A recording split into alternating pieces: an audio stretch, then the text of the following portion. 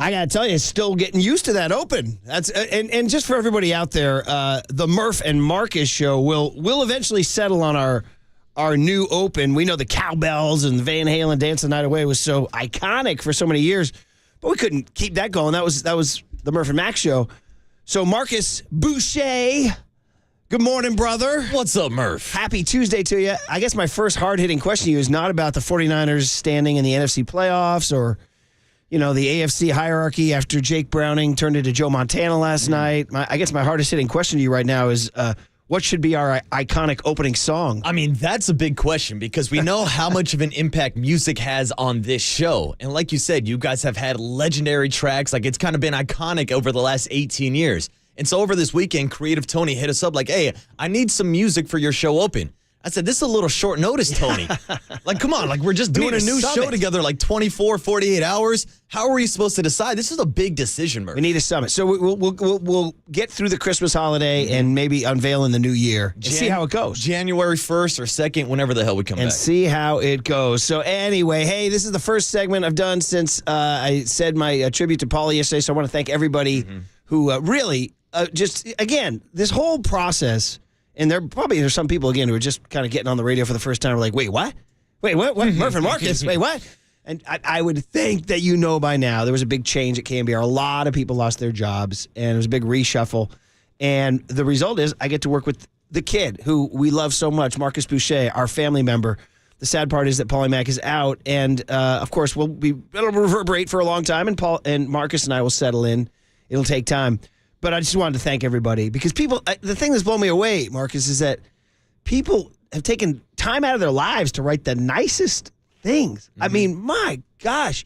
And it's funny because, radio is dead, right? Terrestrial radio is dead. Yeah, nobody listens anymore, Murph. I mean, the things people write tell you that radio is alive and there's listeners out there and you guys need us like we need you. Yeah. We all need each other to get through the morning and talk Niners, Giants, Warriors, and all the fun stuff about our lives that gets us through. And that's the cool thing, too, because in this day and age in social media, there's a lot of negative out there. And trust me, Murph, we've seen the negative almost each and every day on the Golden State Lumber and Building Material text line. But it's also cool to see people come out of the woodworks with positive messages because it's always the Twitter trolls that are louder and giving out bigger messages. But it was cool seeing all the P1 listeners and everybody that was affected by this decision and this move. So it's good for a change to get some positive out of social media. Oh, my God. Well, you know me, Waterboy. I got the two for you. One, I'd say it's a positive message for the kids. There it is. So I frequently say when I hear the most obscene hip-hop of all time. Sometimes, by the way, we have SiriusXM as an option, too, when KNBR is on commercial. And I like to keep up with the kids and go to the tunes. Mm-hmm. If you go to Channel 3, which is Pandora Now, it's unedited. Bro. There was about a 5-second hit in our car coming back from the Christmas tree lot when I was like looking for a tune. I mean, I might have heard every cuss word under the sun, including graphic sexual descriptions in about a 6-second hit. And I was like, hey now, whoa. And you guys are not a big cursing family at all, correct? Do not. No. We do not. In fact, I've talked about this. My father was anti-cursing all the way. Like, never in the house. And it's gotten so commonplace in today's world. Oh, yeah. With the music the kids listen to. We have made a concession where I meet the kids halfway and we just say the first letter. I say, well, that guy said he said that smelled like S. You know what I mean? So I understand, Murph, which is an interesting dynamic because at my household, my dad cussed like a sailor growing up. He let it rip. He was flying F-bombs left and right. Okay. So yeah, you're pissing me the blank off, Marcus. Like my mom went and bought one of those swear jars as like a cute decoration. It was never used. Nobody ever put any money in that jar. But he was letting it rip. Oh, left and right. All right. And that led to me throwing out F-bombs, probably in spots I shouldn't have been doing, like in middle school and growing up, and that's why I had that parole officer follow me around. And that storm off of the Little League mound that time. Yeah, too. In which the key detail in the whole thing was the coach that you were pissed at was your dad. Yeah, all right, so, exactly. But anyway, so I'd say, there's a positive message for the kids, and the other part about the positive messages is that I don't have a positive message for you, Waterboy, so you know. Would you take 2 negative messages? I'll take them both, Murph. So I'll take them both. So anyway, I just wanted to say thank you to everybody, and it's, I saw them all, I read them all, and it's all very touching. And on we go. We go on with the show on Tuesday, December 5, 2023, which is an interesting week for you and me because we're both going to be out of town on Friday. Dude, how about that? But you're still working like the stud you are. You'll be in Boston. I'll be in Boston for the Army-Navy game this this planned Friday. months ago. Oh, yes, because I went last year out in Philadelphia, covered the game, which was an all-time classic, the first ever overtime game in Army-Navy history last year. You stayed? So, I stayed for the entire game. Did you know when I went with Copes and Pauly? Oh. Those guys left before kickoff. Oh, that's right. And that's when you got lost. Now it can be said. I sat on that for 2 years. I was like, where are you guys going? They're like, we're out. That's the story where you got lost in the parking lot and was looking for that flag to kind of find your way. Yeah. People don't know that story. Yeah, hey now. So I was left alone.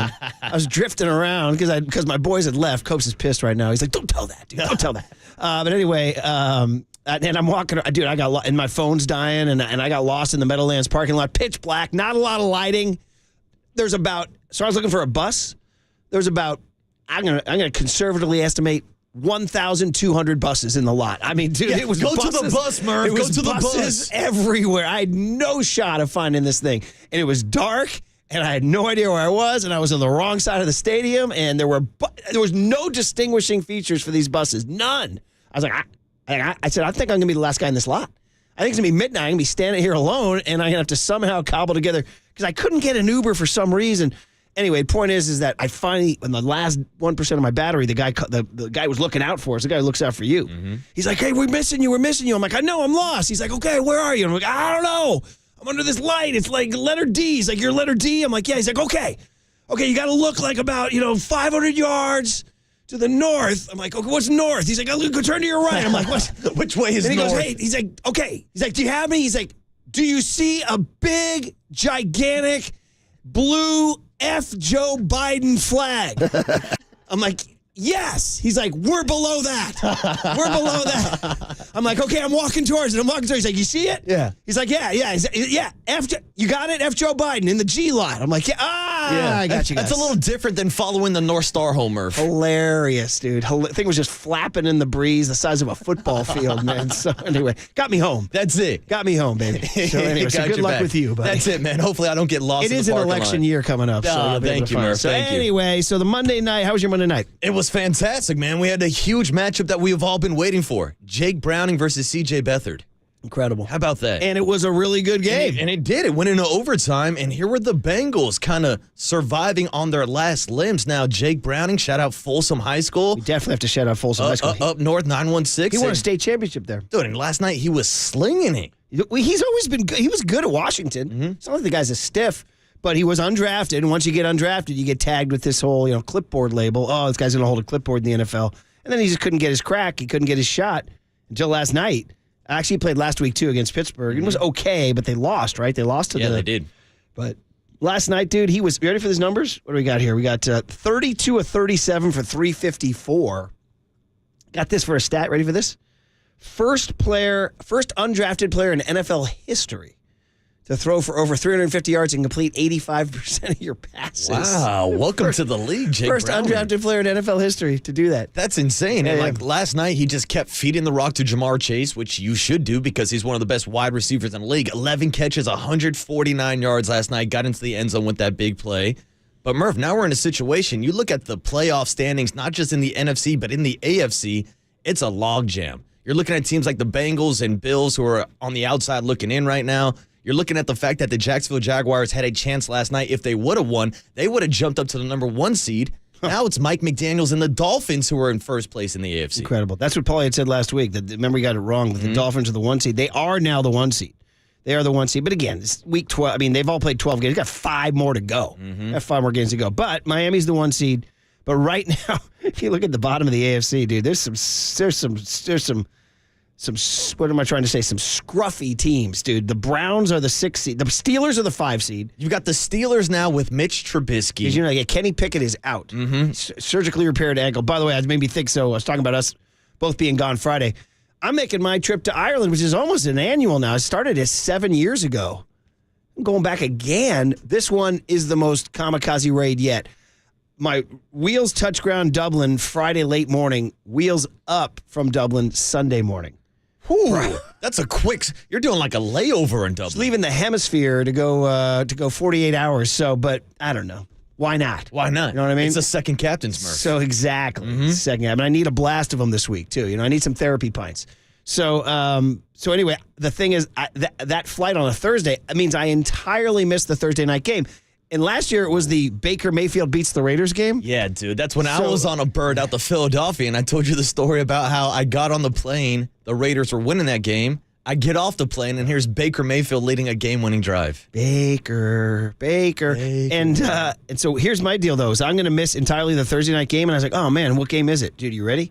It's the Mitch Trubisky Steelers against the Patriots. Oh, God. You want to talk about a game when I land? I'm not even going to check my phone. I'll take the under. I don't know what the total is. Take the I'm under. not even going to check my phone. People are going to be like, who won the Thursday night game? I'm like, who blanking cares? Does it really matter? The answer is no. But the Steelers are technically in the playoff hunt. They're at the 5th seed right now. Browns are the 6th seed, and I was talking about the scruffy teams. The Colts right now are the 7th seed. Yeah, stop right there. That's the Browns with Joe Flacco at quarterback and the Colts with Gardner Minshew at quarterback. Like, look at all these backup quarterbacks again in the NFL this year. You mean possible mid-segment read QB Gardner Minshew? Because fantasy football's come to an end now. Everybody knows the No Food in the Studio League is hectic. It's become a little less venomous this year because we used to do the lowest scoring team each week had to do an apology video, which led to some controversy because some people would put out efforts that were half-hearted and get destroyed. Other people came strong with some venom, raising my hand right here, and pissing people off, stepping on toes. Which is good, which is the point of fantasy football. I'm here to disrupt. Yeah. I'm here to disrupt. I'm here to talk some mess and win some games, Murph. Other people did very clever, coasted a couple artful, funny ones. Some people got hat tips for that was a really good one. Yeah. I still know for a fact that I did the best one ever when I did my Michael Jordan. That was good. Laughing at the iPad one. Last year I had my team name was Dude, Where's Lamar? In honor of Lamar Jackson, and he was hurt every week. So one week I went down to the restaurant Lamar off of the Embarcadero. That's right. And I was asking around. I was like, dude, where's Lamar? Very good. Where's Lamar? Very good. Yeah. So there's been props and everything. But this year we decided not to do it, and it's resulted in a fairly quiet league. There's not a lot of mess talk going on. Yeah, it's been all business. So I low key, though, I hate to tell you, Waterboy, I think you've been mathematically eliminated from the fantasy playoffs. I was just telling you before I got on, it's kind of funny. We talk about it all the time on the Fantasize This podcast with Creative Tony and Copes. The fact that I'm playing in 3 different leagues this year, and I've had the most points scored against me in all 3 leagues. Murph, it sounds like I need a new DC. What was the great Hassan Reddick say? There's a lot of boo-hooing. Yeah, a lot of boo-hooing and crying. That's it, man. Anyway, so I just want to say, who does the Fantasize This podcast again? Me, Copes, and Creative Tony. Get me choose your laugh track, buddy. Choose it. What did you say? It was Boucher, Copeland, and Creative Tony. It is now official. All 3 teams have been eliminated from the playoffs. I need a bigger one than that, buddy. I need a bigger one than that. I mean, here's the thing, Murph. I know we're canning shows left and right. Maybe they're going to can the Fantasize This podcast. I think the production cost meets the cumulus budget. We do it for free. There's no going to cut it. You guys are running about a 0 budget over there. Man. And the results show. It's a bad look, dude. It's a bad look. It's a lot of quiet assassins. Guys like Danny Dunn and Raph who are rolling. It's like the guys who don't say much. Well, that's the thing. When it's on-air guys in the cellar at the bottom of the league and a lot of behind-the-scenes, behind-the-glass guys at the top, they're not going to talk that much trash anyways. So but this is their opportunity. This is when they should be talking. Maybe they're the ones who are really smart. So anyway, congrats to Jake Browning at a Folsom High doing his thing last night. Hey, they didn't like the beam. Sacramento eliminated from the NBA Play-In Cup. What do I call it? The Play-In Cup? The in-season tournament. They got to come up with better. How about the Pacers knocking off the Celtics last night? Yeah, in that thing there. Halliburton balling out. Yeah, the Celtics are supposed to be unstoppable. So, and then my guy Trevor Lawrence. The whole reason I bring up the fantasy is that Trevor Lawrence has had last 3 weeks. He's been fantastic, and quite frankly, has carried me into the edge of the playoffs almost single-handedly. He's been fantastic, and then there he was limping, dude. And by the way, the riffs were on Twitter last night, but can somebody get the guy a cart? Come on, dude. They had the guy limping down about a 500-yard hallway, about an inch at a time. Chris Rose wrote a funny line. He goes, is the golf cart marooned on the 17th green at TPC Sawgrass in Jacksonville? I mean, what's going on? They got a pool up in the stands, but they don't got a golf cart to take somebody off the field. Poor guy. Like, I think their mascot Duval will go in on like a rope swing or like a zip line. Like, they should have hooked up Trevor Lawrence to the zip line and got him out of that stadium. They said, I saw another riff on Twitter, said his estimated arrival time at the locker room is Tuesday. He's still walking. I know. So the poor guy did not look good. They don't know officially what the diagnosis is, but it looks like, I would guess he's out. I saw this morning, they're talking about sprained ankle, not a serious injury, but it sounds like it could sideline him for at least this weekend. All right. So anyway, the whole point was I had to put a claim on Gardner Minshew. Good luck. And that could kill off. It's also dangerous to say your claims on 50,000 watts. I know. I actually thought about that, and I was like, you know what? At this point, I see Coke's already making moves on his phone this morning. He's probably going to block me. Yeah, probably is. Well, then you know what? Then I'll hop on over to Mitch Trubisky. All right, baby. Oh, no, not Trubisky. All right. Well, here's the deal. We also got to relive the 49er glory and get ready for the Seahawks. That's the big story. And also kind of get back to a couple things we missed yesterday, because yesterday was such an emotional day. The college football playoff situation and the static that Steve Kerr and the Warriors are getting is stuff that we got to address. So we'll do that all and get you the guest list next on a Tuesday morning, the Murph and Marcus Show on KNBR 104.5 and 680, the Sports Leader. A lot of boo-hoos last year, a lot of crying, a lot of what if, a lot of this, a lot of that.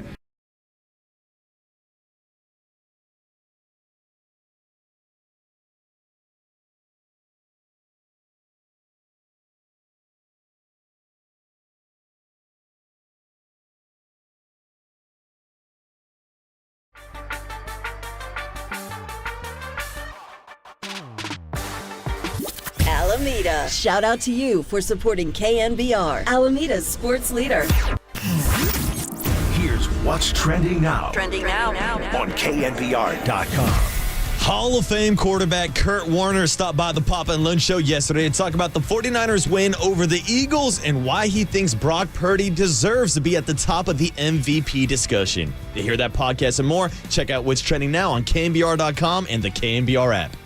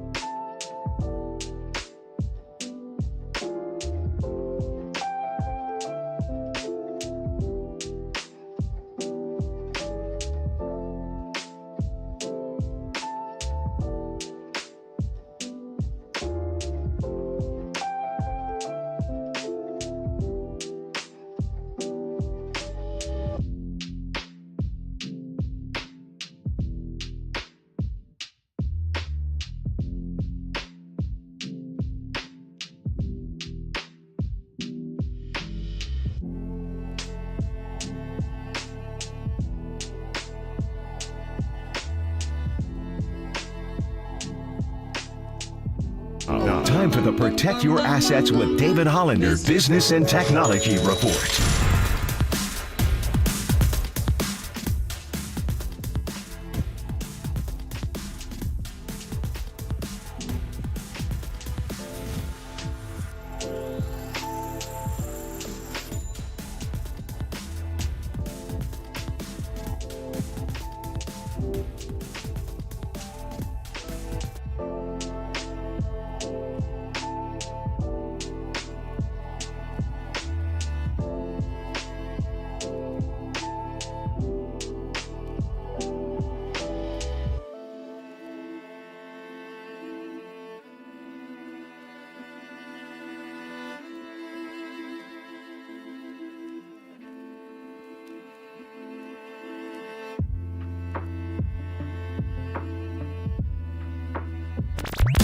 Good morning, Seamheads. Murph and Marcus keep rolling. Streaming live at twitch.tv/the Sports Leader.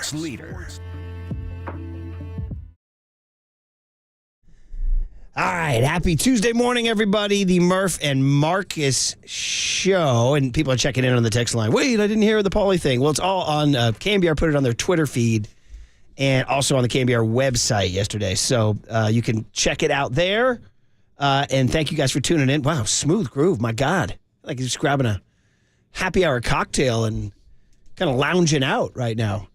I'll be cocktailing on that flight, that Aer Lingus flight over to Dublin. And it made me remember, Marcus, that it was last year's trip to Dublin in which I got there. So you land late morning and you haven't slept on the plane. So you've missed your entire night's sleep, right? So you're just kind of crispy and gnarly, you know what I mean? Got that film on you. But you land and Dublin's hot bustling. They're like, yeah, it's 11 a.m. We're going. Where are you? You're like, I'm crispy and filmy. Where are you? They're like, you better catch up because we got our day going. So you kind of have to hit the stream swimming, but I needed a nap. So we got to the hotel, took a quick nap, trying to sub for my night's sleep to be ready for the evening. Shoes on or shoes off? That one might have gone under the cover. Wow. Shoes off. Shoes under the cover? Well, it's my night's sleep. Oh, that's it's so from disrespectful to the 1 hotel. p.m. to 4 p.m. is your night's sleep. You wake up, and by the way, the sun sets early there. You wake up, it's dark, and now you're plunged into depression. Yeah, now you're in a different kind of And I wake clock. up, I pick up my phone, and there's about 100 million notifications. Aaron Judge has signed with the Yankees. Yeah.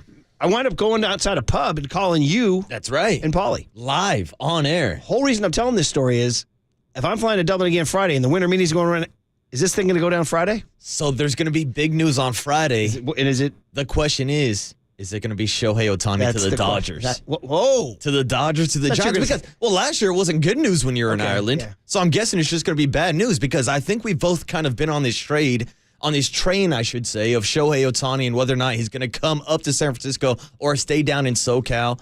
I think realistically, me and you have both put the odds in favor of a team like the Dodgers signing Ohtani versus the Giants, correct? For some reason, it sounds like the Dodgers don't have a ton of momentum with him. I don't know what's going on. Now, again, this Ohtani thing is really interesting.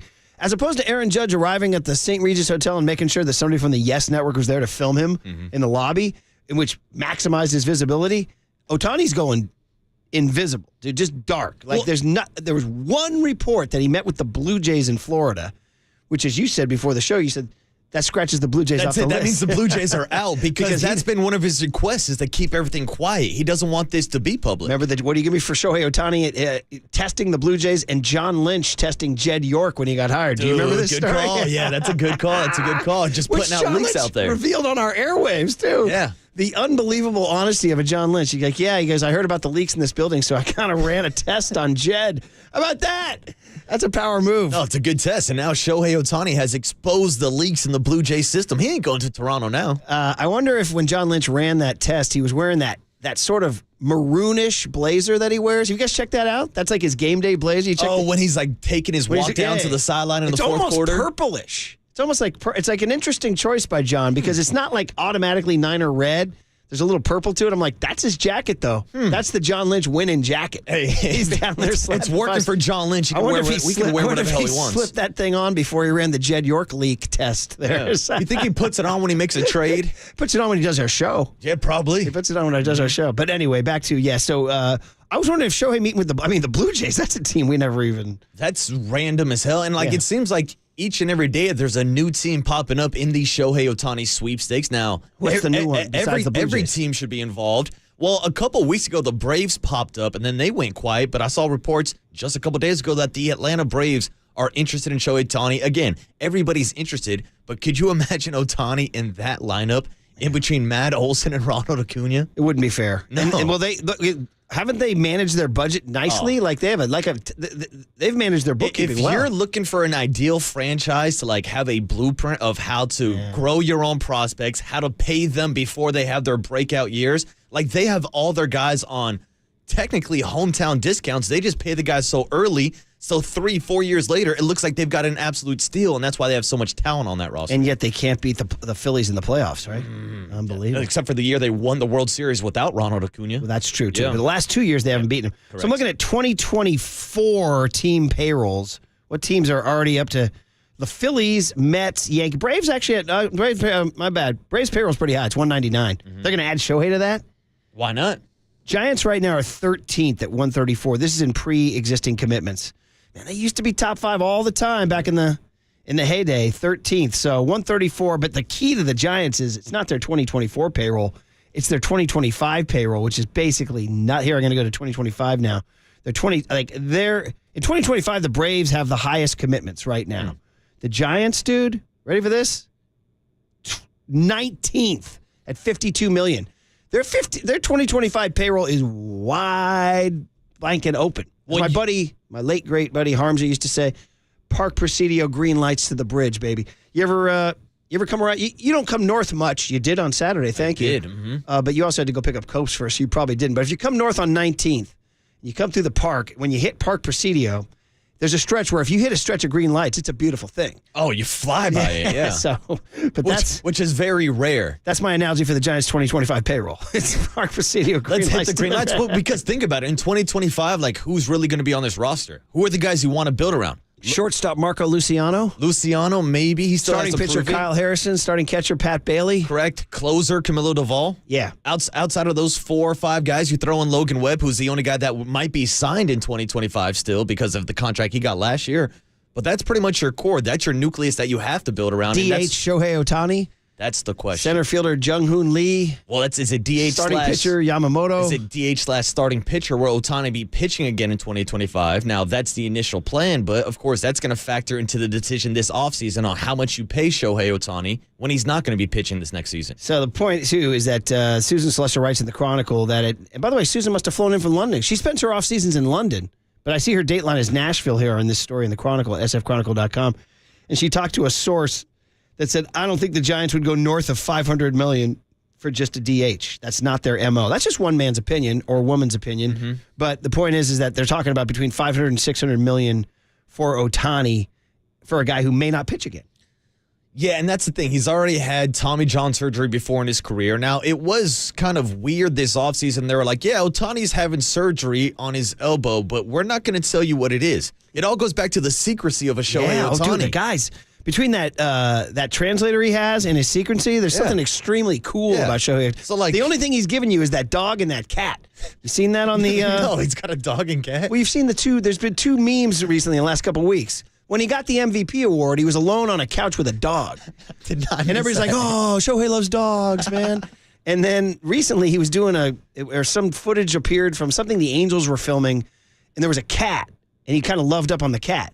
So people are like, oh, Shohei loves cats and dogs. All right. Well, he loves dogs. He loves cats. Murph, can I ask you, does he love rats? Because I saw one when I was crossing the street this morning walking to the studio. Really? Dude, I was like, I thought I was in like New York or Philly. I was like, wait, we got was the wild size? rats? Like, it was a good, like, probably 5-6 inches long. Like, You it don't was a usually big see that. ret. No. Good old San Francisco. Yeah, you never know. Doing his thing, You baby. never know what you're going to get. Dragging a piece of pizza along the across the highway. All right, well, listen, let's get the guest list going on a Tuesday, 12/5/23. Did you hear, as the Murph and Marcus show continues, did you hear Tony Ryan when they were brainstorming? Because Tony is the creative imager on the station. Everything creative is his.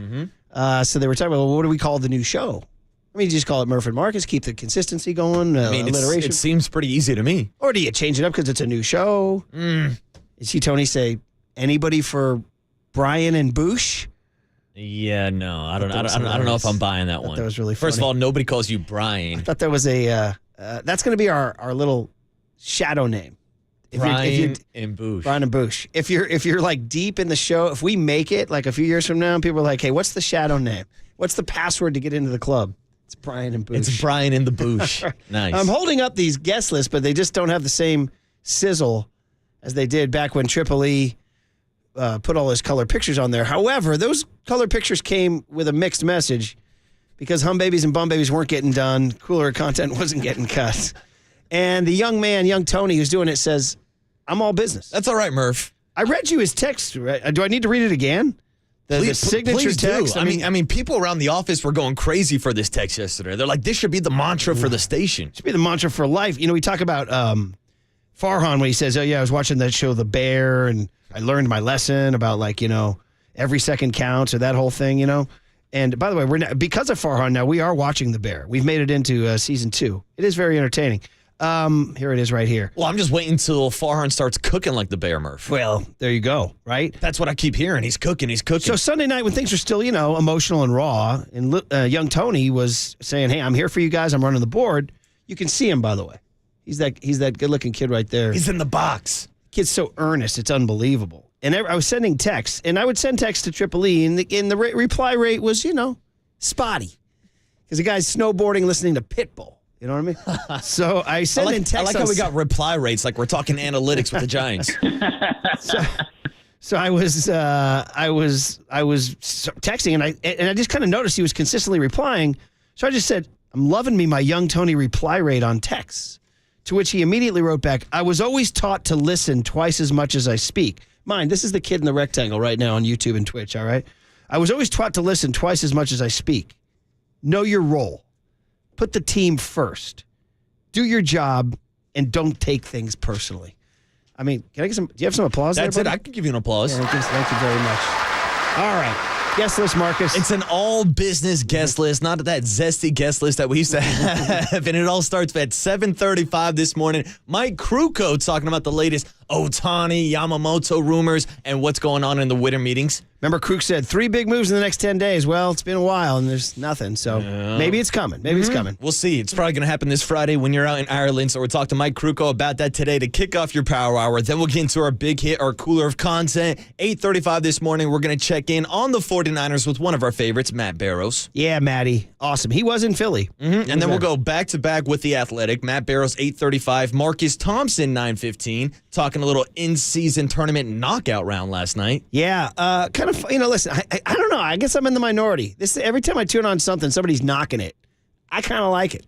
I do. I'm defending it because it's something in a meaningless stretch of NBA basketball.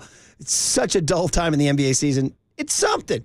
Paul used to do little bits for the show, and he wasn't always confident in them, but he'd come in and he would always say to me, hey, it's something. It's something. We got something. The NBA in-season tournament, it's something. It's something. There you go. I was also just confused by last night, them playing on a Monday night when I thought tournament night was on Tuesday night. No longer is it tournament Tuesday. It's no longer Tourney Tuesday, tonight is but tournament there Tuesday. are games tonight. Shout out the Knicks and the Bucks facing off They tonight. got some kinks to work out. Yeah, they got a lot of stuff to figure out with that in-season tournament. We'll talk about that and the 49ers with Marcus Thompson, 9:15, and then our 49er player of the week this morning, number 71, Trent Williams, from the left side of the line to right here on the Murph and Marcus One show. of the greatest tackles in NFL history coming on the Murph and Marcus show at 9:40.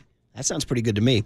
Okay, hey, a couple things we didn't get to yesterday before we get to the Niners around 6:50 and some Kyle stuff and some injury and some updates on the 49ers and Seahawks. But we didn't really get the chance to talk about the college football playoff, which is so controversial. So we'll get into that for the next segment, do the Niners at 6:50, and take you guys through up to Mike Kruko at 7:35. The Murph and Marcus show on KNBR 104.5 and 680, the sports leader. This ain't necessity, West Coast.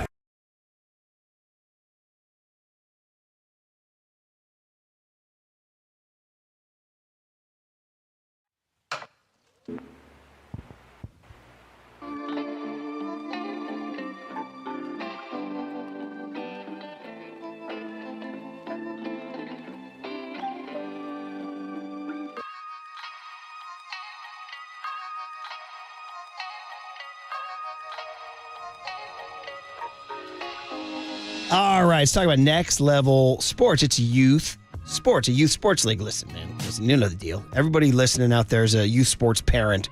You can't be a parent in 2023 or really any year without your kid playing sports, right? Or music. They can do that. Drama. It's all good. Just do something extracurricular. But Next Level Sports is what we are here to talk about because flag football registration's on now. Flag football opened kindergarten through 8th grade, and the Murphy family has done this, so I can tell you just from experience, it's really fun. It's really fun. It's really easy, too. It's just on Sundays. The practice is 1 hour before the game, and then you play the game, and they keep score. They keep standings. You got to make the playoffs. You got to win the championship. There's no more participation trophy. Kindergarten through 8th grade. So it's really fun. NextLevelSports.com. Flag football registration on now. It'll be at a high school stadium near you or football field near you, and high school varsity kids coach. I highly recommend it. NextLevelSports.com. Flag football registration on now. NextLevelSports.com.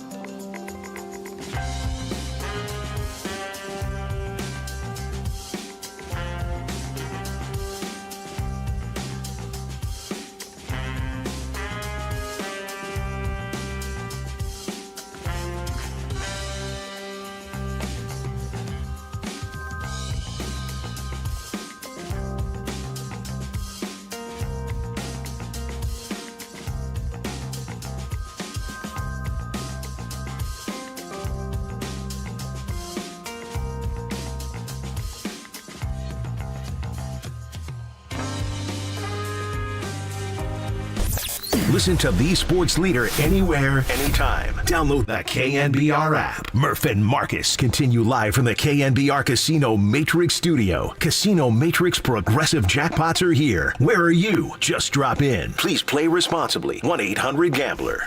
1:27 on the clock. Louisville facing 4th and 3. Trailing 16-6. Watch out for Jared Verse. Here's Plummer, back to pass, being chased by Fisk. Fisk grabs him, takes him down, and sacks him. The 7th sack of the night for the Florida State Seminoles. It's a turnover on downs. They may be down to their 3rd-string quarterback, but they have a championship defense at Florida State, and the Seminoles are going to take this one. Well, I think in looking at it, and again, that was the decision, was Alabama at 4.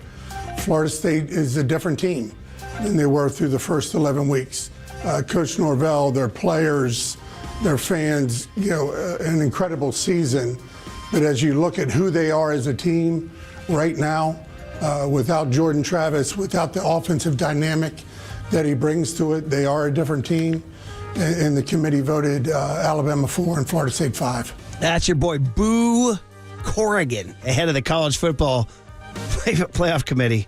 As young Tony says, what do you think his favorite holiday is? I'll take a wild guess, Murph. He's got riffs, this kid. I'll tell you, man, oh man. Hey, Buster Posey, Deion Sanders, all Florida State Seminoles. Sometimes in life, you're going to get boned. All right, my God. I feel like my take on this is not going to make anybody feel any better, but this is the last year we have to deal with this. Thank God. It's over. This is the last year. The reason why this sucks is because It's an incredibly faulty system to begin with. It's like I said, it's like having me like try to fix something around your house, or like it's not going to work. You know what I mean? It's like the system is set up to fail. We knew going in it was going to be bad. Well, yeah, who was the genius that set up a system of a 4-team playoff when you have 5 major power conferences? Exactly. Like, Murph, I'm not great at math, but even I can tell you that the math ain't mathing. That one worked, Marcus. Yeah, that one worked. Well, that's funny because I think about old Pat, who was the biggest college football fan I've ever worked with, right? The number one, old Pecan. He did the saloon on Saturday. It was all college football. And he would always say, the BCS is all we need. The BCS is all we need. And I was like, no, you're crazy. And I always say, you have to have an 8-team playoff. And he was like, the BCS answers everything. And when they went to the 4-team, he's like, disaster, disaster. And he was right. But it was better than the 2 because look at this. If it was the BCS, it's Michigan, Washington, and Florida State are all undefeated. Mm-hmm. So some undefeated team is going to be left out of the BCS. What do you do there? Exactly. So there's no system other than a playoff. Mm-hmm. Other than a playoff. And we're getting it next year. 12. Now, in my mind, 12's too many. First, it's just too many because I think you need to keep some of the relevance to the regular season, and I do think that it's a lot of violent football for these kids to play. Theoretically, if you are one of the teams that doesn't have a bye in the 12-team playoff, you got to play 4 games to win a championship. And I understand other playoffs do that, like, whatever. Women's soccer just had the championship yesterday. Ironically, Florida State beat Stanford. Won. Yeah, yes, they took down Stanford. They got that going for them there. Yeah. So I get it, but football's a different deal. It's a grind. Yeah, well, dude, you're putting your body on the line like no other. So, okay, I'm going to be like, I hate to do this to the Florida State people out there, but this to me is a more appealing 4 than Florida State. Alabama is more appealing to me. Well, that's the question. Is the college football playoff trying to put together the most 4 appealing teams for TV ratings, or do they want to put the 4 best teams or the 4 most deserving teams, Murph? Well, there you go. Yeah. I think the second part is what they say publicly. The first part is what they really do. So the first, they're saying, well, we're going to create the playoff of the 4 best teams, when in reality, they're trying to create the best theater, the best TV ratings for money. It's all bottom line. It's a bottom line business. If Alabama and the SEC is not in the playoffs, they lose that entire region. They lose a bunch of money. I ain't going to lie. Michigan, Florida State, while I probably would watch, I would not go out of my way as much as I will for Michigan, Alabama. I agree.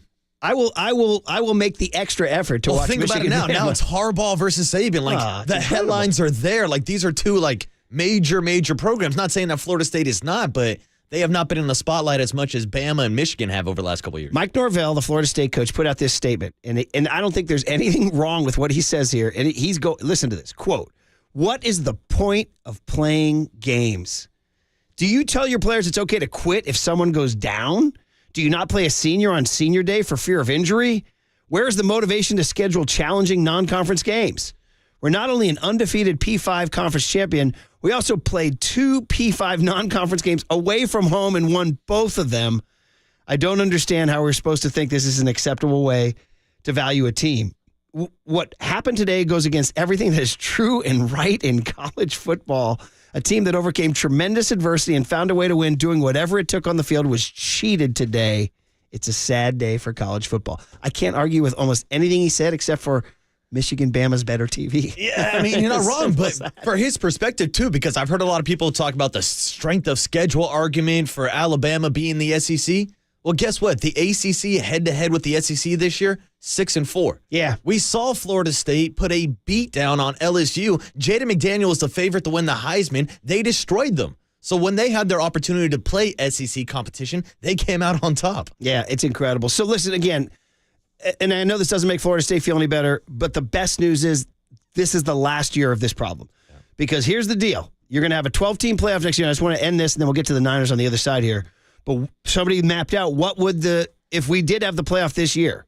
So this is news for me, too, because I'm still figuring it out. So the 6 highest-ranked conference champions earn automatic bids. So Florida State would be one of those teams. Yeah. The first 4 teams get a bye. And that's, I guess, ranked by, another committee would rank the 4 teams. So you do have still a little bit of a problem there. Yeah. That would be Michigan, Washington, Texas, and Bama. It's going to be the same problem where they're talking about which Power 5 champion doesn't get the bye. That is correct. So we will have some heat next year on that. That said, this is still better. So Florida State would make the tournament. They would be the 5 seed, and they would host, shout out Hugh Freeze's number 12, Liberty. Nice. Liberty. They're kind of low-key not that bad, Liberty. So, Yeah, but you do think we they should win the need game. teams like Liberty in the playoffs? There you go. But then That's number 6, Georgia, who would be the second-place SEC team, would host number 11, Penn State. Shout out my neighbor DePippa on the Hill. Great Penn State Nittany Lion. That's an attractive game, right? Yeah. Georgia should win, but you never know. Now, number 7, Ohio State, who only lost by 3 points to Michigan. They only lost one game by 3 points at Michigan, right? They would host number 10, Lane Kiffin in the visor, number 10, Ole Miss, who low-key had a decent season. And then number 8, Oregon, who was the runner-up in the Pac-12, would host number 9, Missouri. That's right, I said Missouri. Nice. That's what they say, right? And so that's incredibly attractive, right? That's incredibly attractive. The Oregon-Missouri winner would play Michigan. The Ohio State-Ole Miss winner would play Washington. The Georgia-Penn State winner would play Texas. And the Liberty-Florida State winner would play Bama. And from that point, you have an 8-team playoff. And there you go. And that's basically your original idea. You would prefer to be 8. I want the 5 power conferences and 3 wild cards. See, I would actually like it to be simplified to 6. Give me the 5 power conferences And then you're going 1 2 wild card buys, and 2 but then buys. now you got to decide who gets the buys. Well, it's the 2 best teams in the country. Well, I think but who decides that? Well, then? yeah, that's the question. I mean, there's always going to be some controversy. The 8 but team this takes year, out any controversy. correct. But this year it would be Michigan and Washington, the top 2 seeds, who are both undefeated But Florida conference State's champions. undefeated conference Well, yeah, champions. they're not even in the picture, but at least they would get in this scenario. I know they would. But so I would stick with the 8-team playoff. And the only argument would be is that you're subjecting yourself to a one and done. But guess what? That's football. Have you heard of a thing called March Madness? My God. You heard of Maryland, Baltimore County? All right, Dennis Brown joins Papa and Lund today at 12:30, and we are proudly sponsored by O'Donnell Financial Group because planning is a process for loans, insurance, investments, and retirement. Call Greg O'Donnell at 866-496-2300. Okay, Niners. Things we didn't get to yesterday. We're going to talk about something special for Christian McCaffrey. Kyle Shanahan addressed Big Dom. Oh, Big Dom and back more again. Niner chatter next on KNBR 104.5 and 680, the Sports Leader.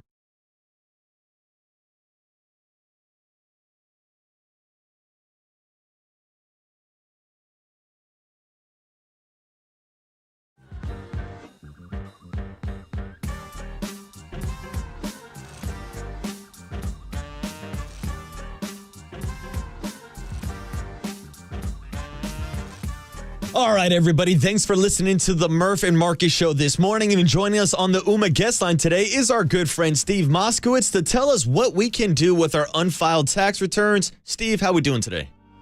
Doing great. And we want to go ahead, and there's a lot of people that haven't filed tax returns, whether it's 1 year or 2 years or 5 years or 10 years. And, we don't talk about it a lot, but it is a crime. And the IRS said they were going after that. And the IRS just announced they're adding 500 workers to their criminal division. So I'm really concerned that some people that haven't filed returns for years are really going to get my happy surprise. Most people don't file the returns because they didn't have the money to pay or they don't have the records. No problem. If you don't have the money, we want to cut the sweet deal for you. If you don't have your records, we'll get all the records the IRS and state has on you. Let's file the returns. Let's cut a deal. And you do not want to know about the criminal division. Let's just enjoy the Christmas holiday and let us fix this tax problem for you. Yeah, let Steve take care of those tax problems for you. And for more information, you can call Steve Moskowitz at 1-888-TAX-DEAL or find him at moskowitzllp.com.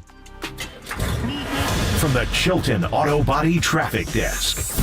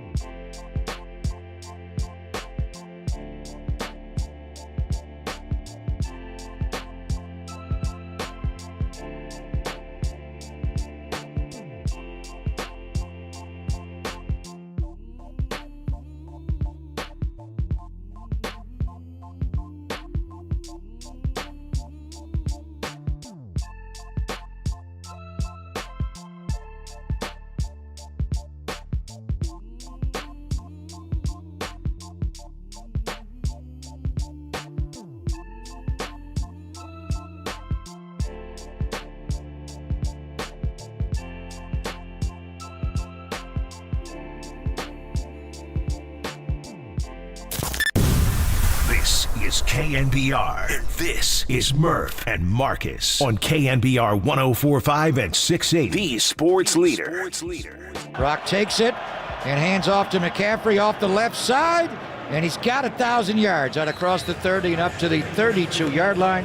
Christian McCaffrey is the first 49er back since the great Frank Gore in 2014 to rush for 1,000 yards. No, I love it. It means a lot. You know, going into the year, it's always you want to see that 1,000 number. It's such a team. It's a team win for that. You know, that's like I said. You know, it's just to be the one with the ball in my hands when these run plays are called is an honor because of the way that these guys block. You know, from the O-line to the tight ends to Juice, you know, to the receivers down the field, and that.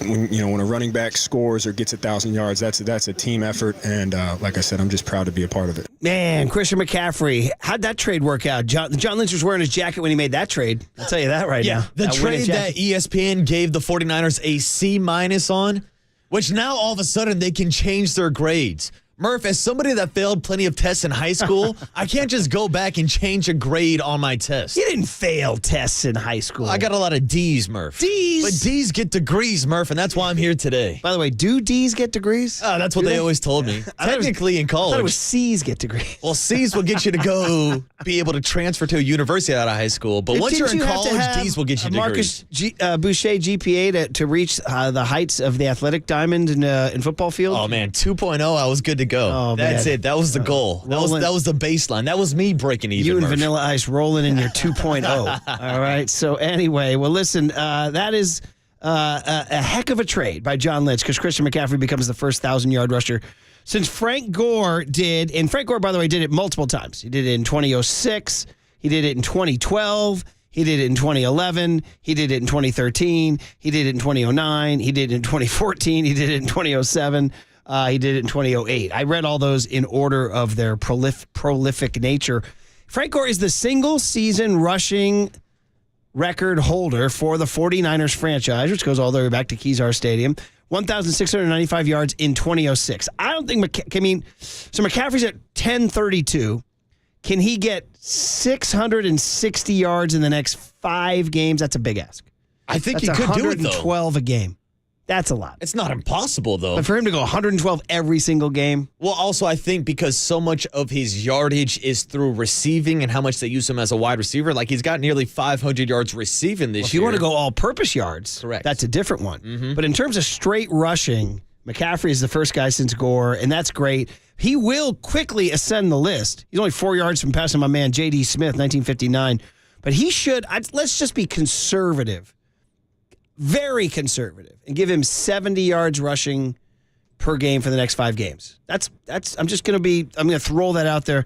That's 350 yards. That would get him to 1,380, and that would put him, dude, you ready? It would put him 4th all time behind Gore, Garrison Hurst in 98. What a year he had. My God, that was the year I covered the team. Roger Craig in 88, and then you'd go Christian McCaffrey. So there's still 3 seasons. No, that's if he does the 7. He could go off. Yeah, you never know. Maybe he's got a 200 in him somewhere. That's it. It takes 1 or 2 big games. Then we're looking at this in a different conversation. But the conversation I wanted to ask you about this morning, Murph, are you surprised that during the Kyle Shanahan era, that's based on the offensive system that we talk about so much, that of course traces back to the Mike Shanahan running scheme, that Kyle has never had a 1,000-yard rusher in his tenure here in San Francisco? The short answer is yes, I am very surprised. And let's go through this list here. 2017, we could have a lot of fun doing this trivia. If I asked you to guess who the leading rusher was each year in 2017, the first year when they were bad, Carlos Hyde. Shout out Ohio State. El Guapo. That was his Twitter. Carlitos Way. He had a couple good games, but he got to 938. He almost got to 1,000. 2018. Matt Breida. Matt Breida.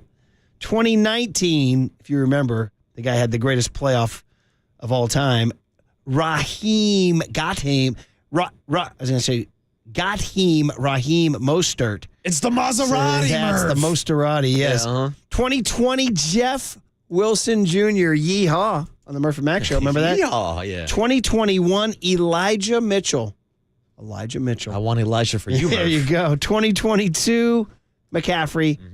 2023, McCaffrey. But the only one. So McCaffrey's his first repeat leading rusher, which is such a Mike Shanahan thing. And I say Mike on purpose because Mike set the template for Kyle. And by the way, we need to at some point to discuss, we talk about the shadow name of our show being Brian Abouche. We need to talk about the shadow factor of Mike Shanahan and what role he plays in these Niners, which is it's nothing illegal or nefarious. No. It's just very interesting that I think he plays a large role in what we see. Oh, I think he plays a large role going back to the drafting of Brock Purdy also. Yeah. I know there's ties to him. Of course, we talk about Brian Greasy, how much he's been to Brock Purdy's development, but Mike Shanahan might be Mr. Miyagi in the background of all this. Seriously. I mean, again, it's not illegal. It's not Harbaugh stealing signs or anything, but it is just know that when you're watching these 49ers out there. I mean, we see it in the NFL before. We were just talking about Buddy Ryan the other day. Like, you think Rob and Rex weren't reaching out for him for advice on their defense? Don't you call Ken in between every segment? Don't you get some hits? He gives me all my takes. He gives me all the subliminals to send out. He tells you to swear on the air. Yeah, he does there. So I've only done that once, Murph. Did you? Yeah. Okay. That's when I was talking about John Fisher, actually. Oh, I was nice. talking about the chants that the Oakland crowd was chanting out at the Coliseum. Did you guys dump it? I just let it slip. Yeah, my guy Dave dumped me. Okay, very good, Dave. Very good.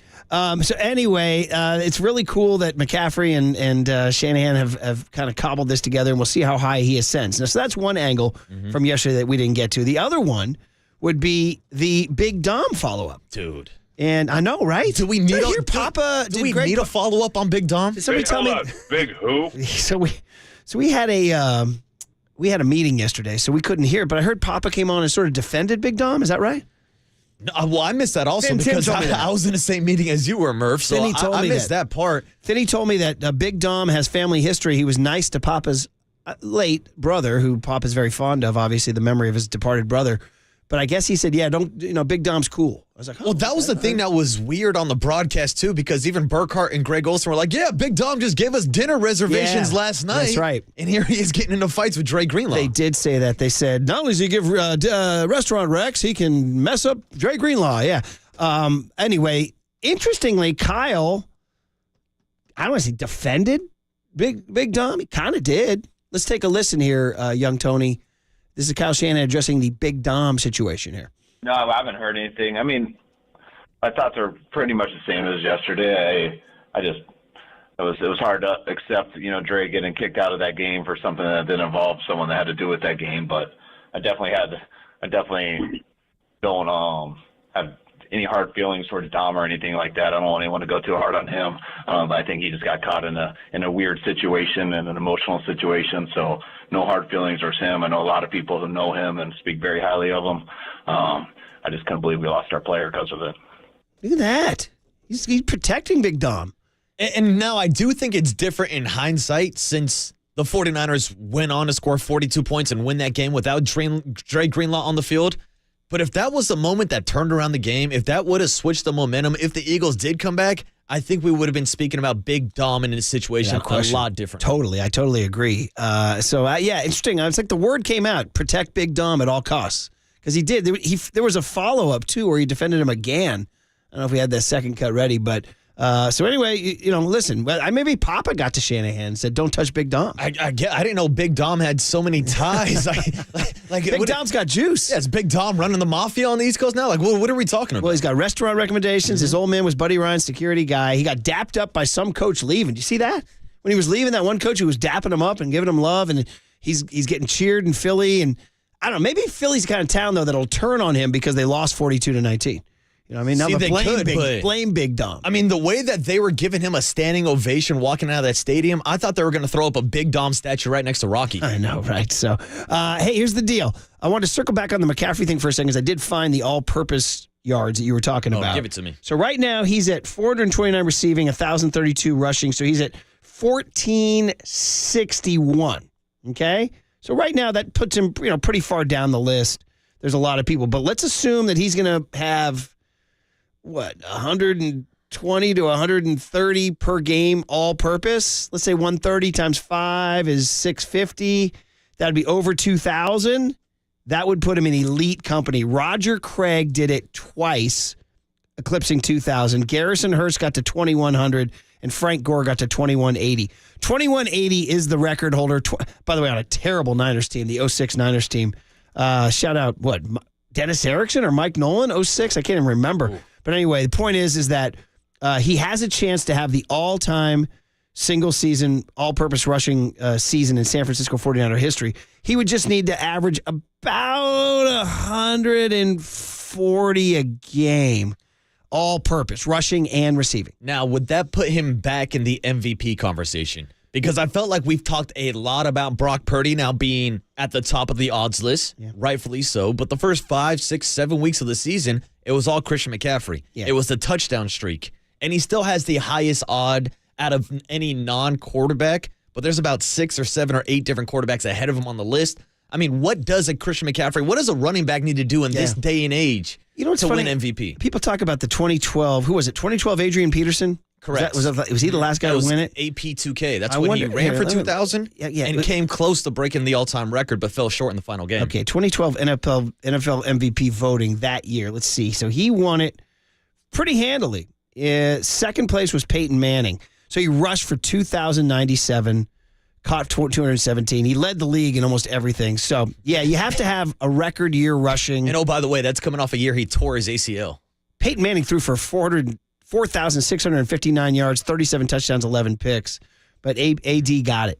AD got it. So, anyway, that's what it would take, I guess. I guess you got to have some sort of record season. I mean, you go back to the year where he had 1,000 with the Carolina Panthers. I think they gave the AP Offensive Player of the Year to Michael Thomas that year. What? Because he broke a record with all the slant catches that he was catching from Drew Brees. Oh, man. Like Christian McCaffrey was not only left out of the MVP conversation, he wasn't even in the Offensive Player of the Year conversation. Cope's guy, Drew Brees, too. Yeah, that's right. Cope's is Drew Brees. Yeah, and everybody points out, don't forget, 17 games versus 16, even before versus 14, and that's a big deal now. Mm-hmm. If we were doing sports talk radio in 1961, I'd have been anti-Mickey Mantle, by the way, or Roger Maris.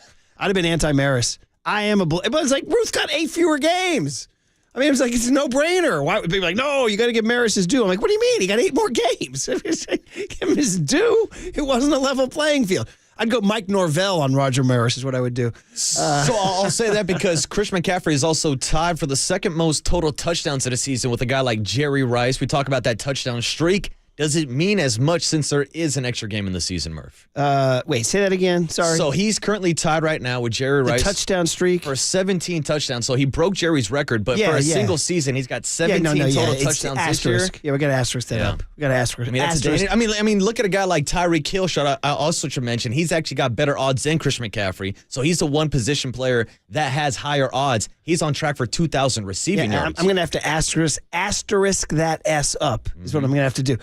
Hey, last one is the McCaffrey. Speaking of McCaffrey, is we were all pissed that he didn't touch the ball in the first quarter, right? Mm-hmm. No rushes, yeah. You got to love Kyle when he gets presented with this situation. A little prickly, a little defensive here. Here's the explanation of why didn't McCaffrey touch the ball in the entire first quarter. It's so funny how you guys look at it. There's no philosophical approach to how you're going to open up a second and long and third and long. So, like, you balance stuff out pretty well. I mean, or you try to. Sometimes you come out running. Sometimes you come out throwing. You never come out and say, hey, first 4 balls are going to this guy. Next 3 are going to this guy. I mean, we had that first play was planned. Usually in 2 shell, if BA crosses his face, he gets the ball, but it got tipped. If he doesn't, then it would have gone to Debo. What was the next play? Next play could have gone to any 4 of them. We ended up not going to George over the ball, and I think we took a sack, and then you have third and long. Not going to hand it off too much on third and long. I think we did throw a pass to Christian there on third and long. It was incomplete, so that was the third play of the game went to him. The next time up, we had Christian on a bubble. We didn't throw it, so we handed it off to Debo. It's kind of it's an RPO, so you got to read what the linebacker does, so it could go to either of them. We lost 5 yards on it, which put you in a 2nd and 15, so didn't really want to call a run play there next on 2nd and 15, so you get off your script and you go to a pass to try to get back to manageable third. I think I want to say we had a false start, and then you get to a third and long, and I think Brock threw it out of bounds. So those are your 6 plays to start. That's what happens when you get in a 2nd and long with a penalty or a negative run, and then you get in a 3rd and long. That's what happens sometimes in the second half of games and how you can get away from the run, because you call a pass on first down and you get a holding call or a negative play. And very rarely, and then if you don't run it on 2nd and 15 or 2nd and 20, odds are you're going to go 3 and out with 3 passes, because the odds are you're throwing it on 3rd and long. So that's just how games play out sometimes. But I don't think anyone ever has a plan to, hey, let's just not involve Christian McCaffrey. All right. It opened with, it's so funny how you guys look at it. Sir, he just wants to claw down the throat of the people who asked that. That said, he was making a lot of excuses for throwing the ball there, and I do think that if we get into some tight and late situations in January, dude, I find myself yelling at Kyle, he throws more than he should run. Like, I say that, and they have the fewest fast attempts in the league. Which is hilarious, but also, like, I get his explanation that you're not going to run the ball on 2nd and 3rd and long, but you know how you get in 2nd and 3rd and long situations? Is when you don't run the ball on first down. Exactly. You and I are on the when same you're out page there there. with He incomplete kept saying, like, passes I'm like, on you first could have down. started the game with a run to McCaffrey. Exactly. Would have been a nice, easy thing to do. Would have picked up a few yards, and you're in a Take second the and heat short, off, take third the and heat short. off Purdy. Like, Instead of the very first play is a pass that's tipped, which actually triggered in my mind the memory of Hassan Reddick. I was like, oh, God, is his elbow okay? You know, it's just so. Oh, by the way. It's so funny how you guys look at it. Thank you very much, young Tony. By the way, they won 42-19. They won 42-19. that was almost like Kyle Shanahan hitting us with like a Gabe Kapler. Really? Is that what you imagined? Really? Is hey. that how you interpreted the philosophy of football? See how good young Tony is. Did he keep the drop open now? We just mentioned Gabe. Wasn't too quick enough. Nah, that was from yesterday. So would that be too hard to find? Yeah, I think so. Hey, where are the Marlins hats at? I need the all black Marlin. I mean, the guy's incredible. The gift that keeps on giving. I'm going to be named assistant GM of the Marlins. I'm going to go to a Champs in a mall and look for a Marlins hat. When's the last time you bought a hat at a place like that? When's the last time I walked into a mall, Murph? Well, That's there the you real go. question. There you go. Not since like When is the pre-pandemic. last time you went to a mall? What was your local mall growing up? So I went to Great Mall out in Milpitas. The Great Mall in Milpitas. Well, we had Didn't you have one? Isn't that Valley Fair near you? Valley Fair is like the movie theater mall. Like we'd go there just for movies. We had a Sunnyvale Mall growing up, but that closed down when I was like in middle school. So Great Mall, is that the one that has the whatchamacallit? Dave and Buster's? Yeah, the Dave and Buster's. Yeah, so we used to hop on like Caltrain as kids and go out to Milpitas for the day. Yeah, Commute to the mall. Yeah. And spend some time at Dave and Buster's. And we go hang out at the Great Mall, just cause trouble as usual. With that rocking that Jeep, that 1.0 GPA. That's 2.0, Murph. Put some respect on my Well, name, you all said right? D's get degrees. Oh yeah, you throw in a D, you throw in a B or an A from PE, you know it all. Water always finds its level, Murph, Well, and I this always is found that 2.0. I said that when they announced the LA Bowl, Boise State versus UCLA. I texted my buddies. I said, "Shout out water seeking its own level right now, dude." I mean, my God. Boise State, and my buddy's UCLA. immediate response was, "And we're going to get crushed in front of a monster Boise State fan base too." You know what I mean? Don't get me. I'm digressing now. I'm digressing. No, we don't need to go into those days, Murph. All right. Hey, more on the Niners when we return, because I want to tell you probably my favorite thing about that game with Kyle Shanahan next on KNBR 104.5 and 680, the Sports Leader. Hey, where are the Marlins hats? Livermore, shout out to you for supporting KNBR, Livermore's sports leader.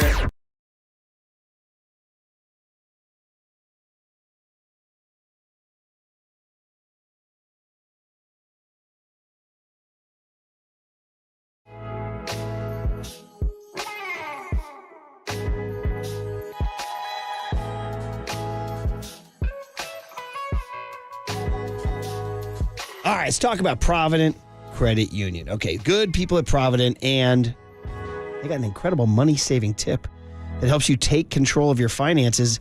It's you making an investment on your own terms. Yeah, the Pick a Term certificate from Provident Credit Union is the ultimate solution to help your savings grow just the way you want. So, with the Pick a Term certificate, you are in the driver's seat. So, with a 3, 6, 9, or 12-month term, you enjoy an unbeatable annual percentage yield of 4.75%. Yep, you heard it correct, 4.75%. So, whether you're budgeting for short-term goals or long-term plans, this offer puts you firmly in control to grow your investments your way. So do not hesitate. Okay, this offer is only for a limited time. Visit providentcu.org today to learn more and start your application. That rate's effective October 1, 2023. Minimum balance requirement of $10,000. Early withdrawal penalties may apply.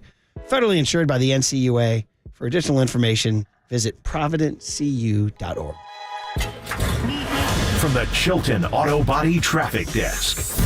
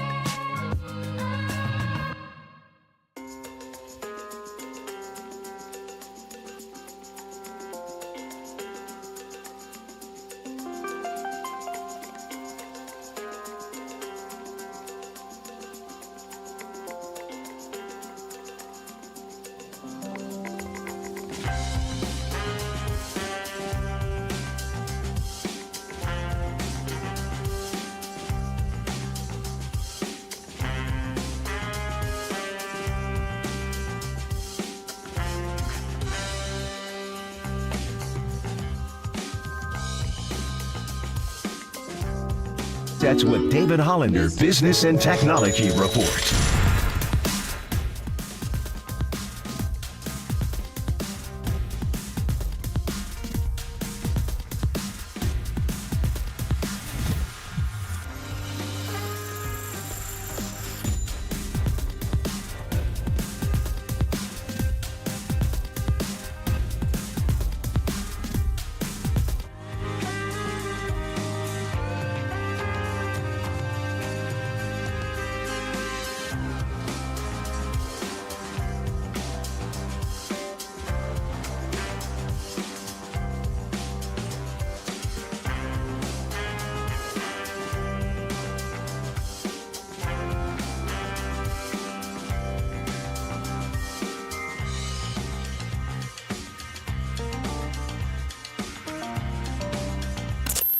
Murph and Marcus keep rolling on the Sports Leader and streaming live on YouTube at KNBR 1045.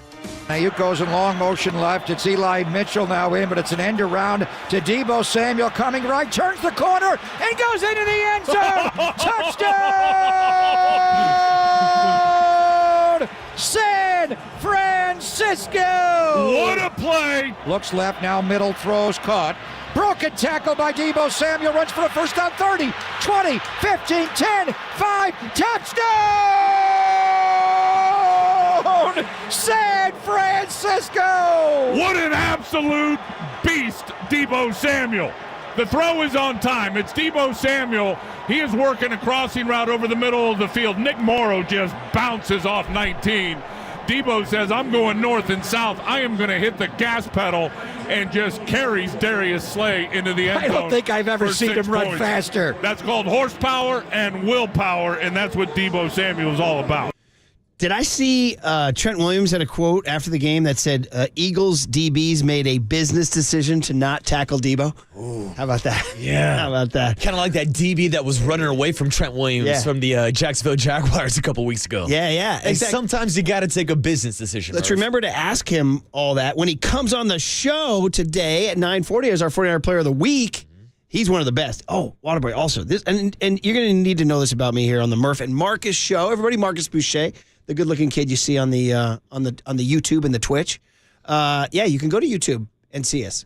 YouTube at KNBR 1045. Is that right? That is correct. I just type in KNBR and then it shows up. Well, I hope it's correct since our PD was the one who posted it on the board.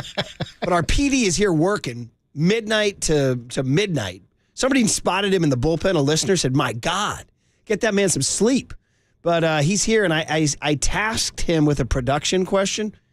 Hasn't got me the answer. Can I get that Copes chuckle in there? Okay. Can I give you one of your own Copes drops? You know what? I don't think I like Copes. Well, you're not going to say? It's nice to have a Tripoli nostalgia week. Here's what we're having here. Oh, I'm kidding. We wish Tripoli all the best, and you might be hearing from him soon. Yeah, stay tuned. You might be hearing Tripoli's takes. Yeah, who knows? Who knows? Anyway, my point was that Trent Williams, I always forget. I always say during a show, hey, remember we're going to ask so-and-so this. And then, dude, like finding my car keys or my wallet. I can't, the interview ends like, oh, man, I meant to ask. So can we please, I definitely want to ask Trent Williams about the walking out with Deebo with the boombox. Okay. Because he's always front two. I want to talk about the hierarchy of that. Okay, well, yeah. I'm taking remember? notes, Murph. Are you a rememberer? I'm not great. That's why I take notes. I'm big on writing things down, and then maybe I'll try to remind you, but I got to remind myself. I take notes too, but then I forget to look at the notes. We'll put it on young Tony. Tony, remind us to ask about the boombox. Okay, because I saw the Eagles. Did you see this? When they were doing it in Philly, they came out the tunnel, and they stood for a long time in the outside, visible to Eagles fans, and they were Eagles fans, as you might imagine, were all over them. They were hounding them, yeah. And singing Fly, Eagles Fly and all that. And I was wondering if I was going to ask Trent, did they get to him? Because you kind of couldn't hear the Niner boombox over the Eagles fans singing Fly, Eagles Fly. Because I was watching the video trying to figure out what the song was, because I like to slip it into our rejoins here on the Murph and Marcus Morning Show. But I couldn't figure out because the Eagles fans were too damn loud. Yeah, so that's another question, too. How many decibels can you crank that boombox up to? Yeah, and also who's picking the song? Mm-hmm. And also, is Debo is he following Debo's lead or what? I mean, it's just so. And who gets to decide who gets to be at the front? Because Chase Young has now been involved in those walkouts front and center also. Juwan Jennings seems to stick his nose in the mix too. Yeah. By the way, that stiff arm from Juwan Jennings, just grown man throwing that dude to the side on his touchdown. Oh, that's in fact, I thought about that. I thought that's a tough film session for that dude. That's a tough film. Look at my guy. That's something you don't want to watch. He's hot. He's hot. Oh, on camera. Hey, whoa, on camera, dude. We got FCC violations around here, boss. I asked him how many games have the Niners won this year losing after the first quarter. And he's got me the answers with a little extra finger, too. A little extra digit. So, week 1, they were beating the Steelers 10-0. Week 2, they were beating the Rams 7-3. Week 3 against the New York Giants, they were tied 3-3. Ew. Week 4 against Arizona, they led 7-0. Week 5 against Dallas, they led 7-0. You guys seeing a trend here? Week 6 at Cleveland, they led 7-0. Ooh, this is where it stops, though. Week 7 at Minnesota, they trailed 7-0, lost the game. Yeah, I had money on 49ers first quarter.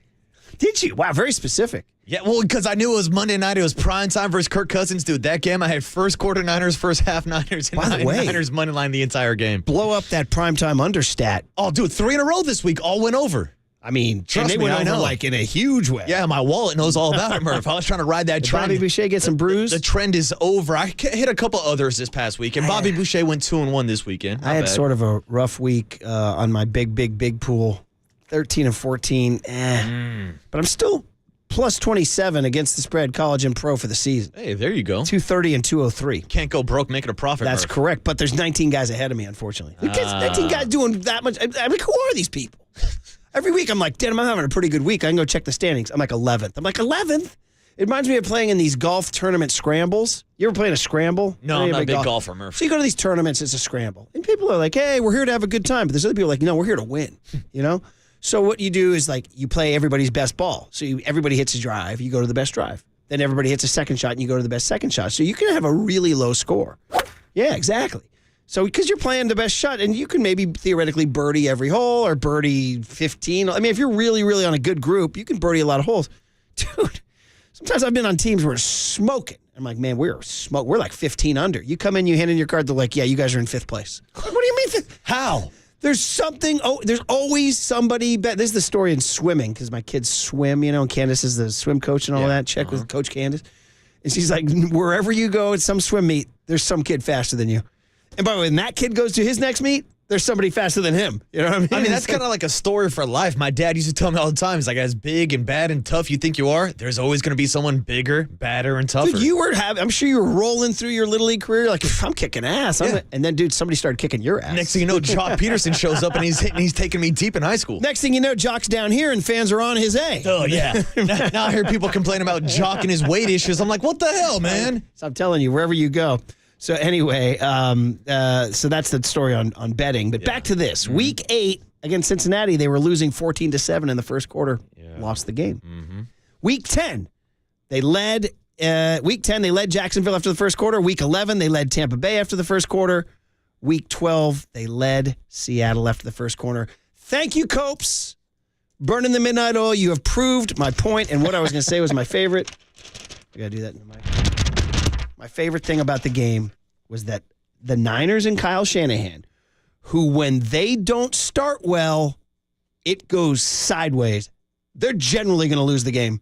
And that's kind of a weird thing that they're so dependent on a good start, and they had a terrible start in Philly, and they won the damn game. And how many times have we brought up the stat about how the 49ers are, I believe, last in the league in pass attempts? Yeah. Well, of course, that all goes back to the big blowouts in the game script from earlier in the year. But they want to try to establish the run because that sets up the entire offense. And I think that's why everybody was frustrated watching those first 2 drives and not seeing the ball handed off to Christian McCaffrey. I know we just played sound of Kyle kind of explaining that decision, but when you don't get CMC involved early, that, of course, slows down your offense, puts you in those 2nd and long, 3rd and long situations, and then you're forcing Brock to make plays, which he can make, but no one wants to be in those situations. It's obviously a lot easier when Christian McCaffrey is driving your offense. Unless you're at Philly and you're down 6-0 and you come back and win, baby. Scored 42 in the final 3 quarters. That's what made it so amazing. This was a feather in Kyle's cap. Now, the real feather will be when he has a second-half comeback, which we know those stats. Yeah. Those are tough stats. Yeah, when he's down 8 or more in the fourth quarter. Which, and the Eagles, by the way, have done that like 4 straight weeks until last they did Sunday. It back-to-back against the Chiefs and the Buffalo Bills. Exactly. And also, by the way, real quick. So they did it in back-to-back weeks. Kyle hasn't done it like in his entire career. No. They did it in 2 weeks. And there were the Eagles down 21-6 in the third quarter, cutting into 21-13. Yeah. They almost had a chance to come back again after the Big Dom situation. That's why that drive, and that's where Debo caught the ball at the 48-yard line. And according to Next Gen Stats, now I'm a Next Gen Stat guy. I'll use it when it suits my argument. I'll leave it when it doesn't. But I find NFL Next Gen Stats are pretty cool. They're not as annoying as baseball stats. Because baseball, you got to watch the freaking game. Watch the game. Well, that's the thing. When someone tells me that Debo runs 22 miles per hour, I can figure that out. I know what miles per hour is. I don't know what ex-WOBA is. And I agree. Thank you. And I agree with, I could tell by my naked eye that there was no way Debo should have scored a touchdown. And that they told me he had a 0.1% chance to score a touchdown. I'm like, that makes sense. I'm like, that one adds up. So anyway, Kyle actually made a comment after the game about calming down and not freaking out in the first quarter. I mean, I thought the first play just, it's hard when someone gets tipped. I'll see the play, and the penalty wasn't him, the loss of run wasn't, but we had some tough third downs there. I know he had a chance on Christian, but I think he had to get rid of it a little bit too early, so that ball sailed on that 3rd and 9, I think it was, or 3rd and 11. But when our whole offense, everybody settled down, which included Brock too, myself, and I thought he played a hell of a game. Settle down. Everybody settle down. Calm. Right? It's my Nani used to say sometimes, calm. So he did it. I was not happy. Believe me, I told you yesterday, if you had me mic'd up after that first quarter, it was not pretty. I don't think you would find a single 49er fan that was happy with the performance. I'm sure there was some that were like, hey, it's cool. Actually, believe it or not, I had 2 teenage kids in the living room with me watching, and they were more reasonable than I was. Now, because I was saying, are you watching this game? And my kid goes, yeah. And I see a 6-0 game that's 1 score away from the Niners leading. I go, but the Niners are getting dominated on the line of scrimmage. He goes, and they're 1 score away from taking the lead. I was like, all right. How about that? How about the level head of a Big D? Oh, he is. Yeah. I mentioned him in my speech yesterday with talking about Paulie. He's the one who got me thinking. Yeah. Hey, we are proudly sponsored by O'Donnell Financial Group because planning is a process for loans, insurance, investments, and retirement. Call Greg O'Donnell at 866-496-2300. I will also tell you this, last 2, Dante Whitner, who we love. I loved his sweater Sunday night. It was like Niner colors. It was kind of like I don't know, it was like a Joseph and the Technicolor Dreamcoat sweater. But it was kind of Niner color. This guy's unbelievable. Oh, Dante's going to color coordinate. Dante is like probably power ranking wise the number 1 best dressed man in media, maybe across the country. And you and I discussed his yoga. Oh, dude. The yoga, mantra. The meditation, the mantras. Mantra. Meditation. Yeah, dude. Meditation. The meditation routine of a Dante Whitner. He says Shanahan was the MVP. I thought Kyle Shanahan was the MVP. When I went through it and broke down the game and how it systematically was set up, Kyle Shanahan is using 12 personnel, and what he's doing and what he did versus the Philadelphia Eagles was they were trying to match that with nickel. Bradley Roby, they would bring Sidney Brown out there, and they were running directly at Bradley Roby. He didn't know how to fill those outside gaps. You had great scoop blocks and double-team dual blocks from Banks and Trent Williams on the front side along with Kittle, and that's why Christian McCaffrey was able to get loose on the ground. And then a lot of times, guys, when you see Philadelphia or one of these teams that just want to affect the quarterback, go 5-man rush, they're playing zone blitz behind that. And they went to that multiple times. When you saw George Kittle catch that ball in the flat and run for like almost 40-something yards, that was a great play call and design from Kyle Shanahan. So there it is, man. You hear Whitner breaking down the film and saying Kyle stayed calm, started picking apart that Philly defense. Everybody settled down. There it is. It picked apart that Philly defensive strategy. So that was a feather in the cap. Now, can they do it in the second half one of these days? That's the big question. Well, they have to this Sunday against Seattle. Yeah, but if they're up by double digits in the fourth quarter, then we're never going to see these Walter scenarios. just texted and said, you don't have to come back when you're kicking somebody's A. Yeah. I was like, all right, well, I mean, you're not going to kick somebody's A every time. That's true. And again, the only thing missing from this 49er season is a close win in the fourth quarter. Technically, weren't they losing at half to Seattle in the playoffs? Was it 17-16 at the... Going back to last year, after that field goal right before halftime. So they were down in the second half, but it wasn't the 8-point lead, which It's kind of a weird stat to kind of nitpick anyway. I know, 8 is weird. 8 point, like how many other teams do come back down 8 points in the I know. fourth quarter? Isn't your guy Derek Carr, wasn't he the king of yeah, pump that back a little bit. Talking about ex-Woba. He's the fourth quarter comeback king. Which was because, file that under a baseball because the Raiders were analytics. losing every fourth quarter. Yeah. Man, all right. It's a little different. Hey, at some point we're giving away a $100 Amici's gift card, so stay tuned. We're just going to take a caller number 10 at some point in the show, so stay tuned for an Amici's gift. That's actually outstanding. $100 gift. Just bring on the pizza and the wings, man. Okay, Mike Krukow, Shohei Ohtani. What do we got? Free agency, Yamamoto. We'll figure it out. Next on KNBR 104.5 and 680, the Sports Leader.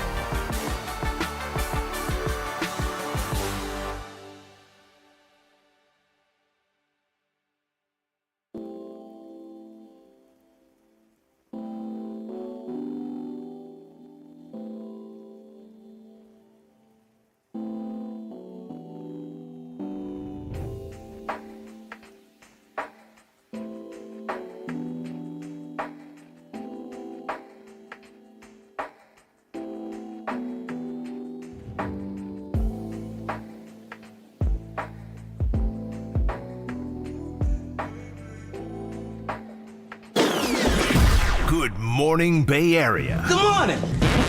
Good morning. The sports leader welcomes you to KNBR's Power Hour. There's no question we've got the best in the booth. That's why Murph and Marcus catch up with Kruk right now. Sponsored by your Northern California Honda dealers. Honda is value. Get a great deal now at your NorCal Honda dealers. On KNBR 104.5 FM and 680 AM. All righty, Dante Whitner going to join Tolbert and Copes at 4:50 tonight. But it's baseball right now and life, too, with Mike Krukow, who we talk to every Tuesday and Thursday. The winter meetings are underway. So, Mike, before we get started, you do know, as we talked and exchanged some texts over the week, that sadly, big changes at KNBR with Lee Hammer, FP Santanzla, and, of course, Paulie Mack. So it is Murph and Marcus Boucher, who pitched in college up at Sonoma State. So he's one of you, Mike. He's a right-handed starting pitcher, just like you. But anyway, just want to make sure we all had that out in the clear before we get going. So good morning, Mike. How are you? Hey, morning, Mike. Yeah, I'm actually trying to recover from the shock of last week. You know, when I first got out of baseball in 1990, I got into the business world in the restaurant business down in San Luis Obispo, and my partner and I were involved in 7 properties down there. Right, perfect timing for the recession. And I got a true dose of what the business world was like and how cold-blooded it can be, and what determines the decisions that are made to keep a business afloat. And the worst thing of all is when good people get fired for no reason, when they've done their job well. That is the most sickening thing that there is, because of the effect that it has on the people involved, obviously, and the families involved, and that's the case here. And I just want to say how devastated I was last week with the loss of all these guys. You know, Eric, our producer, when I pick up the phone, and there's Eric. He's a Cal Poly guy. But to see Paulie Mack walk out, and Murph, I thought you were brilliant yesterday, and the way you honored your friend. But it was my privilege to work with him. He's one of the true gentlemen in the world of radio, which is full of I'll say characters.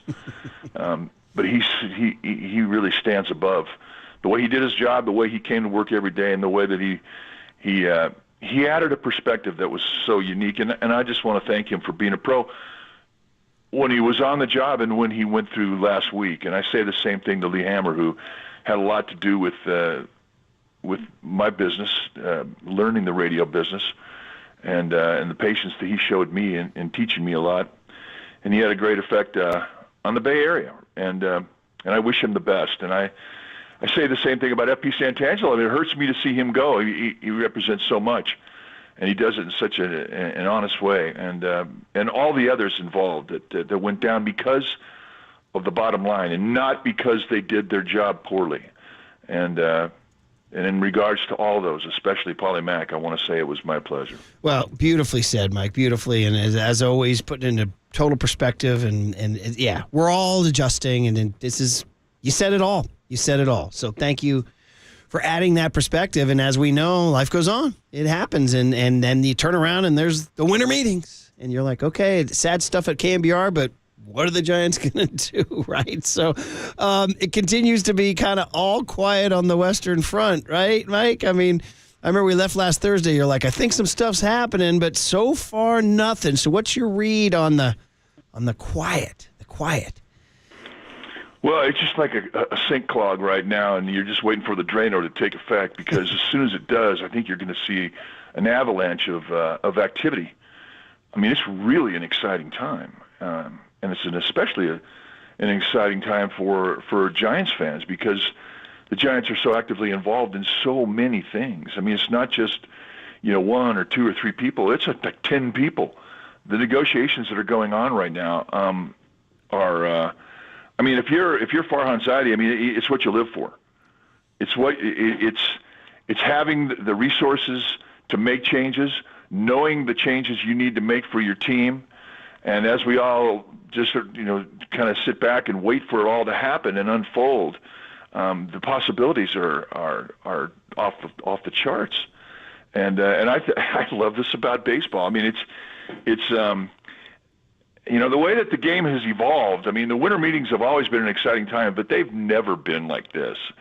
I mean, because of social media and because of how the internet has allowed us to go in and search all the rumor sites and just kind of stay in touch with what's happening. And how many times do we check the social media sites to see if anything has moved, and it's just crazy. It's fun, and it's dominating the conversation. And I just think it's so healthy for our game.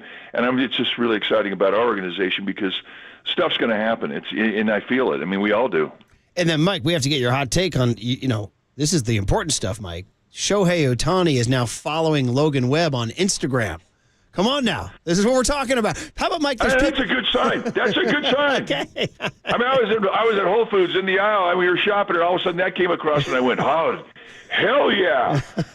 So, how about the fact there's people out there that follow that stuff, right? So, hey, another one here on the winter meetings, and it's in Andy Baggerly's piece in The Athletic, and it's Shohei Ohtani, obviously, everybody's talking about him, and the ballpark. Baggerly chose that angle, which is an interesting angle, because you would think he doesn't want to go to the ballpark.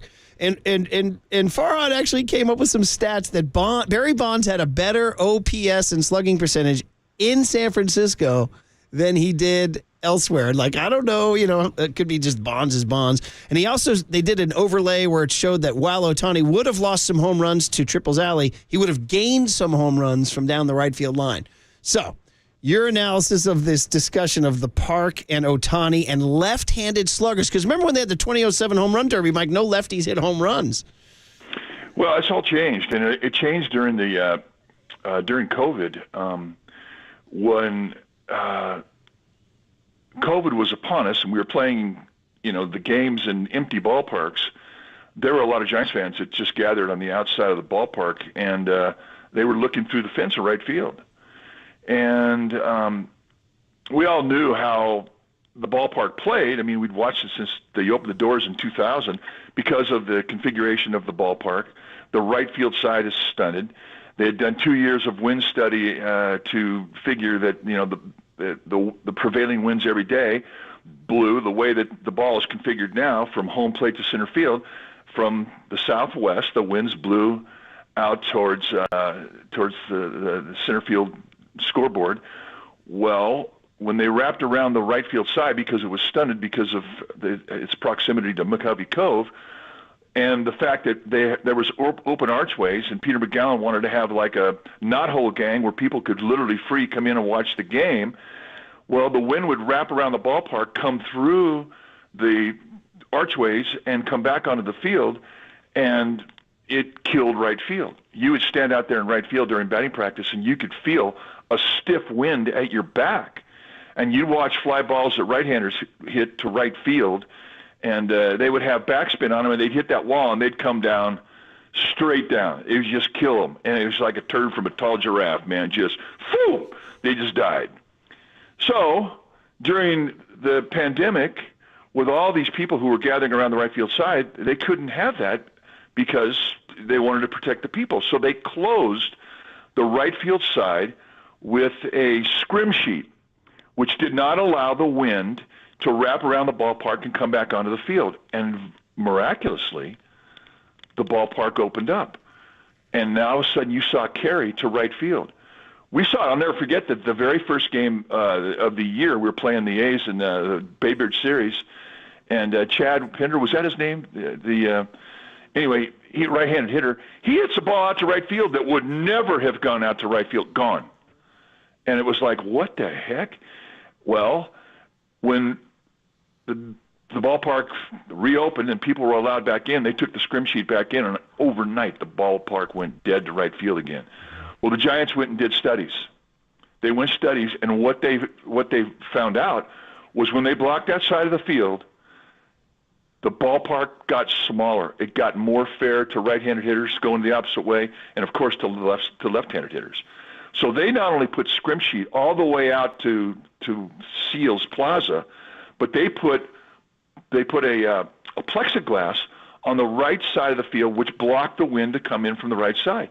And overnight, there was more carry to right field. So what Farhan is saying is that it is absolutely a much more fair ballpark to right field. And not only that, but remember when they brought the fences in 8 feet or whatever. Now it's a much more fair ballpark, and right field is no longer closed. And you're seeing in batting practice every day, you see the ball travel to right field. Now there still are difficult times when the wind comes across the field from right field line to the left field line, and that happens. But for the most part, it's really made things more fair. So because of that, it's no longer an excuse for offensive guys to say, I don't want to play there because it's not a good place to hit, because it is a much improved place to hit. And you look at Bond's numbers, and I only imagine what he would do now with the side of the field closed up and made fair by the scrim sheet and the plexiglass. So that excuse about not being a good place to hit, I don't believe it. And Mike, it's a narrative that's been surrounding the ballpark since forever, since it was established. So it's interesting to see the front office perspective and the strategy, since there is the talk about the ballpark being a pitcher's ballpark. Do you think the front office maybe needs to target bats more in trades versus free agency? Or what do you think that plan of approach should be to bring bats to this ballpark that hasn't been viewed as the greatest hitter's ballpark? Well, I think initially you're going to have to pay to bring some guys back in, overpay. I do think that's the same thing that really confronts Colorado when they have to bring in pitching. You got to overpay. Mm-hmm. But once you bring in a couple people and you start building a team, players are going to come to where they think that they can win. They're going to come to where they think they have a minor league system that's going to support the team on the field. Those are the two biggest things. And it all starts with one guy. And that's how important it is to bring back a bat and become the centerpiece, a guy who's not afraid to play in San Francisco. And I think initially you're going to have to overpay, but after that, once you get one or two of the big fellas to commit here, I just think that the problem sort of corrects itself. Well, Mike, it's it's every day, like you said, checking your phones and refreshing. And man, I got a 16-year-old kid who's sending me a text like every 15 minutes. Rumors. I'm like, just wait until it happens. You know what I mean? So, but something that did happen yesterday that we can finish up with is the election of Jim Leyland to the Baseball Hall of Fame. Hey, this has a local angle because he was Barry Bonds' first manager, and they had quite a relationship, too. There's the very famous incident where Leyland chewed him out at spring training, but they are very close.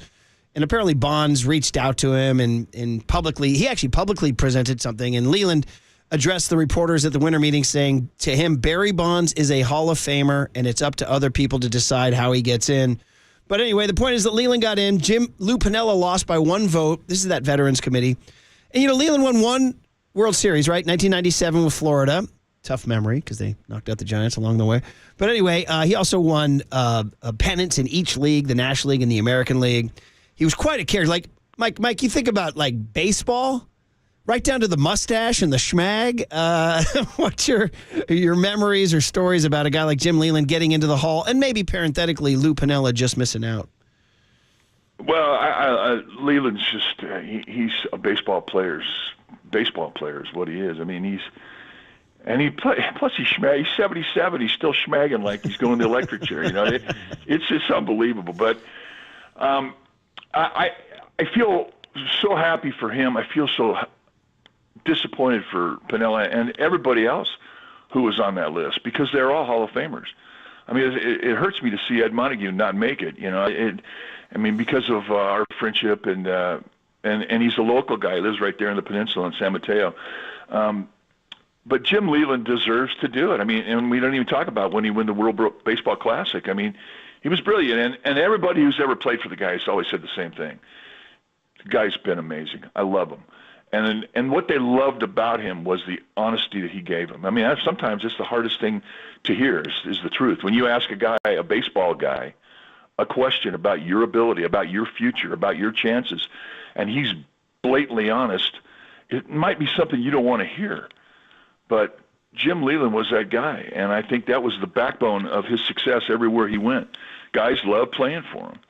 And it's sad about Lou Piniella because he's another guy who's been so good for the game, and his health isn't good. You always hope that the guys who are scuffling physically, who are on those lists, make it just so they have a chance to hear the applause of being honored as a Hall of Famer. And it's unfortunate that Lou Piniella is not going to go in. It's unfortunate that everybody on that list isn't going to go on that.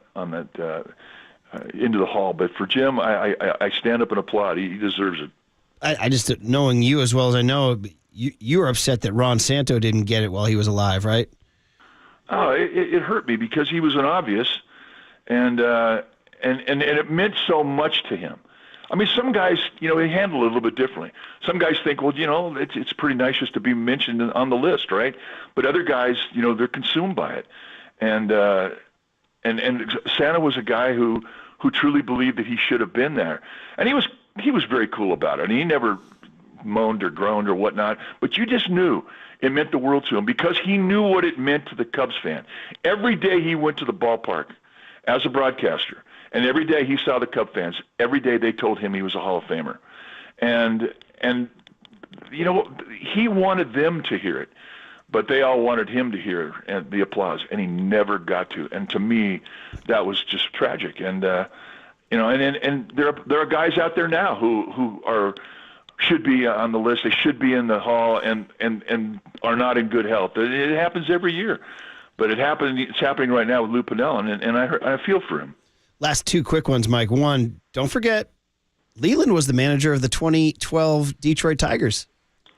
So we heard him, Mike. We heard him. Heard him bad. Stunned him. Nobody saw that coming. They thought they had a pat hand. They were such a massive favorite because of their pitching. I mean, they had Verlander and Scherzer on the same staff. Young. And they had two other guys that were almost as good. I mean, they were amazing. And I didn't see. I thought it was going to be. I thought the Giants had a chance because I knew they had the secret weapon, and that was their manager. And I thought they had a chance, but I wouldn't have bet on it. And then to win in 4 games, I didn't see it coming. That was it shocked Jim Leland. I mean, the look on his face when the last out went down, I'll never forget. It was pure shock. Oh, man, he definitely had a schmag that night. That was a tough little stretch from those Tigers teams, 11, 12, and 13. He lost the ALCS to Texas, so he's on the doorstep, lost the World Series to the Giants, and then lost the ALCS to Boston. That was his last year managing, so those 3 great years. And then finally, Mike, well, listen, like you just said with Santo, whether it means we know tomorrow's the vote for the Ford Frick, and we hate that it's not you and Dwayne together, but we're just going to wish you luck. And, whatever happens, you're still the all-time icon, so it doesn't matter. The vote's not going to change it. You're the king, and you're the best, and we love you, and you mean so much to Northern California no matter what happens tomorrow. So that's my wish to you, Mike. Well, thank you. And I can say that for my partner as well. Thank you. It truly is an honor to be on that list.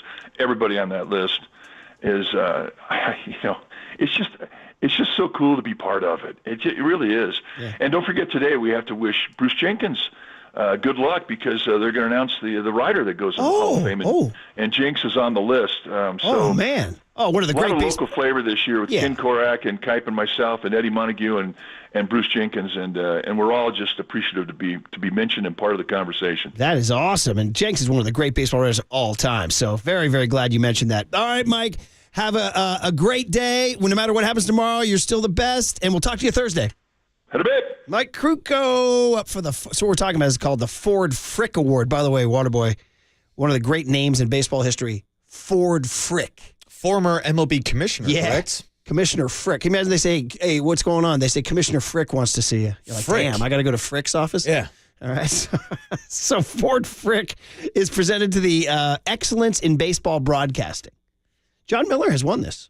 So your name goes on a plaque in Cooperstown. You don't get a bust per se, but you get... Yeah, you're still in Cooperstown. You see your name in Cooperstown right there, buddy. You know his name is there? It's Brad Mansion. He has pictures there. Nice. Brad. He has pictures in Cooperstown that are there all year round, so he's a Hall of Fame photographer.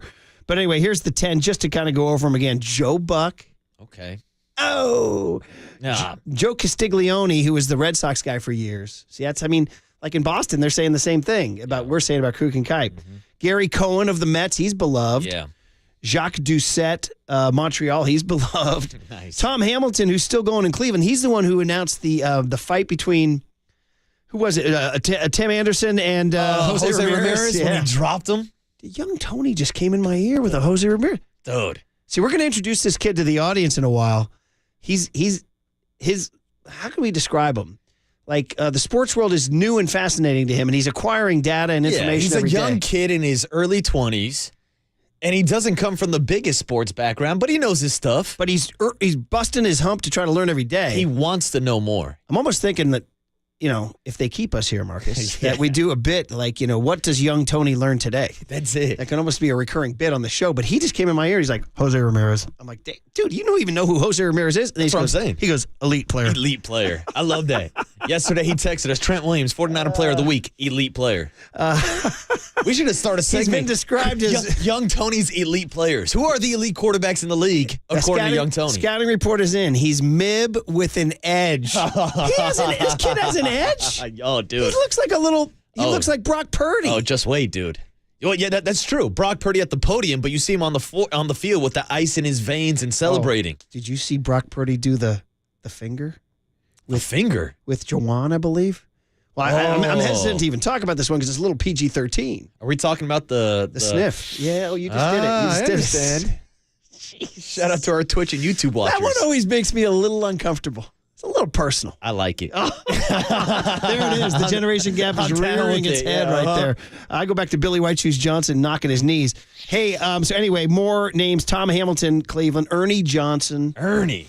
Who does mostly basketball, but does baseball. He does a lot of postseason baseball. And we too, haven't, and I feel bad because this guy, I covered the A's for 2 years, and this guy was just pure class the entire way. And by the way, the pipes of a Ken Korak. So Kenny Korak's up for it, which is great. Congratulations to him. Mike Krukow, Dwayne Kuiper, and then Dan Shulman, who's really good. Seems early for Shulman, though. Yeah, but I'm like, you're going through this list. Who the hell do they let in? I mean, who are they going to leave? I mean, any one of these guys is awesome. Yeah, you could put multiple people from that list in. You could put Crook and Kuiper in together. Well, they should. That's what should happen. They should. That gets announced tomorrow. Okay. That gets announced tomorrow. And we'll have Kuiper tomorrow. Yeah, I'm sure. I wonder if it'll be by the time we're doing it. As they said, they're signing balls FFL. And Susan Slesser said, "Oh, friends for life." He goes, "No, Ford Frick loser." That's it. That's it. You got to riff on yourself, Murph. You got to riff on yourself. Well, those guys, I mean, come on, man. You are listening to KNBR and KNBR FM San Francisco, the sports leader, a Cumulus media station, and you've known this from the last 3.5, 4 years. Yeah. And I used to say this to Paulie after every one of those Crook and Kuiper hits, like, come on, man. These guys. What more do you want? What they mean to Northern California, I mean, you could make an argument that these guys mean more to Northern California than almost anybody. Like, you know what I mean? Like, I mean, Montana, Curry, I know it's Joe and Steph, Barry, Jerry, but Crook and Kuiper, man. I mean, they're spanning generations, Murph. Dude. Like, there's not a single baseball fan. Like, I'm sure, like, Rory and Big D, they know who Crook and Kuiper are. Like, their fans know who Crook and Kuiper are. Like, everybody. It doesn't matter how young you are, how old you are. Crook and Kuiper resonate with everybody. So they've been associated with the Giants for 40. So Crook got traded in 83, Kuiper in 82. So that's 40 years with the club. And then, 30 years in the booth. Yeah. 30 years. That's, Murph, you're talking about my lifetime they've spent together in the booth. After yesterday, I pump faked you with a 1989 memory. And You're like, remember 1989? I was like, nah, I don't, Murph, actually. Zygote. So about that. All right, guys. Okay, the big hit is the 49ers. And as we continue to have the dust settle, where does the NFC hierarchy shake out? Let's analyze this. The road to the NFC power structure and the number one seed. Angles, anecdotes, and predictions. Next on KNBR 104.5 and 680, the Sports Leader.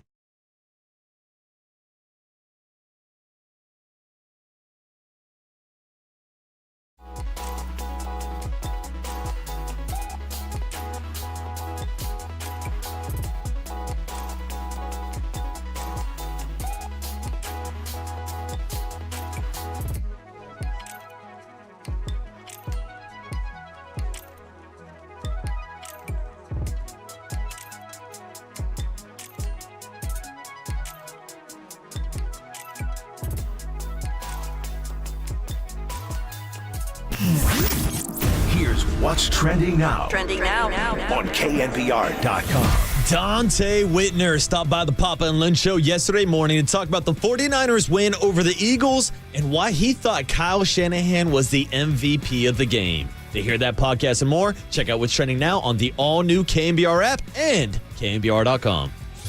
Antioch, shout out to you for supporting KNBR, Antioch's sports leader. Hold it now. This is the big hit. Sponsored by Benjamin Moore Paints. Experience the Benjamin Moore retail difference at their independently owned authorized retailers today or at benjaminmoore.com. On KNBR 104.5 FM and 680 AM, the sports leader. Stay as far away from the 49ers as long as you can and hope something else derails them. Injury, upset, or whatever it might be. You don't want any part of San Francisco. End around to Deebo Samuel coming right, turns the corner, and goes into the end zone. Touchdown! San Francisco! What a play to catch a defense that's trying like heck to make a play. The play caller matchup was such a mismatch. Kyle Shanahan versus Sean Desai, Steve Wilkes versus Brian Johnson. Or if you take them parallel, what the offensive coordinator of the San Francisco 49ers did compared to the Philadelphia Eagles should be abuse. 3rd down and 5. Purdy looks left. Purdy throws left. Caught. You know who? Jawan Jennings breaks a tackle. Touchdown! San Francisco! Though that group of skill players, right? When everybody's healthy, and I add Trent Williams to the group of skill players, they've never lost. If they start the game and they finish the game, they win. Both the Cowboys and Eagles should have one goal and one goal only in mind, and that is stay the heck away from San Francisco. There it is, man. The big hit rejoin. Artfully done. Was that Copes? That's a big hit remix right there. This poor kid. We got to get this kid some sleep, man. We got to get this kid some sleep. I don't think this guy's taking a day off in like a month, Murph. They say sleep when you're dead. For Copes, unfortunately, that might be about a couple days from now. The wear and tear on an Adam. Can you imagine people like, where's Copes? They're like, that's it. He just didn't wake up. That's He's it, just man. exhausted. Yeah, He's exhausted. He never woke up. He was found at the post-game show with JD on the weekend. By the way, oh, dude, how good would that be? If you're going to go out with JD on the weekend. Well, dude, Copes was here last weekend on Saturday producing for JD. Well, you and I, we had a couple pops at Floodwater. We had a chat with some young ladies outside, in which the incredibly open-ended question was asked, where are you guys headed next? I mean, that was... It's a good question. I mean, that was a straight... I said, this is where the single guy bows out. I mean, the married guy bows out, and I point to the single guy. And that's when I asked her, what's that flavor of that vape you're smoking, huh? Is that a pineapple? Waterman played hard to get. He's got in his car and drove off. That's it. I'll catch you ladies later. Yeah, look at that. Building your lore that for the next time you show up, they're going to be like, that's the guy. Murph. That's the guy we couldn't get. You got to leave the people wanting more. All right. So anyway, but the point is that there was some point to that story about Saturday. And anyway, the point is the big hit is now. And the NFC hierarchy is what we're studying right here, because here's the deal. Is it all about the 1 seed? Is the 1 seed mandatory for the 49ers to go to the Super Bowl? Or can they go back to Philly if needed and do it again? That's the difficult thing, is doing it again. I'm going to make an obscure reference to the sport my kid plays, and that's water polo. Shout out H2O Polo, which Nikola Jokic played. But something happened just right now in the national championship on Sunday. Cal beat UCLA. Can't believe you're bringing that up, dude. I thought we were done talking Cal, UCLA. With the help of the whistles, dude. But what happened was UCLA beat Cal 3 times this year in regular season and certain, but they had to play them a 4th time in the championship and lost. Ooh. So here, this gets to the Niners and the Eagles. Correct. Having to do it again. Mm-hmm. I don't want to have to go do it again. Even though I know what I saw on Sunday, I thought I saw a better roster. Like we're talking about that linebacker Morrow and the safety Blankenship. Yeah, by the way, they just went out and signed Darius Leonard, a.k.a. Shaquille Shaq Leonard, Leonard. Yeah, it used to be Darius. Nice. Changed his name to Shaq. Good knowledge. Yeah, well, that's why he won a rookie defensive player of the year as Darius Leonard, and then he changed his name. I'm not going to lie. Makes no sense. I'm going to come clean with you right now in a young Tony kind of way. When I read that Shaq Leonard of the Colts was retiring, I was like, you can cue up your laugh track here, buddy. I was like, damn, what happened to that linebacker I was like, I honestly, I did not know that he changed his name. And there was all this love for him, too. I'm like, wait a minute, wasn't that guy? So anyway. Oh, yeah, they're like, this is one of the best young up-and-coming linebackers in the league. And then next thing you know, there's some guy playing named Shaq in the middle of their defense. I mean, and he hasn't been the same linebacker since cornerback changed his name. Tariq to just Reek, though. Yeah. But how did you get Shaq from Darius? Yeah, maybe it's his middle name? Middle name, maybe? I don't know. Anyway. Shaquille They O'Neal. did just sign him. They signed him. Yeah, they did. They probably could have used him last week. I mean, listen, I was scared when they signed Bayard, and look what happened. Mm-hmm. Debo's last seen running past him. Yeah, Right? three different times. Yeah. Did you see Eagles fans are sending out screenshots of Kittle holding two people on one play? You mean blocking two people on one play? Yeah, I saw it. I saw it live during the game. He's got his right arm on kind of the rib cage of the front guy, and he's holding the jersey of the left guy. I'm like, cry me a river. You got two guys versus one. How about you make a play? There we go. A lot of boo-hoos. A lot of crying. Line that ass up. We'll see if they line it up again in the NFC Championship game, or like you say, maybe in a different playoff matchup, because we don't know if the Eagles are going to be the number one seed. Have you seen the spread for this weekend's game between the Eagles and the Cowboys? No, what is it? Cowboys are favored by 3.5. And the Eagles are just getting slapped around by the odds makers. Yeah. Now, that's a road game against a team only one game behind them in the standings. Yeah, so Cowboys have won 14 straight games in Arlington.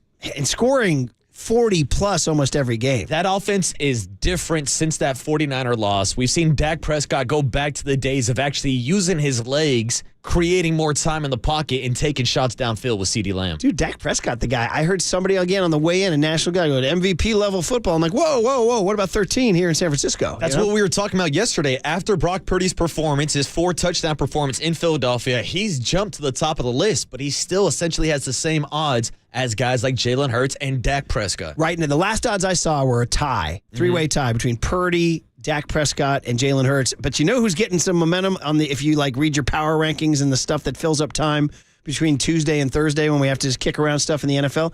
Tyreek Hill. Ooh, the Cheetah is on his way to possibly the greatest receiving season of all time. Know who else is getting a lot of hype? D'Amico's dude down in Houston. Yeah. C.J. Stroud, who now leads the NFL in passing yards as a rookie. Is this does C.J. Stroud look like 24K Golden? Anybody with me on that? I'm just surprised you're making a 24K Golden reference. Have we got that, doesn't he? Am I right? Coach is giving you the thumbs up. Hey, listen, I listened to the Golden Hour on Sirius XM. Oh, he's from the Bay. He's city kid all the way. Yeah. He went to Lowell, I think. I think he went to Lowell High School. Come on, young Tony. Murph knows all the good players. The only time where 24K Golden drops the ball is he went to SC. Now I got to turn my back on you. Well, that's why he's not 24K baby blue. He's 24K gold. Yeah, bad news. But how'd that football season work out, 24K Golden? How'd that work out? To Caleb Williams not being one of our Heisman finalists and not playing in the bowl game. Yeah. Shout out to my woefully outmatched jock blog from 2016 in which I attacked Christian McCaffrey for not playing in the Sun Bowl. How about that? Talk about an old head take. Yeah, old takes exposed. Well, my whole thing was like, hey, listen, why draw the line at the bowl game? If you're protecting yourself for the NFL, why are you playing in the big game? Why are you playing against USC? Why not just shut it down in general? That was my big take. Yeah. Here they are 7 years later. They're all ducking out. Somebody said the Georgia-Florida State game is filled with NFL prospects, and they're all going to sit it out. So. I mean, what's the purpose? I remember going back to when, who was it? Jalen Smith, middle linebacker from Notre Dame, was scheduled to be a lock for the first round, and then he tore his ACL in one of those bowl games, and that pretty much put an end to players not playing if they're not playing for the championship. Could have happened in their final game of the season against USC. Could have happened in the first game of the season. Yeah, exactly. You never know. So that's you get to that point where you start playing the what-if game like that. Anyway, back to the Niners, and do you need the 1 seed? Are you comfortable having to go back to Philadelphia if you have to? I mean, on some level, you are. I mean, you talked the mess in January saying Ayuk had separation on the play, Purdy got hurt. James Bradbury is trash. We would have exposed them. And then you backed it up with a 42-19 win in which you scored 0 points in the first quarter, by the way. And so, yeah, to a certain point. But at a second point is I don't necessarily need – if there's a way to avoid it, avoid it. And that means you need the Cowboys to win coming up here. Now, the Niners will always have the tiebreaker over Dallas. But could Dallas pass the Niners if the Niners lose a game to the Ravens or somebody like that? So after they play Philadelphia, Dallas has a tough road. They got to play at Buffalo and at Miami, which means the Eagles could come back and win the East there and then they got to play Detroit, Dallas does, on Saturday, December 30th. So Dallas has a very difficult schedule going forward. Philadelphia, as we've said, does not. After this Cowboys game, I mean, they got to go to Seattle on a Monday night. You know, they got Kyler Murray and the Cardinals. You know, so I mean, they could win out, which means the Niners can't blink. So anyway, here's Dan Graziano. Of course, Dan is with ESPN, and he's talking about the implications right now, the NFC hierarchy after this after the Niners whomp the Eagles. It is not writing them off to say San Francisco is better. You could be the second best team in the NFL right now and still not be as good as San Francisco. So I think the Eagles know what their issues are.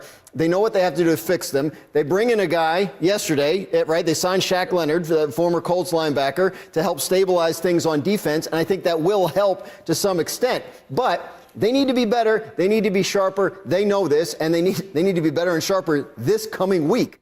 All right. So, again, I've also brought up this scenario where the Eagles do hold off the Cowboys and win the East, because we said the Cowboys have a difficult schedule after this. Yeah. And then you go, Eagles are the 1 seed, Niners are the 2 seed. Niners play the 7 seed, who could be anybody, right? Right now, it's the red-hot Green Bay Packers and Jordan Love after taking down the Chiefs on Sunday Night Football. I mean, respect to their little surge here, but I see Matt LaFleur across the sideline. I'm like, that's a W. All right. I mean, how many times did we see this 49er team beat Aaron Rodgers? Yeah. I'm not really too intimidated by Jordan Love. Yeah, exactly. So you're feeling pretty good about that. Then here's the other scenario. So and then the 3 would be Detroit. They'd play the 6 seed, who right now is like Minnesota Vikings. All right, whatever. They can do whatever they want. Josh Dobbs, and then if the he figures it out. Who's leading the NFC South right now? It's the Atlanta Falcons. Bro. The red-hot Atlanta Falcons. Bro. I mean, I say that in air quotes, by the way. I mean, they barely beat the Jets this weekend. The one time they made the Super Bowl, your boy was covering it. You were running around getting D's in kindergarten. I say that out of respect. Yeah, out of respect. Out of respect. He's the one who told me he got D's. Hey, I've got my degrees. I'm here. All right. So anyway, I'm dead. The one time they made the Super Bowl, the night before the Super Bowl, Eugene Robinson, their starting free safety and one of their best players, gets busted for soliciting a prostitute. Oh, wow. Earlier that day, he had won, ready? The Walter Payton NFL Man of the Year award. Oh, what a man. What a man. Yeah. Wow. And by the way, you want to get into the nitty-gritty of it? I know kids are in the car right now. Let's get into it, Murph. I believe the money discussed when he was in the car, I believe it came out in the details, he was going to pay $25. Oh, my God. That's what I was looking for. Yeah. That's what I was looking for. I got you. By the way, they also made the Super Bowl when, Kyle Shanahan blew that 28-3 Oh, lead. duh. Yeah, they made that one too. My bad. They were also in the Super Bowl. Thank you very much for the correction. Much appreciated. I got you. But anyway, the point is that, come on, huh? Yeah. With the Falcons? The Falcons aren't putting any fear in anybody's heart. Not with Desmond Ritter playing Dallas, if they do lose the East, will whomp the Falcons. That's a guarantee. Mm-hmm. And that means they would then go to Philly in the semifinal, and they could beat Philadelphia. It's possible. And then the Niners would host the Cowboys. They almost did it earlier this year, and obviously we're going to see how that game plays out this weekend. But essentially, Vegas has literally the Cowboys as a 3.5-point favorite. Now, whether or not you buy into the belief that the books give you 3 points for being the home team. I'll be honest with you right now. In that pool, I'd take Dallas. With respect to the Eagles, I'm not hating. Big Dom, don't come after me. By the way, some people are suspecting that Kyle is protecting Big Dom because maybe some of Big Dom's people reached out and said, "Oh, you think there's some behind the scenes with Big Dom?" You never take it a little easy. Let's not go into that. I don't want to make any. Hold on, Big who? I don't want to get into any accusations here. So anyway, the point is that I forget what the darn point was. It's Jeff Saturday talking about the Cowboys and this game. Oh, the point is that I would take Dallas and lay the 3.5 because, with all due respect to Big Dom, the Eagles had those 4 games where they were flirting with losses, and they kind of had the horseshoe up the rear end. True, but I will say, though, those past 3 to 4 games for the Eagles, look at the competition they've been playing. Whether it's the 49ers, the Bills, or the Kansas City Chiefs, I think we all agree those are the top-tier echelon in the NFL. You look at the Cowboys, and they're a near win streak. They're taking out the New York Giants, the Washington Commanders. They did beat the Seattle Seahawks team that we've seen the 49ers team run through 3 or 4 times in a row, but it's not like they're playing top-tier competition. And that's why I think this weekend is a huge opportunity. We talked about the MVP moment last week for someone like Brock Purdy. Dak Prescott's got that same opportunity. Everybody's all high and mighty on him. He's got the most touchdown passes since that L against the 49ers. So if Dak wins this weekend, that changed the entire landscape, not only in the NFC playoff picture race, but also the MVP conversation. Yeah, but if Dak beats the Eagles at home, how does that compare to Brock Purdy putting up 314 in Philly? I agree. You know what I mean? But And here's getting that W. here's Dak Prescott still at the top of the... You know why? Because you turn on your freaking ESPN every morning, and they're freaking talking about the Cowboys. How about them Cowboys? Dude, I told you when I'm driving in, before the leadoff spot, which I used to listen to. And I would have my little routine from 4:50 to 5 where I'd hit 3 different national shows just to get steal something, And they would on ESPN, they would have the simulcast of SportsCenter. So I'd be getting some highlights from the Pacers beating the Celtics in a play-in game, or the in-season game. God, I keep calling it play-in.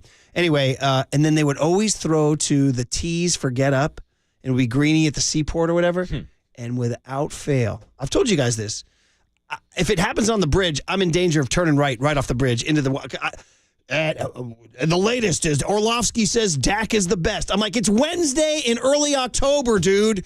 And the latest is Orlovsky says, the Cowboys need to beat the frickin' Saints this week. And I'm like, no, I don't need to hear about this. Murph, I was driving in Friday morning before the show, and the topic on every single national radio show is, how can the Cowboys get the number 1 seed?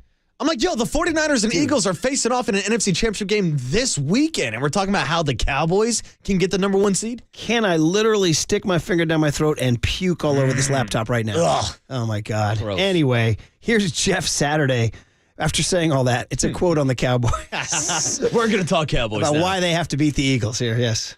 Their team needs this win. Dak needs it. This team needs it for their psyche, right? They had an opportunity. They didn't quite get it done in Philly, right? They get on this hot streak. Dak's playing as well as they can. Everybody's feeling good in Dallas. The worst thing that could happen is to Philly come into your house and put a beat down on you. I mean, in some ways, there's a part of me that wants to see the Eagles do that because I hate the Cowboys so much. I'm so sick of them.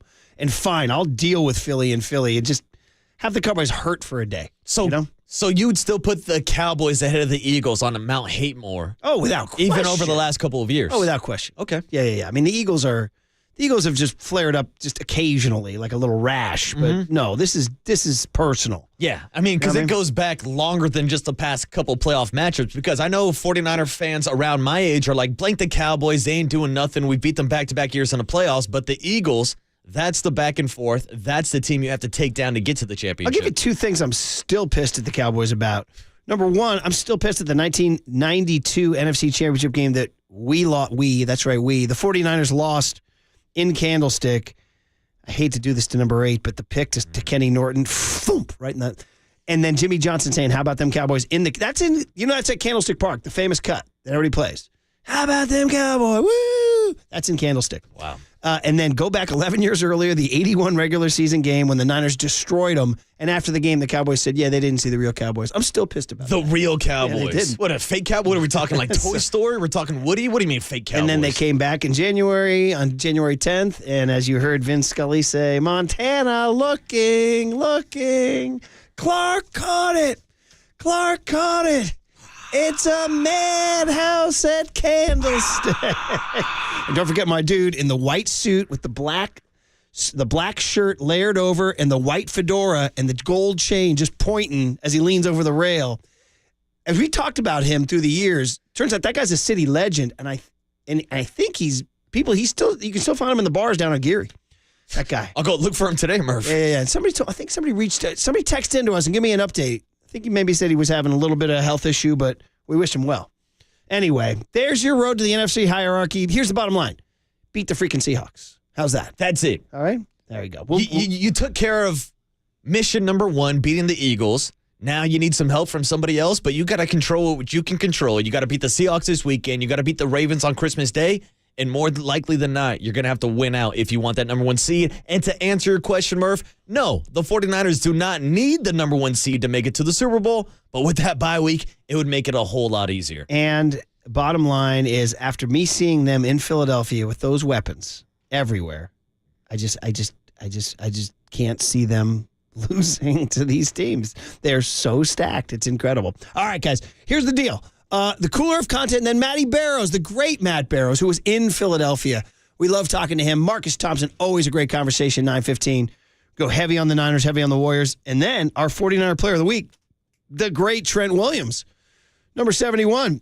Really good talker, in addition to being, one of the greatest tackles in NFL history. A future Hall of Fame left tackle, yeah. Cooler of content next on the Sports Leader.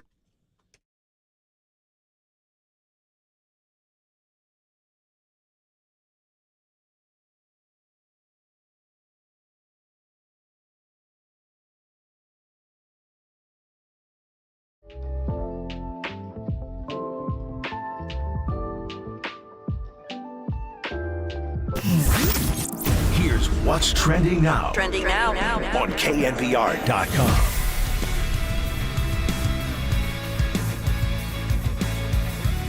Matt Mayoko stopped by the afternoon show yesterday with Tolbert and Cobes to give his thoughts on the 49ers win over the Eagles and whether or not we should be talking about Brock Purdy or Christian McCaffrey for the NFL's 2023 MVP. To hear that podcast and more, check out what's trending now on KNBR.com and the KNBR app.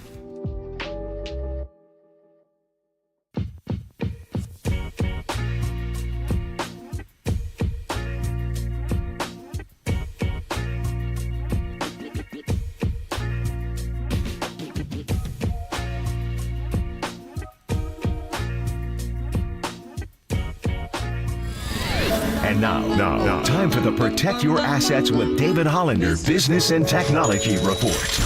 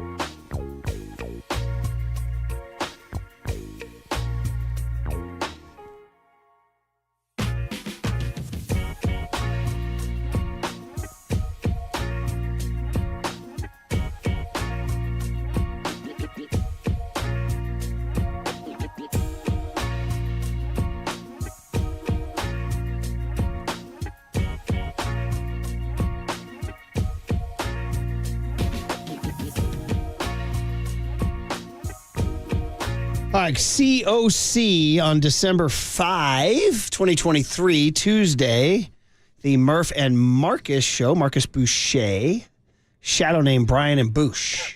That came from Tony Ryan. The shadow name. People are starting to be fascinated by young Tony in the rectangle there on the YouTube and the Twitch. Now, he's been doing FP's show, right? That's it. He's been doing night times. We do Bill Lasky's show on the weekend. I mean, this kid's been all over the station. I mean, there's different audience parts that have known him through different ways, but our morning commute crowd doesn't really know him. Correct. It's like when I used to work the old 6 to 10 show or 10 p.m. to 1 a.m. show. Like, there's kind of a process here when you get in. Like, Tony used to be doing the overnights back in the day. Then he got in as a producer, and he's been working his way up, kind of on that Waterboy and Cope's pathway. Don't forget, when he came in for his interview, back when we were in the old studio, he's wearing a coat and tie. Dude, suited and booted. Well, why do you think he's here today? Dressed to the nines. Why do you think he's here? I saw him walk in that day. I was like, this guy's going to be our new PD. This guy's going to be my boss within a couple years. I didn't think he'd be running our board. To be honest, he's on that path. Dude, he is. That's right, the path. The young Tony path. He'll be the first sports program director who doesn't know who Mickey Mantle is. All right,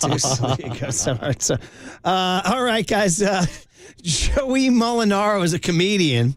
And every now and then we steal from these internet comedians. But he did. Remember yesterday, Jim Harbaugh on Bet? He goes, yeah, Bet is something our players have adopted. And I'd like to think it means, we have it. Okay, here's what Harbaugh said. Because this all goes back to when Harbaugh got suspended. J.J. McCarthy, their quarterback, sent out a tweet. Bet. Bet. And all the kids. It was like a flare to the 25 and under crowd. Bet. They're like, yeah, bet. Well, it's funny, like, this is now, like, popular again because people used to say this when I was in high school. So, really? like, this isn't in like the same manner? Essentially. Because it's almost more slangy now than maybe it used to be, sort of. Like, you know what I mean? Like, I don't know. Like, and then here's the thing. When old man Tom Brady retweeted it trying to be cool, and he wrote, bet. Then it's kind of jumped the shark. I'm like, bro, you're 47. And you know what I mean? But, like, I remember, like, being out in college and be like, hey, that girl over there, she's looking at you. All right, bet. I'm going to go talk to her. Okay. Like, stuff like that. Okay. See you. Yeah. All right. Well, it's back. It's back. Back and better than ever. Here's what Harbaugh said about bet. Our players came up with this bet, and I even had to look up what it means. But what it means to me is bringing everyone together, and that's what our team has done. So bet. Bringing. By the way, has nobody gone Black Entertainment Television? Nobody's gone BET Awards? You're right. Come on, man. That's I the didn't number think about one that. meaning of bet, isn't it? BET Awards always maybe one of the best shows of the year. BET Awards. By the way, when are they coming up? Are they due? Did we miss them? It's such a good show that you don't know the date. I know. Murph. Well, listen, ask me when the Grammys are, or they all change all I the time. couldn't tell you when a single award show is. Yeah, you don't watch award shows. I don't care, I really. do. I like to watch the award show. Yeah. Usually something good comes out. Usually some cooler content stuff comes out. That's true. We do get some good All right, so comedian Joey Molinaro, who used to be with Barstool and now is just freelance, and did some Jim Harbaugh impressions on new Gen Z acronyms. Here. Looking for quarterback. Hey, that guy's Cap. Consistently accurate passer. We want that in our quarterback room. We tell our guys, we want FOMO, family-oriented mentality only. LMAO, low man, always opportune. Riz, that guy's got Riz. We want Riz. He's reliable, intense. He's zealous and zen. A little bit inner peace when things get chaotic. Yeah, that guy's got Riz. He's got Riz. We want Riz. Yeah, things get hard. Things are gonna get hard. And, we say, that's sus. You struggle until succeeding, and that's sus. We are woke. We're woke. We overcome known enemies. We know who's in front of us, and together we'll be woke.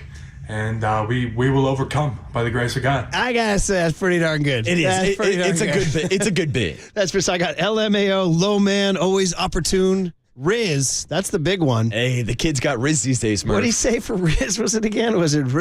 Give me the Riz one again. We want Riz. He's reliable, intense. He's zealous and zen. Zealous and zen, dude. Or zesty. Zesty, that's it. He's zesty. He's got that zesty Riz, Murph. The only one he didn't do was mid. That'd be a good one. Mid. Michigan, indomitable, decorators. I don't know. Michigan indefinitely dominated. Yeah, there it is. There it is. is. Yeah, there you go. That's mid. That's mid. So there you go, Joey. We just gave you a new bit. Tua Tagovailoa was on the Manning cast last night. I have to be honest. I've lost the momentum for the Manning cast this year. I've kind of felt the same way. Now, if it's a bad game, if it's a snoozer, if it's one of these primetime unders that we've been talking all year, I'll tune over to the Manning cast. But to me, it's too much of like a podcast during the game that takes away from the game if it is a competitive one. I can't really define why I've gone away from it. I just have. But Tua Tagovailoa was on, and he plays guitar. And the jump off sides. The Bengals jumped off sides. Really good. It's hard the first down. No, I got this. Please, no. No one wants to hear you sing. Keep going, Tua. Keep going. You're perfect. Great job of using the cadence. You need to work on your cadence. Singing. You give me the 31. I will get the first down. I love it. Oh, man, not bad. Of course, shades of Paulie Mac there, right? For sure. I was going to say, are Peyton and Tua available for parody songs? That was definitely shades of Paulie there. But hey, first of all, can I let's get racial up in this piece? Oh, I got you, Coach Murph. likes that when I say that, our program director. Let's get racial up in this piece. I'm going to go ahead and say the Hawaiian is just a gifted musician. I'm going to go ahead and racially profile because you could hear the soul in that playing right there, man. And if you ever heard like Brother Is, or you go to the islands, you get some strings over there in the islands, bro, you'd be weeping. Oh, dude, all my Pacific Islander buddies that I grew up with all know how to play the ukulele. They all play the ukulele. Yeah. And, dude, they can all sing like, they sing like fantastic angels. musicians. Again, Yeah. racially profiling here. Here we go. So, good way to start the Murph and Marcus show. well, then let's come after you now because the water boy, your silver and black heritage is not lost on some people. We had the legendary stop throwing subliminals. You need to get rid of Waterboy. I'm telling you. The guy's bad, just bad. He's a Raider fan that down talks to Niners constantly. Listen to him in the morning. Got bad vibes, always throwing shade. I don't get it. Why do you want a guy that's against the Niners on your show? You want to talk about the Raiders? Go to Las Vegas, go to L.A., go to Oakland, or wherever they're going to be. We don't need that guy. That's the same guy. It's got to be the same guy. I recognized it. I mean, that guy, dude, the same guy that was accusing me of throwing out subliminals. By the way, he tuned in yesterday morning to hear Waterboy's take. Zebras stole it from the Eagles. That's it. Zebras stole it from the Eagles. That's our ride with Big Dom, actually. Big Dom was framed by Dre Greenlaw. Dude, I love this. We'll get a couple texters every once in a while on the Golden State Lumber and Building Material text. I'm like, Waterboy, why were you rooting against the 49ers? I was like, yeah, go check in with my bookie. I'll let you know who I was rooting for. Waterboy just calls it like he sees it. So that's it, man. Unlike me, who bleeds red and gold. Faithful to the bay. Well, Murph, that's what I learned in journalism school. Not really, it wasn't really journalism. It was just media ethic classes that you've got to be objective, Murph. You see, very good there, buddy. But as I mentioned Tim Liotta yesterday, that he said you're not a journalist anymore, you're an entertainer. There it is. There's the question. I'm here to entertain with all the subliminals, Murph. That's it. And then finally, this is the Derek Papa John. I heard this briefly on the afternoon show, and I was like, what is that from? And I guess in John Dickinson's past life, they wrote a song about him. Mm-hmm. In the Spirit Creed? What does that mean, in the Spirit Creed? What does that mean? Of the band Creed. Oh, yeah, I'd say it's... Oh, so you're saying it's in the form of the band Creed. Here it is. John Dickinson, super reporter, big game bounties, boots on the ground. John Dickinson, super reporter, where will he be now? Let's go out to JD. That's pretty darn good. I got to say, I think Derek Papa's hired. I think he's got morning show parody. I think he just got hired. I think Derek Papa's a new parody guy. I think we got him. What have we been sitting on this talent for so long? Why hasn't he been doing it for us? Have you ever heard his Matt Mayoko song?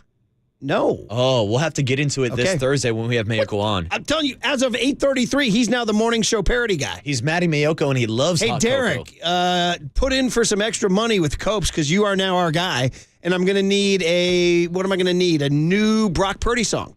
So that's it.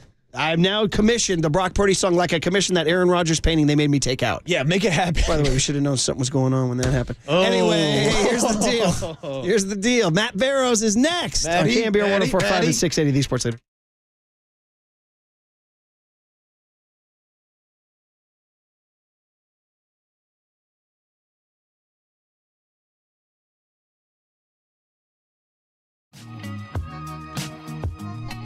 All right, it is the holiday season, and Amici's is the thing to do because we're doing holiday parties.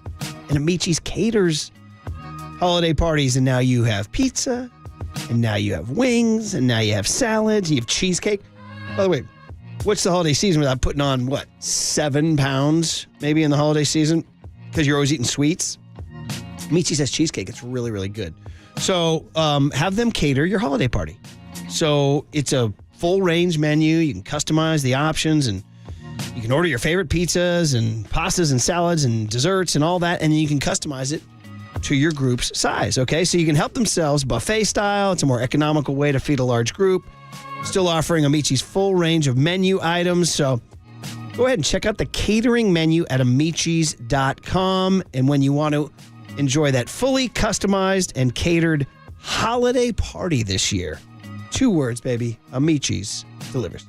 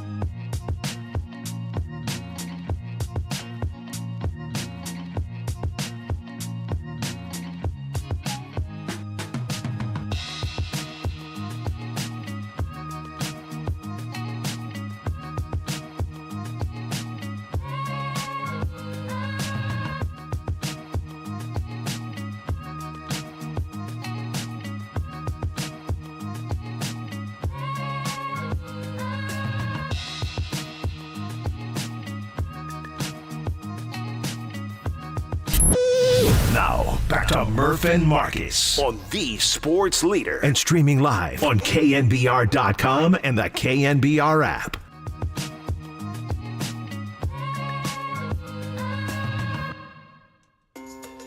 All right. right, 49ers 42, Eagles 19. Let's talk about it with Matty Barrows, one of our all-time favorites. So, Matty, because you are family, brother, just letting you know, I'm sure you know, Paulie Mack, business decisions here at the Leader. We lost FP Santangelo, Lee Hammer, and the great and legendary Paulie Mack. The great news is, speaking of family, the man sitting to my left right now is family. It's Marcus Boucher, a.k.a. the Waterboy, so we kept it in the family. But our hearts are heavy, but we soldier on. Good morning, Matt. How are you? Hey, morning, Matt. I'm good. Yeah, no, that news went through the 49ers media room, and lots of discussion about it, and lots of fond feelings for Paulie Mack. I mean, gosh, you guys have been a pair forever, and I know it must be very difficult, but also very nice to have Marcus at your side right now. Yeah, it's well said, Matt. Well said, buddy. So we what do? You soldier on. You kind of have to. You got no choice. Really, you got no choice. And Marcus is great. He's family and rather young, I might add too. Let's talk about this game. I know you got to go. I know you missed a game because you were sick for a little bit, but you're back. Let's start with the environment. First of all, can I just, non-football take, why is it always like Transylvania at the link? It's like misty and damp and dark, and it looks like at one point Debo came off the field. He was telling his equipment, I can't see. There's like mist on my screen. So was it kind of gloomy? Yeah, it was very gloomy all weekend. In fact, Ian Kelly and I shared a cab from the airport, and once you got into Philadelphia, it was like you were in a cloud. It was like we're always saying that Philadelphia, it's hell going to Philadelphia. You sort of saw that kind of rising up. It was very difficult to see all weekend. Not much visibility. And you're right. It was basically dark at game time. That's the time of year that we're in. But it was the appropriate setting for an Eagles game. And the Eagles fan, it was like a playoff atmosphere in there. They were at full throat. I kind of thought, after that Buffalo Bills game, that was in Philadelphia, in the rain, went to overtime, went to the very end of overtime. I thought maybe that would have taken something out of the Philadelphia fans. They would have been a little bit muted for this game. Maybe some of them got laryngitis or something like that. No, they were the good old Philadelphia fans. I think I've told you that their last row of seats is basically even with the press box, so they're face to face with you. They turn around and pound on the glass. At one point, they even managed to open the glass partition that separates them and the media right in front of Matt Mayoko. You should ask him about that. And I was very fearful that Matt was going to get snatched and kind of pulled into the crowd there. We would have to be yanking on his ankles to keep him in the press box. Wow, and Matt, obviously we know there's a lot of bad blood stemming from last year's NFC Championship game, but there was a lot of talk this week from both teams saying, look, these are two new teams, it's another year, it's another opportunity. But then we saw Debo and Trent and Fred and Christian McCaffrey show up in all black. We heard all the comments last year from Radio Row. I guess looking back at that game, it's pretty obvious that the 49ers did draw some inspiration and motivation. And in hindsight, were guys like Debo Samuel and Brandon Ayuk right about their call that they were going to expose this Eagles defense if Brock Purdy was healthy? Yeah, for sure. And, all that talk about, it's just another game. No, it was not. For some of those players, I do think that Brock Purdy did a really good job of, being, I call Brock Purdy a 23-year-old in a 55-year-old's body. He's just so mature and measured about everything, and I think that he did a good job. But, no, somebody like Debo Samuel, who is fueled by emotions, I think he absolutely remembered last year and remembered all the words that were exchanged. And like I said, that empowered him. That fueled him in this game. So it wasn't just another game. I think the 49ers very much benefited from the fact that they had played on Thanksgiving. They had some extra rest. And the Eagles didn't. The Eagles had two tough games in a row. Like I said, went to overtime against the Bills in the game before. So after that first quarter, after all the sort of elation and energy wore off, the Eagles were just exposed, and you saw that in their tackling or lack thereof. It wasn't very good at all. And when you don't have good tackling against the 49ers, Deebo Samuel takes advantage, and that's what you saw. And it wasn't just Deebo knocking people down. Of course, Juwan Jennings had a couple of Juwan Jennings blocks, just decleated a couple of guys. Ronnie Bell was getting into the act, the rookie. He played a few snaps and managed to get a pancake on one of them. Javon Kinlaw was pancaking guys. So there were a lot of pancakes being served in Philadelphia on Sunday. Just an incredible performance by the 49ers, who I can't believe I'm even saying this right now. This is absurd, but the only problem is they keep winning these big games in blowout fashion. The Niners will be like, you got to be blanking kidding me that you're saying this right now. But they beat Dallas 42-10, Jacksonville 34-3, Seattle 31-13, and Philadelphia 42-19. And the thing is, Matt, you're going to have to win a close one at some point. I know this is an absurd take, but, I guess that's because the close one in Minnesota and Cleveland, they lost. Right? Is this a crazy take? No, I mean, coming out of that Cowboys game, that's when you start the 3-game losing streak. So there was some thought that going from Dallas to Cleveland, there was a bit of a letdown or a little bit of a step off of that high. That remember how great everybody felt after the Cowboys game. They just demolished the Cowboys. And then the next week, they looked very ordinary in Cleveland, and the Browns made them pay for that. So, I think that the Seahawks are Browns-like. They're at a Browns level. So the 49ers have to be careful. And they have the benefit of having gone through that Cowboys game to kind of guide them. And they also have a healthy Trent Williams and a healthy Deebo Samuel, which they didn't have throughout most of the Cleveland game as well. So that's a benefit as well. It'll be a test, though. I mean, that was the game that they circled all off season. You saw that. So what do you do in the game after the game that you circled back in April?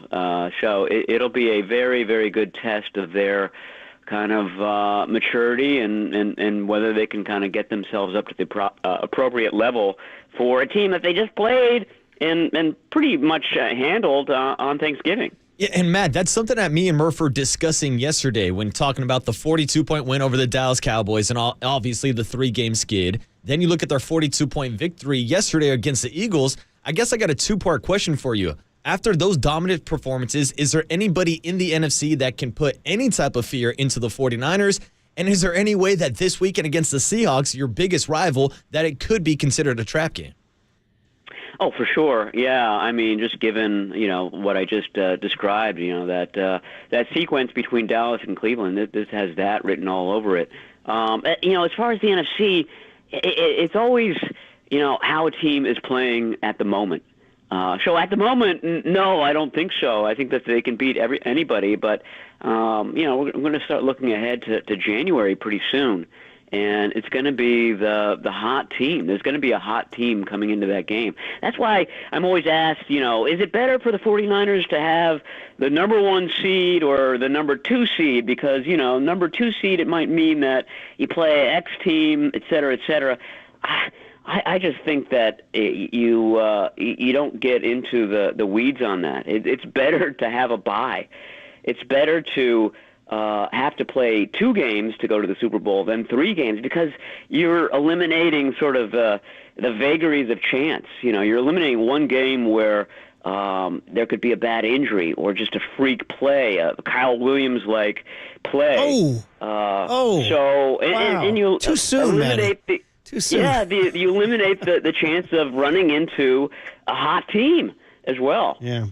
So that's going to be the goal from here on out. Man. Keep winning and hope that the Eagles lose 1 more game, because if they lose 1 more game and you keep winning, all of a sudden you're sitting pretty and you're sitting at home when the playoffs open. You know what's a weird game is that game at Arizona after Seattle.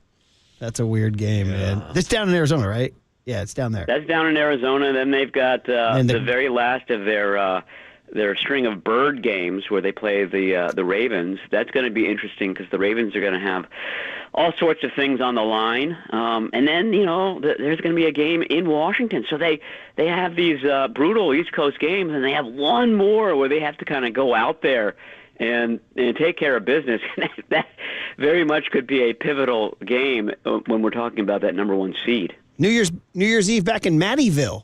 You still have the peeps back there in DC? No, all the peeps have gone to different spots. The parents used to be out in Washington, so that would mean a very long trip for Maddie. But they're up in Maine now, so they're they're very little chances to hunkering bump down. into them. You're not going to hear from them for the next few months. Otherwise, No, for sure, they're already getting snow up they're there. living a Stephen King novel right now. They're like, you know what I mean? That's right. They're hunkered down. They hunkered down in like mid-October. They're hearing up there. weird noises, and there's this big dog roaming in the snow in the back of their house right now. So,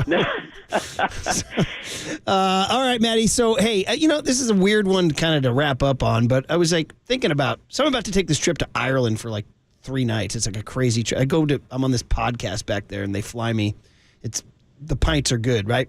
And I know when I get there, they're going to ask me this. And I was like, how would I answer this question? Like, why is Kyle Shanahan's offense so good? I mean, they're going to ask me that.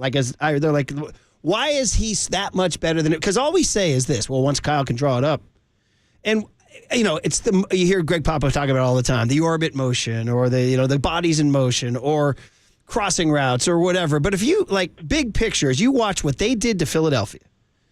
And I don't know, maybe it's the talent. Maybe you just say that. Maybe it's the ball in Debo's hands, the ball in McCaffrey's hands. And it's different when it's Breida and think of me a receiver, Marquise Goodwin or somebody. But what is it to you that sticks out? Why is he's dominant? When he's allowed to get in his bag, he dominates, Matty. Well, first of all, I would imagine that Shanahan and John Lynch are very popular in Ireland, given their roots. Yes, they are. Yes.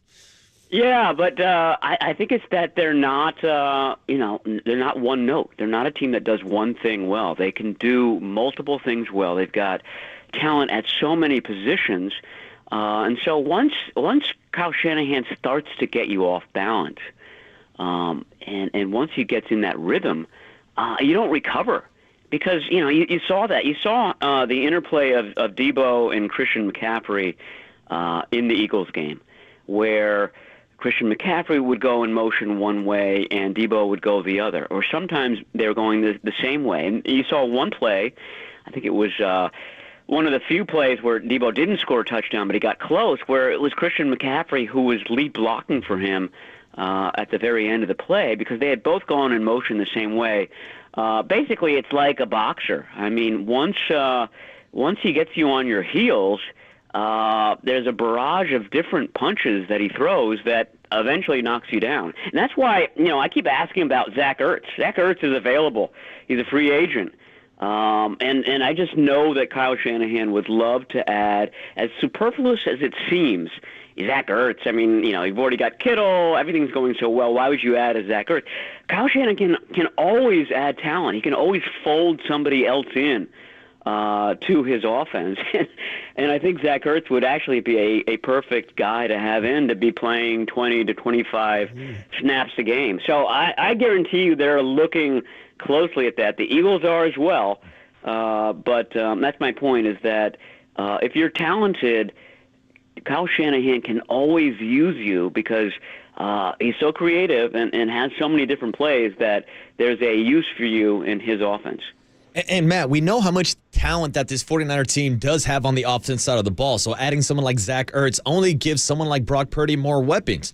But we've also seen over the last year, since we just passed the 1-year anniversary of Brock Purdy taking over as the starting quarterback after Jimmy Garoppolo got hurt, that Brock Purdy has elevated this Kyle Shanahan system and this 49er offense to new heights that we have not seen under Kyle Shanahan's era in San Francisco. So I'd love to get your kind of big picture perspective the past year for Brock Purdy, and what did that quarterback look like this past weekend walking into Philadelphia versus the quarterback that walked in during the NFC Championship game last year? Well, you just heard all the wonderful things they said about Kyle Shanahan and how creative he is and how he has all these options. And he's got, our joke over the years has been Kyle Shanahan is looking for Kyle Shanahan at quarterback. He's looking for somebody who can sort of translate his mind onto the field, and he's found it. He's found the guy. Brock Purdy is that guy who is seeing things through Kyle Shanahan's eyes. And what we've been witnessing in recent game is that he's seeing things so quickly. That Christian McCaffrey throw, I forget how many yards it was down the sideline, 33 yards. Brock Purdy sees that. Christian McCaffrey is not open at the time that he's seeing it, but he realizes he's going to be open, and so he throws it at a point where he and the linebacker are neck and neck. And then as the ball's in the air, it's no longer neck and neck. I forget how many yards McCaffrey gets on that linebacker, but it's a good 6-7 yards. And he's just kind of seeing the future before it happens. And I think Kyle Shanahan does that. And like I said, he's been looking for somebody who sees the field like he does since 2017, and he's finally found that guy. And you're seeing the effects of that week in and week out now. My goodness, what a trip to Philadelphia it was. Right down to the, what did you say, ripping the glass out? Was that it? Was it? Hey, yeah, they separated the glass that separates the poor media from the hooligans outside. And so there was a moment of panic where, oh my God, the rabble has stormed the Citadel. Or like Louis the 15th being kind of nice. jettisoned out of the castle. High level. It was scary.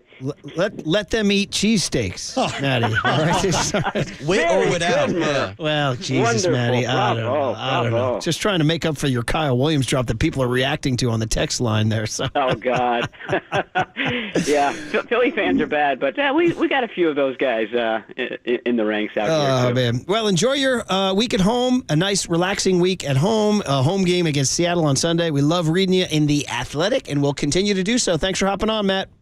All right, thanks, guys. Talk to you soon. That's the great Matt Barrows. I can't tell you how, that kid, so reliable. Oh, it's the one and only Matt Barrows. By the way, Mark Spears joining Papa and Lund at 11:30 this afternoon. Mark Spears. Also, what we're going to do is from Matt Barrows to Marcus Thompson to Trent Williams. How about that? You got that? Oh, sign me up, Murph. Make sure. So we got a little hit on the other side. Keep talking Niners. We got an Amici's gift card we got to give away. And I got my notes about asking Trent Williams about that boombox, Murph. Thank you. I've got the notes. Thank you. And, okay. And we got a $100 gift card to give away. We'll do that. So Marcus Thompson, $9.15. Trent Williams, $9.40. I got it. And you got it. On KNBR 104.5 and 680, the Sports Leader.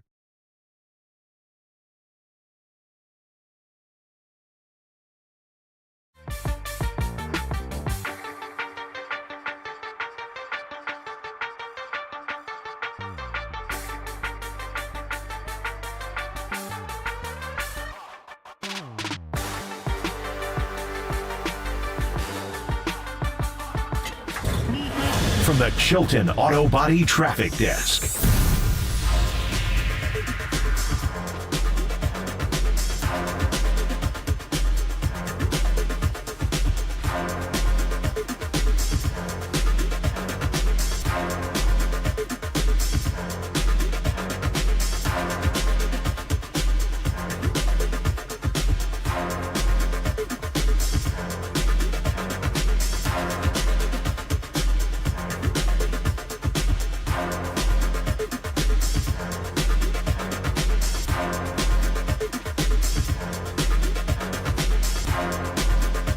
Yeah, let's talk about Marin Health. Of course, you know me from the North Bay, repping the North Bay. Love it up there. World-class beauty, obviously. How about the world-class secret we call Marin Health? It's not just the closest medical care, but the best. With a cardiology team that delivers treatment twice as fast as the national average, a world-class maternity care center with doctors and midwives available 24/7, an accomplished orthopedic team to get you back on the trail, and a partnership with UCSF that expands our world-class capabilities. It's all right here to get you closer to being at your best. Marin Health, world-class care, closer than you think.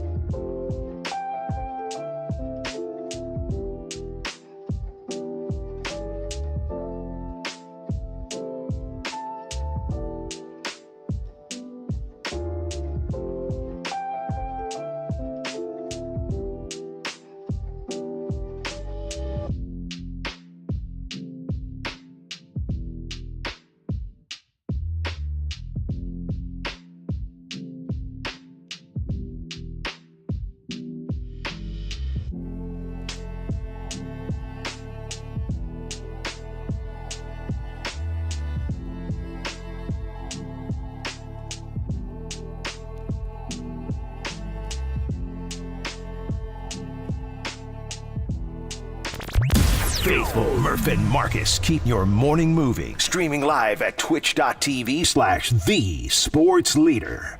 Well, I think there's every offseason a level of aggression, understanding the market we're in, the expectations, the rightful expectations of our fans.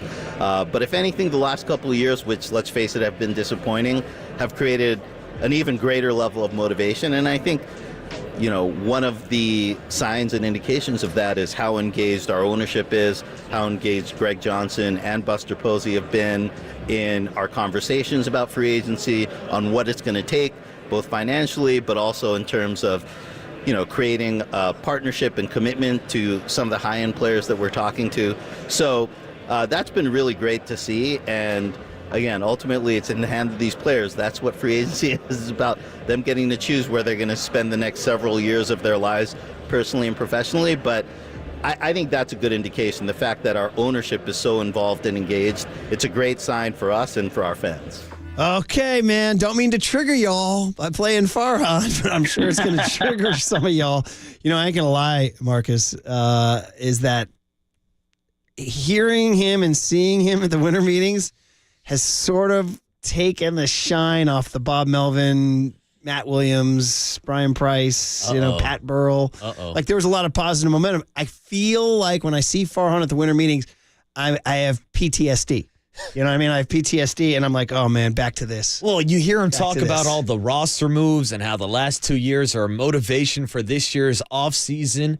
I don't want 66 more moves, Murph. Oh, man. I don't need to get back on Highway 66 in the Giants free agency search. I don't need a different left fielder for the, 100th year in a row since Barry Bonds left? Yeah. By the way, you are listening to KNBR and KNBR FM San Francisco, the sports leader, a Cumulus media station. Okay, something interesting, though, that was at least mildly different than the same sort of Farhan stuff we hear is, did you hear who he said is involved is Buster Posey. Buster Posey. So I remember when they brought him on board as an owner, I was like, this is a really good thing. And I remember certain listeners saying to me, dude, you kidding me? He's going to sit there and collect his 1/30th ownership share, and we're never going to hear from him again. I'm like, I don't know. And look at it. Now the guy's moved back to the Bay. And did you read Andy Baggerly's note? And I missed this over the weekend. Obviously, it was a little bit of a different weekend for me this past weekend. But the San Francisco Chronicle had a picture of Farhan and Buster getting into their cars at the ballpark Saturday wearing dress shirts and jackets. Wow, no, I missed that, Murph. And he was saying, listen, I don't know. Maybe they were, maybe they're at a funeral for a dog. I don't know. But the likely thought is that they were courting somebody. And, who could it have been? If they're wearing a dress shirt, I mean, Well, hey, hopefully if it's the guy that we're all thinking about, the Giants won't tell us about it. Exactly. Because that's the big word is you're not allowed to speak about Shohei Ohtani. Well, even that is like uncertain where that came from. Like, that's not an official statement from Shohei. That's like a rumor coming out of his camp. This guy's got lockdown. I tell you what. Oh, dude. They say if you want to keep a secret, what's the old line? If you want to keep a secret, tell a dead person or something like that. Come on, there's an old line like that. Come on, young Tony, help me out here, buddy. It's like... I know the saying, like, if you want news to spread, tell one person at work, and everybody else is going to find out. Wow, that's a good way. If you want to keep a secret, tell a dead person or something like that? Well, I'm sure they're not going to tell anybody if they're dead, Murph. Yeah, if someone told you, I can't find it I just did a quick Google search. Oh, it's Ben Franklin.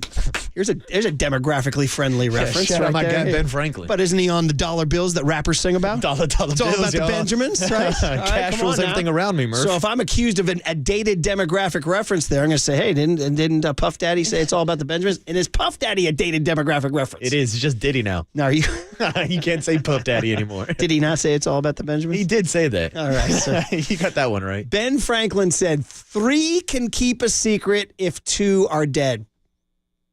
I understand. Great line, huh? Yeah, it's good. That guy, poor Richard, he had a few up his sleeve, man. So 3 can. So anyway, the point is that Shohei, man, that's the guy I'm riding with my secrets. Because dude, nothing has leaked out. Nothing except for one thing this morning that the Toronto Blue Jays met with him in Florida, and you and I were joking. So long, Blue Jays. Thanks for entering the Shohei Ohtani sweepstakes. You can see your ass out the door. I wonder if he honestly would. Like, they offer him this incredible contract and this great lifestyle and a franchise on the rise. And he's like, yeah, but you leaked, so I'm not going there. That's it, man. That would be hardcore. The secrecy of Shohei Ohtani is like a whole nother storyline on its own. Like, even going back to this offseason where they didn't really disclose what kind of elbow surgery he was having. They came out and said, yeah, Shohei had an elbow procedure. He's not pitching this year. He should be good to go in 2025. It's almost like I'm going to need some help, like maybe like Case or Tony. Like, who's the guy in Harry Potter? He's like the name you're not supposed to speak of. Voldemort. Voldemort. You're not supposed to say his name. Like, are we not allowed to speak about Shohei Ohtani? Should we have even mentioned that he started following Logan Webb on Instagram? By the way, I don't know. Sometimes I can't trust listeners. I love you guys, but sometimes the texts aren't always fact. I got to fact check these. They're saying did Susan Slusser send out a tweet saying that Ohtani was in town? No, I did not see that. We'll have to verify. We'll put our producers on the scene, but let's see. I mean, we need John Dixon, boots on the ground reporter. I thought Sluss was too busy going to see the Jam for the 1 millionth time over in London. By the way, shout out the Jam. Even if he was in town, we're not supposed to talk about it. Yeah, here it is. Giants making progress with Shohei Ohtani. IG follow for Logan Webb comes after that apparent visit to San Francisco. So here's what Susan wrote. I missed this. Obviously, it was a crazy weekend. I wasn't keeping up on. I wasn't boning up here.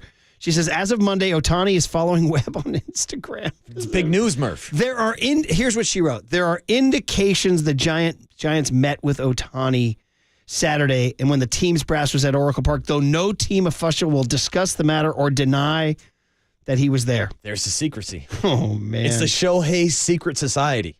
He's 29 years old. You want him? Is that a question? I'm just saying. What if it means you don't get anybody else? See, that's where I want to end that argument. I think it's stupid when people say, oh, if you get Shohei Ohtani, you can't get anybody else. What do you mean? The team that's favored to land Shohei also has Freddie Freeman and Mookie Betts. They're paying them, right? Yeah. You look at the San Diego Padres. I know there's a lot of talk about Juan Soto being in trade discussion. I know they had to take out a loan to get all that money, but they're paying Tatis. They're paying Machado. Those are teams that went into the luxury tax, and I hate to do my guy Greg Johnson like this, but you'd like to break even. No, I don't. I want to win championships. That's what he said. He said he didn't want to go into the luxury tax a lot. Shout out Joe Lacob, who just barrels into the luxury tax. Doesn't give a damn about the luxury tax. What do you give me for Deebo Samuel running down the turf in Philly and Joe Lacob running into the luxury tax? That's dude. it, I mean, it's like it's incredible. And by the way, what's it gotten him? A 9-11 Warriors team. But dude, the championships were worth it though, man. I know, but he doubled down on the luxury tax to get more. But that's the thing. It's like, even if Shohei Ohtani was to come to the Giants, is he enough to make this team a contender? Like, you need more pieces. Whether it's a Yamamoto, whether it's a Matt Chapman, whether it's bringing in different bats. Yamamoto and Shohei. Why not? Because they're both committing gigantic contracts. By the way, 559 says, welcome back to the Shohei Invitational, baby. That's it. I mean, I've already got the nickname ready. It's the Shohei Kid. Not the Say Hey Kid, the Shohei Kid. Not bad. I've been workshopping that one. That's not bad. Andy Bagley wrote about the ballpark and the overlays that showed Ohtani would have had home runs robbed by right center field at Oracle, but also some home runs that would have gone out down the right field line. That was the thought early, like, oh, that's a short porch and right. No, it's not. It's a big wind blowing in. Mike gave us his big detail about how they put the whatever you call it, the sheath or whatever over the portholes. Yeah, and the plexiglass he was talking about. All that said, and Mike was great, and tomorrow's the Ford Frick Award thing, but when he was talking about how it's not anymore, I had Copes, and we had 2 Copelands on it, I believe, Casey and Adam, and it showed that the Giants were, you might want to, Giants were 27th in home runs as a park. So, I mean, it wasn't exactly... and that's kind of been the problem, not too. exactly what they used to call the old Atlanta Fulton County Stadium. They used to call it the launching pad back when Bob Horner was knocking them out of there. This ain't the launching pad, bro. No, it's not, but we've known this about the ballpark before they bring in the center field fences. It's never been a hitter's ballpark, and I don't know if it will. Which is why Shohei wouldn't come. Because of the placement. But the question is that the strategy that Farhan and the front office should be taking? Because we had him on last year before the season started, and he said, yeah, we're going to be one of the leading teams in home runs this year. When you're playing in that ballpark, shouldn't you build your club more like the Arizona Diamondbacks who made it to the World Series with defense and pitching? You know, the same formula they had that they won championships with in 2010, 2012, and 2014? Yeah. And what you mean that Korean center fielder who's supposedly a speedy defensive guy? Listen, guys, again, I ain't lying. I'm getting PTSD because it's all happening all over again. In fact, right down to the part where I'm leaving for Ireland Thursday after the show. Oh, no. It's a quick visit. I'll be back. I'm only gone for one day. I'll be back Monday for the show. Post Seahawks, I'll be here. I'm going to miss John Lynch for the second straight week, which sucks. That's it, dude. You'll handle him, though. Boucher and Lynch. Ask him if he's wearing that jacket. I've noticed he wears that like maroonish kind of purple jacket. That's like his winning jacket. I'll ask that where I could buy that for you for Christmas this Seriously, year. I'm going to bring it up with John. When I finally get him, I'll probably be on with him before the Cardinals game, I guess. Yeah, hopefully. Who knows? And I'm going to say, John, what's up with that jacket? Is that the winning jacket? But anyway, the PTSD I'm getting is that the last time I did this was I landed and you and Paulie were doing the show and Arson Judge went to the Yankees. That's when we had Murph live from the pub in Ireland. Right outside of Fallon's. Great pub, by the way. Great pub. Unbelievable pub. And it's like cold and kind of light snow coming out. You open that door and, dude, the warm pub. Oh, the womb, water boy. And here comes that pint and you got your jacket taken off your jacket. Oh, man. Oh, dude. Boy, I'm going to. I can only imagine of you. I don't have to get into the Guinness drop. We can get into the bourbon. I got the bourbon. We got a Guinness one behind the bourbon. Last one is 831 says, if the Giants did land a Shohei or a gigantic free agent, would that confirm that Gabe Kapler was the hindrance to recruiting free agents? They wear the Marlins hats. Thank you very much. Well, you Very good, remember young Tony. Very that good. Farhan sound earlier this year where we were deciphering whether or not it was a misspoken quote about how the Giants have a manager that players want to play for now? Yeah. Remember that? Yeah. 707 says, what time is the Waterboy interview with Otani that's going to get canceled? Oh, dude, there it is. There it is. That's Shout great out, knowledge. Shout out to Carlos Great Correa institutional last year. knowledge, 707. Can't wait. All right. Wait. Marcus Thompson and then Trent Williams to finish the show on KNBR 104.5 and 680 Sports League. Welcome back to the Shohei Invitational, baby.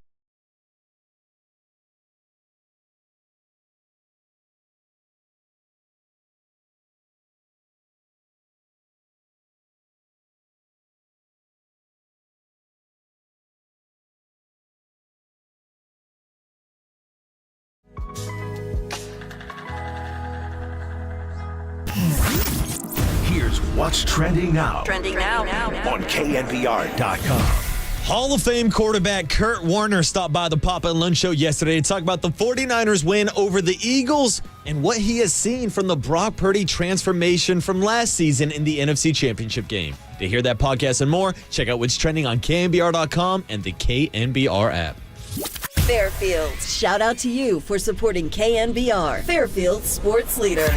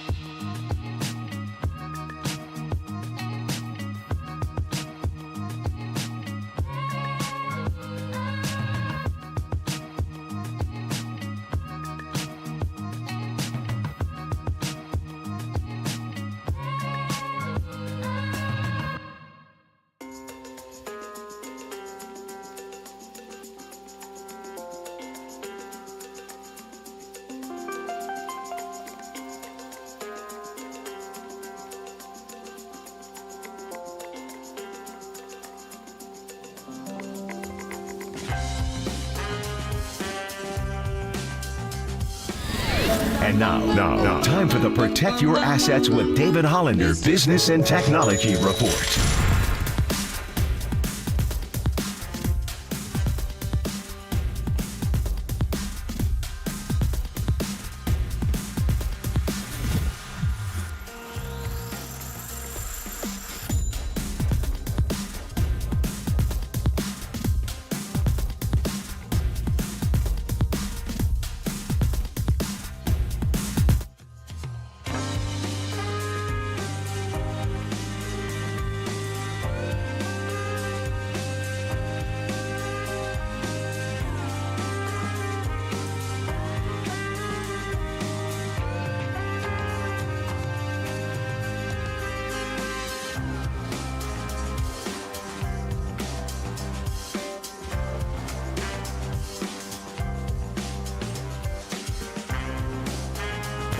Dub Nation, Murph and Marcus keep rolling on the Sports Leader and streaming live on YouTube at KNBR 1045.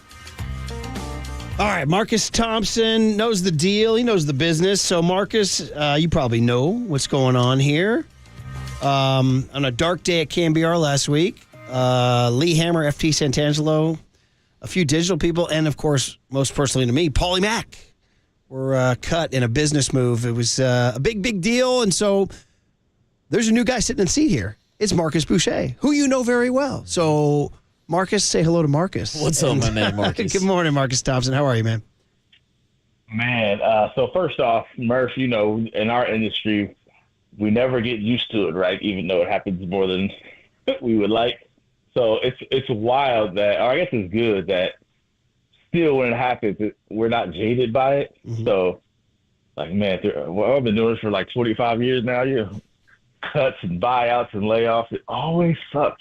I kind of wish it would, like, you know, feel normalized, but it doesn't. So, yeah, shout out to Paulie Mack, especially SP, man.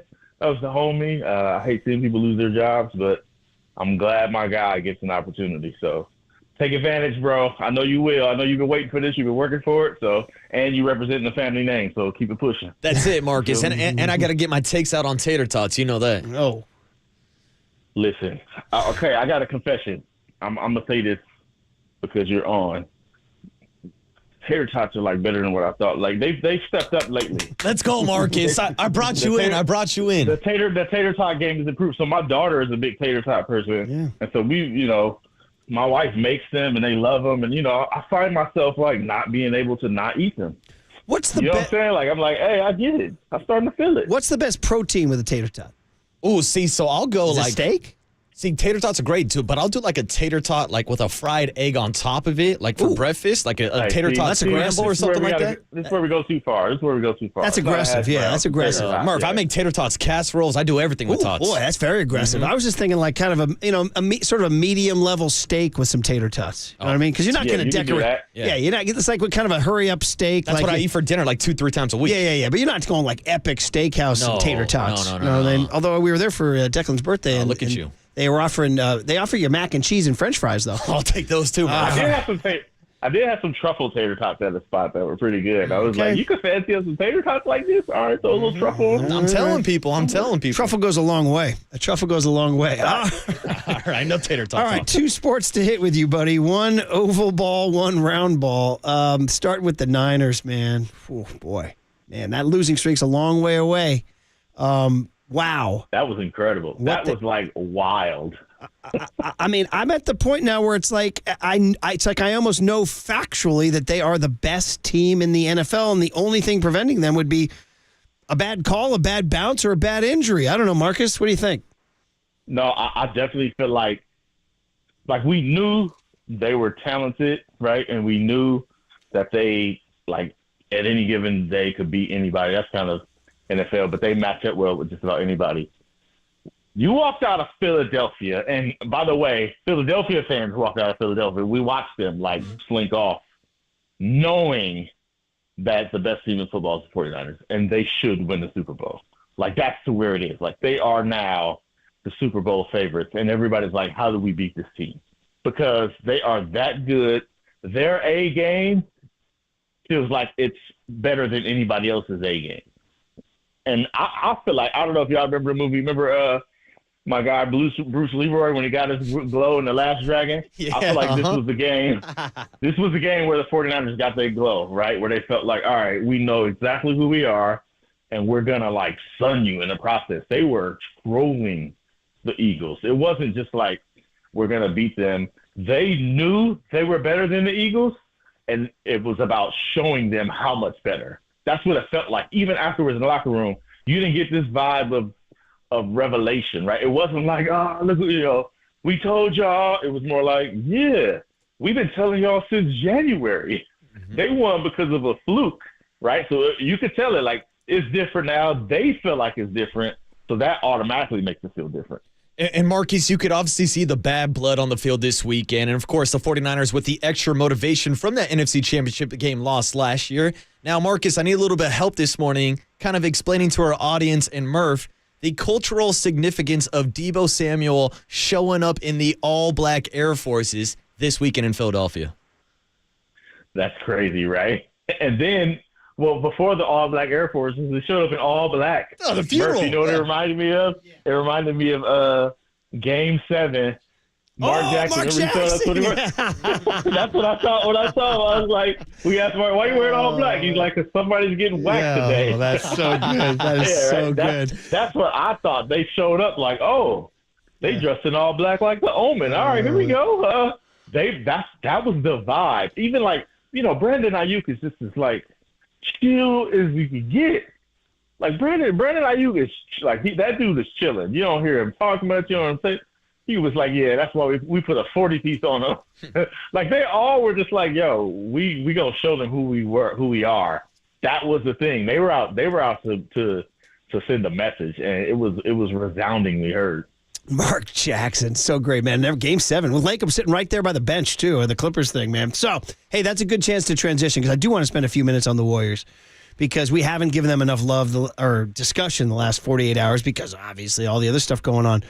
But, dude, you know what I'm saying? Marcus, I feel like overnight, it's like weird. Like overnight, like generations change, and like all of a sudden you wake up and the kids are younger than you and they're making references you don't understand.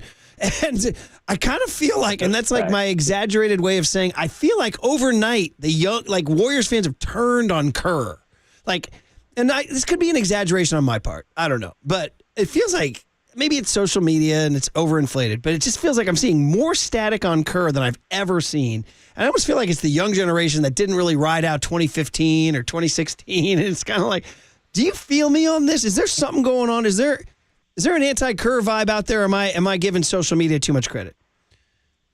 I think both are true. I think there's been an anti-Kerr vibe growing for a minute. But I do think it's mostly just social media. In the end, here's what it boils down to. The Warriors aren't as good as you think they should be, and you got to blame somebody. Mm-hmm. You're not blaming Steph. Who's next, right? Like, so that's kind of what it boils down to. There's an anti-Kerr vibe. There's an anti-Clay vibe. There's an anti-Draymond vibe because there's a large segment of Warriors fans who only know what winning championships look like, right? Only know what being the best team in the league looks like. So, yeah, it's been like that. Every coach has his thing. I think that's the part. If you're not a big time, if you're not like really into the weeds of basketball, like every coach has his thing, which means he has a thing that's not his thing, right? Like Popovich hates threes, that type of thing. Like, so coaches have a philosophy. We understand it in football, right? We understand a coach that likes to run against a coach that likes to pass. And hoop, you kind of like read. If your coach likes to do this and you're not winning, you want him to do that, right? So that's how Steve is. Steve believes in philosophy, believes in ball movement, and they're watching everybody else do ISOs and pick and rolls and let their star shine. And you're like, Steve, why aren't you doing that? Look what's beating us. Why aren't you doing that? But Steve's got a philosophy, and it's won them 4 championships. You don't do ISO heavy all the time. You don't kill your players, and also it's easier to guard. But when they're not that good, it doesn't look as good. So that's why you get the criticism. But yeah, you're right. It's there. It's a bunch of people who say Riz now. Added to the dictionary yesterday. That's very funny. But so Word of the year, 2023 was Riz. We have there's a comedian. Come on, what just happened to game, Marcus? It was simple. He's got game, he doesn't got game. Now the kid's got Riz. Hey, see, even you're getting too old now. Come on. Just circling back on the Kerr stuff that you were just saying, and that is, it seems like, okay, so we talk about pick and roll and ISO versus ball movement and all that, but it seems like their focus is on his rotation choices. That's what I see most of the criticism. So, like me, personally, I'm like, okay, I get it. They're not playing great right now. Clay hasn't had the start he wanted. Wiggins certainly hasn't had the start he wanted. Draymond was suspended for 5 games. But I'm like, I'm going to give it some time. But where are you on ragging on the rotation choices? Particularly, obviously, the Moody decision and Sack is the big one everybody points to. But in terms of that, is that something you think is a valid criticism of the decisions he's making about the bodies he plays? Oh, yeah, I think that's valid. Philosophy is like philosophy. I think you can always criticize rotation. I think it's a fair thing to investigate. This began last year, though. And like even some people in the Warriors disagree with Kerr on this, right? Like playing Anthony Lamb and Ty Jerome over playing Jonathan Kuminga and Moses Moody, right? Playing Wiseman, not playing Wiseman, going too big and not going too big. Like you could always kind of analyze that, especially the reason it's so prevalent now is because the Warriors don't have room for error like they used to have. So now if you don't have the rotation right, if you mess up and put the wrong guy in at the wrong time, it could cost you. Whereas before, maybe it doesn't cost you so much, or maybe you can get away with a junky lineup. So he's kind of still doing that, feeling out what works, and it cost him. You could argue that Clippers game, putting Corey Joseph in, like for that possession where you need a defensive stop instead of Jonathan Kuminga, was a difference in the game. In a game they lost by a point, Corey Joseph ends up not getting the stop, and like that type of stuff hurts you. Even Steph talked about his bad shot in the Sacramento comeback. His bad shot at the end of the third he thought was very important. He thought it hurt them because it gave Sacramento momentum. They don't have the room for error, so now Kerr's got to press all the right buttons. He pulled Moody out while he was hot. It cost them. So now it's starting to become where now these are do you win or do you lose type of decisions. And if that's the case, you can always – it's fair criticism, even though I think Kerr plays a far longer game than people think, right? So the payoff sometimes isn't this game. Sometimes it's in March or in April, but do they have that long to wait? That's the difficult part. Yeah, and Marcus, obviously just picking back off of that rotation question, it's a topic that's been pretty much at the forefront of all Warriors discussion over the past week, especially when the Dubs blow 2 different 20-point leads. So how much blame does that get put on Steve Kerr, whether it's fair criticism or not, when you are the head coach of a team that blew 2 20-point leads in the same week? Well, the first one, he kind of took criticism for it, but I also think, I mean, like, here's why it's not that bad, because in both of the games, Steph Curry wasn't really doing Steph Curry things. Mm-hmm. So he takes criticism to me from the fact that his philosophy is, hey, man, we're going to use Steph. If they're going to double, we're going to work and we're going to get a great shot. And he believes they'll make the great shot. So that's a belief in his team that may not match up with the production, but that type of belief is why they win. But I would say you can't let Steph go into the fourth quarter cold. You can't let the other team take Steph out. And so the Sacramento game where they're doubling Steph, getting the ball out of his hands, like I think he let that happen too freely, and the other guys couldn't score. And that's why they only had like 19 points in the quarter, where it's like, you got to say, we need Steph to cook. This is our difference maker. Let's let him cook. But against the Clippers, he did that. Against the Clippers, Steph had the shots, but Steph didn't make them. If Steph make a couple of those shots, they win the game. So I think the blame can kind of go around. In the end, if Steph, Clay, Wiggins, if everybody's playing pretty well, they should win that game. But I just think the difference is when they're not, they need Steve to press all the right buttons. So that's where, to me, he comes in. But he's not a right now in the moment type coach. He's always playing big picture, because if he was playing that way, Steph is playing 38 minutes. But Steph is not playing 38 minutes. So that's the kind of juggling he has to do. He has an old roster. I think it's a little bit on everybody in that sense.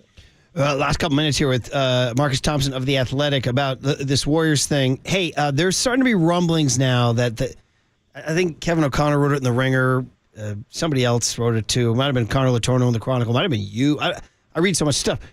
Do they need to make a big trade? Is that on the table? Like, do you think as this thing gets going, leading into February, Dunleavy, it's on the table that a big trade could be out there? Like, I think we're going to learn, but from what I know about Mike Dunleavy, I think it's more possible than it has been. Dunleavy feels like a gunslinger type, and obviously he hasn't done it yet, so we don't know. But I think if there's a deal on the table come February and they're not in a good spot, I think he'll pull the trigger. Whereas I think it might be tougher for Bob Myers to do it because he's so married to this situation, right? To these guys.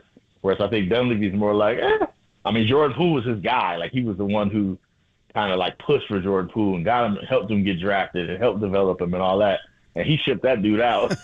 Dunleavy's like, yeah, I mean, if it's a good deal, I'm taking it. So I do feel like we're not there yet, but come January, if it's clear they can't find a good rotation, they can't mix and match these things right, and their lack of athleticism is going to be a bigger problem than they thought, yeah, I definitely think a trade is possible. Maybe it should happen, but I don't think they're there yet. I do think, Mike, you want Mike Dunleavy on that wall. You need him on that wall. I think he'll push the button.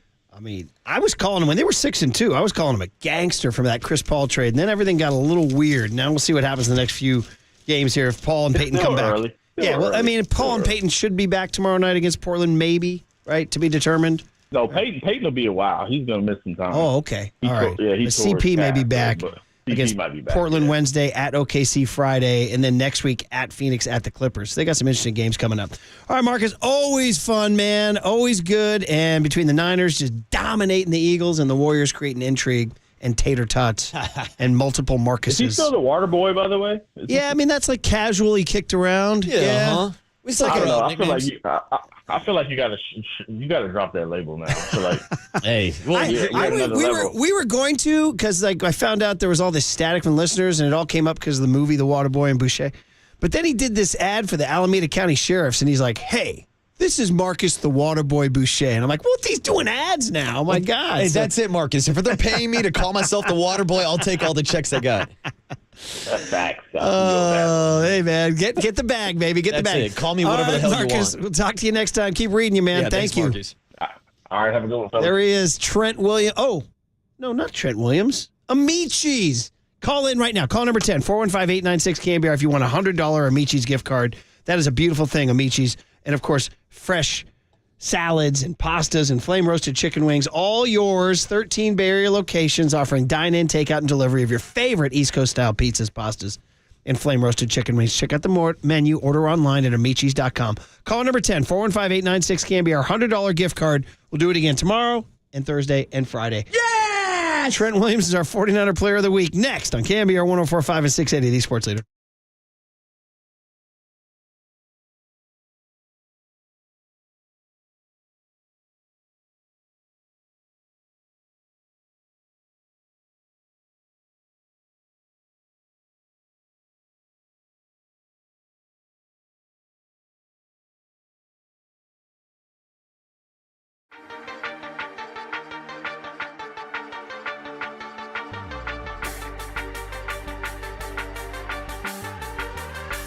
All right, let's talk about a Provident. Amici's are giving away the gift card. But right now we're going to talk about making money with Provident Credit Union. Gee, money is only the most important thing going here in terms of food, shelter, and clothing.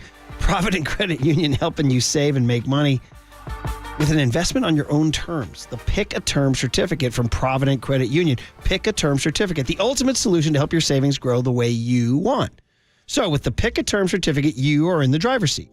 That's with a 3, 6, 9, or 12-month term.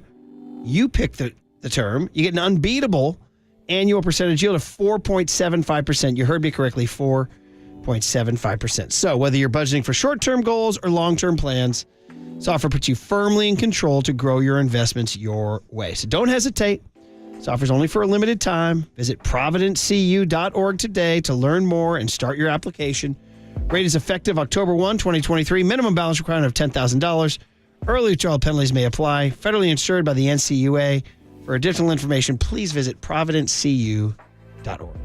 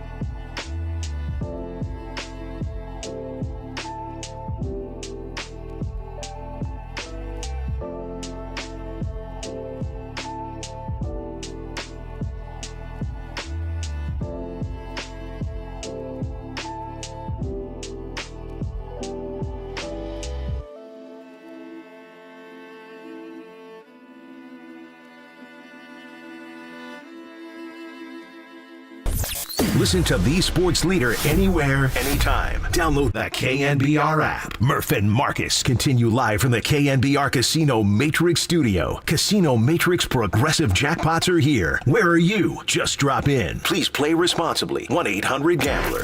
His helmet is off. And his mic is on. Time for our 49ers Player of the Week. On KNBR, the sports leader. Sponsored by Benjamin Moore Paints. Experience the Benjamin Moore retail difference at their independently owned authorized retailers today or at benjaminmoore.com. And by Nick the Greek. We welcome you to our house. Come taste the difference of our delicious local Greek flavors and become a fan.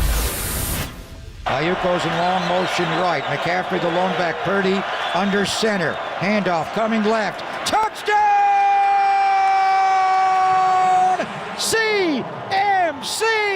Ayuk goes in long motion left. It's Eli Mitchell now in, but it's an end around to Deebo Samuel coming right. Turns the corner and goes into the end zone. Touchdown! Looks left now. Middle throws caught. Broken tackle by Deebo Samuel. Runs for a first down. 30, 20, 15, 10, 5. Touchdown! San Francisco! What an absolute beast, Deebo Samuel. The throw is on time. It's Deebo Samuel. He is working a crossing route over the middle of the field. Nick Morrow just bounces off 19. Debo says, I'm going north and south. I am going to hit the gas pedal. There it is, man. The sounds from Philadelphia, which were rather impressive as the 49ers get the 42-19 win. They begin to sort of build up the steam now for Seattle this Sunday at Levi's Stadium. And we have our 49er Player of the Week every Tuesday. What a treat to have one of the best players in the entire NFL and one of the best tackles in the history of the NFL. He probably doesn't want to hear that right now. He just wants to beat the Seahawks. Trent Williams, number 71. Trent, we've had you on the show a few times before, but great to have you back. Me, Brian Murphy, my partner here, Marcus Boucher, and the Murph and Marcus show. And good morning, Trent. How are you, man? Yeah, morning, Trent. I'm doing good, Murph. Marcus, how y'all doing? We're doing good, man. I always like to start by, just kind of checking in on a Tuesday because I always like get the routines of a Niner, like on a Tuesday. Like last week we talked to Nick Bosa, and he was going to do leg day and a cold tub. So what do we got for Trent? What do we got for 71 this morning? What's on the schedule?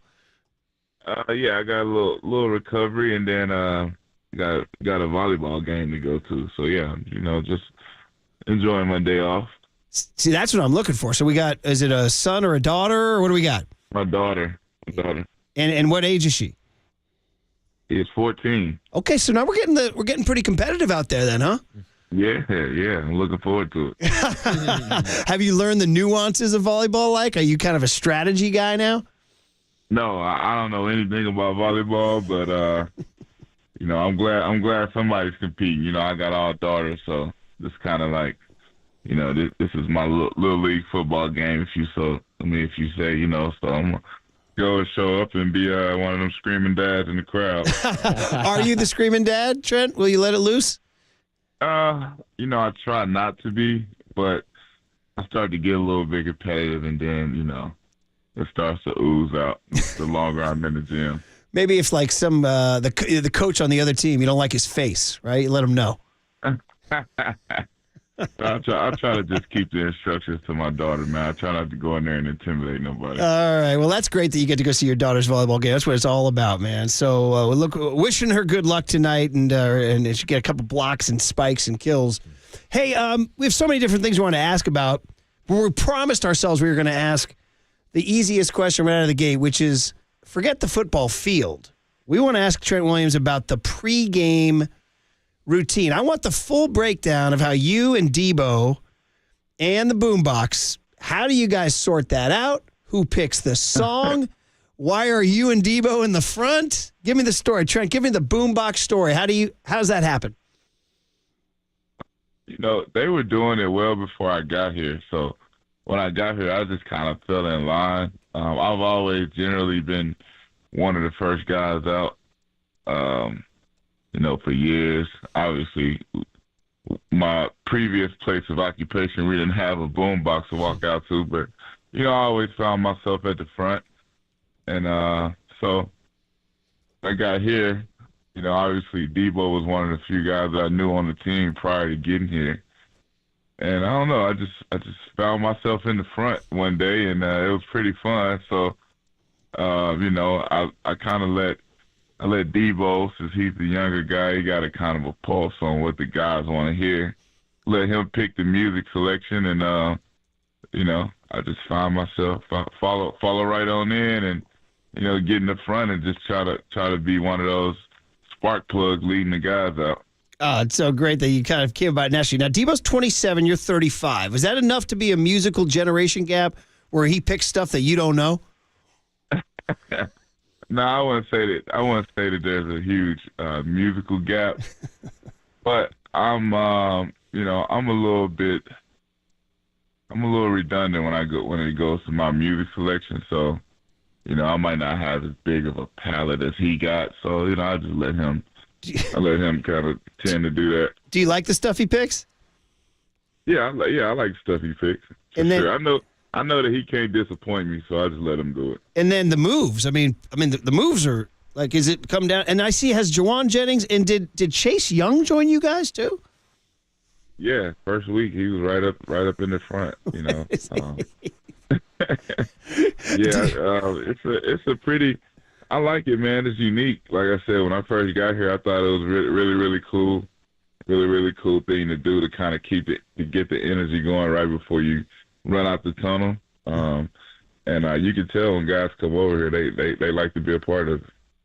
That's awesome. Trent Williams is the voice you hear. He's our 49er Player of the Week here on the Murph and Marcus show with Brian Murphy and Marcus Boucher. Marcus. Yeah, Trent, and we know most 49er fans love seeing those footage and those videos of you guys walking out of the tunnel, kind of showing how ready you guys are for the game. But this past weekend, we saw some pregame footage even before you guys came out of the tunnel of you, Debo, Fred Warner, Christian McCaffrey showing up in all black. We saw the all black Air Forces that Debo wore on the field.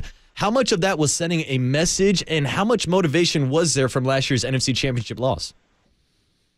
Honestly, I know I can speak for myself. I can't speak for everybody else who wore black, but I didn't. Honestly, that was just something I had decided to do. I didn't really. It wasn't nothing that we had talked about or anything. We didn't really come together and put together an outfit or nothing like that. It really. I had no idea what he was wearing. We take 2 different buses.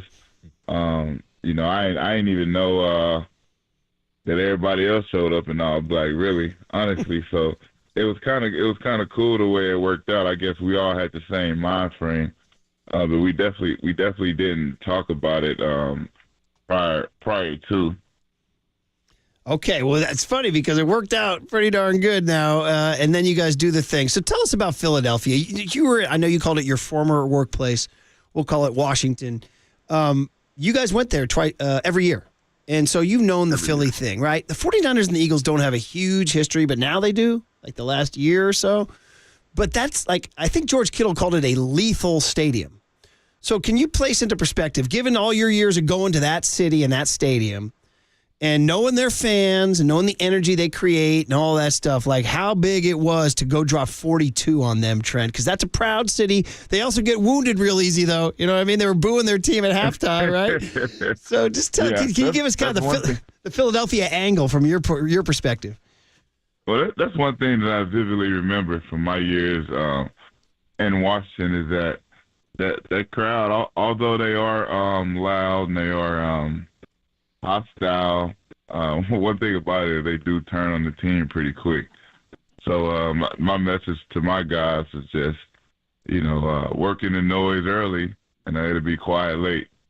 And, third, fourth quarter coming around, you start to see guys starting to beat the traffic. So when you go into Philly, that's the only way to play them. It's similar to Seattle. You got to be able to work in the noise early, and then you make the plays you're supposed to make.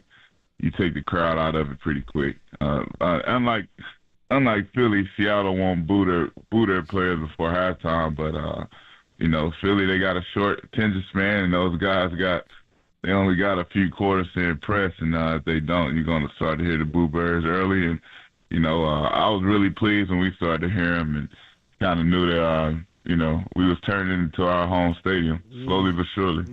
Yeah, and Trent, by the time the fourth quarter came around, it seemed like there were more 49er fans at the stadium than there were Eagles fans still watching those last couple of touchdowns that you guys pointed out. But even when the Eagles fans were at the stadium, I think they saw the physicality on both sides of the ball, and it's something that stands out tremendously about this offense is how the physical style that you guys play with. Now, we know all about the offensive line. We know about George Kittle, but I love seeing the big blocks from guys like Brandon Ayuk, Debo Samuel, and even Christian McCaffrey was out lead blocking for Debo Samuel this past weekend. So talk to us about that no block, no rock mentality and how everybody truly buys in to kind of push forward this running system for the team. Yeah, well, from day one, the message, and Cal has a pretty clever message, and I think that it resonates pretty well. But the wide receivers, in his opinion, and I believe so, the wide receivers set the tone of the team because that's the only position that has the option to be physical or not. That's the only position that if they're not flying around and pancaking people, you probably wouldn't question them at all. When it comes to fullback, tight ends, O-line, running back, that you have no choice but to be physical in this league, or you won't last long. But you see so many times where you got wide receivers who don't like to get dirty, wide receivers who really don't want to use their hands; they just want to catch the ball, and that doesn't fly here. And it actually, when you think about it, it's true as it can be. Is that when those guys are flying around getting extra blocks downfield, you turn a play that's blocked for 10 yards into a play that's blocked for 100 yards, or however many yards it is to run on the football field. So they understand that, and they're so selfless, and everybody is just out for each other. Nobody just worried about their stats. And when you look at a guy like George Kittle, you come in, you probably get 3 or 4 catches. Like, he's a Travis Kelce type of talent, and I know that not many players of his caliber go for that. And it's the same with Jawan Jennings. He can beat one-on-one better than anybody you ever seen, but people might say he's a 4th option in our offense, or look at a guy like Ayuk, who could nobody would bat an eye if he came in and said, I deserve 10 targets a game, no matter how the game is going. That's the type of player he is, and he deserves that. But none of them do that. They all just do what the team needs them to do, and they're the main reason we're playing like we are. Man, great stuff with Trent Williams. Last couple minutes here, our 49er Player of the Week, and really fun recapping the physicality of the 49er win in Philly. I want just looking at your history, Trent, and you go all the way back to 2010, your first year in the league, and your old coordinator was Kyle Shanahan. Your quarterback was Donovan McNabb. How about that? So the question being that 13 years later, you're back with Kyle, but his quarterback is Brock Purdy. So can you give us the Trent Williams veteran view of like seeing Kyle from 2010 to now, and then seeing Kyle and what he's doing with this kid, Brock Purdy? Yeah, I think about it all the time. I mean, me and Kyle, we talk about it pretty frequently. Just kind of how far we both came since 2010. But to answer your question, to see Kyle has always had a swagger about himself, and it's never been overstated about it. But if you pay attention, he always has that solid confidence and that moxie that he knows what he's doing, and he knows that that he can call plays with the best of them. And just to see how he's matured and that moxie has grown into leadership of a team, and coaching the whole franchise and building a culture here in San Francisco. He did it. Everybody grew up, you watch your dad coach, and a lot of people would do things similar, in which he has, but he's grabbed it and he's basically put his own touch on it. And words can't describe how proud I am of just watching this whole maturation from being a 30-year-old coordinator, and to now being one of the best coaches in the NFL. It's surreal to kind of see that, and not only Cal, but to see all the other guys, and Mike and Sean and Matt, Floor. It's surreal, but to see how he handles Brock, and that me personally, I could just see how Brock is basically he's like Cal lives vicariously through him, because he's the underdog story. He's Mr. Irrelevant. Nobody would ever think that he could do the things he's done. And that him and Cal are just on the same wavelength when it comes to how they see football, how they process information. And that's the reason why our system, it runs so fluidly in Brock's hands. Damn, Trent, not just one of the best tackles in the history of the league, one of the best interviews, too. I would love that you give your time and energy. That's very appreciated by all the listeners out there. So thanks for being such a pro. We'll let you go do your Tuesday, get some recovery, and go win that volleyball game. Thanks for coming on Murph and Marcus. Yeah, appreciate you, fellas. Thank y'all for having me again. Trent Williams, man. Dude, Hall of Famer. I mean, he put time and energy into the answers. He really did. So awesome. Great job. 49er Player of the Week. We enjoyed it. So that's it. We're at the end. We got to go. And we'll end it with one last bit of news on the other side before Papa and Lund next on the Sports Leader.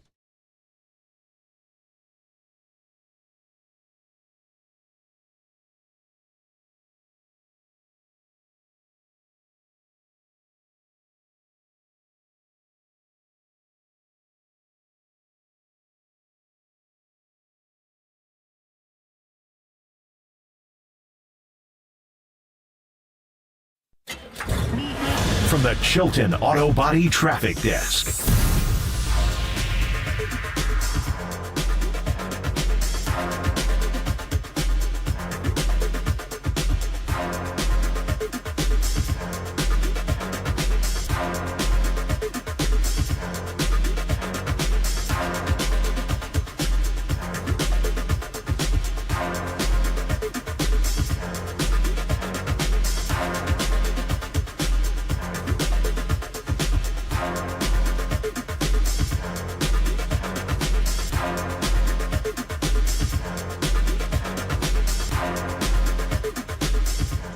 All right, what's up, everybody? Thanks for tuning in to the Murph and Marcus Show this morning, and I'm here to talk to you this morning about Prize Picks, the one and only spot where I've had the most fun winning up to 25 times my money this football season. And now I can play during basketball season too. I can even pick combo projections across both sports. Just select 2 or more players, pick more or less on their projection, and place your entry. You can turn $10 into $250 with just a few taps. Easy gameplay, quick withdrawals, and an enormous selection of players and stat options are what makes Prize Picks the #1 daily fantasy sports app. And Prize Picks is the only daily fantasy platform with an injury insurance policy, keeping you in the game even if one of your players goes down. Join the Prize Pick community of more than 7 million football fans who have already signed up. Right now, Prize Picks will match your first deposit of up to $100. Just visit prizepicks.com/leader and use the code LEADER. That's code LEADER at prizepicks.com/leader for a first deposit match of up to $100. Prize Picks, daily fantasy sports made easy.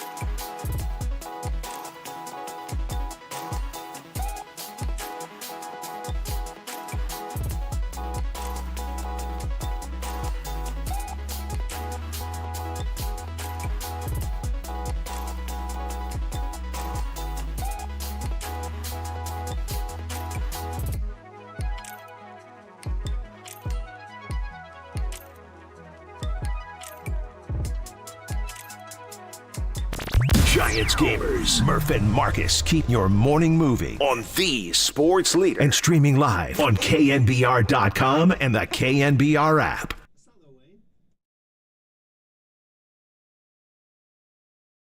So wait a minute. So I asked for a Lil Wayne rejoin. He gave me Outkast. This is not Lil Wayne, Murph. He said, okay, there's controversy. Yeah, but Outkast ain't doing it either, Tony. That's the problem. So what happened was right before we went to break, I saw a headline that said Lil Wayne will do the Super Bowl halftime show in New Orleans in 2025. And I was like, oh, that seems kind of wild and fun. And I know I know it keeps going in and out here, this kid. He's dropped it off cold turkey on us. Young Tony. Oh, that's why. Oh, we're back. That's why. Here's Lil Wayne for you, Murph. Isn't he Kyle Shanahan's all-time favorite rapper? Oh, that's his #1 go-to, Lil Wayne. Did he not name his kid Carter? He named his son Carter. Well, that's because of the Carter 1, the Carter 2, and the Carter 3, Murph. 3 of Lil Wayne's most legendary albums. So what happened was we saw a headline right before we went to break at the end of Trent Williams that Lil Wayne will headline the Super Bowl. I was like, oh, that'll be a fun one to end on. And then I clacked on it. No, he wants to headline it. He's not. They don't announce that stuff Well, until that's a the year thing, from Murph. now. I want a lot of things. I wanted Carlos Correa last year, and I want Shohei Ohtani. Doesn't mean I'm going to get him. Either way, it's an excuse. You got it, both an Outcast and Lil Wayne retort. There it is. So there you go. The best All of right. both worlds. All right. Well, day 2, buddy. That's it. Good job. Mm-hmm. Trent was great. Trent was fantastic. Marcus helped. Matt Barrows helped. Mike Krukow. Yep. Great. See you tomorrow. We'll do it again tomorrow, Murph. All right. Johnny Lund and Papa are ready to go. Thanks to Copes for waking up early. Thanks to the Copelands. And to young Tony. I'm still figuring this kid out. Hey, when it's time for a change, think Speedy Oil Change and Auto Service, your trusted oil change, tune-up, and brake experts. You are listening to KNBR and KNBR FM San Francisco, the sports leader, a Cumulus media station.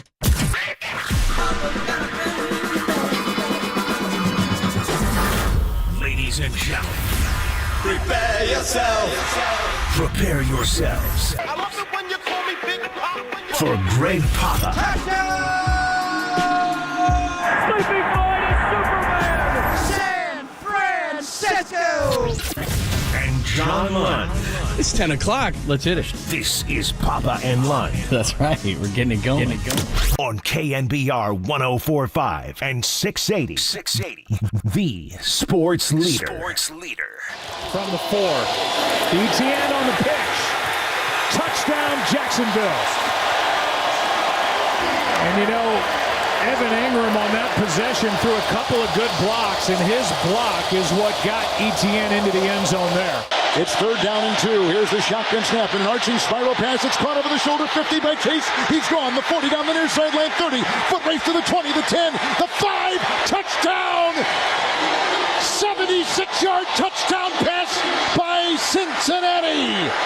Chase gets it and flies down the sideline. Lawrence goes down.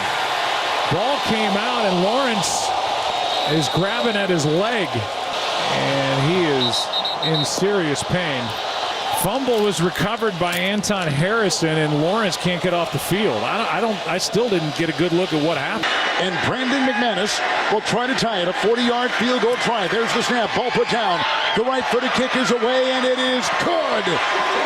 Tying the game at 31 with 26 seconds to go. He got it.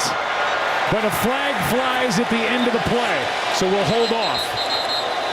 Bengals indicate that this is against the Jaguars, and if it is, this game is over. Unsportsmanlike conduct on the defense, leaping. Penalties decline, field goal is good. And this game is over. You know, got a lot of confidence in CJ, and you know, he's a veteran player. He's played a lot of football, and if he happens to be the guy, then you know, we get behind him and support him. Yes, thanks for joining us. You made it through Monday. It is Tuesday. That is CJ Tough Bethard. CJ Tough Bethard in the Monday night game, which we'll get into as well. Talk about the Super Bowl picture a little bit, the NFC. We did not get to the MLB meetings. Laura Burt's going to join us a little bit later on in the show, but we will get out to Nashville. There's lots of rumors around that. Do you realize that the Warriors are in 11th place in the Western Conference a quarter of the way through the season? We'll get into that as well. Some injuries, including one that's making us a little bit nervous. Good morning, my friend. How are you? Bobby Brady, changing. Oh, boy. You mean the NFL Man of the Year nominee for the Niners for a 4th straight year? Are we going to be at the Super Bowl with him again going, Armstead? come on, dude, you got to, like, isn't it time? Jeez, it's time. Yeah, he's been nominated 4 straight years. Not too many guys have been able to do that. Who won that last year? Dak Prescott? Did he win it last year? He nailed it. Dak Prescott in Phoenix. I remember Russell Wilson made a great speech, and I think he's going to win it one year. But I hear you, on top of the plantar fascia, Armstead's got a little bit of a knee, but he's resting, and they'll go back to work tomorrow. It's nice to play Seattle after you just played them, John, so it won't be a lot of work this week to get ready, but these guys always grind. But, man, last night, just a shudder through my body thinking about everything we talked about in the offseason, and we kind of, you know, with the way Brock played in Philadelphia, just the symbolism of going back to the link, getting sacked right away by Hassan Reddick.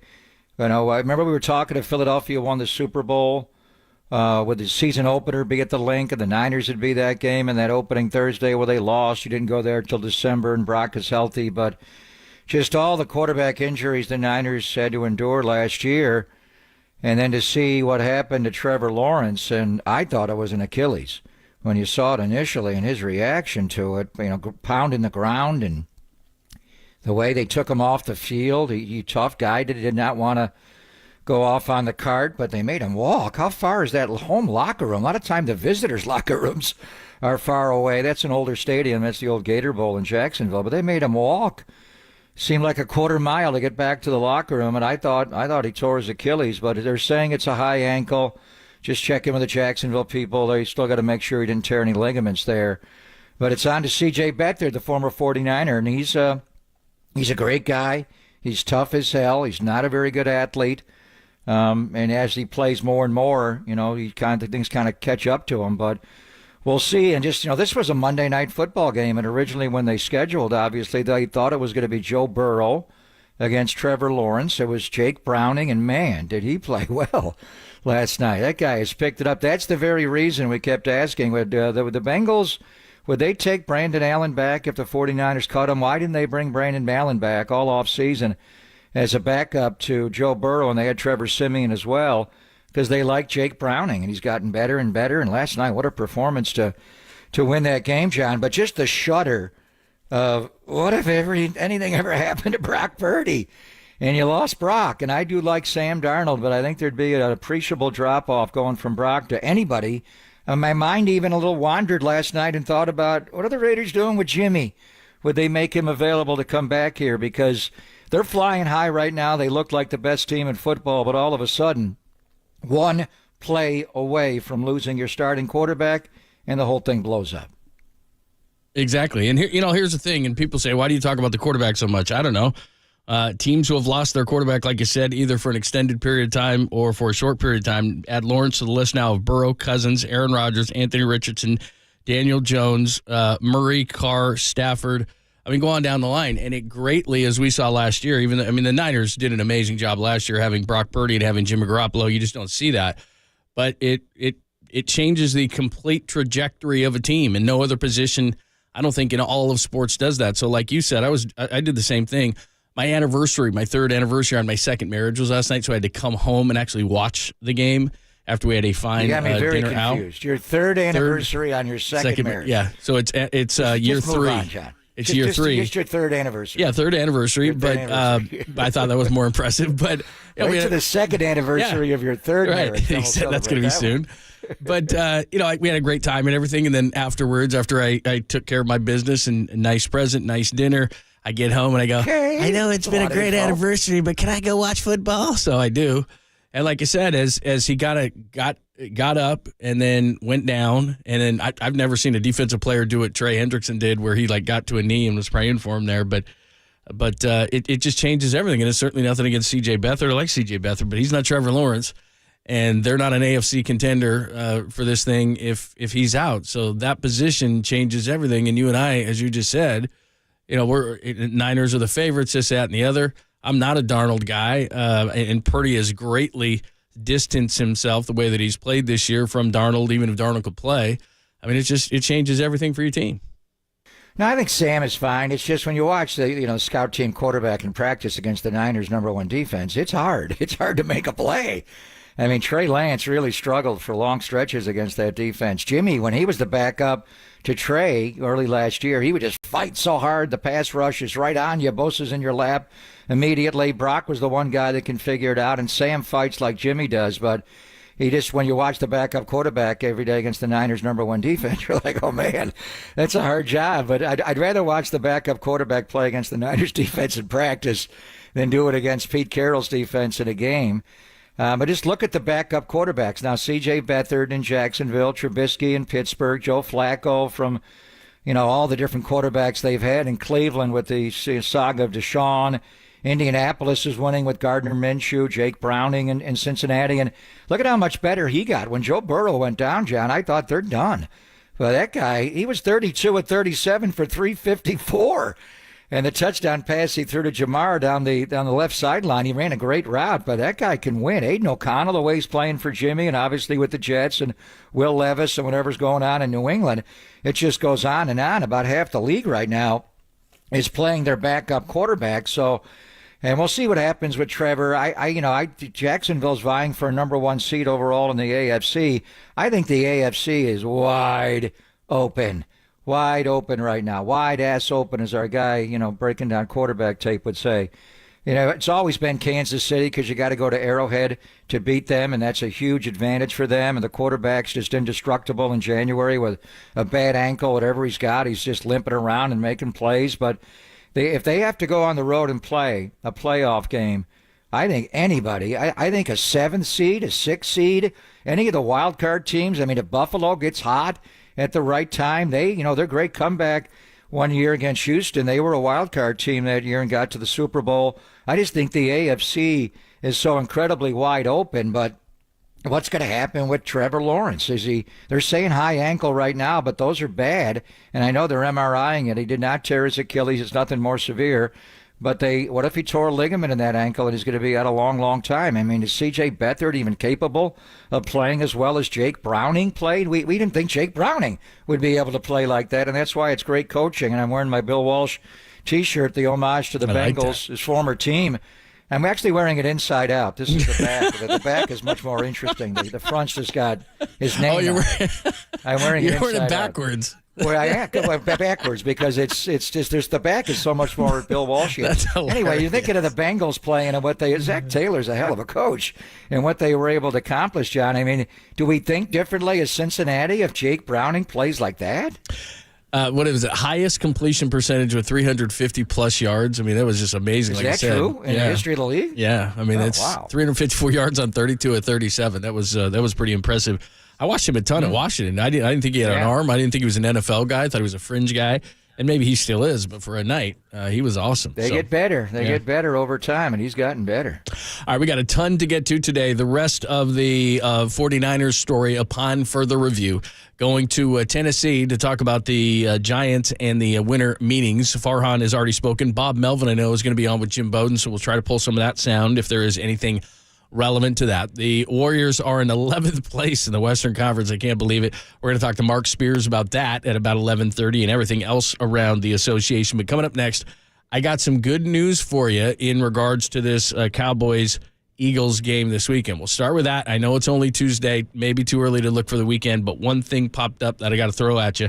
We'll do it next. It's Pop and Lund on your Tuesday. Thanks for hanging out only here on the Sports Leader.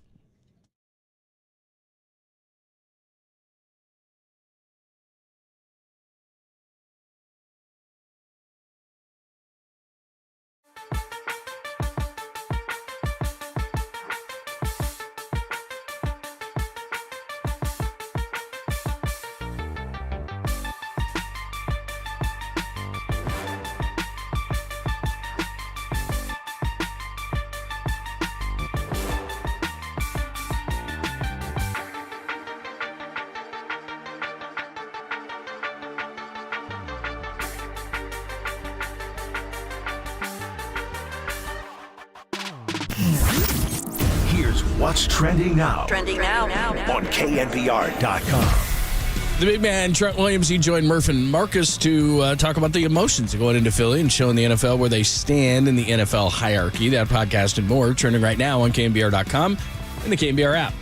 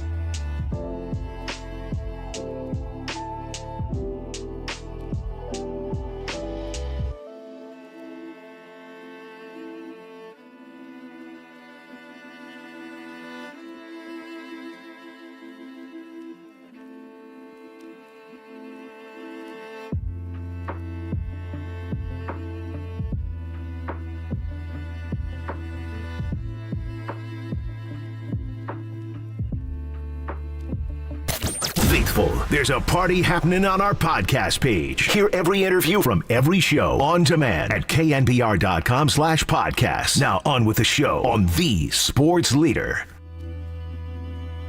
All right, here we go. 5 seconds left. Dallas down by 5, 28-23. The Eagles have 8 defenders at the goal line.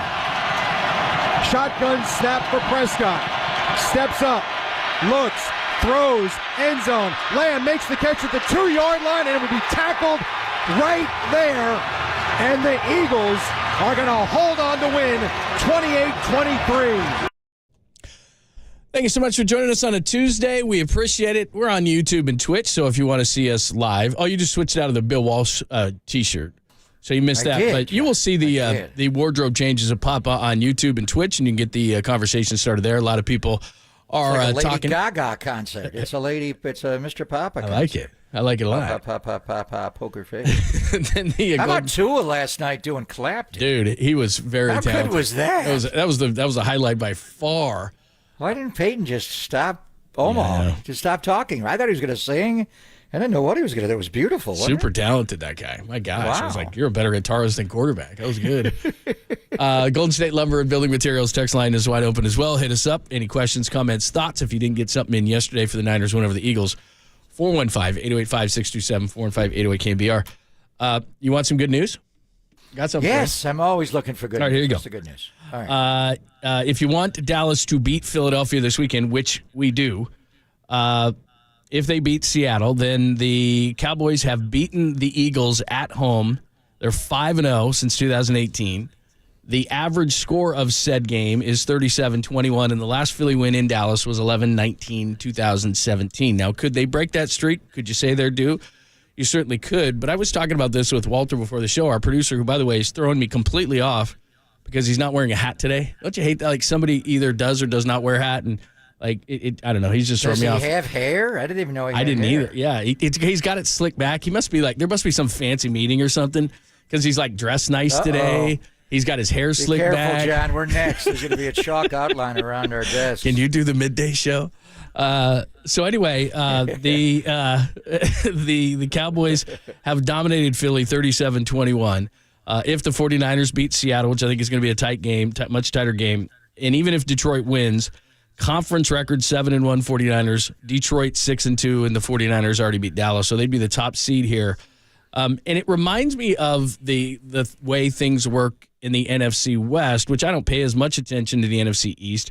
But there's kind of a weird hierarchy, and maybe it's getting blown up lately, but the 49ers usually go up to Seattle and struggle, and the Seahawks struggle against the Rams, and the 49ers dominate the Rams. So it's just kind of one of those things where the Cowboys at home against the Eagles have had a ton of success. And like I said, in the last 5 games, it's not even close. 37-21 is the average score, and the Eagles haven't won in Dallas since 2017. Does that make you feel better, or do you think the Eagles are due? I got confused. I don't know. Walter going to a meeting. Now I'm worried about my job security. I didn't even hear what you said, to be honest. But John Clark's going to join us from Philadelphia, NBC Sports Philly, our friend who was on last week, and a good family friend of mine and my brother's. And we visited all weekend, and we talked all week. We'll get into the Dom DeSandro fallout, what the league's going to do with him. Kyle kind of spoke what I spoke about. He's a good guy. We'll see what the league does, and just the whole fallout. But the Eagles, they're in the middle of a hellacious stretch of schedule. I think it's the most challenging in the history of the NFL.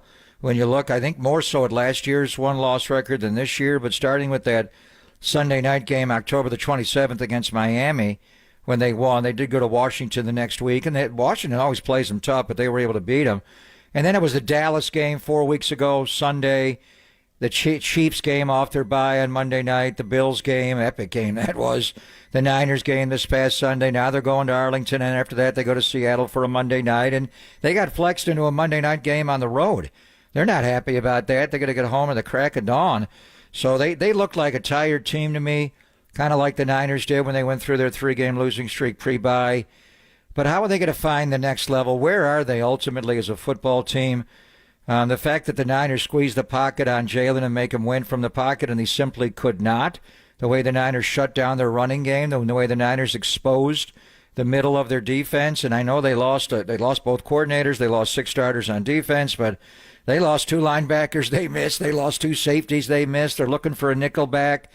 You know, what is Shaq Leonard going to do for them? Are they going to bring in Zach Ertz? If we do see them in January, what are they going to look like and where are they? I don't fear that. I never feared Philadelphia, but I always had great respect for them, always like Kansas City. I think Kansas City is vulnerable this year. We'll see. They got time to get it straight, and clearly Philadelphia is vulnerable. They still have the best record in the NFL. We're probably going to root for Dallas to win this game, but I would say be careful. Well, I would say be careful what you wish for, because all of a sudden Dallas could win the NFCs. They're only one game behind the Niners. The Niners have a tiebreaker over both teams. And if Dallas does win, well, what does that do for the NFC East, John? Who goes into first place in the NFC East then? I got to look at Dallas immediately jump over Philly. Well, let me look at conference or divisional record, because they're in the same division. Then conference after that. Is that the first tiebreaker? Yeah, division. If you're in the same division, it's divisional record. Then after that, it's conference record. The Cowboys, though, of the teams that we're talking about here, 49ers, Eagles, Cowboys, Lions. And again, schedule doesn't mean anything, but they've got the most challenging schedule over the next 4 weeks. So Eagles at home, at Bills, at Dolphins, and Lions. That's their next 4. So here's the other thing, too, that you're bringing up about the NFC East, and this is just the way it is, and you mentioned this yesterday. So if the 49ers get the top seed going into the playoffs, the second round, they're going to play the runner-up in the NFC East, because that team, either be the Eagles or the Cowboys, right now they'd go to see the Falcons. The NFC East team is winning that game. So whomever, unfortunately for the top seed, whomever you're going to see the NFC East runner-up. Now, you took care of the Cowboys, you took care of the Eagles. But I got to imagine that if you see one of those two teams again, or both of those teams, the game's going to be closer. Well, I don't know. I mean, every game has a separate DNA. Teams, whoever wins that division, the NFC South is going to be a home team. We've seen teams rise up. There's no factual, you can't make any proclamations. I don't know. What I'm saying is, I'm not sure who's better between Dallas and Philadelphia. We thought it was Philadelphia most of the year. Obviously, the highlight we just heard of the game at the Link on November the 5th, and that was 4 weeks ago this past Sunday. We all watched it live because the Niners were off that weekend. It was their bye weekend. I watched it back several times getting ready for the game on Sunday. And Dallas outplayed them like Buffalo did. They outgained them. They had critical moments where it was the longest yard. Schoonmaker catches the ball on the 1 yard line, and Blankenship tackles him an inch from it could have been a touchdown that flipped the hole. That was a 4th down play. Dak stepping out of bounds, and that's a hard play on the 2-point conversion, like Derek Carr coming out to your right, trying to extend with the left hand, and he just stepped out of bounds. He lost where he was, but there were so many big plays in the game. It went right down to a CeeDee Lamb play at the last play of the game. I think in Arlington, I don't know, but I think Philadelphia is going to come away from the Niner game with a different perspective on things. I don't know what they can do structurally to change. Why is Bradley Roby not playing well enough? And I know he had some bad snaps in the game on Sunday, but to me, he would be their nickelback over Eli Ricks. The Niners went right at Eli Ricks with Juwan Jennings, and that was a huge play that finally pulled out the can of rain and killed the cockroaches. So I know what you're saying. Yeah, we're going to root for Dallas to win this game because we want to move into the number 1 spot, and we feel like once the Niners are there, they're not going to relinquish it, and you're going to get a bye week, and you're going to have 2 home playoff games like 19 all the way to Vegas in the Super Bowl. But when you look at these teams right now, I'm not sure which team is the better team. I'm not sure which is the harder matchup. The Niners laid 42 points on both of them, John. One was at home and one was there.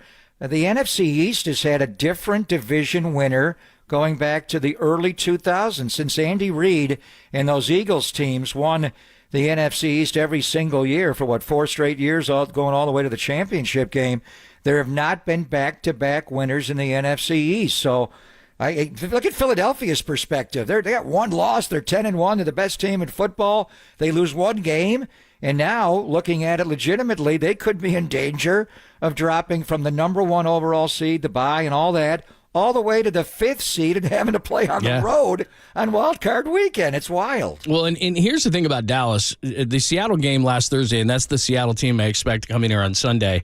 They played desperate. They could have won that football game. It was very close, but that's the first close game that Dallas has played at home. Totally different team, home and road. They're 6-0 at home. They're 3-3 on the road. So, look, I expect them to beat Philadelphia this upcoming weekend. But if Dallas comes into San Francisco, first of all, into Santa Clara over the last few years, Dallas just, I don't know what it is. Again, it's just one of those things. It's a matchup thing, whatever the case may be. Now, they did play the 49ers well in the playoffs last year, but in the last couple of regular season games, they haven't been close. I don't know who I'd rather play in that second round. I mean, obviously, you can't, who would you rather have win the division? After this weekend, even if Philadelphia loses, now their divisional record would be the same. Their conference record, Philadelphia would drop to 6-2, and Dallas right now in conference would improve to 7-3. So Philly would still have the mark there, but they've got to play other conference games. So basically, it's a toss-up. If Dallas wins this weekend at home against Philadelphia, that division's then a toss-up. Technically, Philadelphia would still be on top. So that's how it would play out. And then after that game, Philadelphia's got to go to Seattle for a Monday night. Yep. And then they got a short week. They do end the year with the Giants, Arizona, and at the Giants. I would think, the division games are tougher than you think, and the Giants will be – that coaching staff could get fired after Dable was the – NFL Coach of the Year. He won the Coach of the Year last year over Kyle and others. It's amazing. You're going to pull over a George Sirianni. Karl, get fired after being the Coach of the Year? Well, then he could just try to, not save his job, but try to do something dramatic and kick down Philadelphia at the end of the year. Yeah, I think they may make a coaching change in light of how everything has gone there in the offseason. We'll see.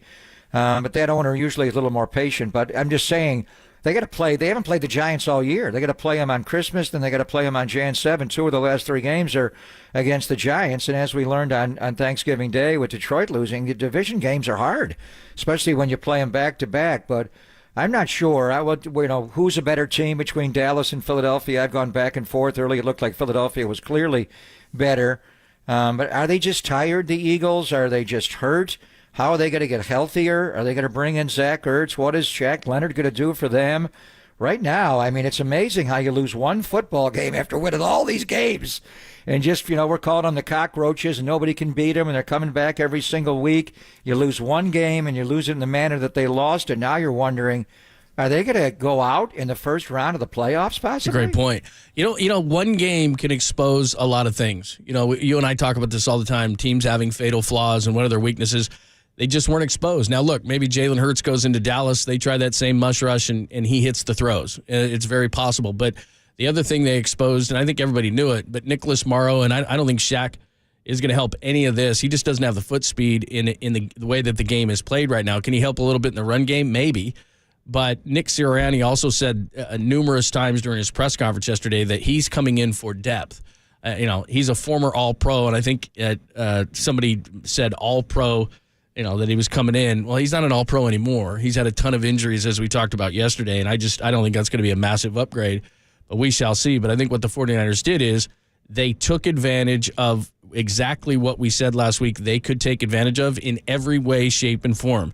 Can other teams do that? I don't know. I think Dallas can. I think they have enough talent to do it, but I don't think most teams can do what the 49ers just did. I think what Shaq Leonard's going to help them do, and I think over time, they'll see where he is physically. But do you give him a green dot, eventually? I mean, we'll have to see, and John Clark will know.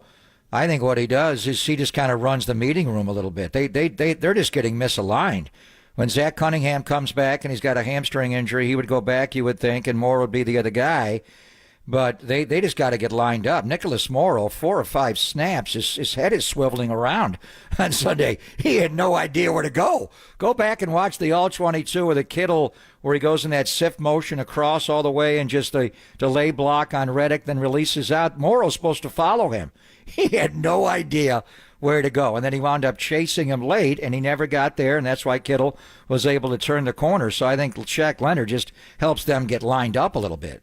All right, a little bit of breaking Shohei news. He has not signed, but this is a good sign for the Giants. We'll talk a little Shohei coming up next. John Clark from Philadelphia, NBC Philly, is going to join us to recap the game once again at 10:50. Mark Spears, 11:30, to talk some Warriors and NBA. Our good friend Dennis Brown about the 49ers defense at 12:30, and we'll go to Nashville. Laura Britt is going to join us from NBC Sports Bay Area. She is at the meeting. She's spoken to Farhan. We'll get her thoughts on what the Giants are going to do this offseason. We'll do all that coming up. It's Pop and Lund, only here on the Sports Leader.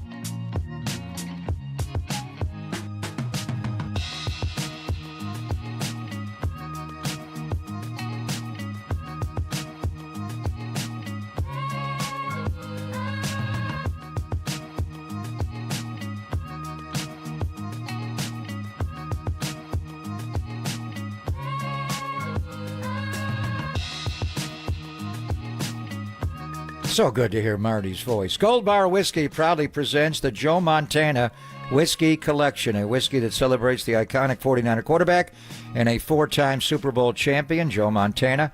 Gold Bar is the perfect whiskey to enjoy with friends and family and to celebrate like a champion. Crafted right here in the heart of the Bay Area, each bottle of the limited edition Joe Montana whiskey embodies the spirit of greatness. Aged to perfection and finished in cognac barrels, it delivers a unique taste that's as smooth as Joe's legendary passage. You can find the Joe Montana collection in local retailers, online at Gold Bar Whiskey, or at the Gold Bar Whiskey Distillery located on Treasure Island. And by the way, they had a tremendously successful 49er watch party of the takedown in Philadelphia on Sunday at the distillery on Treasure Island. So stop by yourself this week for delicious food, refreshing cocktails, and the best views that San Francisco has to offer. For more details, including location and hours, visit www.goldbarwhiskey.com.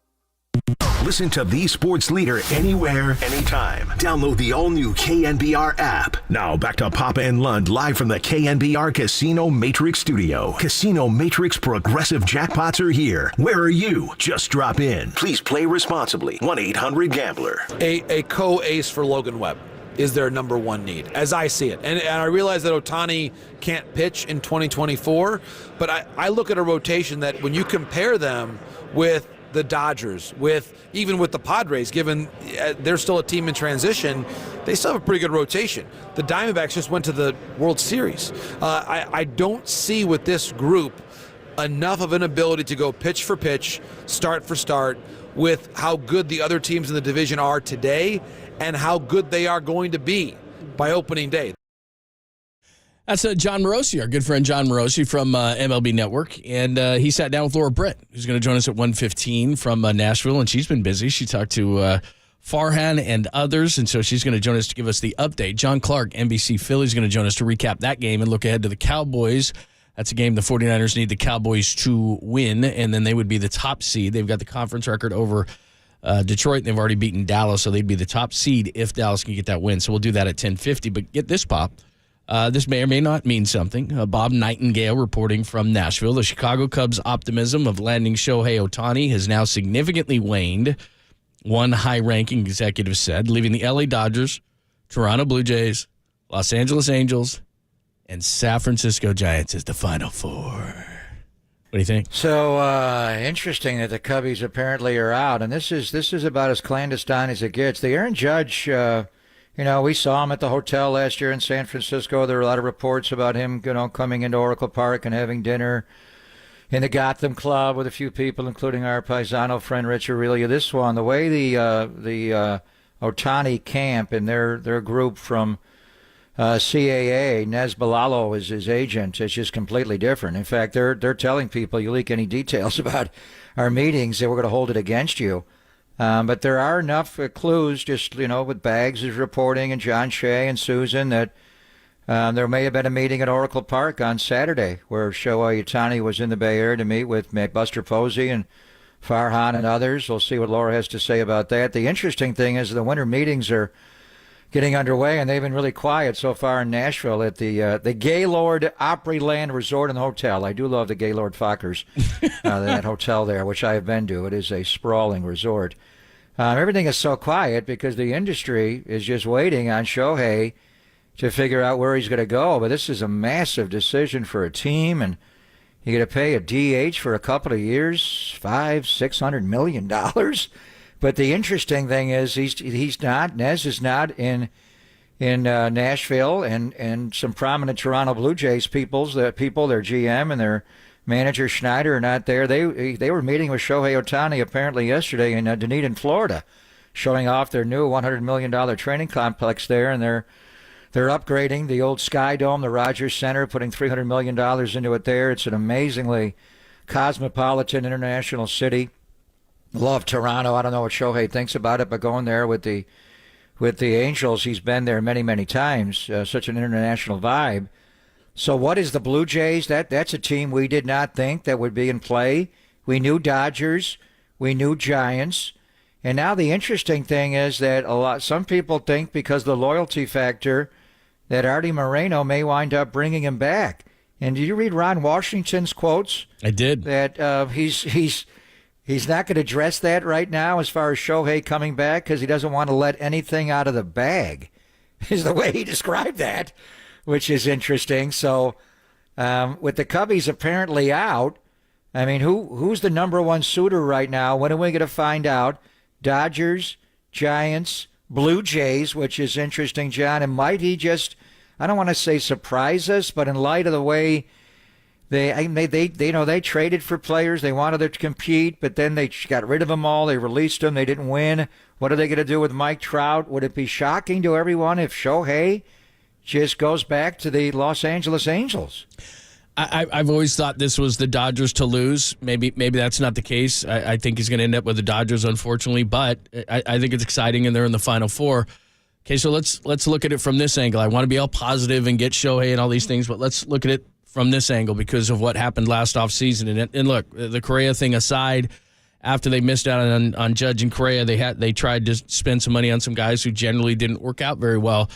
So can you pursue Shohei in this fashion and show him all that love, but still get secondary players if you lose out on them? And the reason why I'm looking at this way is because the Cubs are out. Well, what are the Cubs going to do to pivot? They're going to pivot to Cody Bellinger. And Cody Bellinger's a guy that I think the Giants are looking at as a backup plan to Shohei. So if you're out as a team, now that all those resources, all that love is going to go to another player, and I think Bellinger's the next guy on the list. I agree with you in that when Shohei signs, it'll break the dam and everybody gets signed. So I don't know, especially with Bellinger being a Scott Boras guy, if Bellinger would sign before Ohtani. He probably won't. No. Now I think the Cubs are going to go full court press on Bellinger. So now let's say the Giants hang around on this Ohtani thing for a while, let some free agents get off the board, and then do they lose out on guys, or does Shohei have to sign before the dam breaks? Shohei's got to sign. He has completely stopped the market. There may be nothing done. The Mariners traded Kelenic to Atlanta, but beyond that, there's just not been a lot going on here. I think he's just too big. He's too big, and he's an offensive player. He impacts so many hitters. Jack Peterson is waiting. He may go to the Blue Jays if Shohei does not go there. What does J.D. Martinez do? What does Jack Peterson do, as we mentioned? There's a bunch of players. Justin Turner. There are a lot of guys that are waiting to see. All the position players. I think you can pursue a pitcher separately. I don't know when is Shohei going to pitch again is the great unknown as well. Why did the Cubs drop out? Did they not want to pay that freight?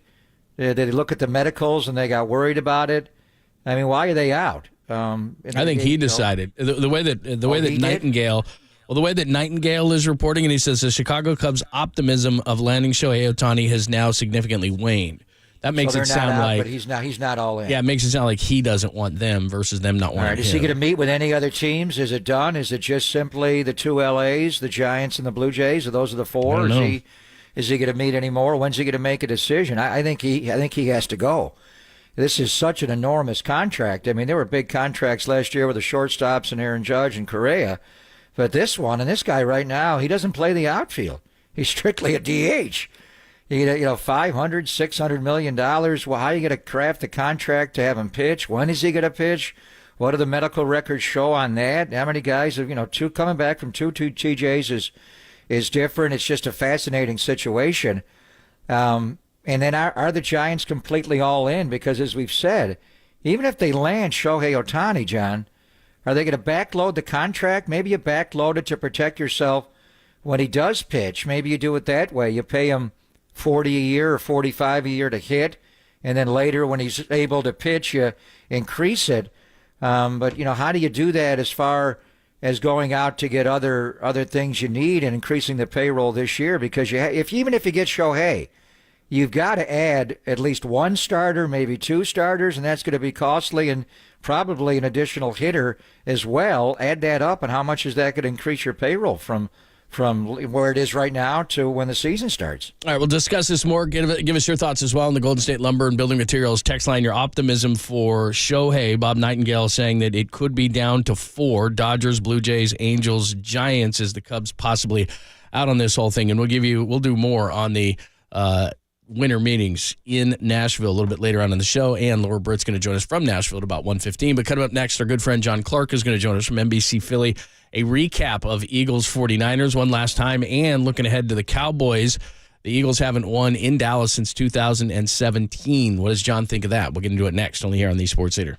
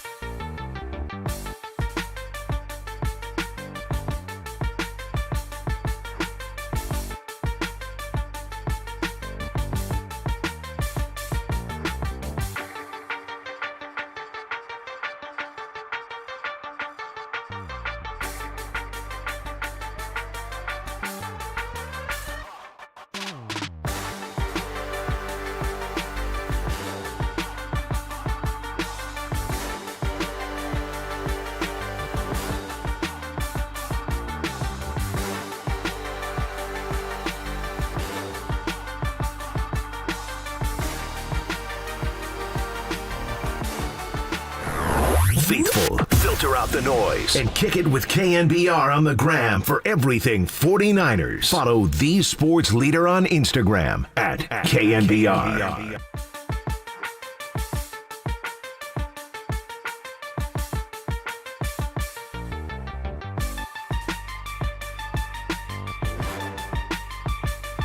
No, I haven't heard anything. I mean, my thoughts are pretty much the same as yesterday.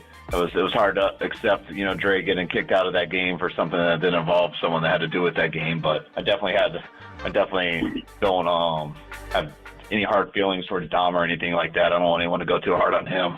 I think he just got caught in a weird situation and an emotional situation. So no hard feelings towards him. I know a lot of people who know him and speak very highly of him. I just couldn't believe we lost our player because of it. All right, lots to discuss as we will recap one last time the 49ers 42-19 victory over Philadelphia at the Link. And then we'll look ahead to this weekend. The Cowboys have dominated at least over the last 5 against the Eagles, and that's what the 49ers need to be the top seed in the NFC. Our good friend John Clark, NBC Philadelphia, joins us courtesy of the UMA guest line. Great to talk to you again, John. How are you? Good to see you guys. How are you? Yeah, we're good. We're good. How you guys doing? Well, not as good as San Francisco this week. Yeah, what's the reaction there, huh? Well, hey, the Eagles still have the best record in the NFL, but the 49ers came in here and played a game that the Eagles haven't played yet this year, a complete and total game, domination, and every which way the 49ers came in and handled them. They came in here pushing the Eagles around a little bit in pregame, and it continued in the game. Look, sometimes there's a perfect storm of the schedule where, hey, the Niners come in rested 10 days, been looking forward for revenge for 10 months, and then the Eagles coming off some really tough, close wins, overtime. So I think the energy level, the emotional level was there for the 49ers and not as much for the Birds. I believe I warned you on Sunday morning what was coming, John, and it came. A little bit of a slow start in that first quarter, but it came in the second quarter on. You're referring to what happened pregame with James Bradbury kind of getting in the way of the 49ers, but you heard Kyle talking about Dom DeSandro, the head of the Eagles security. I know you know him well. My brother knew him really well. It was kind of odd to see him in the middle of a mess like that, but from the NovaCare complex yesterday, what's the fallout there? Do you expect the league to step in for any punishment for Don with possibly a fine for the organization? Just what was the Eagles' take on what happened with Dom and Dre Greenlaw on Sunday, John? Well, that is a good question. And by the way, I was Googling yesterday. I just put in the letters D-O-M, and Dom DeSandro, Big Dom, is the second most searched Dom behind Domino's in America. So, that's good information. Yeah. So that is pretty crazy how Big Dom has swept the nation. He's a perfect South Philly type of guy, a Philly guy. Look, I think in that situation, Dom, he is trained to protect his guys, protect his team, be there for his team. And I think, obviously, you don't ever want to put hands on a player or get near a player, but all he was doing was trying to protect his guys. I don't know what the league is going to do. They're looking into it, obviously. Maybe they will have everybody stand back a little further, maybe give a warning to everybody that they need to stand back. It's an unfortunate thing. And, look, I don't think Dre Greenlaw should have been kicked out. I really don't. He's in the heat of battle, and I don't think he should have been ejected. But I do think the league will probably send out some sort of warning to not only the Eagles but everybody. Stand back. I mean, that's why we have the get back coach, right? To make sure that everybody is back. But Dom has a good heart, man. He's always looking out for his guys. That's pretty much what he's about. John Clark, our friend from NBC Philly, as we're recapping the Eagles and the 49ers, we'll get to the Cowboys and the Eagles as well. My only issue, and it's certainly not against him, is I guess I just don't understand why a coach needs a security guy standing that close to the field when there's 60 guys in armor, and I don't think that he's in any kind of danger. The last time I remember a fan running on the field was here at a 49ers-Rams game, and Bobby Wagner knocked the guy into orbit. I mean, I think that I knocked him into Mike Anderson, the 49ers security guy for Kyle. I just think that the problem's going to come from the stands or something like that. I don't think it's going to come from the players, and so I don't know that you need a security guy right there, and that's where I think the issue is. And again, it's nothing against him, but he steps up, gets between Devontae and Greenlaw, and then that's where the problems start. I think that it's a domain for players, coaches, trainers, doctors. I don't know why he needs to be there. Yeah, well, I think the NFL will certainly most likely issue some sort of reaffirmation of that, an edict to not be there on the white. But Dom is there to protect the head coach and protect what's going on. There has been a couple cases where he has actually had to go onto the field. There is video. You can look on my Twitter. There was a game. I can't remember if it was this year or last year. I think it was last year. A fan somehow joined the Eagles in running out to the field to start the game. So literally there was a fan in the middle of all the players running out with them. The Eagles, they thought it was like some sort of contest that a fan won or something, or like, hey, maybe this guy paid money to charity to be here with us. We did that at our KNBR auction. We have somebody doing that. We do have a guy doing that. Yeah. I just opened up a can of worms with that. No. We're going to close that down. Well, all I know is Dom is going to be needed, John, when you guys go to Arlington on Sunday for a football game. Certainly when you're walking into Dallas. But I don't know if Dom can play Mike linebacker for you guys. He's big enough. I don't know about his foot speed.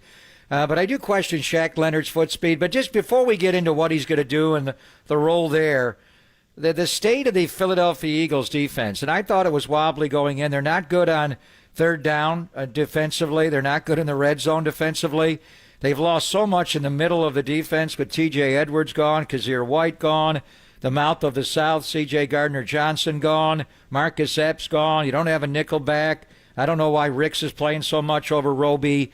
Will Leonard play eventually? And losing 6 starters and your coordinator, just give me your take on the current state of the Philly defense, John. I can't argue with anything you're saying right now. And look, this Eagles defense, all of the money was put into the defensive line and the corners. So mostly defensive line. And look, they need to get some more pressure.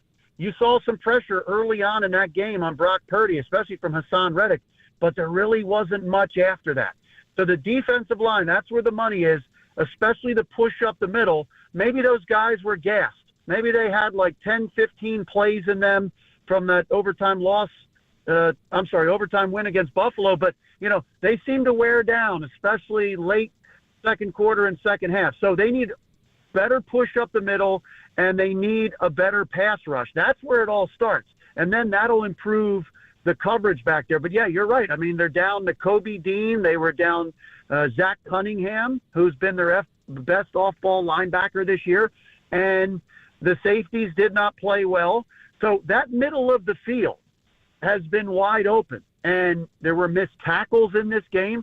So, look, I don't think Shaq Leonard is going to come in here and, drastically change things. But, boy, they needed somebody to come in there.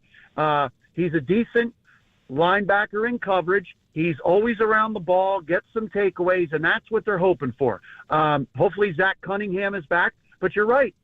What I asked this week is that the fatal flaw for the Eagles? That's the big question. Is that the fatal flaw for the Eagles, the coverage of the secondary? And it's more, in my opinion, about getting tackles, getting guys down when they're in the open field, and the communication has got to be better. Kevin Byard, after the game, told me that the 49ers motion, pre-snap and basically when they're all lined up, that really threw them off. And their communication was not good. Their assignments weren't detailed enough. And you saw that. You saw guys running open. So that has been a problem over the last couple weeks and in both games against Washington. So we're going to find out if that's the fatal flaw, because you're going to Dallas this week. And, boy, when you have C.D. Lamb in the slot and you have how fast the Cowboys are playing at home on their turf, that could be really exposed again. So hopefully they make some improvements and the communication is better this week, or else that could be a long game as well. Our good friend John Clark, NBC Philadelphia, is joining us. Like he said, check out his social media on Twitter. He's Jay Clark, or at Jay Clark NBCS, so you can make sure you check that out as well. I was looking at that this morning, and I know the dynamics of the NFC West and the Rams and the Cardinals and the 49ers and Seahawks and how they kind of beat each other up and who's got the, who's done what to who over the last number of years. But Philadelphia is 0-5 in their last 5, outscored by an average of 37-21, so 16 points a game. What is the dynamic when they go to Dallas over the last 5 times? Well, part of it is last year they did not have Jalen Hurts for that game. They had Gardner Minshew. And one of those other games, it was Carson Wentz.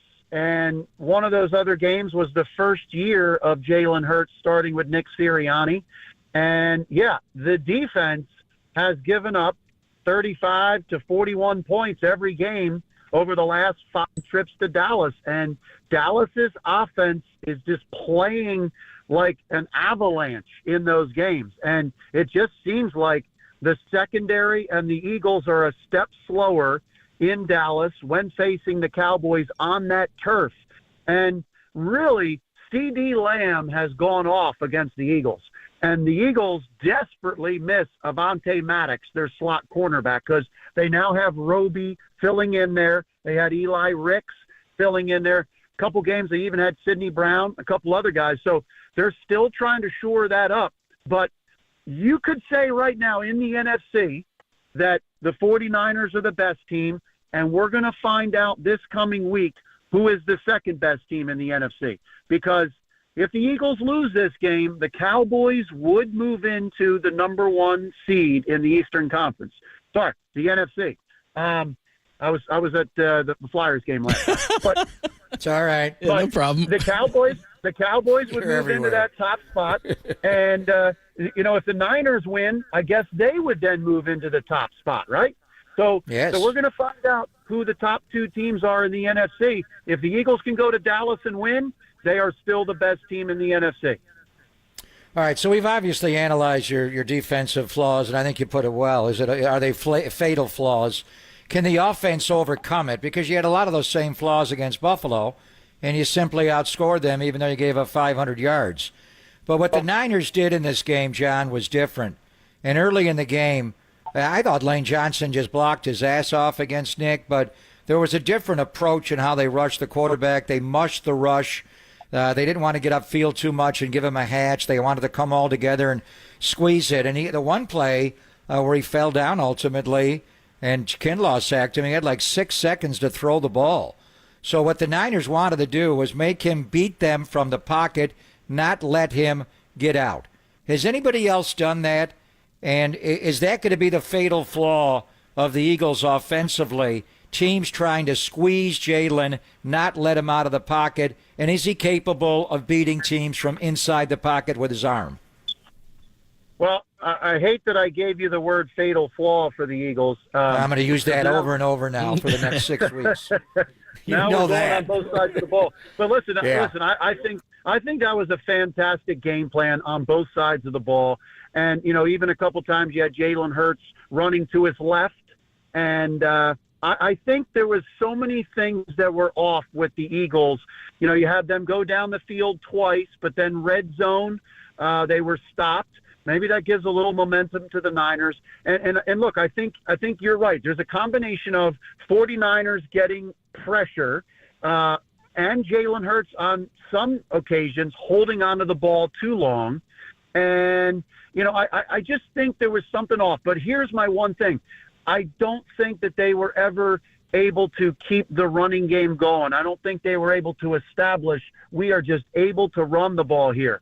And I think, when you see them going to Dallas this Sunday, Dallas plays a lot of dime defense and some smaller guys on the field. I think that's the time you run the ball. So I just think there's something off with the Eagles' offense right now. You saw only 6 points in the first half. They had only had 7 points in each of the last 2 games before that. They're having trouble getting going. And I do believe they missed Dallas Goedert because he's a great red zone target. He opens up the middle of the field, and then that helps draw a safety over, as well as the running game helps draw a safety over. So, look, I think I think that the 49ers did better against the Eagles this year than any team that I've seen, although the Kansas City Chiefs did a fantastic job, especially in the first half against Jalen. But I think Dallas Goedert coming back, and I think if they run the ball a little bit more, or at least get DeAndre Swift more involved, that will help bring up some of the safeties, and then that'll have, there'll be more opportunities for Devontae, A.J. Brown, and the receivers.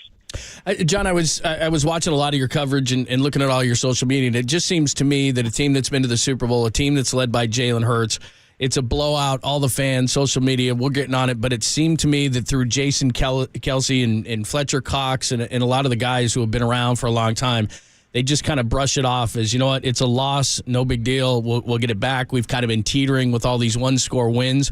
What do you think the reaction is going to be in Dallas after this kind of a loss? You're asking what kind of reaction there's going to be from the Eagles this Sunday? Yeah, from the team itself. Well, look, I think sometimes there's a game every year where you just get punched in the face and you get manhandled.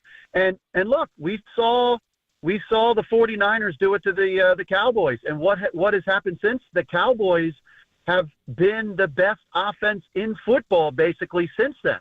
So, I do think that the Eagles can turn this around and respond in a huge way Sunday night. And look, the 49ers, I think they came in with a vendetta. The Eagles now have more of a sense of urgency after being punched in the face. They had been, running along all year with the best record, pulling out some close games. There's been some slippage, but I know Nick Sirianni is going to coach them hard this week. And one thing that Nick does is he has the entire team in a team meeting, and he puts up all of the mistakes with the number and name of the player. So there's accountability with this team. I expect a big response Sunday night. And they did get punched in the face last year when you were 8-0 on that Monday night game at home. And Washington came in and ran all over you and converted all those third downs and played keep away. So we'll see how you respond. I think there's no doubt Dallas Goedert's return is going to help immeasurably. What's going on with Zach Ertz out there in limbo? I know when they drafted Dallas, back in 2018, it was kind of a writing on the wall that they would move on from Zach. And I'm not sure it ended well with Howie Roseman and Zach. And we know Zach well from Monta Vista High School and Stanford. And it's either Baltimore we're hearing, maybe the Niners are in play now, an injury to Ross Dwelly. Do you think Zach Ertz at some point this week, John, becomes an Eagle again? If I were going to guess, I would say yes. It's interesting because I heard Kyle Shanahan and John Harbaugh both say over the last couple days that right now they're going to go with what they have. Let's see if that changes. But there are a couple teams interested, and I know Zach wants to come back home to Philly. His foundation is doing great work here. I caught up with him at the Super Bowl, and he said, of course I'm going to retire as an Eagle. The only question is whether I'm going to come back and play for the Eagles. And I was like, whoa, really? Because he was under contract to Arizona. So I think there's a good chance of that. I wonder what's taken so long. Maybe the Eagles had to give some extra money to Shaq Leonard to convince him to come to Philly over the Cowboys.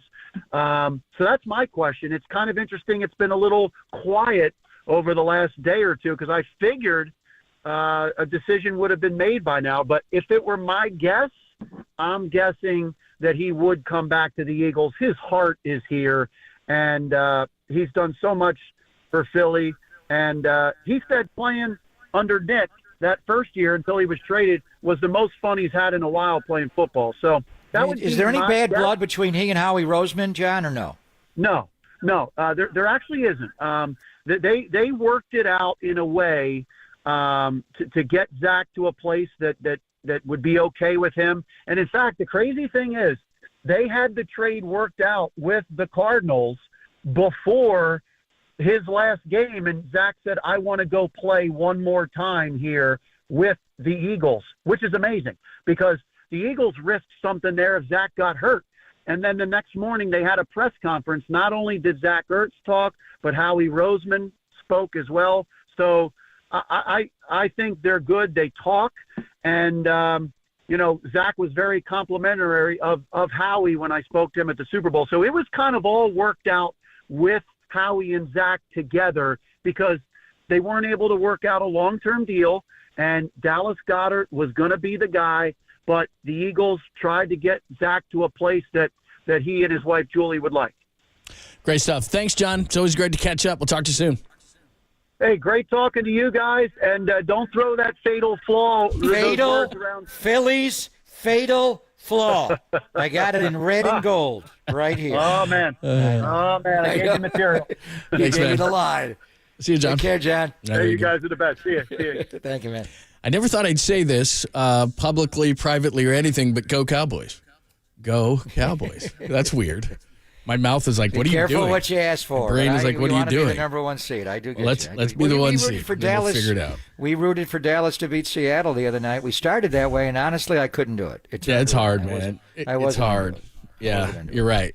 It's Although really it's harder hard. to root for Pete Carroll. All of a sudden, it's Seahawk week, John. We go right. Well, from one of the Philly two week got to win, man, because I don't think Seahawk Arizona or the Giants are. So pick your poison. It's either got to be the Seahawks or the Cowboys. Bottom of the hour, our good friend Mark Spears is going to join us. He joins us every couple of weeks. The Warriors are 11th in the West. Are you kidding me? The rest of the NBA as well. We'll get into that with the great Mark Spears at 11:30. You cannot miss it. Pop in London only here on the Sports Leader.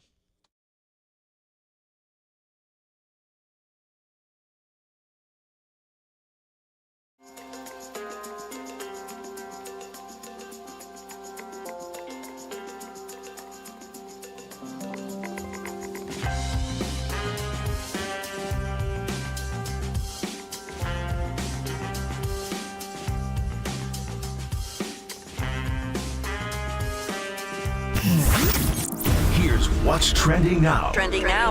On KNBR.com.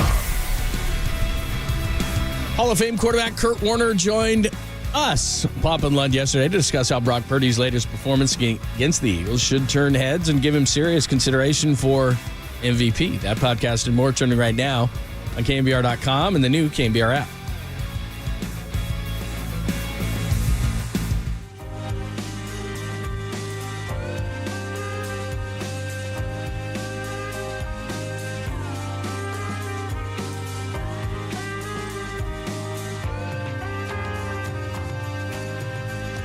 It's always great to catch up to our good friend Steve Moskowitz. He can help you with all of your tax issues. And today we're talking about this is one that's for some people it's like, Steve, it's unfiled tax returns. What do you do with that one? Unfiled tax returns. This is a very common situation. A lot of people haven't filed a return, whether it's 1 year or 2 years or 5 or 10 or more. But it is a crime not to file a tax return. And also the government punishes you on the civil side. And the number one reason people don't file returns is just simply because they didn't have the money. Still don't. Second reason is they didn't have their records. No problem. If you don't have the money, we want to make a sweet deal for you with the government. If you don't have the records, we'll get all the records that the IRS and state has on you. But don't run afoul of the criminal unit. The criminal unit is just in the process of hiring 500 new people. And this is one of the things they said they're going to go after. So the bottom line is, if you haven't filed the returns, don't even think about anything criminal. Just call us. Let us go ahead, file the returns for you. We'll get the records the IRS and state has for you. And if you can't pay it, that's okay. We'll make a deal for you. And then you can go ahead and enjoy the Christmas holiday. There you go. Steve Moskowitz can help you out. Unfiled tax returns. Don't bury your head in the sand. Call 888-TAX-DEAL. That's 1-888-TAX-DEAL. Or simply go online to MoskowitzLLP.com.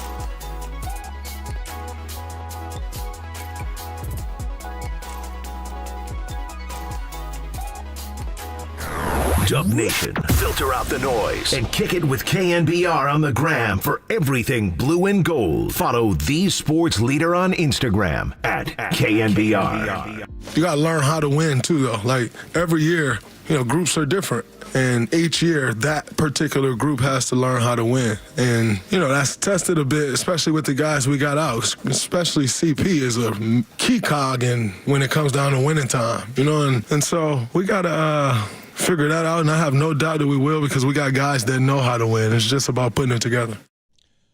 Mark Spears is going to join us at the bottom of the hour. We'll talk Warriors.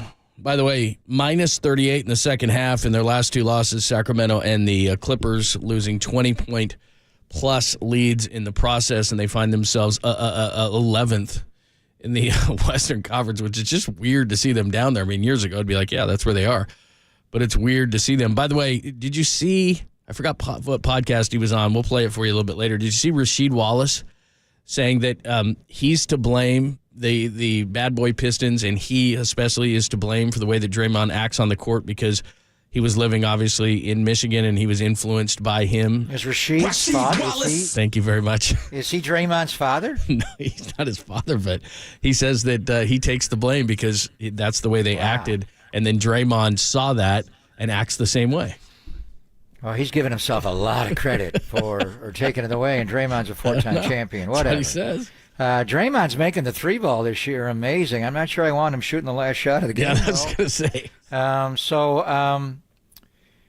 They as far as the overall record, they haven't been whole yet. They just got Draymond back after everything he had done with the ankle and the suspensions and everything else, and getting kicked out of the game with Donovan Mitchell, and then he comes back and you lose, CP3, you lose Gary Payton II. Andrew Wiggins closes a car into his right index finger. He's out. Whole thing is crazy. And then Saturday's game, and they've lost back-to-back games. Or Sacramento game, they won against the Clippers on Thursday, but back-to-back road games, they've lost huge leads in both. It's the modern NBA. You just didn't have it happen where you lost 24-point leads or 22-point leads. But with a three ball, they can make that up in a quarter and a half on you. And it's just a little alarming. They played so well early in the game on Saturday, and it was a day game, say in L.A., which is, to get off to that kind of a start for a nooner like that was really impressive. And then the Clippers just took over. Klay Thompson did such a good job on 11-23-30 guarding Harden for the home game. I don't know why they switched that up. And Steph was on him some. Podziemski was on him some. They put Klay on the claw. I thought Klay did a nice job against Harden, and Harden's not ultra quick. He's big, obviously, and thick and gets to spots, but Harden just broke him down over and over and over again. He just beat them off the dribble, got wherever he wanted in the third quarter, made the step-back daddy, but mainly he went to the cup.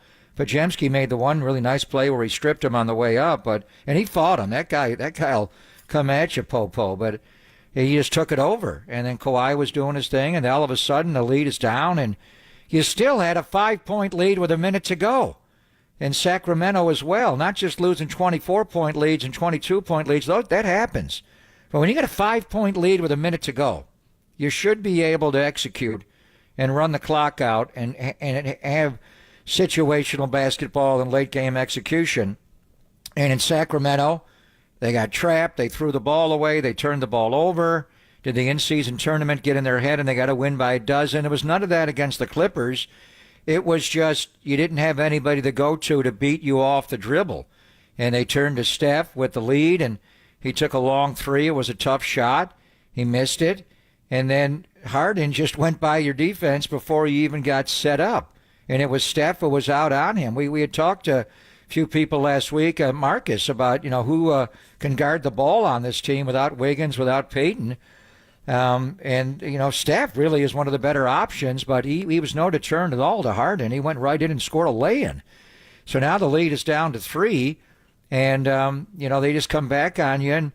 And the late game where Kawhi had him, and Steph kicked it out to the corner. That was after Paul George, made the 3 over Klay, which is a shot you're going to live with. Paul George is going to make that some. He's going to miss that some. It's not a great shot. But he made that one, and they took the lead for the first time since early in the game. And then just he couldn't get to spot over Kawhi Leonard, He tried to drive hard on him left, but that's really hard. Kawhi's not the player he used to be all the time, but at certain times like that, with his length and there's just no getting a shot off, he would have blocked the shot. So he kicked it left baseline to Draymond, and Draymond would hit that shot a lot, but the corner shots are hard for him. He'll make them above the break, but good luck. But do you want Draymond taking that shot and not somebody else? Hell no. I don't care what he's shooting on the air. But the proper play was made as far Steph was not going to. It was just you didn't have anybody that went off the deck.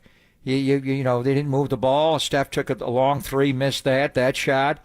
George rose up and made a shot. That's not a great shot, but he made it. And then it was really Harden, John, that just broke you off the dribble over and over and over again.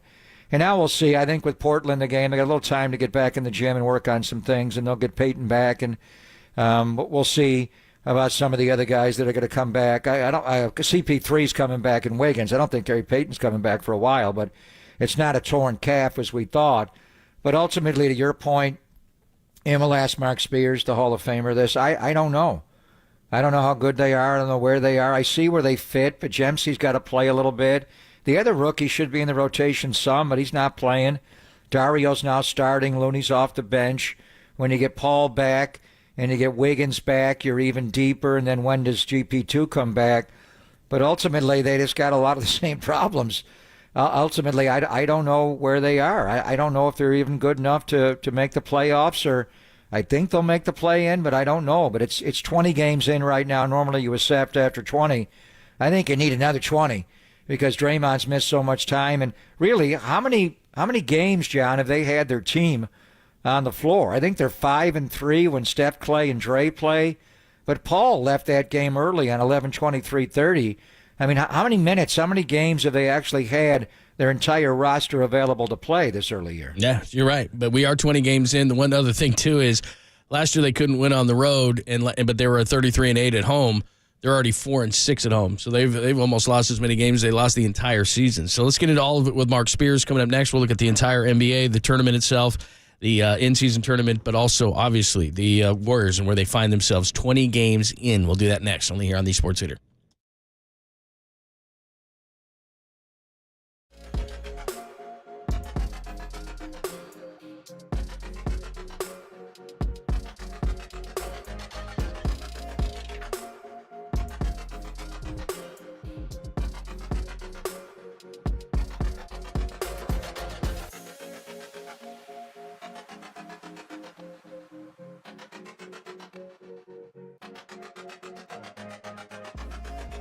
Hey, it's Greg Papa here, right from Philly week to Seattle week. Is your home ready for kickoff? Everybody knows that hosting friends, family, and fellow fans is the best way to enjoy a football Sunday. So get ready for an elevated game day by staining your deck or painting your fan cave with Benjamin Moore. Football and painting season now into the fourth quarter, late in the game, and it's your time to take advantage of your indoor and outdoor paint projects. You can have your family room decked out in team colors to impress and intimidate rivals. Update your kitchen with a fresh coat of paint for prepping tailgate treats and pregame snacks. A freshly stained porch or repainted exterior will allow you to grill outdoors in season all season long. So change your luck with a fresh coat of paint, whether you're calling it audible, can, Oscar, or just following the playbook. Find all the right products, the perfect colors, and plenty of advice at your Bay Area Benjamin Moore retailer. 17 regular season games again this year in the NFL and for many years, so let Benjamin Moore help you extend the life of your home for many seasons to come. So support your team and your local independently owned and operated business with Benjamin Moore.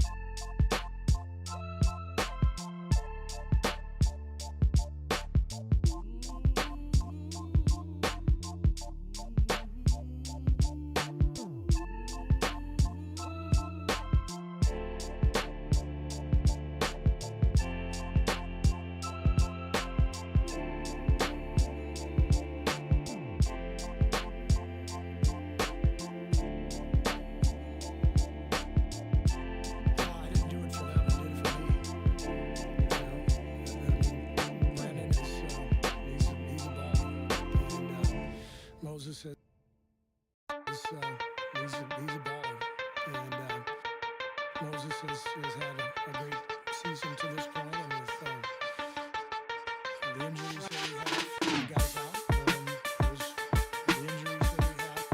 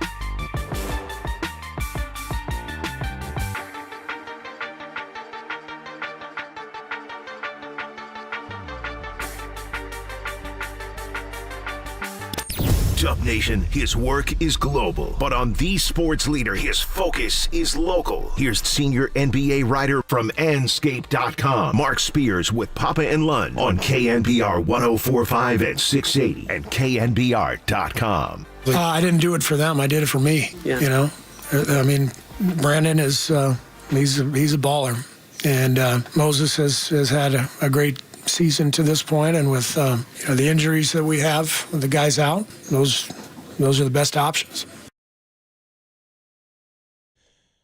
That's Steve Kerr, a little bit frustrated the last couple of games, as Mark Spears points out, minus 38 against the Kings and the Clippers, and blowing 20-plus point leads in both. At Mark J. Spears, make sure you follow him. Make sure you're reading his great stuff, ESPN and Anscape.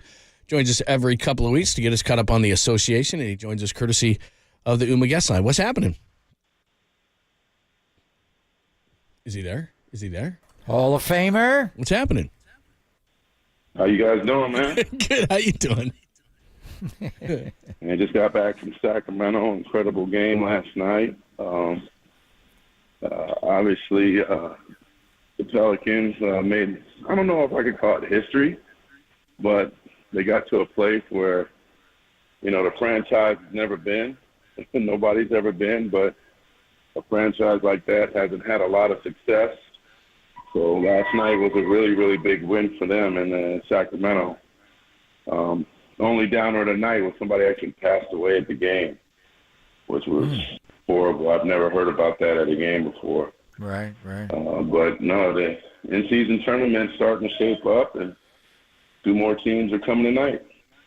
Yeah, Lakers and Phoenix will play tonight, and the winners go on to the semifinals against New Orleans. And then over in the East, Indiana put on a show last night. Halliburton went off, and they beat Boston. And then we got Milwaukee and New York tonight, and the winner takes on the Pacers. So now we're on to the Vegas side of it, Mark. Just overall, it's been interesting to watch to some degree, and a lot of skeptics on really what it all means. Being at these games, give me the players and the coaches' perspective. Beyond, they all get $500,000 if they win, and that's good for guys at the end of the roster and some of the coaches that don't make a lot of money.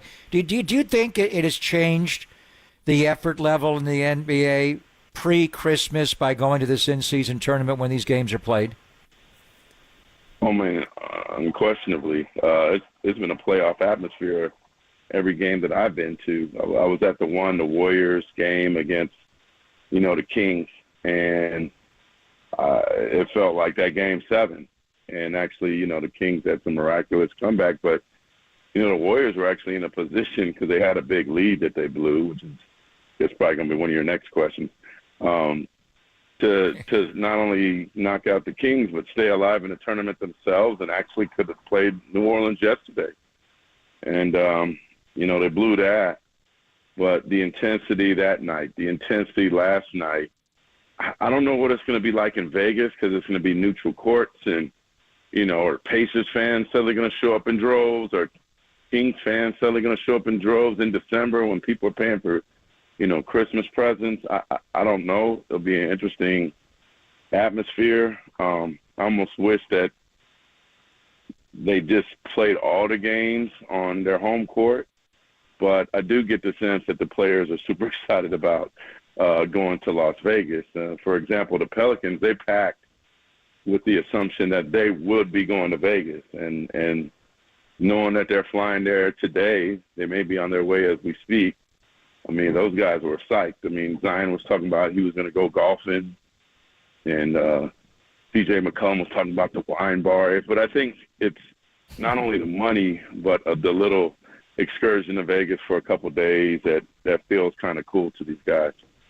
It's always great to talk to our good friend Mark Spears. I only have one request because you told me, a few weeks ago, just, give it some time, and I've come around on it, and I'm totally cool with it, and I don't want to be overly negative or picky or anything like that. But could they not promote it as win or go home? Because that's June. Like, this is not win or go home. This is win and go play another game, but you're out of the tournament. Okay, that's nitpicky. That's nitpicky, but it's not win or go home. Yeah, I'm just saying. But you know what? I'll be nitpicky about is that the name sucks. I agree. Yeah. You know what I mean? Yeah. The acronym's even worse. IST? What the hell's that? It's like some kind of high school basketball tournament in Des Moines, right? You got to go to the IST, right? They should call it the NBA Cup, the Stern Cup. There you I don't go. know, something like that. How about Vegas? Something Or about Russell Vegas. Cup. Just getting to Vegas would be. Well, but I was told, and I don't know if anybody's really said this, that I asked somebody from the NBA, I'm like, is this going to be in Vegas every year? And they said, no. We're going to be open-minded to bringing it to different places. Oh, it should be in Vegas. So I think the NBA is pleasantly surprised by just all the enthusiasm about the games. The viewership has been outstanding. And I think they were worried about early on. I know Adam Silver also wanted fans to know, when you watch these games and the court are going to remind you that it's a unique, special game. So that's why all these courts are outrageous. They wanted people to see on television, and when they're there, that this was different, this was unique. And so I think they did all that. I just the name is just terrible. Come on, man. All that Stern Cup. Did you come up with Stern Cup? That's a great name. Stern Cup. Yeah. It's got to be something. A picture of him on it. Yeah. That's my guy. I miss him.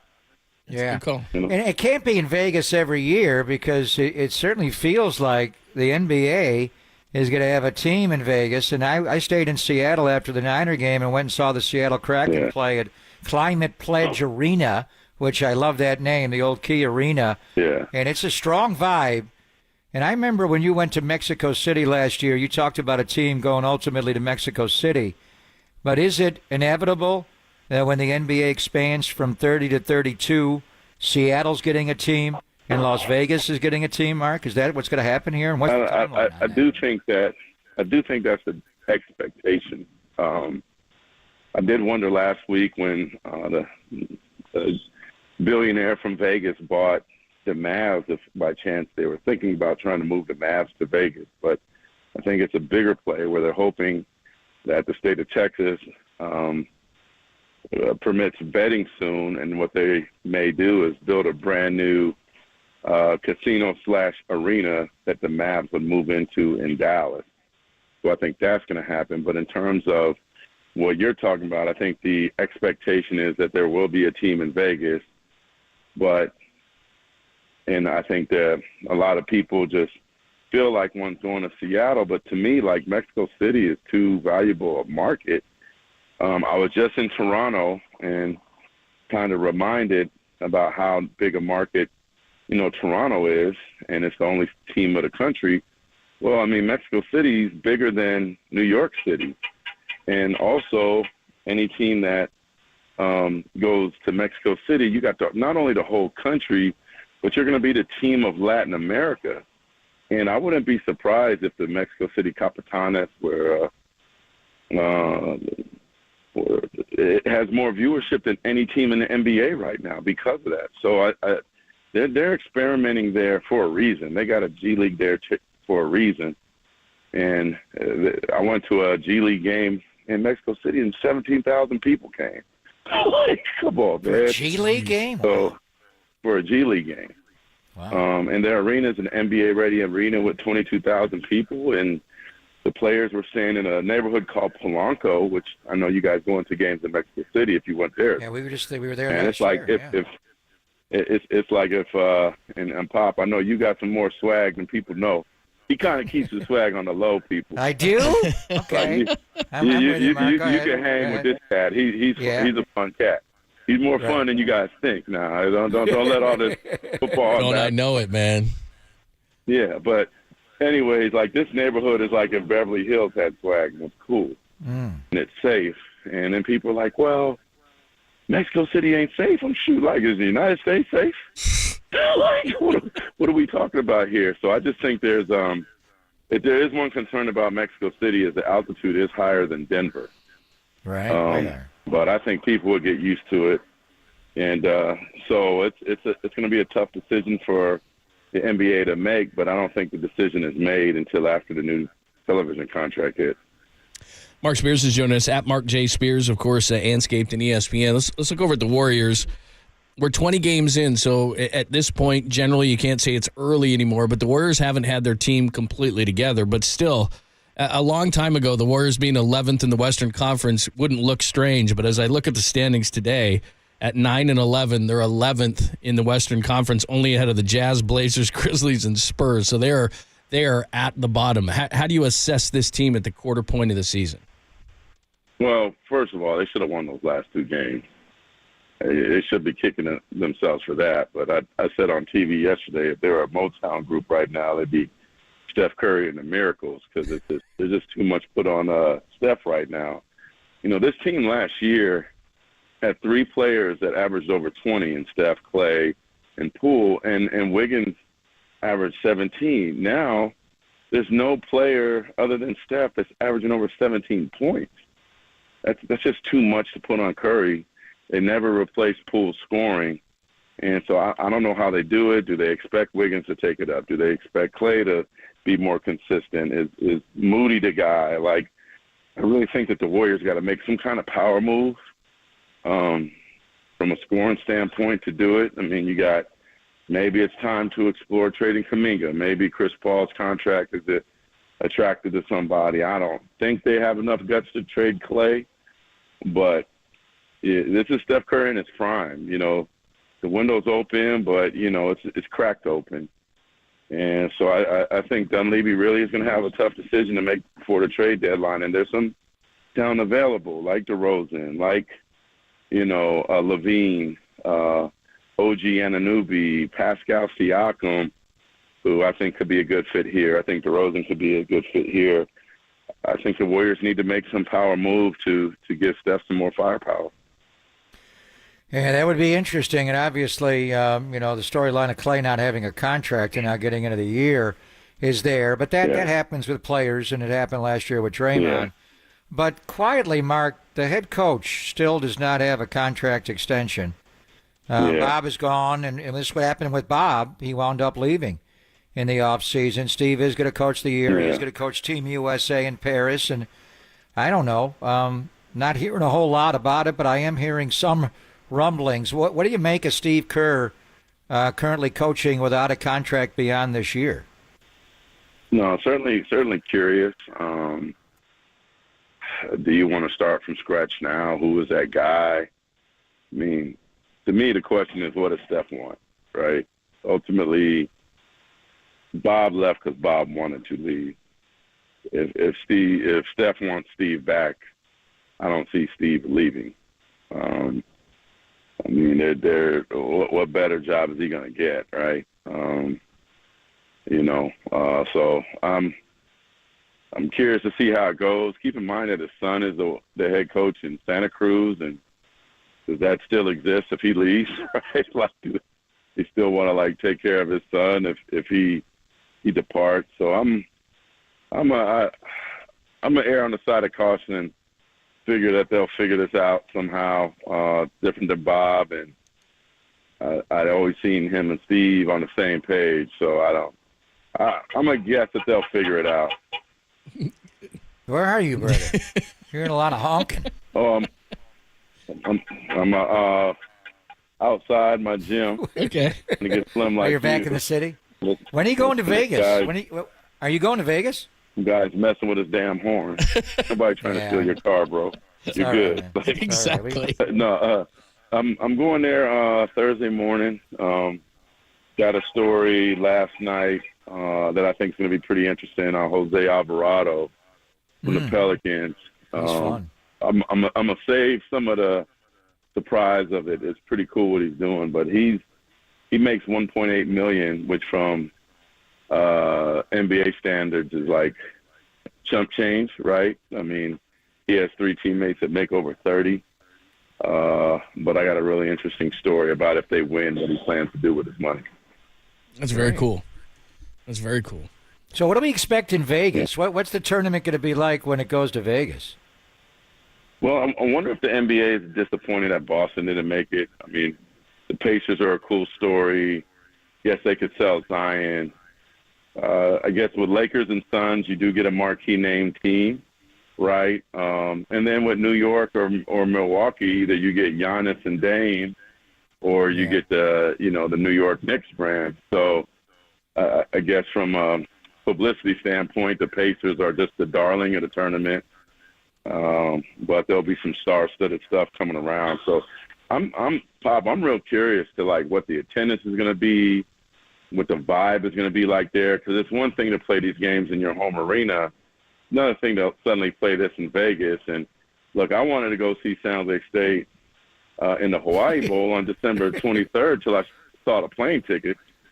You know what I mean? Like going to Hawaii, going to Honolulu in December ain't cheap, and I didn't get asked to go on a team plane, so I'm not going to go.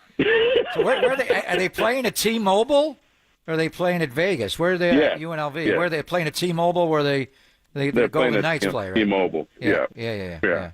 I mean, for fans right now, I mean, I guess Lakers or Suns fans, it's easy, but I think this might be where the NBA issue comes. Is like, do fans have the money to fly to Vegas when you got to get your kid that G.I. Joe with the Kung Fu grip and your daughter that doll, right? Like, Dude, that's where I am right now. Exactly. It's Christmas.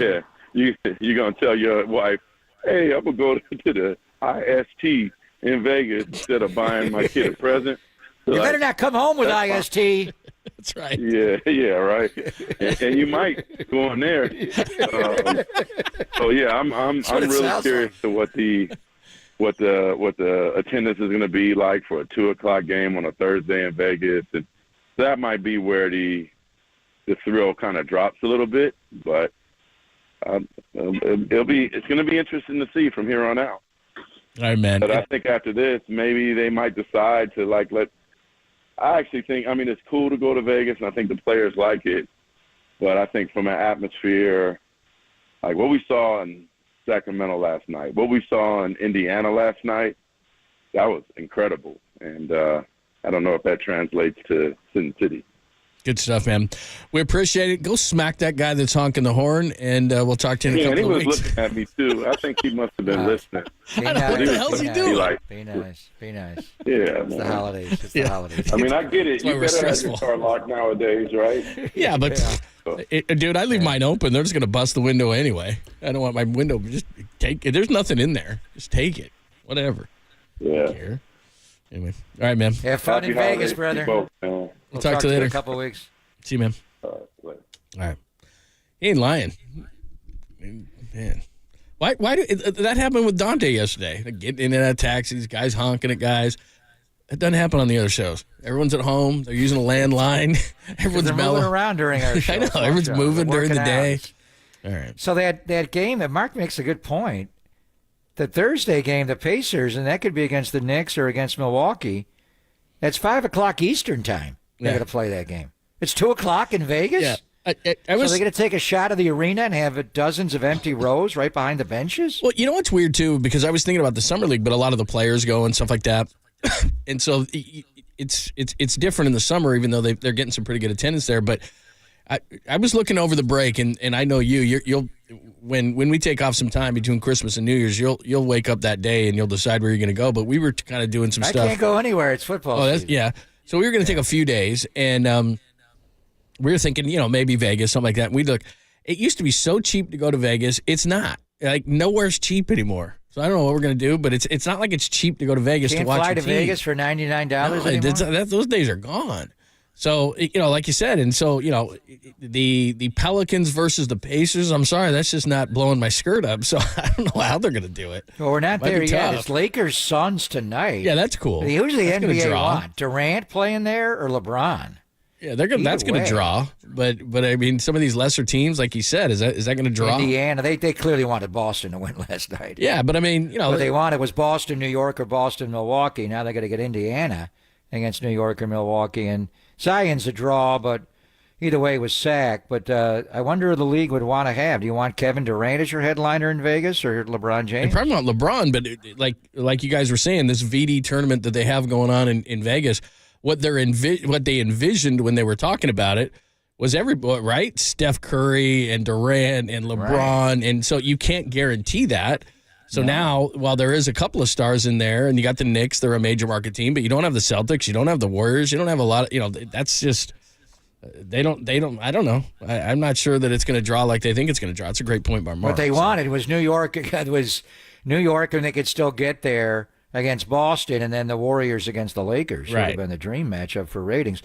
If it's not going to be in Vegas every year, hell, go to the world's most famous arena. Have it at Madison Square Garden if you can get the availability next year.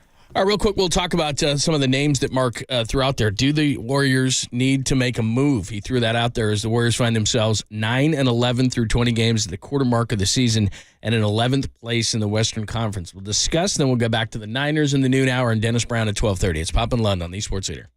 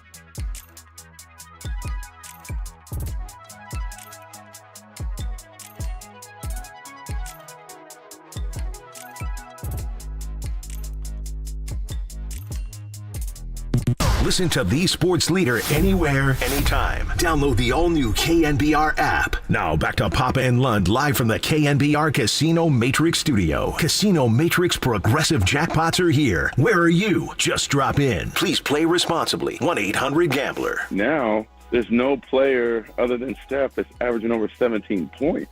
That's just too much to put on Curry. They never replaced Poole's scoring. And so I don't know how they do it. Do they expect Wiggins to take it up? Do they expect Clay to be more consistent? Is Moody the guy? Like, I really think that the Warriors got to make some kind of power move from a scoring standpoint to do it. I mean, maybe it's time to explore trading Kuminga. Maybe Chris Paul's contract is attracted to somebody. I don't think they have enough guts to trade Clay, but this is Steph Curry in his prime. You know, the window's open, but, you know, it's cracked open. And so I think Dunleavy really is going to have a tough decision to make before the trade deadline. And there's some talent available, like DeRozan, like, you know, Levine, OG Anunoby, Pascal Siakam, who I think could be a good fit here. I think DeRozan could be a good fit here. I think the Warriors need to make some power move to give Steph some more firepower. That was our good friend Mark Spears, who joins us every couple of weeks from Anscaped and ESPN's Pop and Lund, KNBR, AM and FM San Francisco, the sports leader, Cumulus Media Station. We'll be back to some Niners talk in about 10 minutes, and Dennis Brown will join us at the bottom of the hour. But let's start with this before we get into trade talk.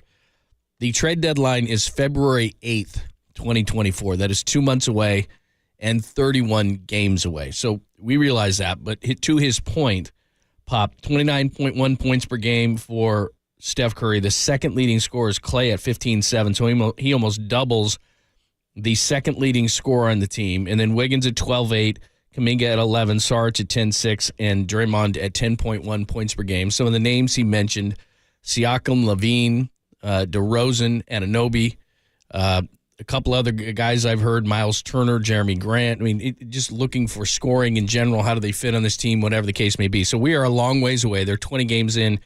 The trade deadline is not for 2 months and 31 games. But just using his premise of they need another scorer. Would you agree with that? They need to improve their offense. They need to move the ball.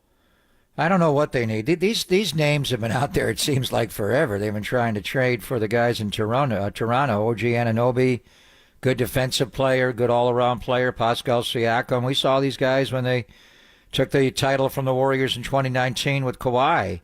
DeMar DeRozan would fit in well with the Warriors system. They're all good players. I think the reality is here, and people have to just respect who these players are. These are some of the greatest Bay Area athletes we've ever seen. A number of them are four-time NBA champions. The other night, John, and you were off on Friday, they had a great moment with the 11:30-23 night, and that was put together by Kirk Lacob. He's the one who found out about that date on social media, and the Warriors reached out to the league to make sure they had a home game, and they wanted to honor 11, Klay Thompson, 30, Steph Curry, and 23, Draymond Green, and then they all went out and played well in that game, and they found a way to beat Kawhi Leonard and the older members of the LA Clippers that are getting old themselves, Paul George and James Harden. So these guys are going to start to segue, and I don't want to be on their list of, when the petty kings come after me, but they're not going to be the best players in the NBA, all of them, forever. Steph clearly is still there.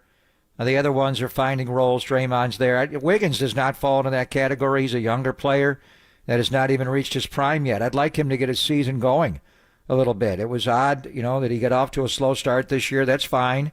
Started to play better, and then he slams a finger in his car door.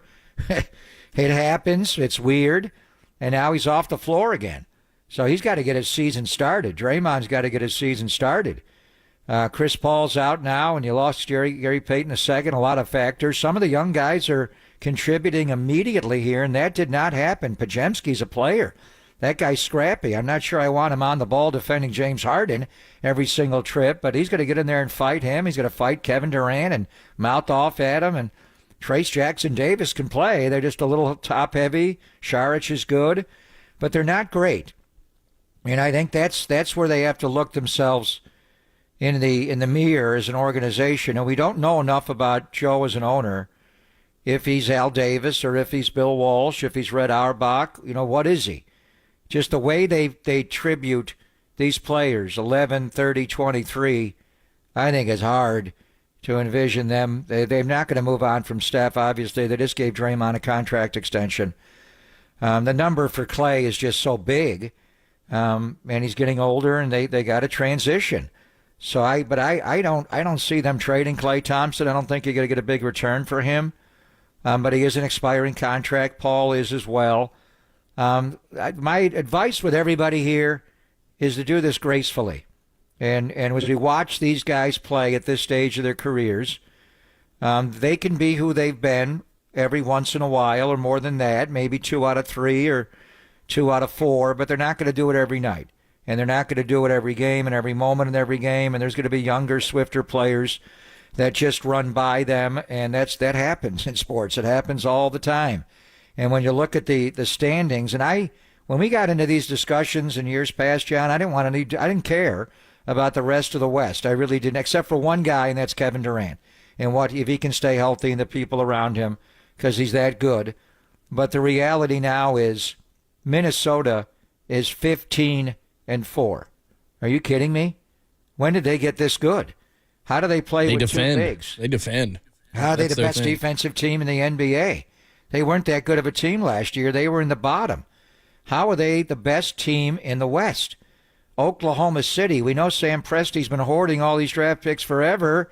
They get Holmgren healthy, They got a little issue off the floor, but SJE's that good of a player. How are they that good? Denver's Denver. We know they're there.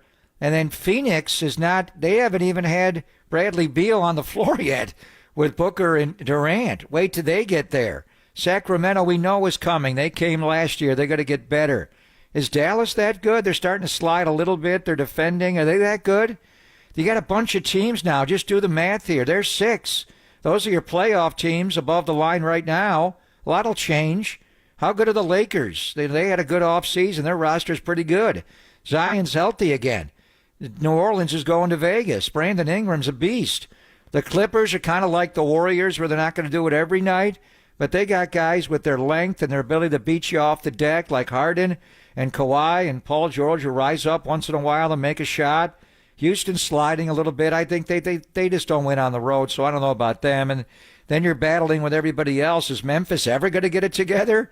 They've buried a hole for themselves. So the point is, I don't know if trading for one of those guys, it may help your roster a little bit, but is it going to be the panacea that saves your ultimate goal here? I think you got to be realistic about who they are, and you've got to celebrate them whenever you have a moment to do an 11, 30, 23. These are champions, some of the greatest Bay Area players of all time. Mays grew old.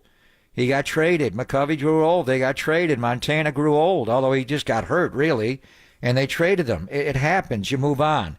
We'll see about this ownership and what they ultimately will do. But for the first time since they've been teammates, and I'm not going to assess them yet because they haven't been together very many games. The 20, I want to give them 20 more. But when February 8th rolls around, you may want to trade some of the guys that are newer here, whether it's Paul, Connie or Kelly Oubre Jr., or me, Angelo. But ultimately, John, I think you just got to look in the mirror and say, are we what's our goal here? What's our goal? To ultimately win the championship? Is that the goal? You got to be realistic to who you are.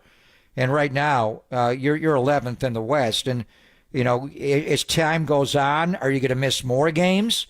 Are you guys going to be more unavailable for various reasons? They're older.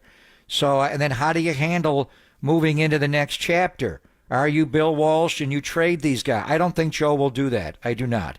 And then you just, you got to understand and not overreact to every missed dribble, and every time they don't play well and they get run by, it's going to happen to them. They are now in the stage of their career where they're growing older and they just can't do it every night. I think the problem is there's a couple of different things, as you just pointed out here.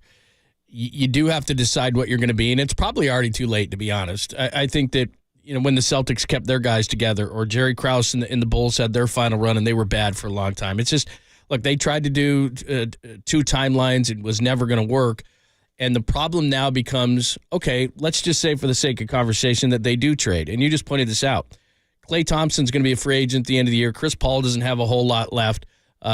Andrew Wiggins hasn't been great to begin the season. Jonathan Kuminga has never lived up to the potential. Maybe somebody still likes him. Moses Moody's okay. But you're not going to be able to transform the franchise, I don't believe. These guys have a lot of money, and if somebody wants to clear cap space at the end, Klay, Paul, those guys are up at the end of the year. But I don't think you have a ton to offer, and that's the problem. And then as you point out here, okay, through 20 games, we don't know what they are, but I know this. Klay's not Klay. Dre's not Dre. They're not those guys. Curry is the outlier. He's still as good as ever, but they're not going to get better. They're not going to get healthier. They're not going to get faster. They're not going to get younger. They're not going to get more athletic. And so as you look at the West, as you just pointed out, all those teams have an up arrow, and the Warriors have a down arrow. I think right now as we look at them, they're a play-in team. That's what they are. And I think it's too late to avoid the pitfalls they're going to be. You're going to be bad for a few years. I don't see how they get out of this thing because getting older is not better. They're going to get more injured. Chris Paul at his age, Klay, et cetera, et cetera, et cetera. I just don't see a lot of upside, and I don't see other teams clamoring to get to the pieces that they could trade. What they are is the greatest collection of basketball talent any of us have ever seen play together on one team. Yeah, they were. They gave us, we have to celebrate that. People get old. There's no harm in getting old. It happens. They made that choice, and they made their team older in the offseason when they traded, and he was a problem last year, obviously. He didn't fit in, and they got rid of Jordan Poole. But when they made that trade, they got older. They didn't make them better. It just made them different. And so where they are now, what I think they will do, they're not going to trade Klay Thompson. I don't think the owner will allow that to happen. I don't know. I could be wrong. I don't think you're going to get enough return to trade him. But I think what they'll do is let his contract expire and re-sign him in the offseason for a different number. And he'll play in a different role. You're going to have to transition from who you are, and he already has to some degree, and then just proceed forward. They do have youth on this team that is promising. Jonathan Kuminga's playing better. He does things differently. The overt athleticism everybody sees is obvious. He's got to do the subtle basketball plays. He did the other night in the win against the Clippers on Thursday. Podziemski's a player. That guy's just ballsy. He's tough. He plays better than he thinks that he really should, but he's got skill. He doesn't back down. I haven't seen too many rookies walk into this locker room, and he don't care. Whether it's Durant he's yelling at, or he's taking on Harden, or he just go. That guy, he's someone. Now he's a piece. But you like that guy. And then Jackson Davis, and then Moses Moody has always played with a veteran poise to him, even when he was a rookie. Saric is a player. You see where you keep him. I think Paul's the piece you move. But realistically, what are you going to get back that's going to flip your whole franchise? You got to be realistic about who you are, and they're going to have to figure it out. But I don't think there's any one trade or two that's going to flip the whole thing. And then to my point, I was asking Mark about Mark Spears, and you hear things, you don't hear things. Does Steve want to be a part of a rebuild? Does he want to do this with this team?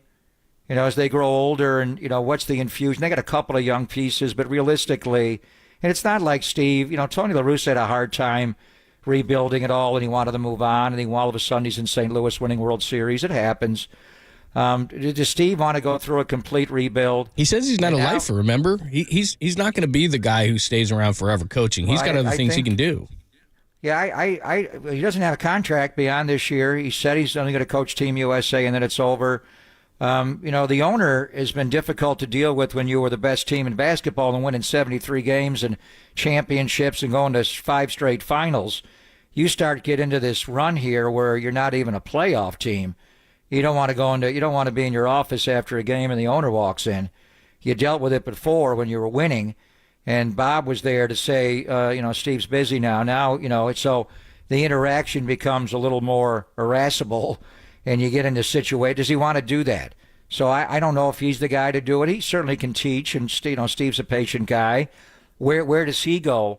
But I think you just have to be realistic. Wiggins has got to start playing better. He's got to play. First of all, because he's not in the category of these other guys. He's been a part of a champion. He's a great player. He's probably your best two-way player as far as, guarding the best offensive player and also scoring. Steph's in a different stratosphere.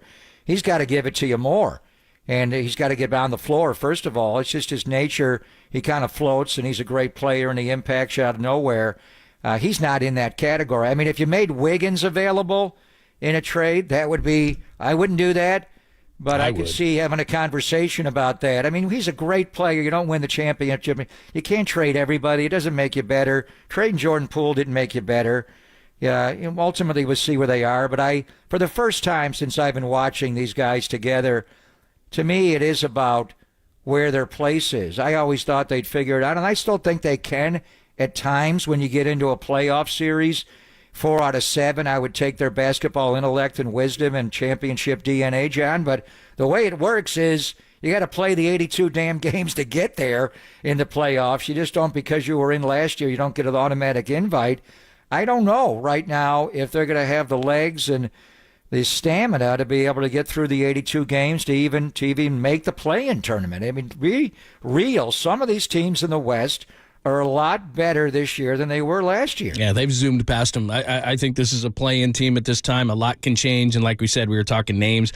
We're 31 games away from the trade deadline on February 8th, so lots can change, but I don't know. Older guys don't generally get better as the season goes on, but we shall see. So we'll get back to a little bit of Warriors, obviously, throughout this whole thing. But coming up at the bottom of the hour, we're going to talk to Dennis Brown, the defense. How impressive was that performance, especially the way that they contain Jalen Hurts in the pocket. We'll get more into that with Dennis Brown in about 15.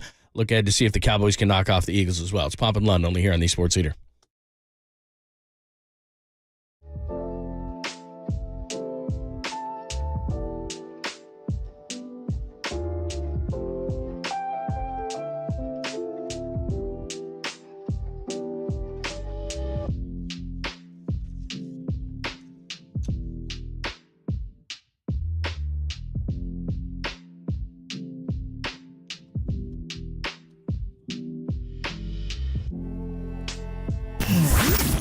Here's what's trending now. Trending now.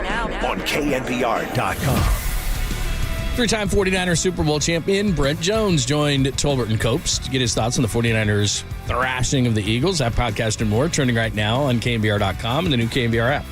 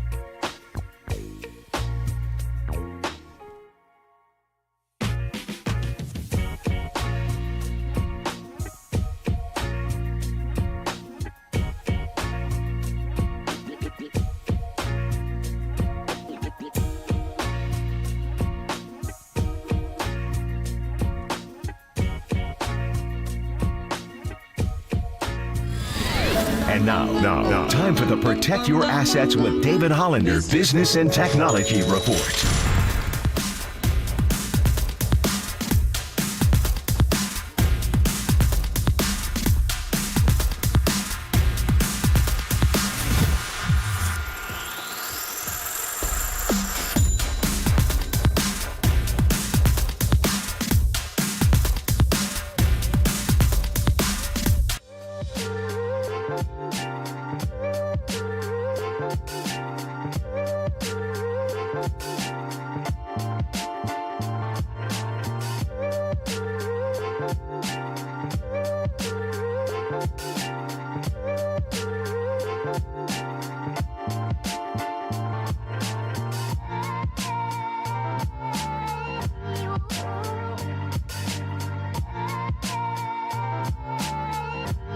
Wherever you are around the globe, stream your faithful home of 49ers football 24/7, 365 on KNBR.com. This is the sports leader.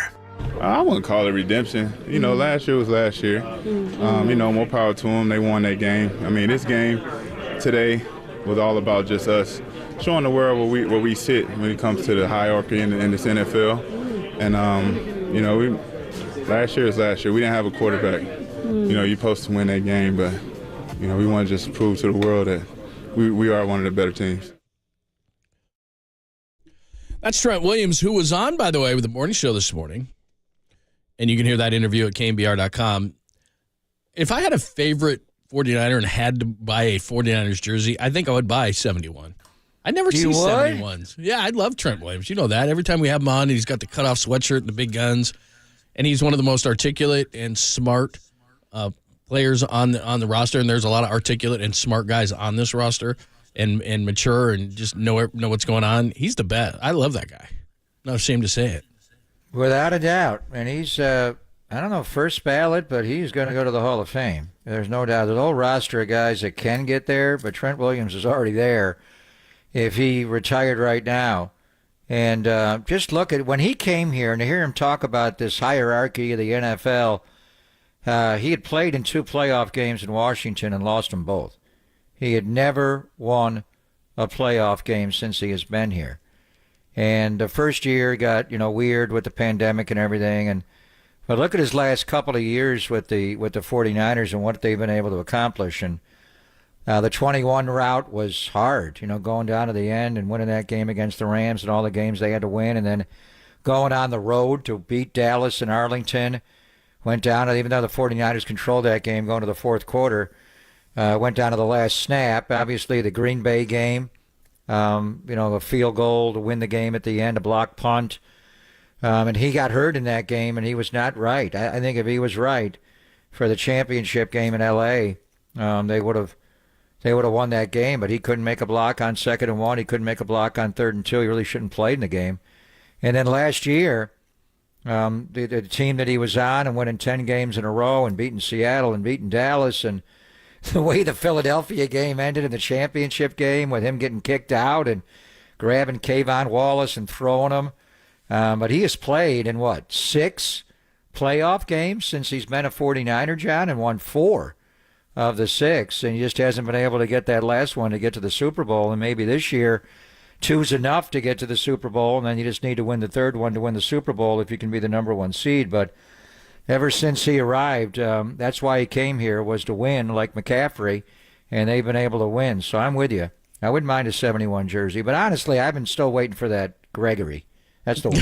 The Gregory jersey, yeah. The Gregory. That's my name. Come on. I want a number 5, Gregory. We're going to talk to Dennis Brown at the bottom of the hour. A couple of things to clean up from the Golden State Lumber and Building Materials text line at 415-808-5627, 415-808-KNBR. From the 650, I was saying earlier I was rooting for the Cowboys because you need the Cowboys to win, or Seattle. So it's one or the other.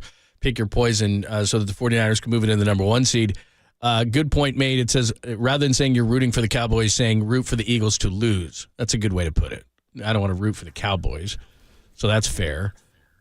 Somebody trying to say when it comes to the Warriors, it's like Madonna trying to keep up with Taylor Swift. Okay. Yeah.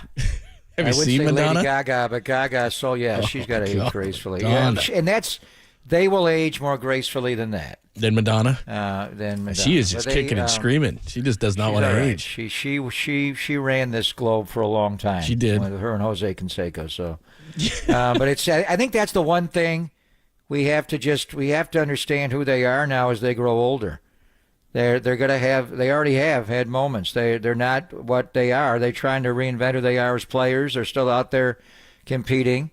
They're playing guys that are 10, 12 years younger than them.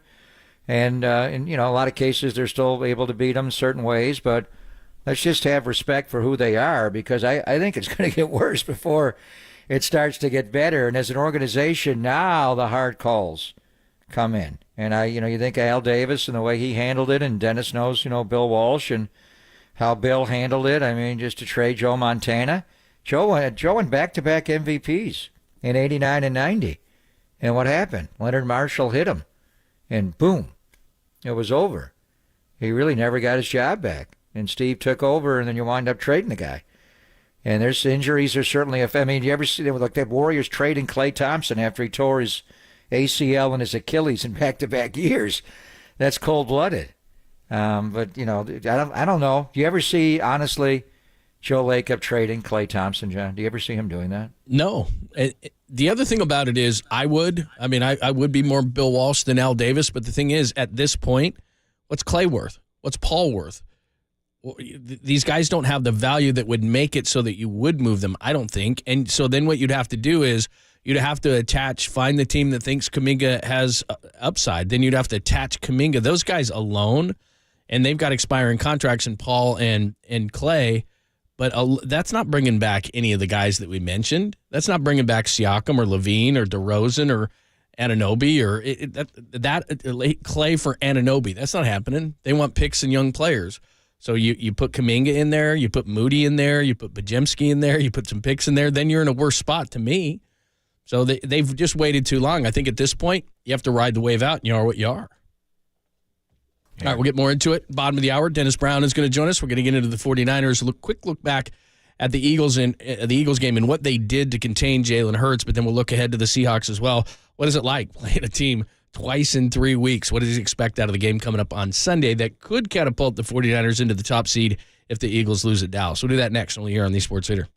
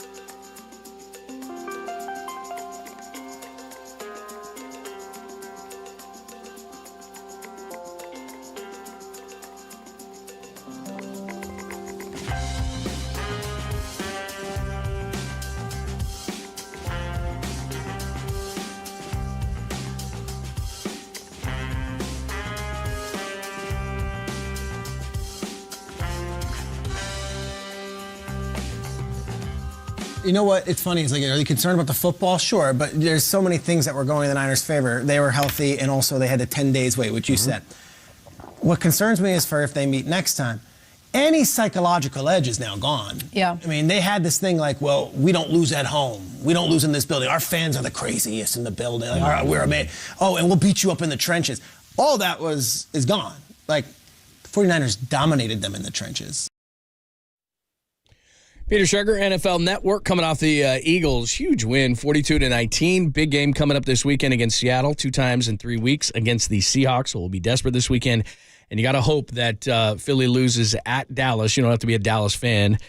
If that happens, then the 49ers will be the top seed in the NFC, regardless of what the Lions do. So let's get into all of it. Our good friend Dennis Brown joins us. And, of course, you hear him and me and Adam Copeland doing pre- and post for every 49ers game. And Dennis joins us courtesy of the Uma Guest Line. What's happening? Hey, what's going on? I like the way you say you don't have to be a Dallas fan. Yeah. But you can kind of hope that they – that Philly continues the tradition because they don't win in Dallas very much. No, they're 0-5 in their last 5. So, yeah, and they get blown out. You just hope that, Dallas is on their game and they give Philly another L. That would work out well for getting to that number 1 seed. So, not a Dallas fan, but kind of hoping that Philly doesn't or continues the tradition in Jerry's world. How about that game, though, on Sunday? I mean, that's the point. We'll worry about the other teams. They got to go figure out who's going to play the Niners maybe on January 28th and where the game is. But just the game, Dennis, it was wow. Can we start with the way they rushed Jalen Hurts? Because I knew they were going to do it, but then watching it, at times, I'm like, what's going on? Go tackle that guy. He's got 6 seconds to throw. But the discipline – because they don't do that. And I can't remember when they played Russell Wilson, they wanted to squeeze him in. But they did it with an added discipline in this game to not go Kasarik wide 9. Just get upfield and get there as soon as you can. It was a measured rush. You could see Nick change the way he rushed Lane Johnson more powerfully. Just the thought process of going in there, changing your whole rush plan, executed so well, and just pinned that guy in the pocket, and he just could not beat the Niners from the pocket. Yeah, and I think that was the goal. Once you neutralize that run game, then you say, listen, you have to beat us from the pocket, with your arm, not your legs. And you look at the rush, and you talk about the goal rush. The goal rush was there, but the goal rush was kind of a contained. Like you said, it was very disciplined pass rush lanes. Guys didn't come inside. They were really good. It was great to see. We talk about, the quick moves and the inside moves at some of these defensive ends take. But both defensive ends, Chase Young, whoever was out there, Bosa, they had really contained rushes. And the goal was to keep them in the pocket and make them throw from the pocket. Good gut pressure was coming with Hargrave. When it was time, it was third down. It wasn't like crazy games. It was just contained rush, like you said, and it was great when you have a quarterback that can kill you with his legs. And he did a little bit of it in the fourth quarter. He kind of got out the pocket, played some backyard football. That's where he's at his best. But for the most of the football game, it was just kind of containing him in there, and make him sit in the pocket and make decisions and go to progressions. And then the coverage was good. The secondary played really well. So all the way around, I don't know if it's fair to say, but if the 49ers are healthy, which they are right now, and they execute the way they execute, they got to be, the best team in the National Football League. I mean, I'm a little biased because, Niners are my team, but, they look like when they're on point and they're healthy and they're executing, I mean, what team's going to step on the field and stop them? I mean, those first 2 series, I think maybe the offense, maybe Kyle Shanahan got a little excited because he saw the potential. He saw, the weakness. You get exposed in the middle of the football field, especially with the linebackers. Maybe he started a little too early. But after those first 2 series, I think, 6 scoring series, back-to-back, back-to-back in a row. So, yeah, so it was, it was impressive. And like I said, this team is talented. And if they execute, and you got Kyle Shanahan, great game planner, he's going to scheme up some stuff. And I think we saw it. I mean, they've blown out Philadelphia. They've blown out Dallas. And I really think this is talent-wise and execution. It's hard to beat the 49ers right now. Dennis Brown, Super Bowl champion, joined us, of course, with the 49ers. 49ers beat the Eagles 42-19. Got a big game against Seattle coming up this weekend.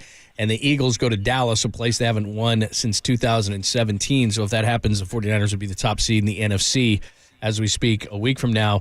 Let's go to the secondary. You mentioned the secondary briefly, but there was issues. Obviously, we're talking about the slot, and we're talking about Ambry Thomas, and what are they going to do in the secondary? Can they make a move at the trade deadline? They did not. And then Ambry Thomas played another great game. So what is your confidence level on the back end there? Jair Brown did have a misplay that led to a big play, but he did lead the 49ers in tackles as well. So they're getting used to not having a funga. But just in general, from you and I talking a lot in pre and post games about what's going on with the secondary to now, it seems like they're working in perfect rhythm with that great defensive line. Yeah, and that's it, right? It's rush complements the coverage, and coverage complements the rush, and Thomas Ambry he's playing a lot better, and I think you get NFL. It doesn't take you long to understand the business. When you start hearing about trade talks and bringing in someone else, you kind of realize that hey, I'm not getting the job done, and it kind of elevates your game a little bit. And I think he might be in that situation, and they make that that switch. I think he's getting better. I mean, it's time, right? I mean, it's time that you figure out the game and you figure out you have to play at a super high level, and especially with a team like this that's got all the talent in that defensive line. I mean, if you can get your basic, your basic skills, up to par. I mean, you could be, a really good defensive back in this league when you got all these first rounders rushing the passer up front. So they're gonna make your job a whole lot easier. I think he's getting a lot better. He's going to continue to get better because he's always going to be evaluated. And I think this entire secondary, we always talk about it, but I think they're really coming in, into their own, and they're starting to play. They're putting some games back to back, and there's been some great plays. And, I'm just thinking, I don't know what quarter it was, but there was a vicious hit, in the secondary. I don't know if it was Lenore. Yeah. I mean, it was a vicious hit. So, they're getting a little confidence back there, and that pass rush helps them out so much. So, continue to get better, and understand that if you don't get better, these general managers, they go out and they'll find someone because, as far as in my opinion, the 49ers, they're ready to win. I mean, John Lynch, Kyle Shanahan, of course, they want to win the championship, but they see it's got to be right now, and they got to do it, and it's got to be this season. I mean, you really got to get up. You have your franchise quarterback now, but you've got, guys on the offensive line. You got tight end that's getting a little older. You can only bring in so many defensive ends to try to run. This is it. I mean, they've got the package right now, and I think it's very, very important that everyone plays at a super high level. So it's nice to beat the Cowboys so solidly in October, 42-10. It's nice to go to Philadelphia and beat the Eagles so decidedly in December. But ultimately, as you're saying, it's about January. So assuming the Niners are going to have to play one of these teams, maybe two of these teams, come January, Dennis, and we'll just stay with Philadelphia in particular because it's fresher. What can they apply from this game, even if they have to go back to South Philly on Jan 28? You had this scenario in '93 after you lost to them in the NFC Championship game at home. You went to Dallas the next year and lost to the Cowboys, and then that set them up to win the championship game. And then we've talked a lot about the '94 regular season win when Merton Hanks had a couple of picks and chicken dances, Troy Aikman a candlestick in the regular season, and that set it up for Eric Davis to do his thing come January in the championship game. Does this give the Niners more confidence if they have to play Philadelphia again, no matter if the game is in the South Bay or South Philly in January, Dennis? Well, that's a good question. I mean, I don't know about confidence because everything changes once you get into the playoffs, right? It's a different mindset. It's win or go home. So I think everything changes. I think both teams have the confidence. The mindset's different. You go into the game different. You look at film differently because you understand now you're starting to compete for a championship. You've earned the right to compete for a championship. So everything kind of changes up. And it's kind of it's like a clean slate. I mean, you have to start all over again because you understand, that when we were playing Dallas, there was going to be a different game plan. They're going to try to attack, our defensive front different, our secondary differently. So everything kind of changes up. And then this just goes into, the way you prepare. I mean, January, you understand what's going on. You prepare differently. You watch more film. You're in the weight room more. You relax more. You're not out in the streets, like we used to do. You're not running the streets, during January because it's do or die. I mean, and it's true. I mean, your whole mindset changes because, everybody wants to win that championship, right? So, guys are really locked in. And then you really think about, the game that you've won or the game that you've lost because you understand now, this is a time to compete for a championship and everything's going to flip, guys. It's more intense. Coaches are more intense. It's pretty serious business when you get to this time, because you kind of earned that right to kind of compete for a championship. So it was always playoffs was always fun. I was lucky. We were always, I think we had one year when I was in the league, we didn't make it to the playoffs, but every year it was playoff time.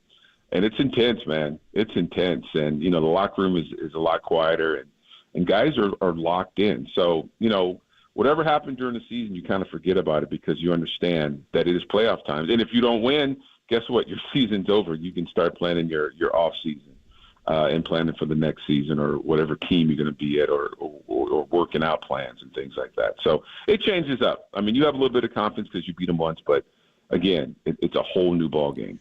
Dennis, let's look to this weekend, and I don't like the term letdown game because I think guys are ready, but I do think they were sky high for this game. I think they had been circling this thing for a long time, and I think they would have beat any team on earth yesterday, on Sunday. So now all of a sudden, human nature comes in. You just beat Seattle 2 weeks ago. They weren't very good, but I saw Seattle on Thursday against Dallas, and they didn't win that game, but they played much better, and I think they're a desperate football team. The last time we saw the 49ers off a big win was against Dallas. They let down. They lost 3 games in a row.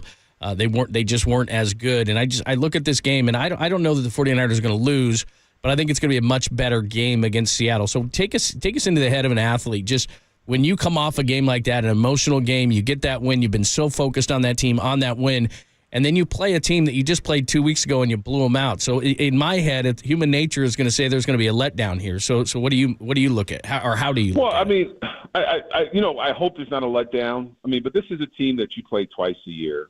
I mean, it's kind of a rivalry, even though you've kind of owned them for the last couple seasons. But it's a divisional game. I mean, it's easy to get up for. You got Pete Carroll. And you just know that this is a team that would love to beat you. I mean, when you come into a game and the team is on its high, a team that's still playing to kind of struggle, like you said, a desperate team, they want to beat you, and you have to understand that. And I just hope that there's not a letdown because with the Seahawks, I think if you get up on them early in the football game, smack them in the mouth. I think you can kind of beat up on a team like they did the first time, but you have to go in there with that mindset that we have to start fast. But it is a divisional game. I mean, you got to be able to get up for a divisional game, and it seems like this has been a long season, and we haven't seen many divisional opponents. But now, end of the year, you're going to start hitting them now. So, hopefully there's not a letdown. Like I said, the only team that can really beat the 49ers at this point because they're so healthy is the 49ers. And I just hope leadership takes over and guys understand that, listen, we went through Dallas, we went through Philadelphia, but still we got to finish up this division and understand what's in front of you. If you beat the Seahawks, I mean, you win back-to-back NFC champions or NFC divisional championships. So that's got to be the goal, right? Your goal has got to be to run the table, at least in your division. So, I mean, the number one seed is out there, but you got to take care of business in your division. So, I mean, hopefully that is the focus, that if we beat Seattle, we're back-to-back champs in the West. And that's what that's what the focus has to be. And that's where leadership, that's where preparation, that you stay, as serious as you were going into a Philadelphia football game. And I think that comes from the locker room and some of the guys, the older guys on the team, to keep guys focused, because it is easy to kind of go, we beat them, 3 weeks ago. We're going to beat them again. But no, you got Pete Carroll. Understand Pete Carroll. These guys will be motivated. And they beat them soundly. I mean, it was 31-13 final, but the first half, was about as soundly as the Niners have beaten any team this year. Seattle did get back in the game with the pick six in the third quarter. My concern is Seattle's they're going to be desperate coming in, as John noted, and the Niners just played them. We just saw them on Thanksgiving. It's going to be, like 17, 18 days in between games, and they're going to make a lot of structural changes. They may get K9 back for this game, Kenneth Walker III. He missed the last game. Pete Carroll jumped into an odd four-man front to open the game to shut down the 49er ground game. He didn't go to his five-man front out of the 34. So just, it's a little like what we're seeing in the NBA where they play the same team back-to-back, or in baseball, or, when you get into a playoff series in the NBA. Just how do you handle it from a coaching standpoint? Do you expect the Niners to change much or just go out and play? I mean, we just saw this team 2.5 weeks ago. Yeah, I mean, there's gonna be some switches. I mean, there's gonna be some switch ups because it's a chess game, right? I mean, you got two head coaches that know each other. You know the scheme of the defense. You know the scheme of the offense. Now you got to try to do some things to kind of, hopefully throw an opponent off. So it's going to be, it's going to be both ways, right? Pete Carroll's going to come up with some things, and Kyle Shanahan has to come up with some things because this team so well. I mean, that's why it's easy to play these teams and, so close to each other because, Seattle, they got a little bit more of a rest. But still, this team. You can expect this. Kind of how Pete Carroll thinks. Pete Carroll's always trying to throw something in there. But if you go out and play football and execute the way you did the first game, and like Mike Tyson said, everybody's got a game plan until you get hit in the mouth. That's what happens. That's what happens, right? I mean, whatever all those schemes, if you shut them down early, you set the tone early, you come out with a win. So that's got to be the mindset. Dennis Brown, by the way, congratulations. Your Dogs made it to the Final Four. The committee said, "Okay, you're undefeated. You get in." Florida State. But it's funny. I got a text from Dexter Carter. He was a Florida State guy. You bet. And he was just like, "What in the hizzle is going on here?" And I was like, I don't know. My Dogs are in it. I don't know. I don't care about you. And plus, I think you got the draw because you're the 2. So Michigan's the 1. They get the 4 seeded. They get 4 seeded Alabama, and then you guys get Steve Sarkisian in Texas. So I like your draw. I think you're going to play in the final, man. Yeah. Then the last. I mean, I think Texas is a great team to play, and you play against one of your old head coaches. So it's going to be fun. What is it? The Cotton Bowl? Or Sugar Bowl. Sugar Bowl. Yeah, you're playing the Sugar Bowl. We got the Sugar and the Rose for the semis, yeah. Yeah, in New Orleans, right? Yeah. Why don't you go down there? But by the way, Pop, Dennis was in Vegas for the Washington-Oregon game. The Pac-12. You were? Yeah, the last Pac-12 championship. Dennis was there. It was pretty exciting, I tell you. And it was, college games are interesting because people get really into it. So it was a fun time, and my wife's already said we got to go to New Orleans. I go, no, that's Wait a minute. The last time you were in New Orleans, you were with Pop, and the Niners beat the Saints. Is that accurate? Was that the last time you were in New Orleans? Yeah, we were there. We were there, yeah. And that was probably the most exciting NFL game I've ever been to. That was incredible. Super Bowl 47. Yeah. Oof. No. The Saints and the Niners. No. Saints and the Niners. When he did the game with me. Yeah. I was talking about, he we worked game together on TV. That was the last time I think Dennis was in New Orleans. Yeah, that was awesome. 2019. Last time I was there? I think it was the last time I was there. Oh, is that right? Yeah. I don't think so. Yeah, New Orleans is not a good time, not a good place for a non-drinker. So I think I'm gonna stay at home. That's what I always say. Yeah, I had a good time. Yeah. Where speaking of UW, I went to the Apple Cup. Oh yeah, they played Washington State at Husky Stadium. There was a Dennis Brown memorial on the walls there. It was just all Dennis Brown. You and Warren Moon. Yeah, me and Warren Moon. Yeah. Everywhere I went, it was you and Warren Moon. There we go. Now, that was fun. No, you stayed. That wide receiver, number 1. Udunze Is going to be a star in the NFL. They got some good receivers, man. And you know what? He's from the Vegas area too, so he's kind of homecoming. So yeah. Right on. So it was really fun. Don't be a Raider. Don't do that. Don't do that. All right, man. Hey, it'll be fun Sunday. We'll get another home game, so we'll see you down at Levi's. And thanks for the insight as always, man. We appreciate it. Hey, can I say one more thing? Of course you can. Of course. I mean, I am always, Papa. I am so impressed with your knowledge of referees every week. I mean, you go down to it like when they came in the league, where they high schools they graduated from. I text Mike Pereira and I get the tag because he hired them all. I get it from Mike. Yeah, it's amazing. Yeah. You just have Alex to run. Kemp. I like Alex Kemp. Alex Kemp. All right. Trying to figure out who's gonna ref the Super Bowl this year. I'm trying to figure that out. Again, I don't know. You'll know.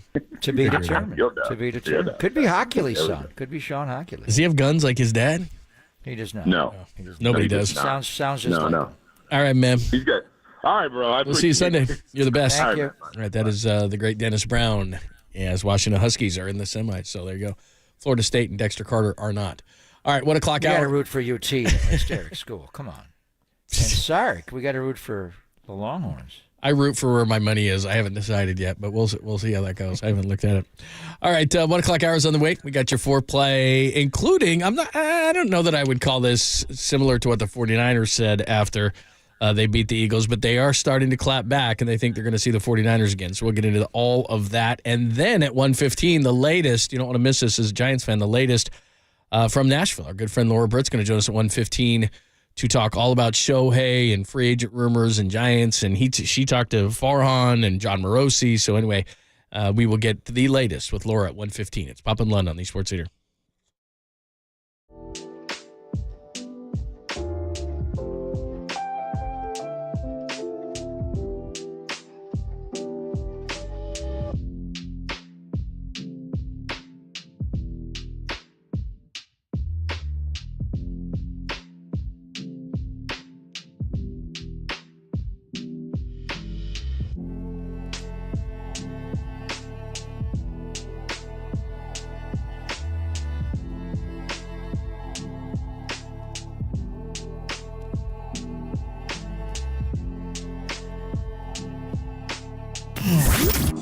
Here's what's trending now. Trending now. On KNBR.com. The big man, Trent Williams, he joined Murph and Marcus to talk about the emotions of going into Philly and showing the NFL where they stand in the NFL hierarchy. That podcast and more trending right now on KNBR.com and the KNBR app.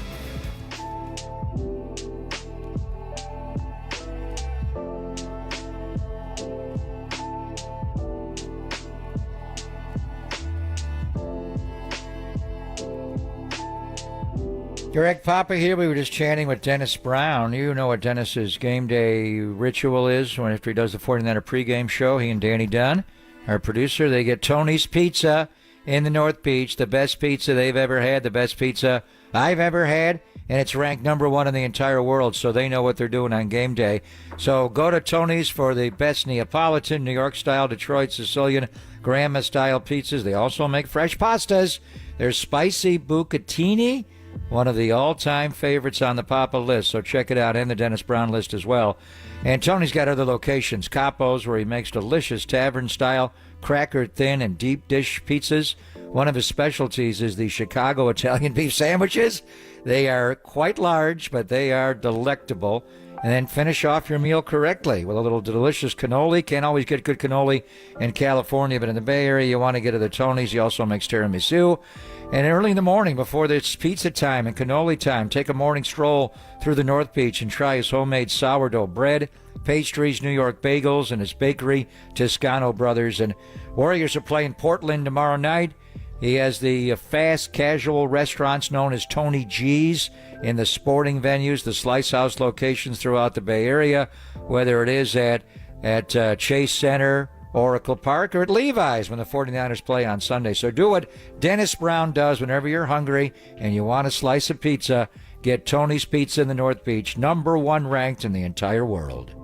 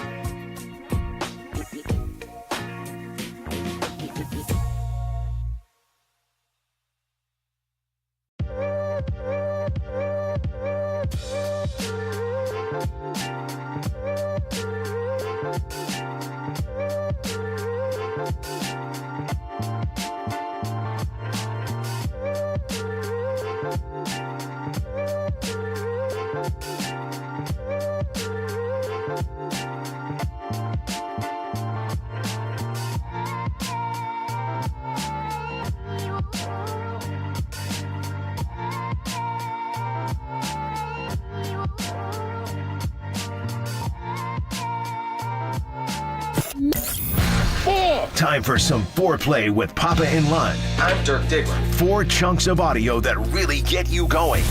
I have a gift, and I am trying to not be selfish about it, but to use it. On KNBR 104.5 and 680, the sports leader. Thanks, Jonas, Pop, and Lund. Before we get to the foreplay, and it is a good one, and Laura Britt from the winter meetings in Nashville at 1:15, Ian Rappaport reporting Logan Ryan. Remember him? With the Patriots? Yeah. Yeah. He Tennessee has Titans. Tennessee Titans. He was a really good player at one point. Intercepted Tom Brady's last pass as a Patriot. You nailed it. He turned it into a pick six. What's going on with him? He is the newest member of your San Francisco 49ers. They signed him to the 53 or to the practice squad? Longtime versatile DB Logan Ryan has signed with the 49ers. So he doesn't say 53. Sounds like it. Sounds like he would be a 53. So anyway, Logan Ryan. I'm not saying he is what he was there, but he's a veteran guy, and with Hufanga out, I mean that's a good addition. Plus he can play corner, he can play slot, he can play safety. He's played all over the place. So interesting. Logan Ryan. Well, they signed Eric Harris recently, and he was actually up on game day. Longtime safety, and he's on the practice squad, and they elevated him on Saturday. So Ryan going right to the 53. You've had 2 injuries, not just Talanoa Hufanga, but George Odom.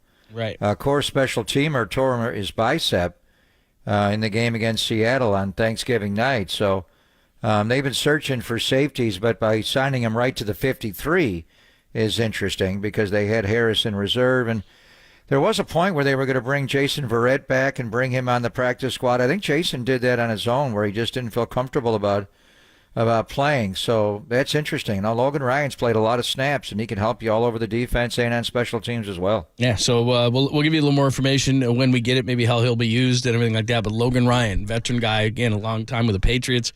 Tennessee had most recently been with the Buccaneers last year, did not play this year. So Logan Ryan to the 49ers. Keep you up to date on that. All right, speaking of the 49ers, let's start the foreplay with this. Rex Ryan doubling down. Remember, we played this probably a month or so ago. Loves Brock Purdy, comps him to Joe Montana, and not only does he do it again this time, he's talking MVP.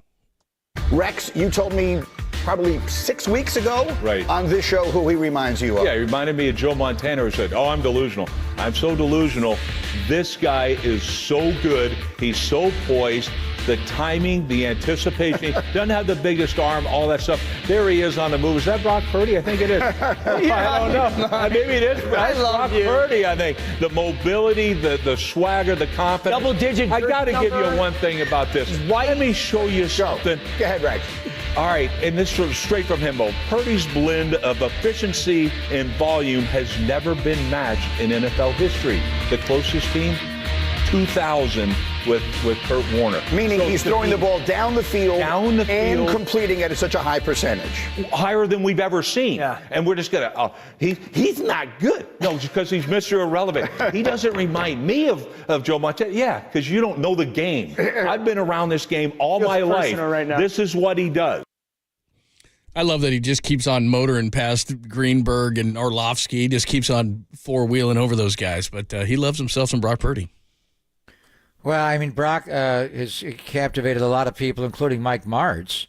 And Rex obviously has coached defense. His dad was one of the greatest defensive coaches in the history of football. But we had Mike Martz. If you want to compare it to Kurt Warner and the combination of accuracy and, throwing the deep ball deep down the field, and they did it mainly in St. Louis with those dig routes. But we had Mike Martz on, John, what was it, about 3 weeks ago? And he said, yeah, that is a good comp for Brock Purdy is Joe Montana. And what Rex is talking about, he leads the NFL at over 70% completion rate, 70.2. He also leads the NFL in yards per attempt. Those two things together, 9.6. That's unheard of, right? And 13.7. We actually, who did I just ask this of? And they did the research on it, and it was Drew Brees had some years where he did it. This just came up recently. Maybe it was a Friday when you were gone. But 70%. And also leads yards per attempt at 9.6 is a humongous number. So, and, Joe, I got to go back and see what Joe did. Joe threw the ball down the field, and obviously with the yak and the yards after catch. But And now you're looking at, Brock, and we talked about him in these marquee games, and Dak Prescott's a guy now, even though Brock outplayed him back in October, and he obviously outplayed Jalen Hurts, and now he's got a few more games he's got to get to. The Baltimore game is going to be big. But I think the conversation about him being an MVP this year, and I reached out to Josh DeBow, who does write for the Associated Press. This is an AP award. And I asked, who's the MVP voter in the Bay Area, to Josh, and he said there is none. They don't have one in the Bay Area. It's mostly a panel of national media with some former players, executives, coaches mixed in. So I thought it was going to be one in every city in 32 plus 18. That's not the way they're doing it. And I do think that would hurt Brock, that it's more of a national media, John. But if you want former coaches to vote, get one for Sexy Rexy. I was going to say. Have him vote. Yeah, I don't think it's they're not going to let him. Look, they're not going to let him vote. And I agree with you, but I do think that a guy on ESPN, and like you said, look, we play playoffs to determine the best teams, but it's a popularity vote when it comes to awards like this, and we have a distinct disadvantage on the West Coast. We just do. It's the same way in college. It's just tougher because sometimes they don't watch these games. Now it's not as profound in the college football. Come on, they watch football. Well, they do sometimes, not like the NBA, where then the why starts does so late? Then why does Shannon Sharp stick to the same narrative? Why does even Rex say arm strength? What are they saying? What are they saying? A lot of these guys, especially for these shows based on the East Coast, they're still saying the same narratives. That he's a dump down quarterback, even though you just cited the numbers. It's yards per attempt. It's air yards. They still talk about his arm. All these things that they continue to say, they're just not watching enough. I just don't think they are. I think the problem with football is all the games kick off simultaneously. Yeah, that's true. But when you have standalone games, and you see the ratings of the 49ers-Eagle game on Sunday, as we thought, that game did an enormous rating, as we thought going into the game. What do they have? 27.7 million viewers for that game, the most watched telecast of the week on any network, Fox, on any network, and it was the most watched Sunday game of the year. So still, the primetime games outrated it, but any Sunday game, that was the most watched game in the NFL season this year. 27.7 million viewers watched that. Well, and remember, the only markets that didn't get it were Cleveland and L.A. That was it. Everybody else got that game. So, yeah, they get a huge number. LA's a big market. That's a lot of eyeballs that missed out on it. All right, let's get to one more, and then we'll get to Laura Britt and talk about everything baseball meetings in Nashville. Here's Brandon Graham. He was on WIP in Philadelphia this morning, the flagship of the Eagles, and says if they meet again in the playoffs, his bet is on the Eagles. That game right there, man, it was high emotion.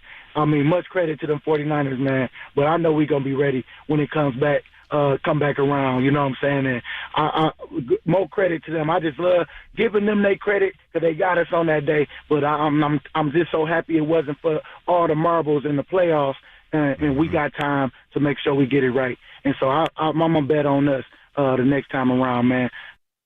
Obviously, that's not surprising. He's going to bet on his team, so we shall see. He's going to bet on his team? Yeah, he's in trouble. He's going to be disqualified for that game. That's not a good thing to say. Yeah, that's a good point.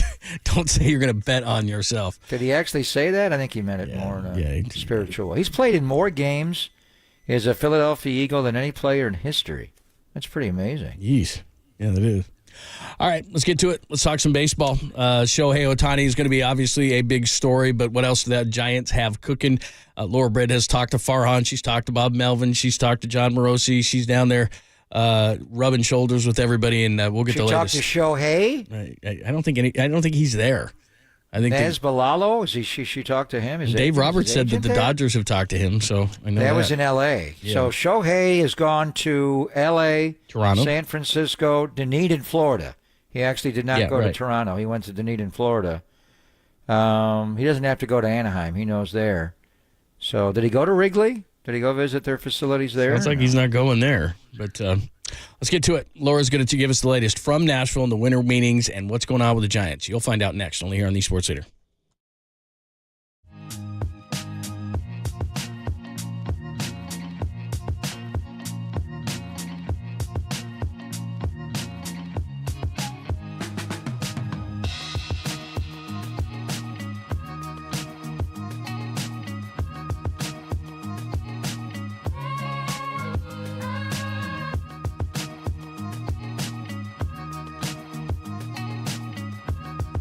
Here's what's trending now. Trending now. On KNBR.com. Hall of Fame quarterback Kurt Warner joined us, Pop and Lund, yesterday to discuss how Brock Purdy's latest performance against the Eagles should turn heads and give him serious consideration for MVP. That podcast and more trending right now on KNBR.com and the new KNBR app.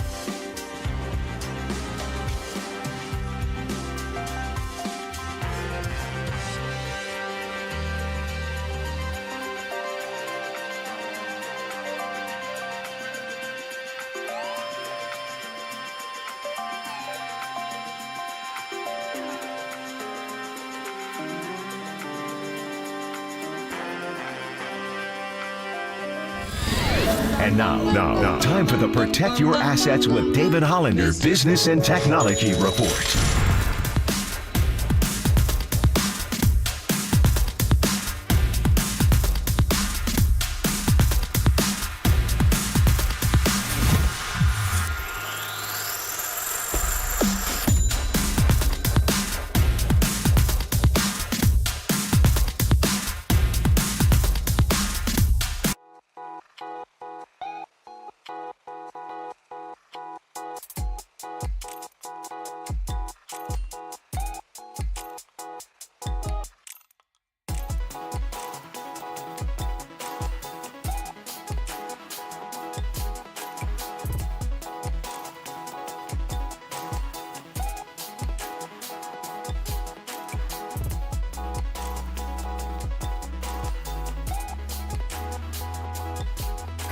Seam hits, filter out the noise, and kick it with KNBR on the gram for everything Giants. Follow the sports leader on Instagram at KNBR. You're exactly right. I mean, I grew up there watching Willie Mays, and then, obviously the Barry Bonds days, the, Buster Posey days, even Steve Kerr and Steph Curry and Joe Montana, and it's San Francisco's a star power town. So our front office understands that, ownership understands that. Something they've been trying to do here. Last year, made some big offers to a couple of guys, and it didn't come to fruition. So hopefully that's the case, because it's a town that really wants to identify with somebody, a big-time star player, and that's what we're looking to do right now. That's Bob Melvin. The winter meetings are going on in Nashville, and that's where our friend Laura Britt is. Of course, you see her before and after all Giants games during the season, but she does all sorts of stuff. She used to do the Niners. She's done Warriors. She's absolutely great. Last time I think we had her on the show was opening day, so we got to make this much more common. At Laura_Britt. She joins us courtesy of the UMA guest line. How are you? Hello. I'm great. Just down here in all the madness. And anything to report? Anything to break? It's not what you'd like to hear, but there is just a little bit of something that I have to offer right now. Farhan Zaidi, the president of baseball operations for the Giants, was supposed to be in this media scrum here in about 20 minutes. It's now been switched to Pete Patella, and as well as the beat writer availability was supposed to be with Farhan as well, and that's been switched to GM Pete Patella. So I don't know. Maybe Farhan's tied up. Nez Balalo, the agent for Shohei Ohtani. Good to hear your voice. I've never been to a baseball winter meetings. The Gaylord Opryland Resort and Hotel is humongous. We see all the beautiful shots on television. Just what is it like? What goes on at the winter meetings, Laura? This your first one? No, this is my second one. So last year in San Diego was my first time. The Aaron Judge one, yeah. Yeah, the arson judge one. That was very eventful. I got blocked for that. I said that to John Heyman, and he blocked me. I said arson judge is saying, and he got mad at me. Come on. Yeah, he's angry with me. Oh, that's no good. So really, the best way to summarize it is everybody involved in Major League Baseball outside of the players, everybody's here. So front office executives, agents, obviously the media. I'm standing right now on this ballroom section where it's just, rows and rows of media sets and people cycling through. Managers have availability every day.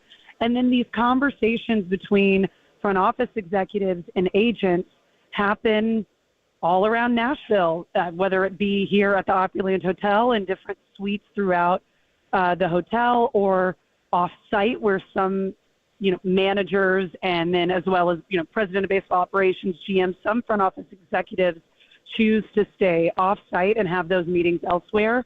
So it's a lot of behind-the-scenes stuff that's going on, and then everyone in the media, and just like you guys back in the Bay Area, everyone's waiting for news, and that's kind of been the unfortunate part of this year's winter meetings is Shohei Ohtani and Yamamoto are the two biggest free agents available right now, and those dominoes have to start falling in order for some of these other deals to start happening. So it's kind of been a waiting game where everyone's waiting every second to see what the latest news is with Shohei Ohtani, because until those deals happen, typically you're not going to start to see these other deals start to trickle in. I talked with Farhan about that, and he said he'd like to see some of the dominoes start to fall, meaning, some of these players sign with teams.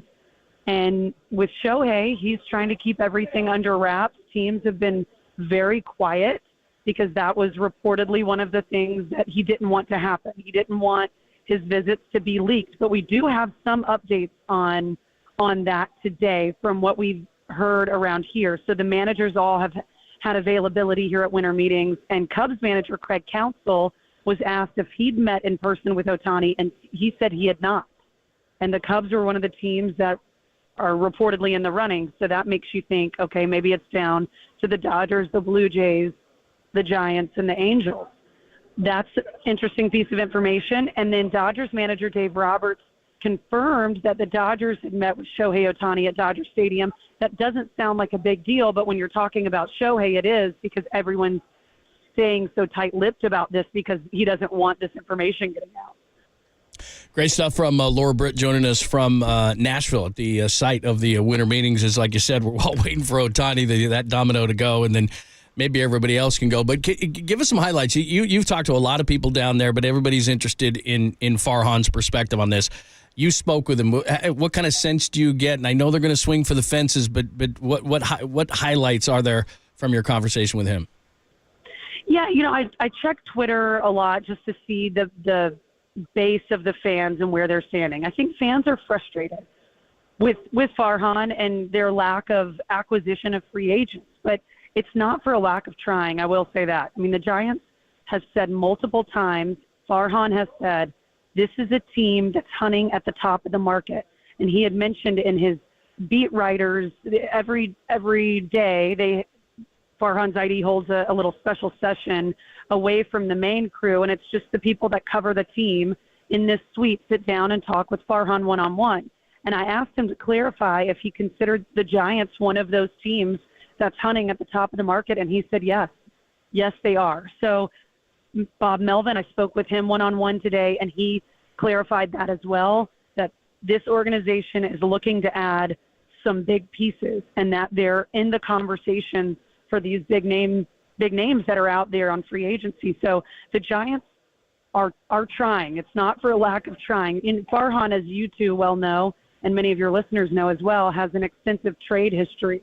That's well documented. And that's also another aspect that's at play here at winter meetings. It's not just the free agents. There are a lot of conversations that could happen with trades, and the Giants are certainly in that market as well. So it's a lot of balls in the air. They're just waiting for that one to drop to be able to start processing some more of these deals. One thing that did stand out to me about Farhan when I spoke with him one-on-one yesterday was his understanding of the frustration at the lack of movement from the Giants in the past few seasons and their disappointment in the product that's on the field.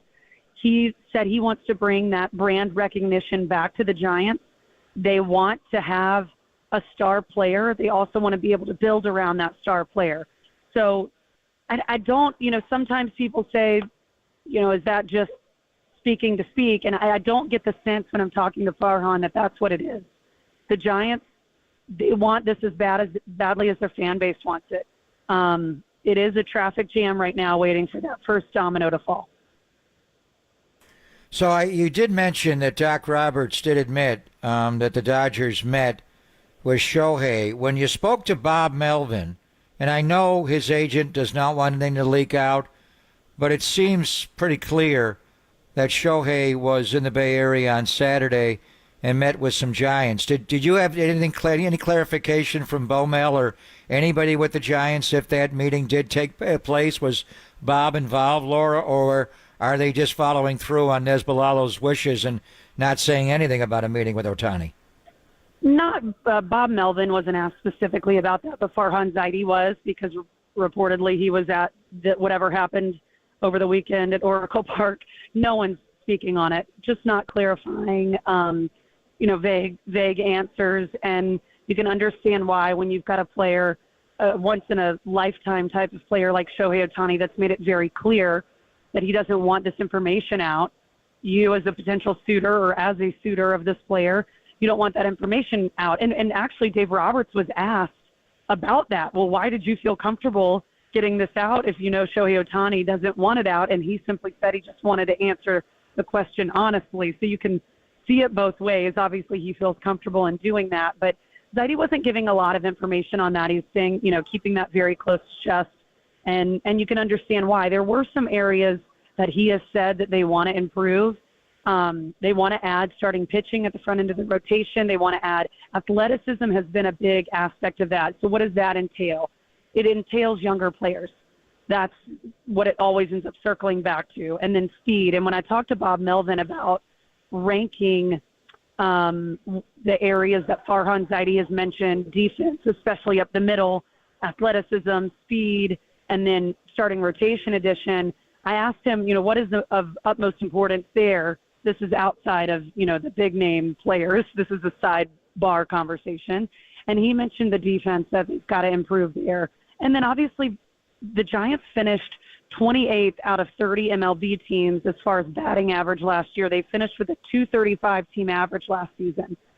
That has a lot of room for improvement. And I asked Bob Melvin about that. Is it going to take, this star? Can they overhaul? If you end up landing a star, can they overhaul the lineup? He doesn't think that the lineup needs overhauling. And I know some people might not like to hear that, but he mentioned Michael Conforto, in his first season coming back from an injury.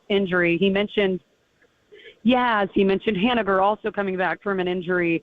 And then J.D. Davis had a really hot start to the season, Wilmer Flores. And he talked those guys up, and he thinks that they're going to have better seasons this upcoming season. But that's not saying that they don't want to add that power bat. They do. That's what they're trying to do right now. The great Laura Britt is joining us, NBC Sports Bay Area. She is in Nashville at the winter meetings. By the way, you got kind of a Demi Moore vibe going on with the voice. I like it. It's good. You're hitting it at night. Nashville's fun. So many live music venues. And I like country music.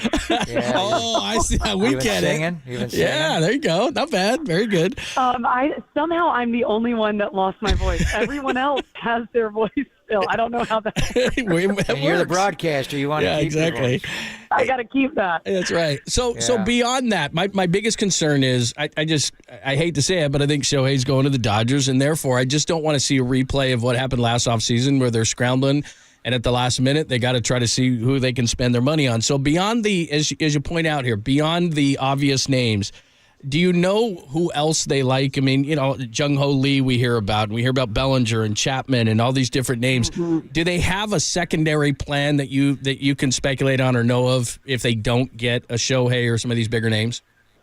No, I mean, they're not really letting that type of information out. I think so much of it is just dependent on Shohei. And when I came here the beginning of the week, I was with you. I thought for sure Shohei's going to the Dodgers.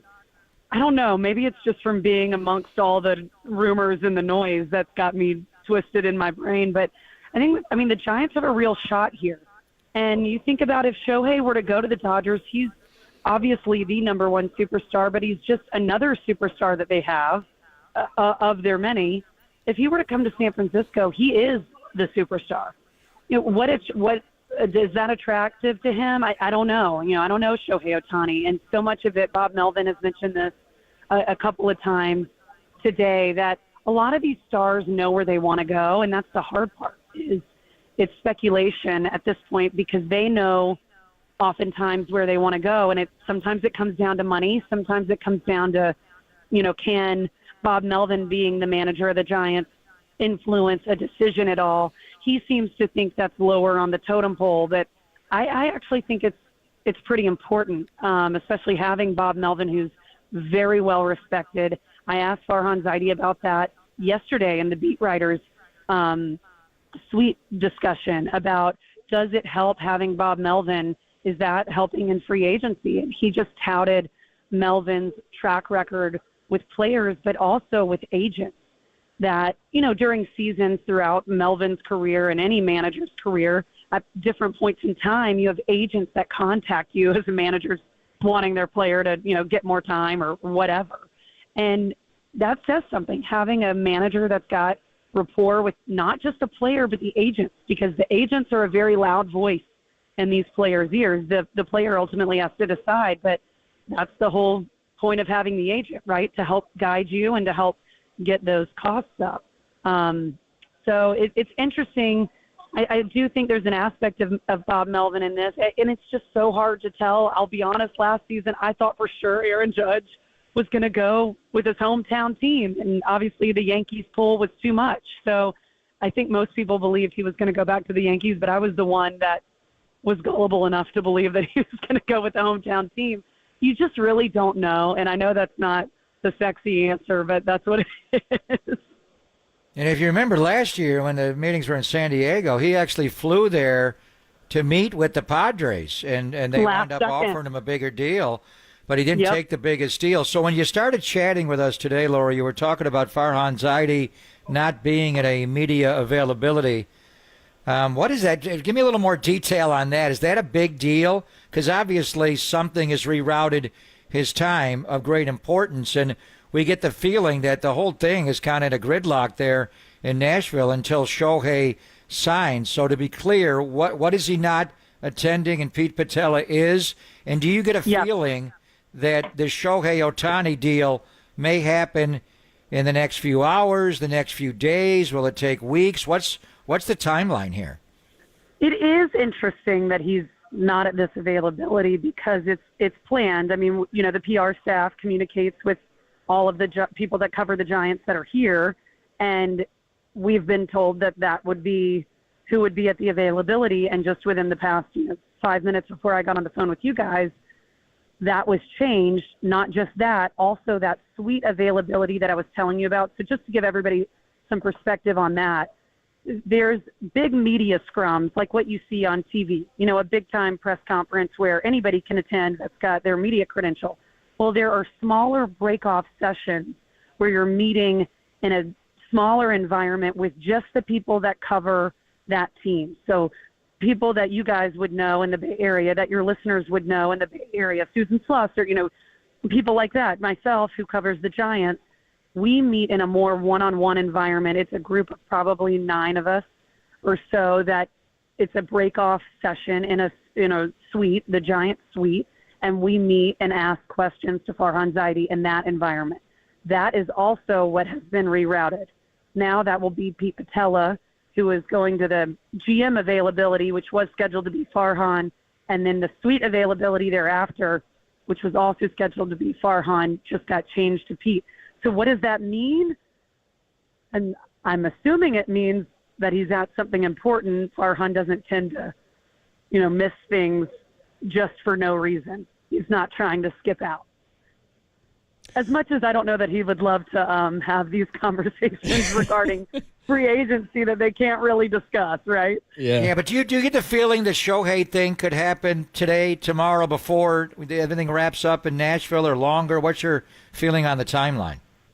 I mean, just in following the stories of it, it seems like a lot of these meetings, from reports that you're seeing come through on social media, is that a lot of those meetings have happened with Shohei. So what else needs to happen? I think that's just decision point. How long does that take Shohei to decide? I'm sure all this money's getting thrown around. These deals, I'm sure, are getting thrown at him. I don't have details, on those deals, but it's hard to tell. I just saw a report maybe within the past 30 minutes to an hour that Yamamoto is expected to sign somewhere after Shohei, but before the end of the week. So that makes you think that this could be imminent, that this Shohei Ohtani news could be coming soon. But it's hard. That's Shohei and his agent making those, and Shohei's, family or whoever else is involved in that, making those decisions. And unless you've got direct access to Shohei, everybody wants to know when that's going to happen, but nobody knows. Great stuff. Laura, we really appreciate it. Thank you so much. Please send us video of you singing. What is it, karaoke? What's going on? You're singing country karaoke. Girl. What's going on? Have fun. I did ask George Contos. I had one small request today. Can you bring me cough drops? And he followed through. So very nice. Shout out to George Contos. Very nice. Thank you so much. We appreciate it. Enjoy down there. All right. Thanks, guys. See you, man. Have fun on Broadway. Laura Britt, she's great. At Laura_Britt_. Make sure you follow her. She's going to give you all sorts of news, and she's got great videos up there. She's talked to Farhan and Jake Peavy and Bob Melvin and John Morosi, so she's got a ton of stuff down there at the winter meetings in Nashville, which, of course, are at the Gaylord Fokker Opryland Hotel. Could you milk me? Meet that? the Fockers. I have nipples, Greg. Could you? Are they giving Farhan? Is Farhan giving Shohei a physical right now? To himself? Yeah, and let's just say, Red and cough. A few doctors that I spent the weekend with in Philadelphia, maybe. He is coming off a second Tommy John operation. So just brace yourself for the physical with Shohei Ohtani being involved. Oh, just like last year. We got Shohei! Oh, no, we didn't. Never mind. Well, you just ruined everybody's day. We know the injury. He had a second Tommy John surgery. Ditch. So just brace for that. We got Shohei! No, he didn't. He failed his physical. Here we go again.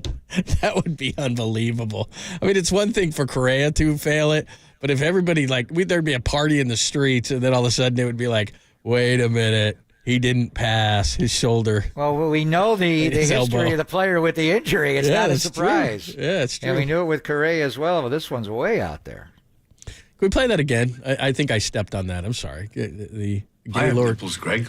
Could you milk me? That's my favorite. The Gaylord Opryland Hotel in Nashville. That's where the meetings are. So anyway, Laura Britt, great stuff. You see her during the season, before and after all Giants games, and she does tons of stuff with her. She is great, but great insight.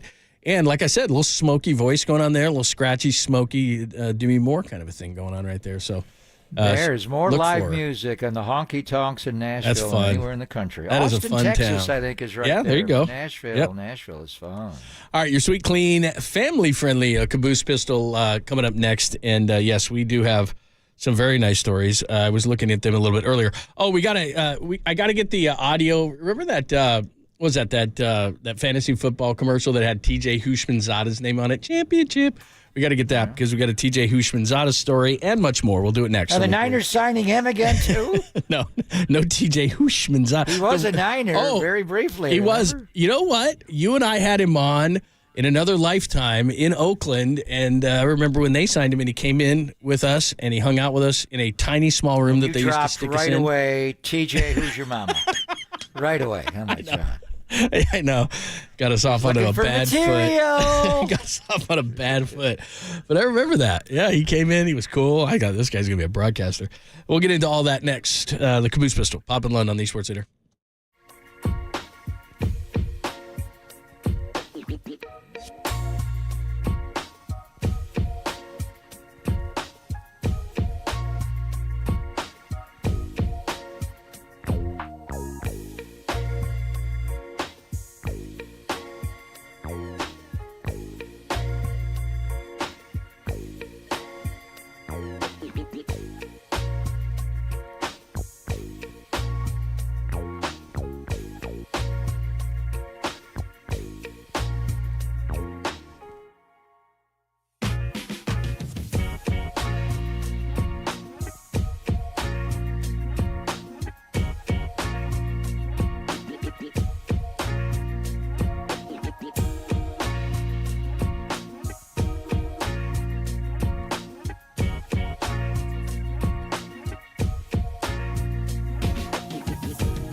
Hey, it's Greg Papa here. Are you considering remodeling your home or designing a new one? Most likely you'll want to consider new ways to help your family feel healthier and happier in the spaces they live in. Many architects and builders who team up with Golden State Window and Door Design are experienced in working with many of their vendors, including Marvin. They offer a variety of window and door options that help you achieve long-term performance and energy cost savings, particularly with the diverse weather we have in the Bay Area.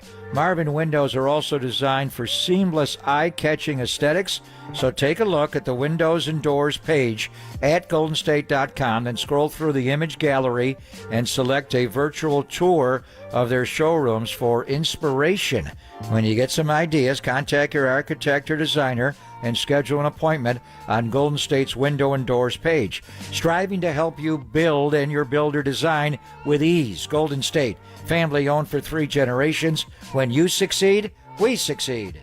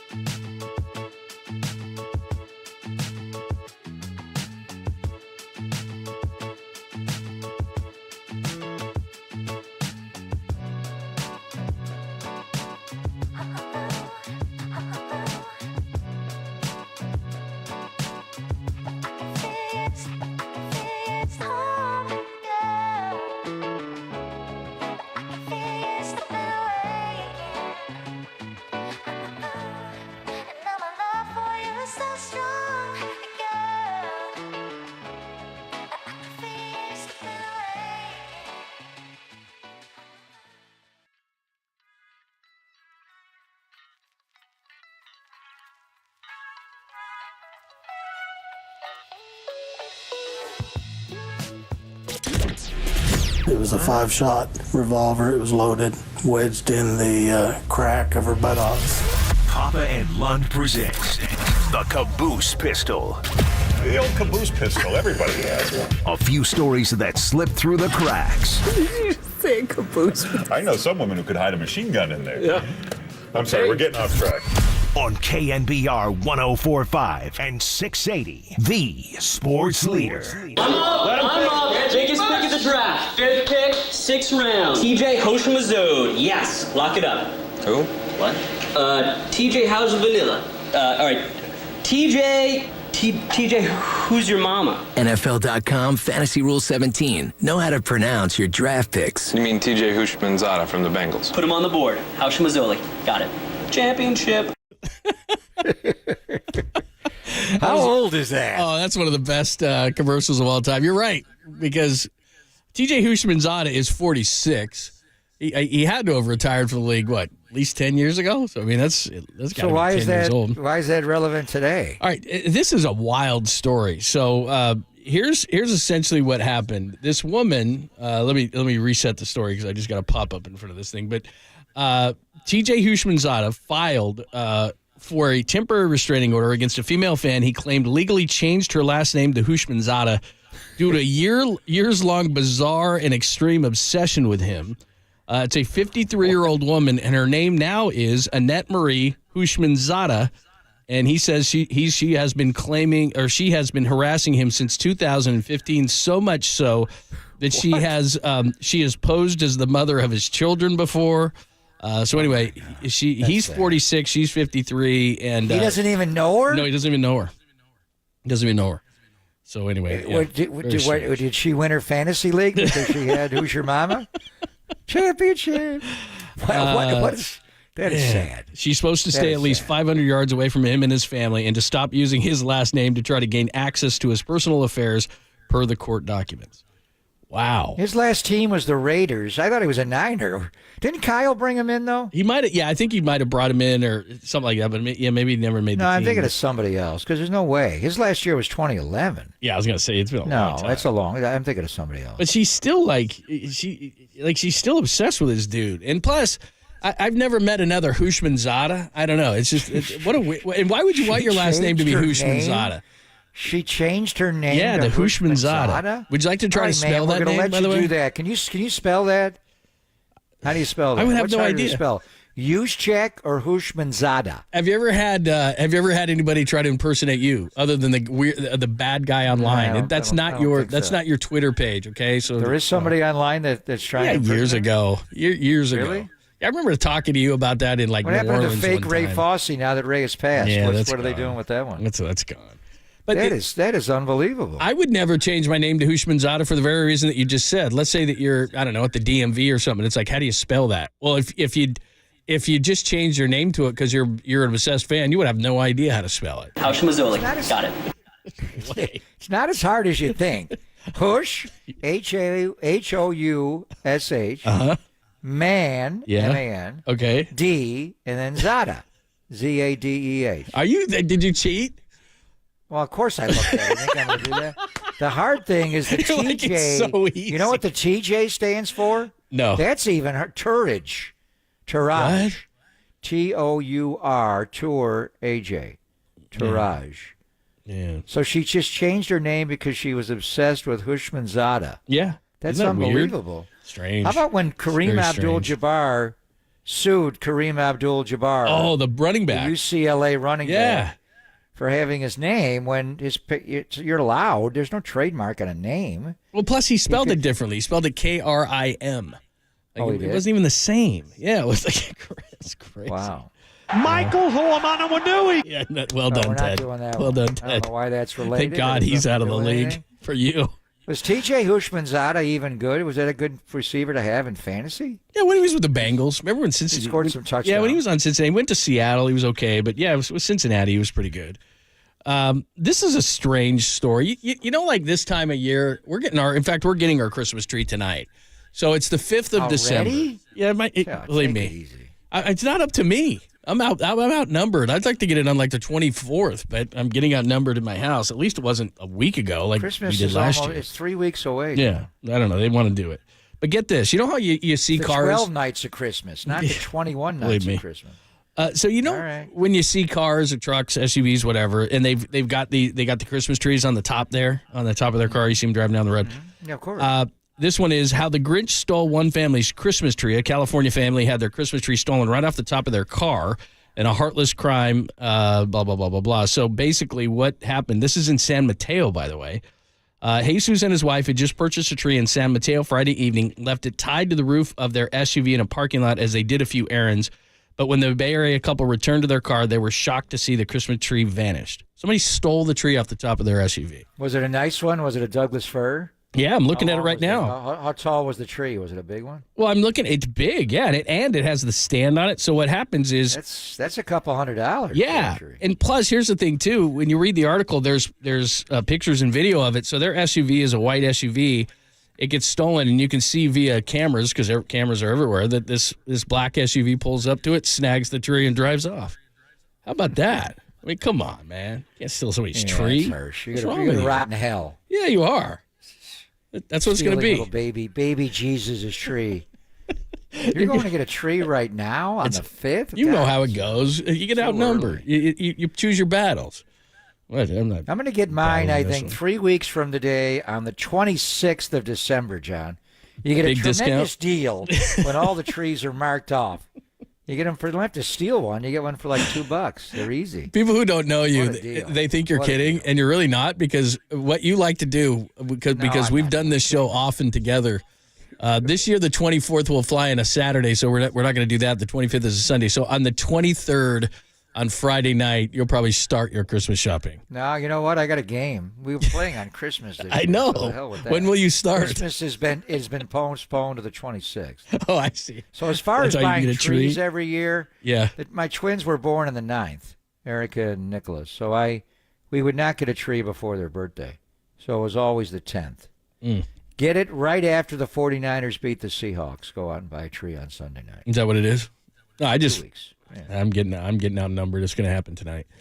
They have needles all over the living room. Believe me, I'm not a fan. I mean, I told you last year. When do you get rid of the tree? Before Alabama plays Michigan, is the tree already out of the house? The second. We do it through the first. It's nice, and then the day after, it is gone. You're going to have to irrigate that tree, John. It's bad. It's going to be gonna be like Christmas vacation. Don't light a match. Exactly. Don't puff up anywhere near that tree. Last year, that's what I mean. I was touching that thing. Prickly. Oh, my gosh. It's terrible.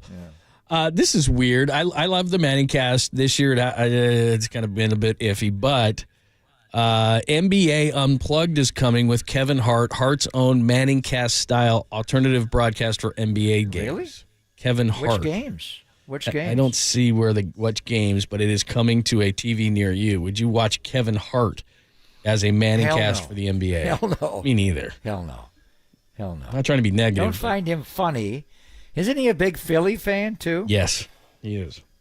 No. Yeah. Who's going to be on with him? Who's going to be on?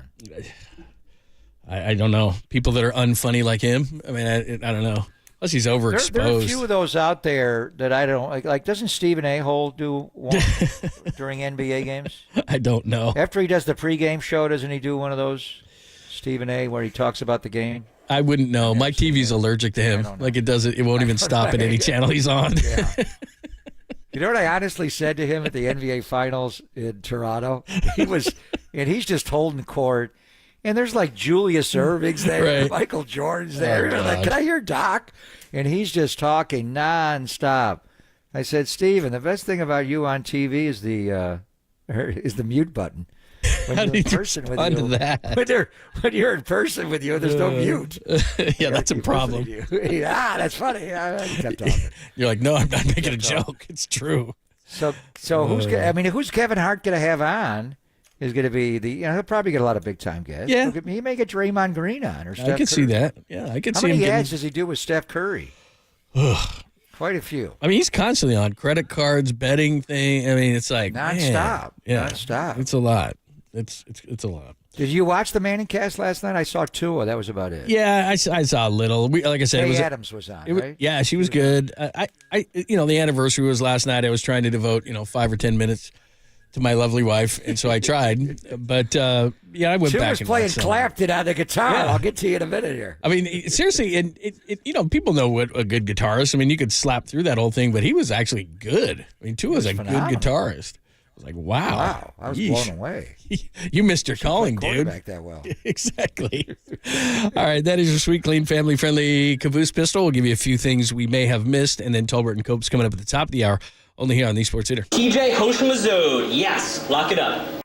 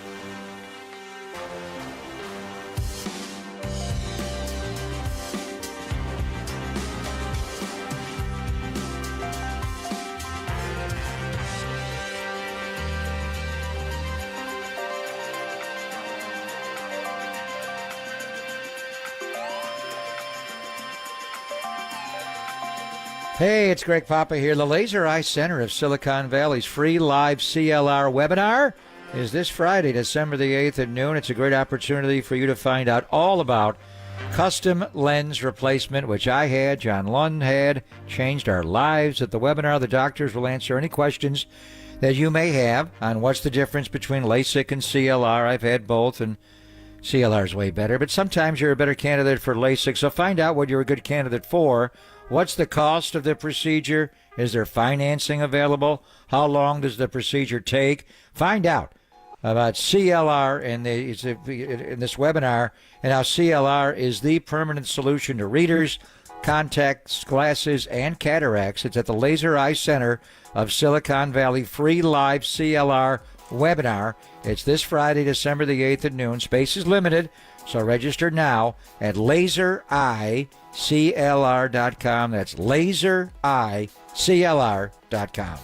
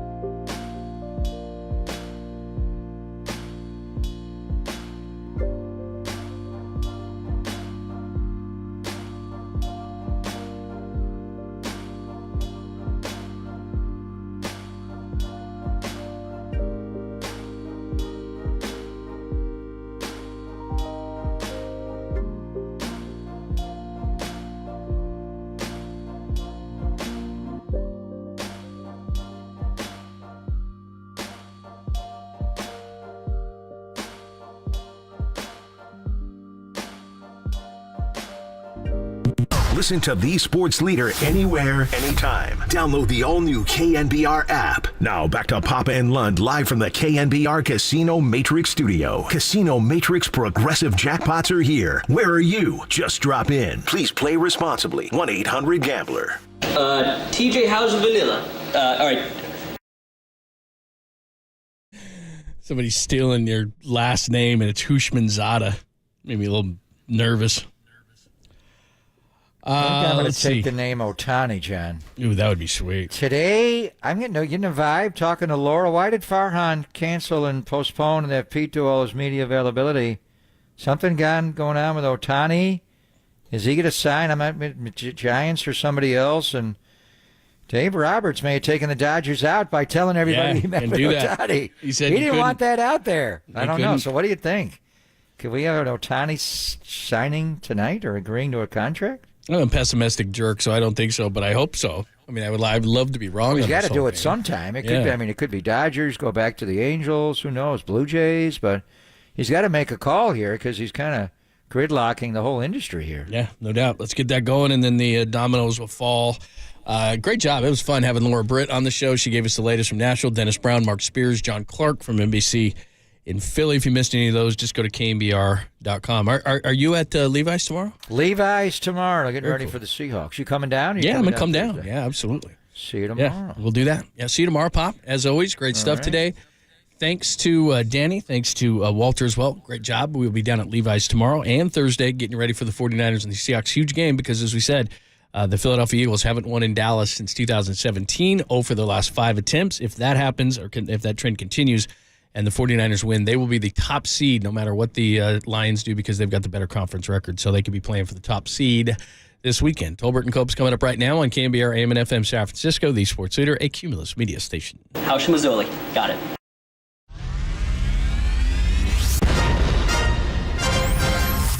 The NBA brought him to the Bay. While his co-host was born and raised here. Adam, that is great co-host work right there. That is amazing. You're lucky to have Adam, Tommy. Oh, absolutely. It's time for Tolbert and Copes. Let's get it on! Tom Tolbert. Yeah, thank you. Now if I could ever get some beer. And Adam Copeland. Adam Copeland has arrived! On KNBR 104.5 and 680, the sports leader.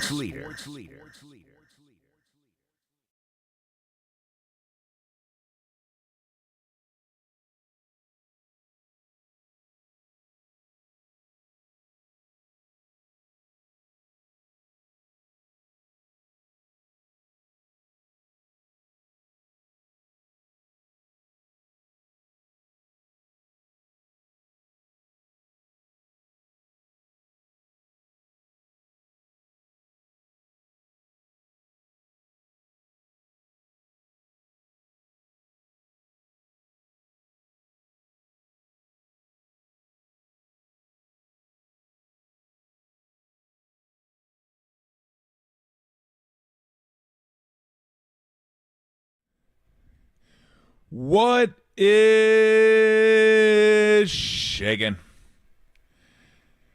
Adam Copeland, Tom Tolbert with you. Today on the program, Greg Cosell, Dante Whitner, and Susan Slusser will join us. Find out what's going on with the hot stove. See if the Giants are doing anything interesting. See where Otani's headed. There I am.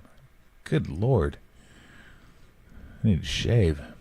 I'm not there. I'm here. I'm where I'm always sitting, but I'm not. For some reason, the camera's not where I'm always sitting. Anyway, yeah, I think we both need a shave. I could use a shave too. I definitely need to shave. Kitty's like, whatever. Oh, can you see me on camera right now? Yeah, we can see you. They're fiddling with the camera. We'll get you up and running on twitch.tv/thesportsleader and YouTube. We are. You can see parts of our. Look, there I am. I'm waving. Okay, you can see me. We'll be up and running. Can you see where the full bore? I can see kitty butt, here. but that's nothing new here on the stream. Yeah, I got to show you. So anyway, because it's pretty funny. So the cat, if I can show you real quick. I don't know why this camera's so up close, but okay. So the cat is looking at the printer. right now. We got a printer over in the corner. Yeah. See a little Grinch tree just kind of sitting there. Yeah. But there's a printer over there, and she was kind of intrigued with the printer a couple days ago, and I had to print something. So I went over there and printed it. And she's not just like waiting to buy it, like waiting for stuff to come in? She was looking at the printer, and the printer was like starting to kind of hum and purr a little bit, and she was like kind of getting down and looking at it. And like, what the hell was that?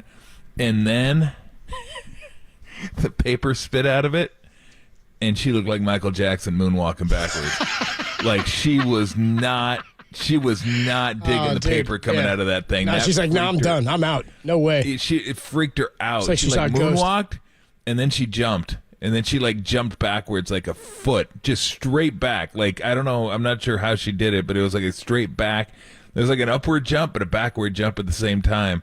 She was not having that printer. It was like, are you serious? What is that thing, and what's going on here? So I think she's still kind of intrigued by it, but it's in quiet mode right now, so no big deal. But yeah, I think she's still kind of looking at it like, is that thing gonna eat me? Is it coming alive anytime soon? What do we got going there? But I was cracking up. It's like the dog with the vacuum is what it's yes. like. The dog will go after the vacuum though. The cat's just straight scared of the printer, which is what's sort of funny. Cats walk on tables, they open themselves up to whole new fears, you know? Oh, absolutely. Yeah, Lulu did that a little bit today. I had to vacuum because I had to get the pine needles up. We got the Christmas tree in today. Got a big fat tree. I don't even know if you can say that. I don't want to make trees feel sad. You can say it. It was. It's all that sap. It's tree shaming. Tom says Derek. I don't want to do any. I don't want to do any Christmas tree shaming. I don't want to go out there and see my tree drooping just because it's sad. Like, really? You call me fat? Like, well, yeah. It's big. It's big branched, is what it is, dude. Yeah. How it's about not fat? It's big branched. Big boned. I get a big boned tree. You know, my tree is husky. Yeah. Tree's husky. A lot of rings on that tree. You can't say it's old either. It's just got a lot of rings. No, can't say it's old. Don't want to age shame either. So it's a. But we can't just hack them down at their knees and take them for decoration and then kick them to the curb like they didn't matter whatsoever. Absolutely. You know what I mean? Absolutely right. When you live in the city too. Like, we are going to decide for you your lifespan, but. Well, in your waning days, we're not gonna shame you. Well, a lot of them we brought you into this world will take you out. A lot of them from a Christmas tree farm, like Tim himself goes on our board here. Tim goes Christmas tree hunting every year. He goes up and he hunts. He gets a massive. He just goes up hunting tree and hacks one down, brings it on home, puts it up on the mantle. Is what they do. So tree hunter. He goes out there in his orange vest, scoping the tree. Tim just hacks away.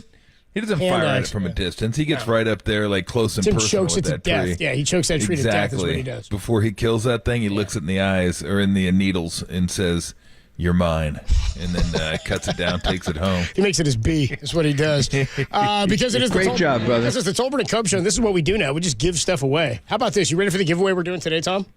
I am. I don't know if you see this one coming. How about this? How about I give you what the cue to call is, and then I'll tell you how you can win said tickets. Okay. Yeah, Tim is working on the cue to call. Let me tell you real quick. We're giving away 2 tickets. The concert is not until next August, so a lot of these tickets we're giving away are until next summer, which seems like real far away. It is a ways away, but we're already into December here. So next summer, end of the summer, August 23rd, 2024, at the Toyota Pavilion at Concord. I'll tell you how you can win in just a minute and who you'd be winning tickets for. Here's what the cue to call will sound like later in the show.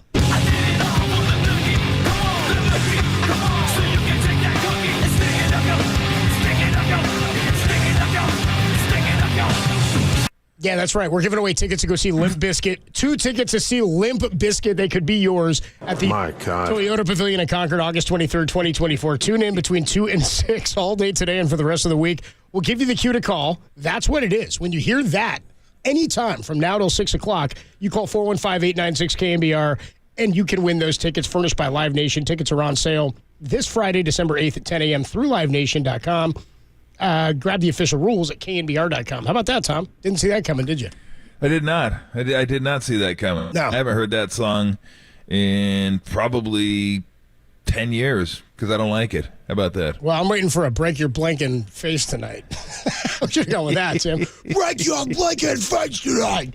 Yeah, there you go. Limp Bizkit they can be going to do a faith cover from like the Woodstock 99. Is that where we're going? Is that Jewel? Was that Jewel who was out there?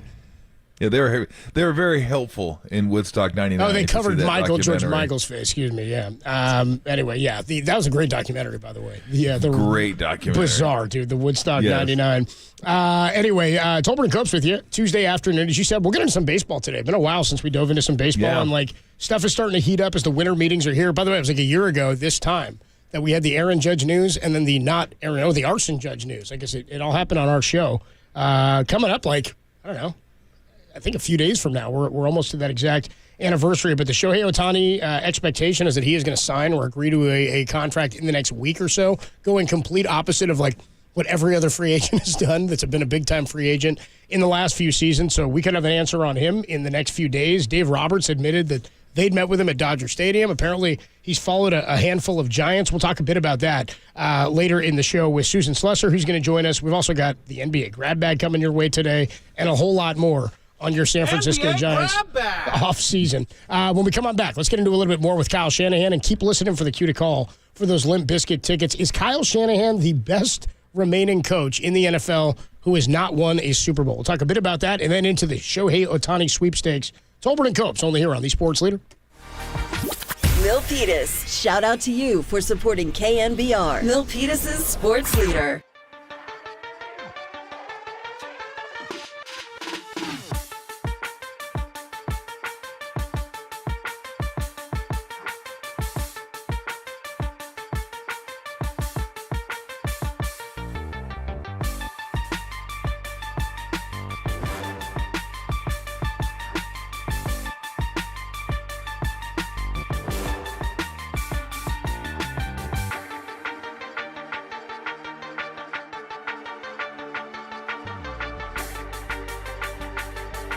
Trent Williams joined Murph and Marcus this morning and said Sunday's win proved the 49ers sit in the hierarchy of the NFL. That podcast and more are trending now on KNBR.com.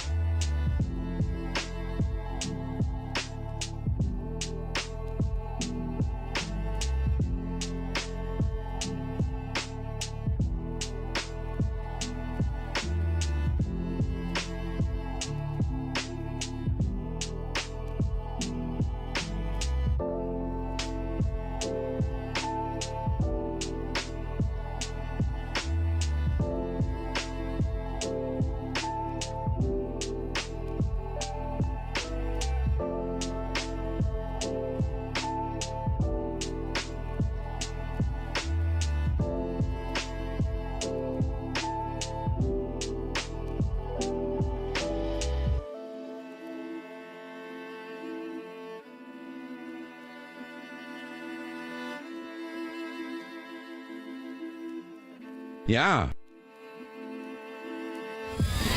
And now, time for the Protect Your Assets with David Hollander Business and Technology Report.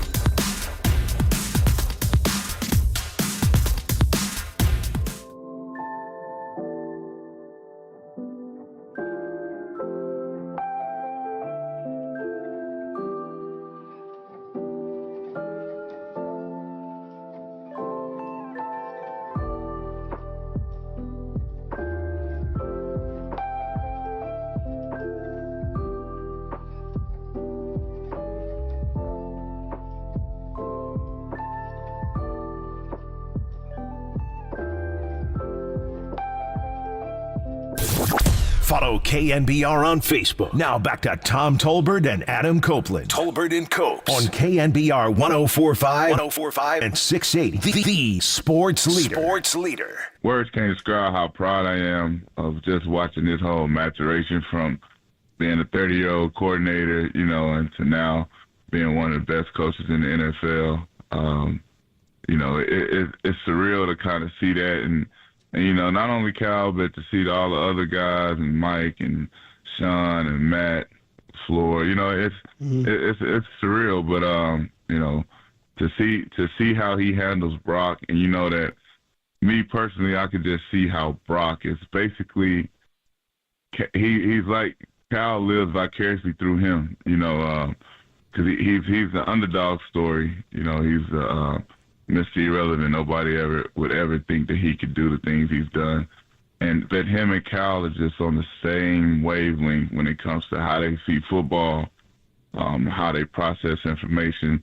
And that's the reason why our system, it runs so fluidly in Brock's hands. As the voice of 49ers left tackle, future Hall of Famer Trent Williams, who was on with the Murph and Marcus show this morning. You can hear the full interview, and that was a great cut there. It's all available on KNBR.com and the KNBR app.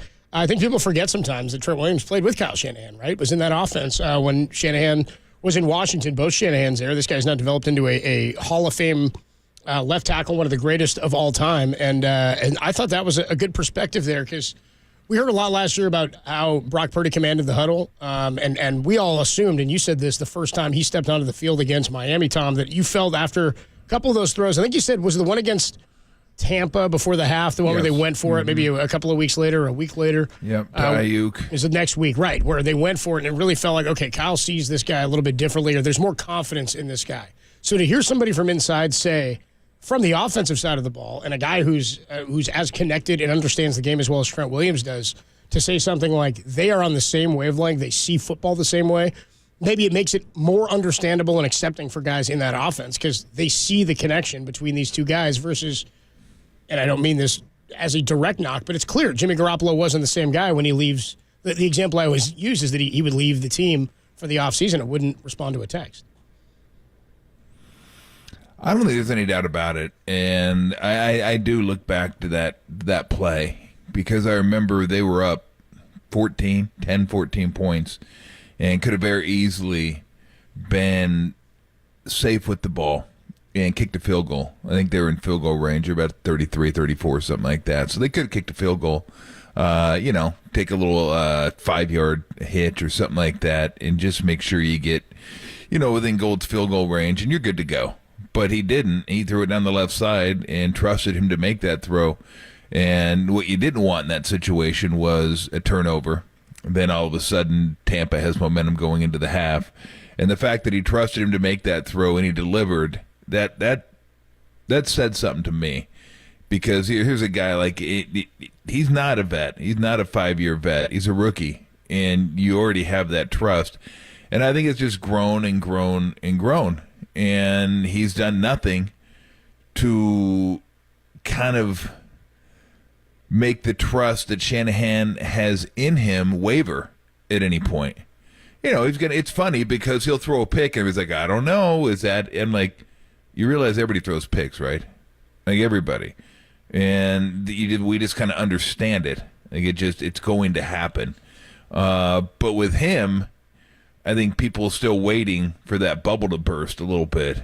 And if it bursts, I'd be shocked at this point. Like, I don't know if he's this good. Like, he's been outstanding. And we're talking over, 9.5 yards now a pass attempt. He was over 10 against Philly. Yes, a lot of that was yards after the catch. There's no doubt about it. That game maybe more so than any of them. But he's made some incredible throws down the field. And for anybody that wants to sit there and question whether this guy can push the ball down the field, and it's all going to be because of yards after catch, like his air yards. I'd love to see his air yards. I think he's made some really, really nice throws.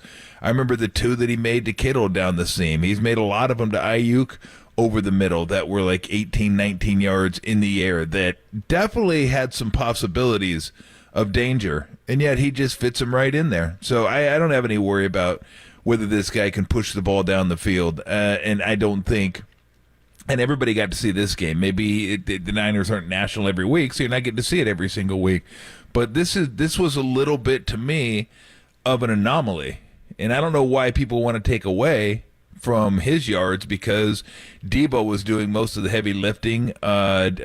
Kittle had probably a catch where it's 30 yards after the catch. But you got to put it in the right spot for them to be able to catch it and run with it. I mean, you're still part of that. You make a bad throw, it's to the wrong shoulder or it's low.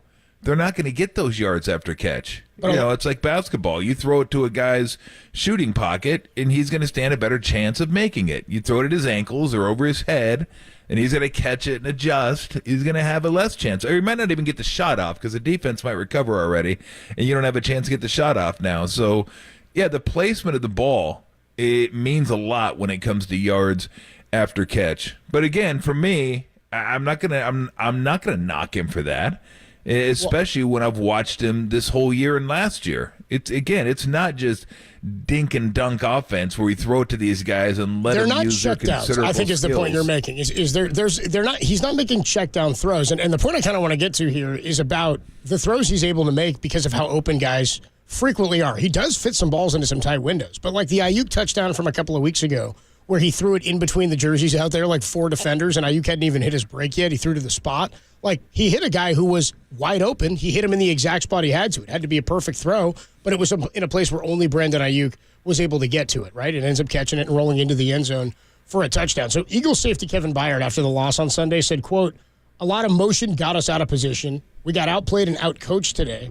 I don't think we were clean enough on the details of the coverages and the things that we were doing today. It wasn't a whole lot of air yards. It was a lot of catch and run that turned into big plays. When you're leaving guys wide open, it's not going to end well for the defense." So sort of in conjunction with what you're saying, the throws that are being made by Brock to the guys that are wide open, I mean, it seems like 2 or 3 times a game, a guy catches a pass and you're like, dude, there's like nobody within 15 yards of him. And with the playmakers they have, I mean, this is why Raheem Mostert, you could see the makings of what type of speed Kyle wanted in the offense when he got here, like Marquise Goodwin, right? Raheem Mostert, Matt Breida. They had all these guys that were really, really fast, not a lot of record or pedigree in the NFL, but now that they've gotten like A-plus versions of some of those players that they were trying to get, this is the end result, or this is what we're getting. To me, it's a conjunction or it's a combination of everything they've been building from the beginning. But what Trent Williams said on that cut coming in, he got to see Kyle develop, and he's understanding that, and he saw what it was like to have quarterbacks on the same page and not. I think it's incredible what they're able to do, and this comes back to the Debo and McCaffrey ability, but the pre-snap motion gets everybody out of position. It's every single play, it seems like. Yeah, no, I don't think there's any doubt about that. They talk about it with Miami and where McDaniels come from. Exactly. So, I mean, you got to have an offense that can handle it, too. You got to have guys that know what they're doing out there. Because a lot of times it'll mess up the offense as much as it messes up the defense, but it doesn't seem to be the case with these guys. And again, it's funny to me that we talk about Purdy and people want to mention all the weapons he has. And it may have been the case early on for Kurt Warner, but then it was about Kurt Warner. And he had 2 Hall of Famers, and if you want to, I mean, Torrey Holt maybe should be a Hall of Famer. Holt, Isaac Bruce, Marshall Faulk. Doesn't get a whole lot better than that. I've already mentioned Peyton on the show that nobody ever talked about Peyton Manning. Like, well, of course, look who he has. He has Marvin Harrison. He has Reggie Wayne. He has Edgerrin James. He has Dallas Clark. I mean, of course he's going to be great. No, they just said, he's great and they're great too. And at some point, I think it's going to get to that point with Purdy. They're just going to say, I mean, he's a long ways away from being great. That you got to stack years on top of years for that to happen, and so do for that matter, so does Ayuk and Debo and Kittle. Although Kittle's, I would say Kittle's good. If he's not a great tight end, pretty damn close. I think we can say Christian McCaffrey's a great running back. I mean, he's done it long enough now. We could say he's a great running back, but I mean, they all work in conjunction with one another. So I just that to me is that's a while ago. Like if you wanted to say that last year, that's fine, but he's part of why they're as good as they are. Like he's it's not like they're doing all the heavy lifting. Like he's part of why they're really good. So whatever, it doesn't matter. It doesn't matter. Again, we get to see it every single week, so we know. And that's what happens when you don't get to see a player every single week. You see him every now and again, and you make judgments on him because, well, that's what people do. But when you get a chance to watch a guy every week and see how he commands the offense and see the trust that Shanahan has in him. And it's not like Shanahan has trust in everybody. It's not like Shanahan, you just go ahead and do what you're doing. No, he knows.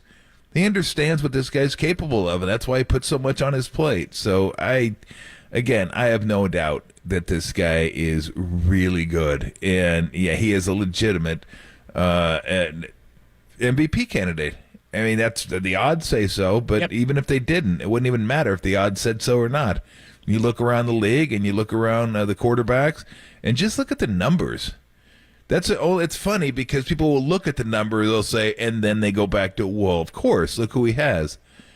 I mean, Garoppolo had those same guys. Well, not all of them, but his numbers weren't even close. His numbers were good, better than people gave him credit for. But again, we're talking about yards per pass attempt in the mid-9s. I don't think people appreciate how good that is. Like, that's epic stuff. I mentioned last week that he's ahead of Manning's best year. He's ahead of Brady's best year. Not saying he's them, but I'm saying his numbers are. His numbers are better than those guys in their greatest years. You can make that what you want. I'm just saying that when you have those numbers, it speaks for itself. We've talked about this. Don't give me it's Shanahan's offense or it's no. This guy's part of it. Okay, if you want to downgrade him for that, then I can't help you. I can't even talk to you at that point. Matt Ryan was you're good. Just like making up stuff. Matt Ryan was good. Then Shanahan showed up and he won an MVP. You know what I mean? Like I just think that's the example of what happens when you've got an elite talent like a Hall of Fame quarterback in Matt Ryan. Tolbert and Copes with you on a Tuesday afternoon. Real quick before we get out, just thinking about it off the top of your head, and I was trying to run through coaches here. I don't know that there's a coach in the NFL I have and again, are you a great coach if you haven't won a Super Bowl? Yes, you can be a great coach and not win a Super Bowl.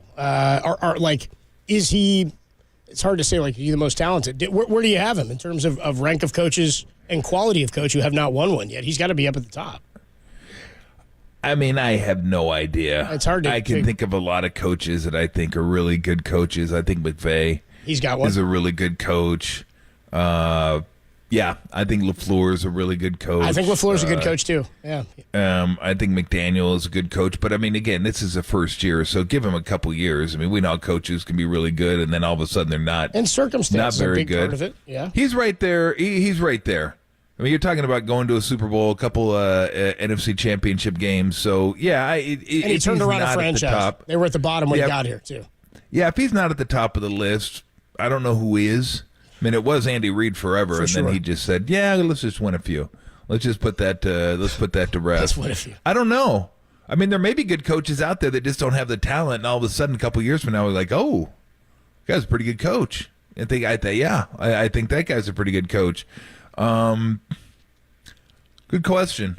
If he's not at the top, he's right there. I mean, I'm having a hard time thinking of somebody. I don't think there is one. I ran through them kind of in my head. I always go by division. And of the guys who I kind of thought McVay too, I was like, oh, McVay's up there. And then I was like, oh, he's been to 2 and he won one. So there you go. Mm-hmm. I mean, that's That's kind of it's fun. There's been a lot of not a lot of parity, but it's not like there's been the Chiefs keep going, but other teams have won in the same era, right? Since the gap and the delta between the discrepancy in talent between them and the league has certainly gotten smaller. We'll get back into some football a little bit later. We are going to talk to Greg Cosell at 3:50 for our weekly conversation, and Dante Whitner at 4:50 at 4:30. What a treat! We'll talk to Susan Slusser of the San Francisco Chronicle. She's our KNBR Giants insider because we got baseball news, dude. The winter meetings in Nashville going on this week, and the thought or the expectation is that Shohei Ohtani is going to make a decision in the coming days. We'll get into some of this and a little bit deeper on the Giants' need for Shohei Ohtani. Would you say this is the biggest need of the offseason? Can they compete if they don't land Ohtani, and what would it take? We'll talk about that next, only here on The Sports Leader.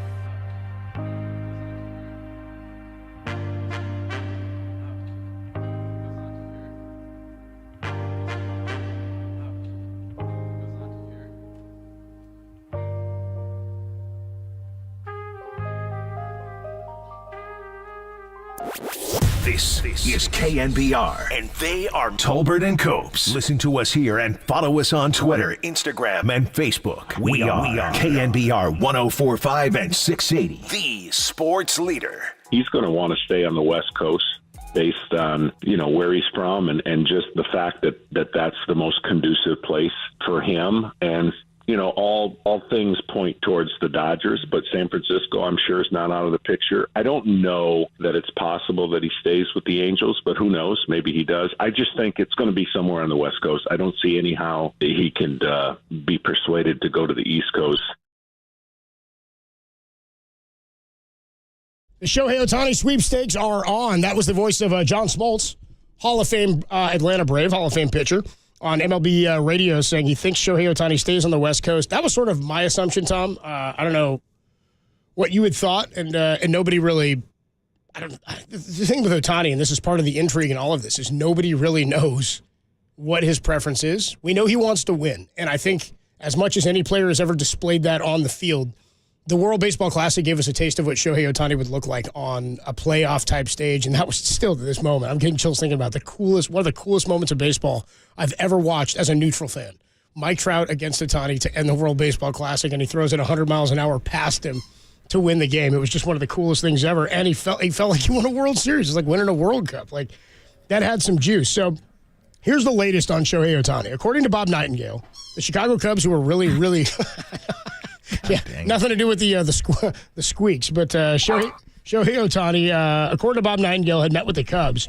The Cubs' optimism of landing Shohei Ohtani, according to Nightingale, has now significantly waned. One high-ranking executive has said, which leaves as the top candidates the Dodgers, the Angels, the Blue Jays, and the San Francisco Giants. So if you're thinking he's not going West Coast or East Coast, the Blue Jays would fall into that category. And I know people are going. It's funny, I saw people on Twitter like, oh, my God, the Blue Jays are in on him? Well, that doesn't make it. What the hell is that about? Blue Jays had like the third or fourth highest payroll in baseball last year. It was like 194. So they're obviously in. Now, here's what gets interesting. Dave Roberts told reporters today, I believe this was at the winter meetings, that the Dodgers met with Shohei Ohtani a couple of days ago for 3 hours and that the meeting went well. Which is fine. Shocking. Except it is a little shocking that he said that. A little bit, because... Shohei Ohtani, or it was a report from Jeff Passan a couple of weeks ago that Shohei Ohtani had made it clear that anybody who spoke publicly or talked about their meetings would be ruled out.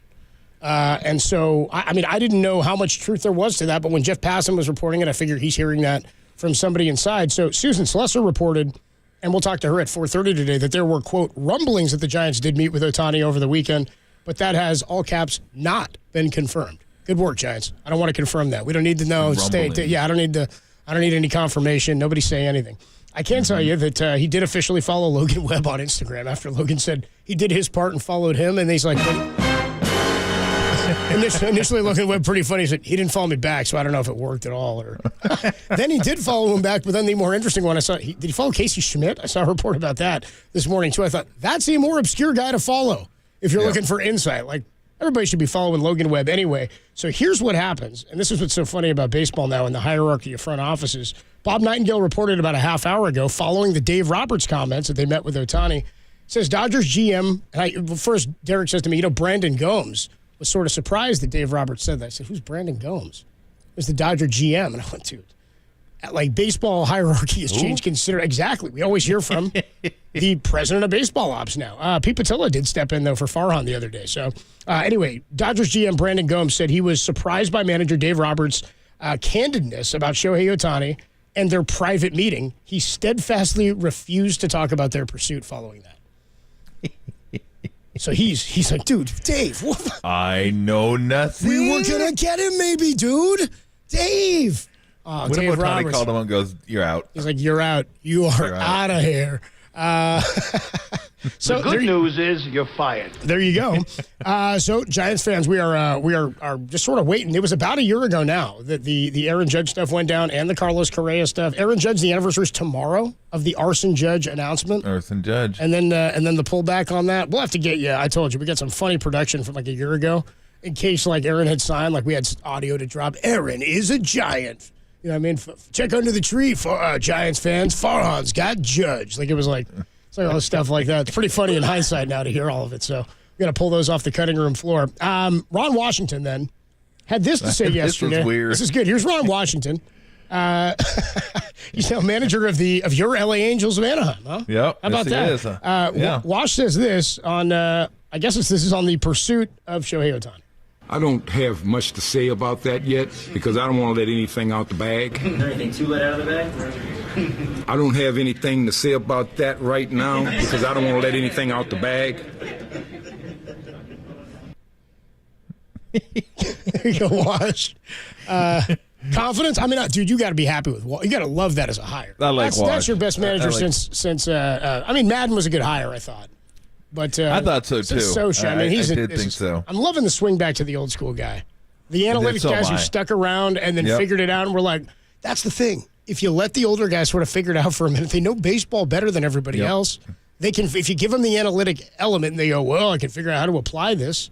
What did Bruce Bochy do? He's like, well, give me some bats. I'll win us one. He didn't even have a pen. Like, he didn't even have a rotation, really. Bruce Bochy's winning rings in Texas, dude. It's unbelievable. Oh, man, it's hilarious. So you have any faith? I have no idea what that meant. I don't. Here's what I will say. And I've been talking because my buddy's a huge Angels fan, too. We'd go back and forth. And we're like, do you think the Angels have a chance signing him? Yes. Legitimate. Yes. Do we want him? Yeah, I kind of want him. Like, he's Ohtani, but I mean, let's put it this way. Yes, I want Ohtani because I know what I'm getting at Ohtani. If I had faith that they knew what the hell to do with that $500-600 million, I would say just go get a ball club. Just put a ball club together. Yeah, right. It's awesome having him because he comes with all the bells and whistles. But guess what? When they're showing the catnip treats that are sold only in Japan, that doesn't do anything for me. Like, I don't care as a fan that the great marketing opportunities over in Japan. That doesn't do squat for me at all. It does something for Artie Moreno. Perfect. What are you going to do with that extra money? I don't know. Yeah, exactly. That's what you're going to do with it. Remember when Artie was going to sell the team? Yeah, that was the most disappointing. He's like, I'm searching for a buyer, and then all of a sudden he's like, I'm not doing it. That was disappointing. What happened? That ruined my summer. But the funny thing is everybody just discounts the Angels because he said he wants to win, and they've proven they really don't know how. But he never said he wants to win somewhere else. He could want to win and just like, I want to win, but I want to win here. Like, there's something about him that tells me he wants to stay there because he wants to see it through and he wants to win there. Like, that would mean more than just going somewhere and being part of a winner. I mean, that's just reading the tea leaves. But the thing is, I don't know. Nobody knows. That's why it's funny when they just guess. Well, at West Coast, the Dodgers have the money. Dodgers are always in the playoffs. Yeah, he's going to the Dodgers. I mean, it makes perfect sense, but we don't know that. Maybe he doesn't want to go to a team that's always in the playoffs. Maybe he wants to stay with the Angels and help them win, or maybe he wants to go to the Giants. No, he's not Trout. Come on, he's not. Who have a hit? No, he likes the high stakes. I really do. And you know what? I think he likes being in Southern California and kind of under the radar a little bit. He's not under the microscope much with the Angels. He just, I mean, trust me, he's under the microscope as much as you can be with the Angels, and that's not even that much. You don't think the Giants match that a little bit? I think no, I do. I think the Giants match that, and I also think he looks at the Giants and thinks, well, you know, they haven't won lately. It hasn't been that long now. It's been 10 years. That doesn't seem like it's that long. I know for Giant fans it seems forever, but trust me, a lot of teams would love to say, yeah, that'd be awesome if we had like 3 in the last 13 years. We got that Dubs win a couple of years ago. We we mixed in we mixed in a Super Bowl appearance, maybe an NFC title. Forget about fans forget rather quickly. When you win that but maybe much, that appeals to him. Yeah. Like maybe the city appeals to him. Maybe I don't know. I mean, we're all just good. This is, I think, where we have is our voices and our opinions are as legitimate as the quote unquote baseball insider because they don't know. Nobody knows because the dude doesn't talk. Nobody talks. They're sneaking people into CAA to meet with him. Like that. I mean, they are super secretive on this thing. I think he went to Dodger Stadium was the report that he was at Dodger, because I think Dave Roberts said he was at Dodger Stadium. Could have been Dodger Stadium. I know they've had meetings at CAA where they like park a car, get another car, go around to a different entrance, sneak in a different. It's like covert action. These covert operations they're having with or this something. guy. What the hell's going on? Yeah. So this guy, I don't know how people. So they don't know. We don't know. We're just kind of guessing, but I would say this: do I think the Angels are the favorites? Not absolutely. Well, they're not. I can give you the odds right now. I can tell you the Angels are. So of those 4 teams, of the 5 teams I listed, the Cubs are still on the list as far as Vegas odds. Angels have the 5th worst, plus 1,400. Giants are next at plus 1,100. Cubs, they say, have better odds than the Giants at plus 800. Blue Jays plus 150, and then the Dodgers are minus 175. Which a lot of people have said Dodgers for a long time, not based on anything that he has said. Based on what you just said about Los Angeles and maybe not wanting to move away from that market, staying on the West Coast, and then going to a team that is competing, as much as I hate to say it, Giants fans, every year for a chance to lose in the World Series of the LCS. I mean, that's if he wants to do that, I offer that to him. We have the Dodgers have chances to lose in the playoffs in spades, if that's what Shohei Ohtani wants. If Ohtani wants to go, he doesn't like not going to the playoffs now, but if he wants to go to the playoffs every single year and guarantee disappointment, I can't offer them that here. We can't offer them that, Giants fans. We can't. The Dodgers can. Dodgers can offer that in spades. They definitely can. They can. They got plenty of opportunities. Where's your money go right now, Dodgers? Still? I mean, I guess you'd have to, just based on all the other stuff, but I don't think from what I've heard, the Cubs are kind of focusing elsewhere, but that doesn't mean anything. I don't even know how they competed last year. They got into it all of a I sudden. would say Dodgers 1, Angels 2, Giants 3, Blue Jays 4, Cubs 5. Yeah, that's kind of where I'm going. I think the Angels are closer to the top of it. I think the Angels are probably still a finalist for him. I bet you if he's going down to 3, I think the Angels are still one of them. That's kind of what I assumed. Yeah, the only thing I can go on is this. We know he likes the West Coast. How do we know that? Because the first time he chose the West Coast. So no direct flights to Tokyo from Austin, I don't think. I'm going to say he still likes the West Coast a lot. Yeah. So that's why I'll go with those 3 teams. Blue Jays are pretty, I don't know. They say the Blue Jays, Toronto's a low-key market. I know it's not when it comes to hockey. That's for damn sure. I think for media it's low-key, but I think for a great place to live, they say. Thank you, Joe. Appreciate that. So that's what I'll go.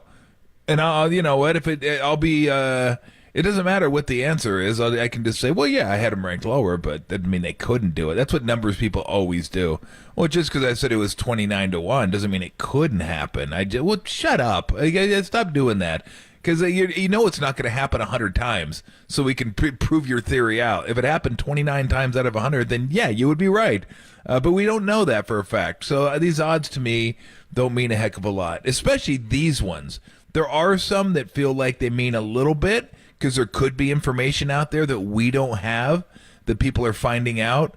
I just don't think that's the case in this situation. I don't think anybody knows anything. So I think those odds are reflected on what they read in like Baseball Rumors or SI or listening to Passan, ESPN, or whoever else, Heyman, but they don't know. So how can you even, I don't even know how those odds even make any sense when they're listening to people that they don't really know what the hell's going on with this guy. That's why I don't think anything would be a shocker to me. People are like, oh, I could pull a shocker and go back to the Angels. Why would that be a shocker? Pull a shocker and go to the Blue Jays. Why would that be a shocker? Nothing's a shocker to me because we don't know. I mean, think of all the big-time free agents that have been out there. Think of all the huge free agents that the Giants have finished second for. That's not fair because they did get Correa last year. Let's get into that because we actually. But think about that. There's a lot. This is the least amount of information we have. On a big-time free agent. And what Bob Melvin said, maybe we have the sounder, we'll play it for you later, is he made a comment about it's great and it's cool to be shopping at the top of the market. I'm with you there, Bob, but I ain't trying to shop anymore, man. I'm trying to buy some ass, Bob. How about buy something? I'd like to buy something, and we're trying. We're putting the money down. There is reason for Giants fans to be excited, though I know we're all cautious and trying to be optimistic, but a lot of us have just resigned to the fate because we're like, I don't know, man. I haven't seen this happen based on what Tom just said. There's reasons that fans should or maybe shouldn't get their hopes up. We'll tell you about them next, and where Jim Bowden thinks the Giants stand in all of this. That is coming your way. Tolbert and Copes with you on a Tuesday afternoon. Still a grab bag down the pipeline, too, on the Sports.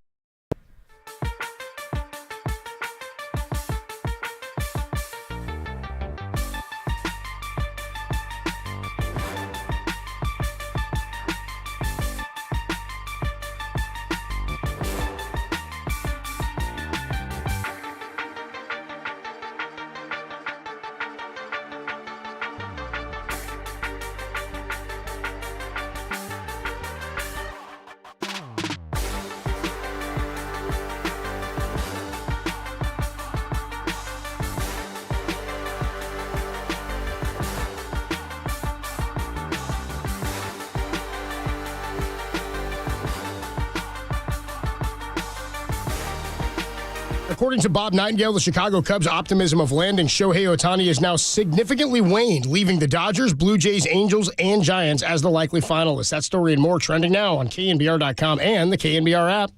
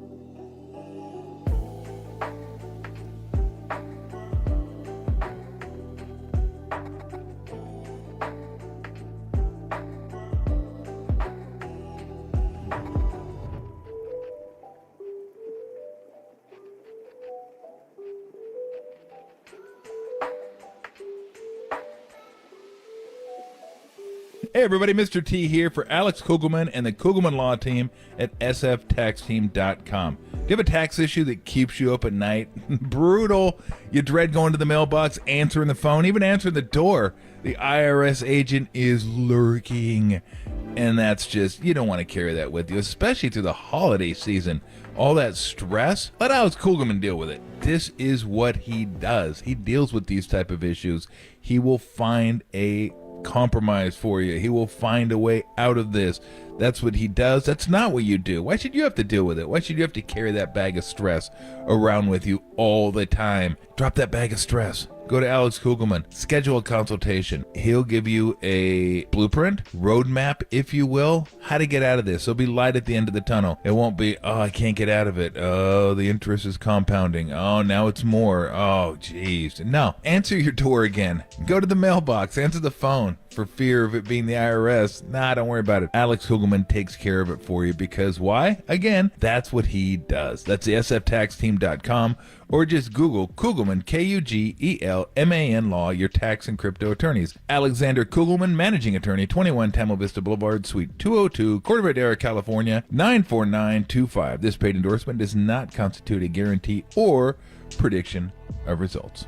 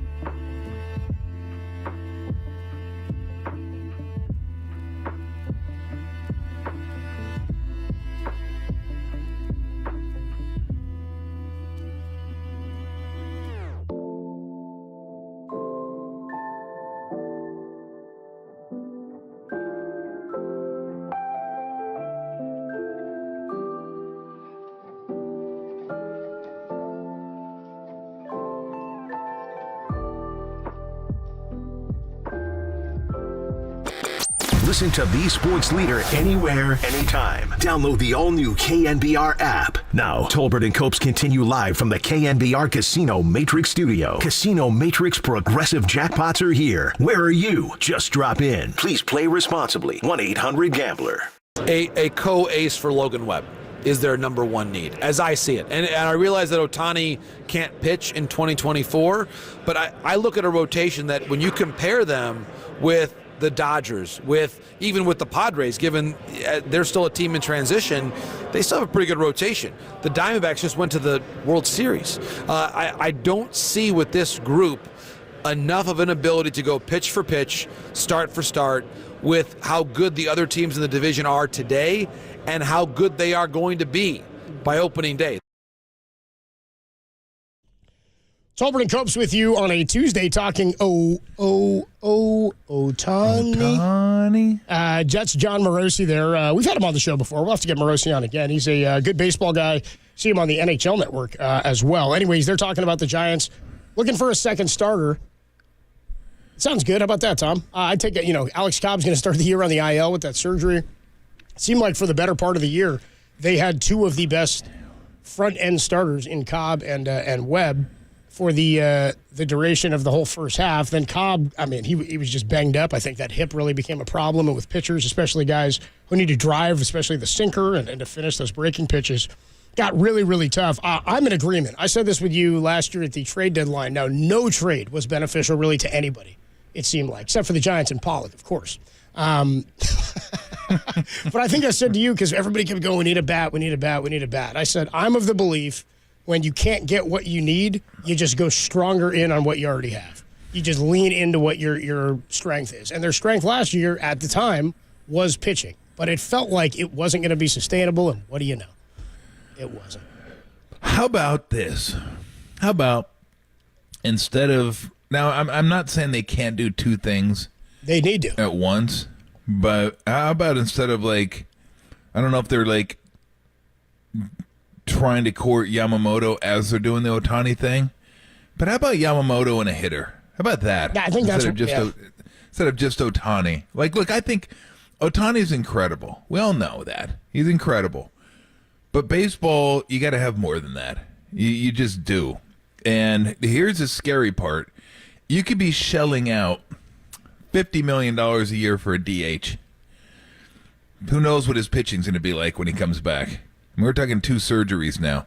So if it's $50 million for just a DH, again, that's going to work for the ownership because they're going to be able to sell. The marketing possibilities are incredible. You're talking about the States, you're talking about Japan, global, all that stuff. He's almost going to pay for his contract. Maybe not pay for it, but he's almost going to pay for it. But if you're going to have a $50 million DH, just give me Aaron Judge, who's a kind of a close to a Gold Glove quality outfielder, and a guy at the top of your rotation. Very similar, even though the numbers are a lot lower, to Debo. He was getting paid not just to be a receiver, but also what he can do when he has the ball in his hands from the backfield. He proved. You want to need a running back? I can be your running back, and they incentivized it. If he gets a certain number of rushing touchdowns or yards or touches, then you're paying for it, and they haven't hit those yet. Right. So maybe that's the key. Maybe he's not going to want to do this, I wouldn't think. All the incentives with how many starts you do next year and what... he's going to want to get paid as much as possible. Probably want to get paid as much as possible with some outs in there because he has that type of leverage. I don't know why he wouldn't want to do that.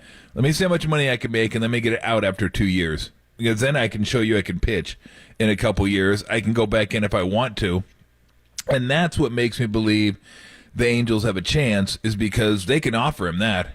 We'll give you a boatload of money in the first 2 years. Hell, they might even give him $55 a year in the first 2 years and say, okay, then we'll taper off after that, but we'll give you the opportunity to get out after 2 years. If you want to pitch after the second year or after the first year and show everybody you can pitch again, you have the out, you can go ahead and do that. That's the one thing about the Angels I do know. They will give this guy anything he wants. He's able to call the shots, and he knows that about the Angels. They catered to him, and rightfully so. They catered to, what's your schedule like? Cool. Remember when he first came to the big leagues? He didn't hit after he pitched. He didn't hit when he pitched. I mean, he just, whatever he wanted to do, that's what they did. And then when Joe Madden got there, he said, "No, that ain't going to work. We need to win. Like, you need to play. You get a pitch and hit, and then you need to pitch, and you need to hit after you pitch. Like, we need to get you in there for 500-plus at-bats and try to get you 30 starts." They didn't do that early on. That's because that's what he wanted. That's what he felt comfortable with. The 6-man rotation. Nobody did that. They were doing the 6-man rotation thing, to appease Ohtani. So they've bent over backwards to accommodate what he wants and his schedule. If you're going for a World Series, you may not be so willing to do all those sort of things. He knows he'll get that with the Angels. So it wouldn't surprise me if they just went, let's just hit him with the 2 massive years and then give him the chance for an out after that. But if I were him, that's what I would do. I would try to sign the biggest deal I can, but it's got to have an out after 2 years. And most of these teams are probably willing to give it to him because they want to sign him. But you also got to think of the downside here. Like, with free agents, you always think of the upside. But then if it hits you right in the face that, damn, he wasn't able to pitch the way he wanted to. He didn't exercise his out contract. And now we got a dude making $50 million a year that's a DH. That'll hurt. That'll sting. And I'm sure teams are contemplating that right now. Like, if he didn't get hurt last year, this would be a no-brainer. He'd be getting $600 million probably. I'll tell you over what, a lot of Giants years. fans were here happy to be sitting, and myself included, on 13 years in Carlos Correa for a lot of money. And I was, people were happy and content. And again, I did not want Aaron Judge, but I wasn't thrilled about a DH at his age. What he's at right now, I figure he's already peaked. Ohtani, I'm not willing to say that yet because we've never seen anything like it. So nothing he does. I said I expect him to come back. Like, maybe he signs again. Like I joked, maybe he signs. He's like, oh, by the way, I throw lefty too. You know what I mean? Like, exactly. That's like I throw 140 miles an hour left-handed. You mentioned they probably need a bat and a pitcher, and that's where I am too. And here's the deal: Jim Bowden believes the Giants will offer the absolute most money for Shohei Ohtani. They've got nothing committed in 2025. Very little to the roster right now. They were 13th in payroll last year. He says he thinks they'll offer the most money, but does not believe they offer him the best opportunity to win. Here's Jim Bowden. I don't think there's any doubt the Giants are going to offer Shohei Ohtani $500 million. And I won't be surprised if they outbid the Dodgers. I won't be surprised if they outbid the industry. My question is, will he sign there? My intel has told me clearly, and I think Shohei has said it publicly through his translator. I'm not 100% sure, but I think he has. But it's been very clear throughout the process that winning is going to top everything. It's not about the most money. It's about the best chances of the most times on the World Series stage. And I believe that the Texas Rangers have the best shot to land him. With the Dodgers and the Mariners, I do think winning matters. And I don't see the Giants' path to winning. And as well as I thought the Dodgers would be on that list, all of a sudden I have a lot of questions about their pitching long term. So that's kind of my early take on Ohtani. But to answer your question, will I be surprised if San Francisco puts the biggest offer in front of Ohtani? Not at all. Will I be surprised if San Francisco is the team that drives the financial chain for him? Not at all. I think they'll be the lead train. Okay. You know what that tells me? What? That we both could have said that. Yeah. Like, he doesn't know either. He doesn't know either. You know what? People got to fill space because it's Ohtani. Yeah. Hey, talk about Ohtani for 5 minutes. Said, or hey, write an article on Ohtani. He told his interpreter, well, I think he did. I think he did. I'm pretty sure he did. He told him. Here's where I am, Giants fans. And I think a lot of you, and I would assume a lot of you, you can check in on the YouTube chat there. You can check in on the Twitch chat, or, of course, on the Golden State Lumber and Building Materials text line at 808 KNBR. I am not confident. Now, I don't know how many Giants fans in the past have been genuinely confident about free agents coming here. When I was younger, it was every offseason, that's all you want, right? Get this guy, get this guy, get this guy. Now, to Brian Sabian's credit, he was in on a lot of those guys from the time the ballpark opened and Barry Bonds was here. And again, when you have a player like that, like you have Steph Curry, you have to go in every opportunity that you have. The Niners made the trade for Trent Williams and McCaffrey. Once you've hitched your wagon to that, you may as well go in. You only have a certain shelf life when you've got that talent on your roster. Other teams, like the Rangers, would sign A-Rod for 10 years and then say, well, he's not bringing us a title. No, you have to continue to add. Once you're invested, you're pot committed. The Giants have yet to be pot committed. Once they're pot committed, this stuff is going to snowball. because you have to compete for the $50 million you've already committed to the roster in one player. I'm not confident that he's coming here because I'm never confident any free agent is coming here. I also am not confident that landing Shohei Ohtani automatically makes you a contender, as we've seen with the Angels. He's also, to your point, Tom, not going to pitch, I don't believe, this year. I don't even know that we know exactly what the surgery was that he had. Everything has been hush-hush about this. Yep. So I have no idea what his health situation is. If he's a DH and he can hit, he's worth $40 million off the top anyway, right, if he comes here. The Giants need far more help and far more depth in the rotation and on the pitching staff than anything else. There's other arms coming, but to say and believe that you're going to bring up a slew of guys like Wisenhunt and Kyle Harrison and all these guys and they'll be great this year, I think that's fool's gold. Madison Bumgarner needed the end of 2009 and all of 10. Matt Cain got here in 2005. He came up. Lincecum came up in 07 and then won Cy Youngs before they win a World Series. Pitching has to develop. So if you're going to develop some pitching and you know you need some, you're better served probably spending the money elsewhere. Now the question is, and you said this, Tom, are they going in on Yamamoto while they go in on Ohtani? Yamamoto, per Jim Bowden, they're saying he's the most sought-after free agent pitcher overseas in the history of baseball. They're saying the market is starting at $200 to $220 million is where it starts for this guy. Are the Giants going to spend $750 million this offseason? Doubtful. Or commit to that. Are they going to spend $400 and commit it to? Are you better served committing $400 to $500 to 3 to 4 players than you are to just Shohei and trying to get one more? That's where I would come down on it. This guy who they've posted. You remember when we were all following Korean baseball during the pandemic? My club, of course, the Kiwoom Heroes. You don't want to roll into Kiwoom and mess with my heroes, dude. They've just posted a guy that the Giants are tied to, Jung-Ho Lee, who has been one of the best players in the KBO for the last handful of years. 5-time Gold Glover. He's a center fielder. Pardon me. He won the MVP in 2022. He's a career .340 hitter, won Rookie of the Year, an .898 career OPS, and he is said to be one of the top candidates for the Giants. The Giants have been in on him and scouting him for some time. He's 5-tool. He's young. He fits the center field position. It would be an absolute A+, like top of the top type of the free agent market ad if the Giants were to get this guy. And if you get him now, it could be a little bit cheaper. They posted him officially in Korea, I think, in the last couple of days. So there's a handful of other guys out there. We've heard Matt Chapman. We've heard Blake Snell. I want Shohei Ohtani here as much as everybody does. It would be the coolest spectacle ever because even if you lose, at least there's Shohei Ohtani, right? Like that was kind of the Barry Bonds thing. At least we're chasing records. If the Giants want to win and they want things to snowball, I think you've got a good core of young players, and I think you got to invest in like 4 to 5 other spots if you want to be competitive in the division in the next year or so. Juan Soto's still out there. I don't know what the Padres do, but they're asking for a big time a big time minor league package. The Giants have work to do in this division, especially with the Diamondbacks having just won the pennant. I'm not confident Ohtani's coming because of the scars. And I am confident they're able to land some other guys. I just need better than Mitch Haniger with respect to the player Mitch Haniger's been in his career. I would just like to see him get Yamamoto if he's everything that everybody says he is. And you watch him on YouTube and stuff. And again, I can make anybody look good on YouTube. They're called highlights for a reason. You can put together a 5-minute highlight reel of anybody and go, yeah, that dude's awesome. How often does he do that? Nah, not ever. He did. Those were his 5 best plays of the last 10 years. I don't want him at that price. I really don't. I don't want him at that price. I don't want a guy who's never pitched in Major League Baseball at $200 million. God, 25? I don't care. Who's the best? What if he is that good? At 25, you're going to get the best of him throughout the entirety of the contract.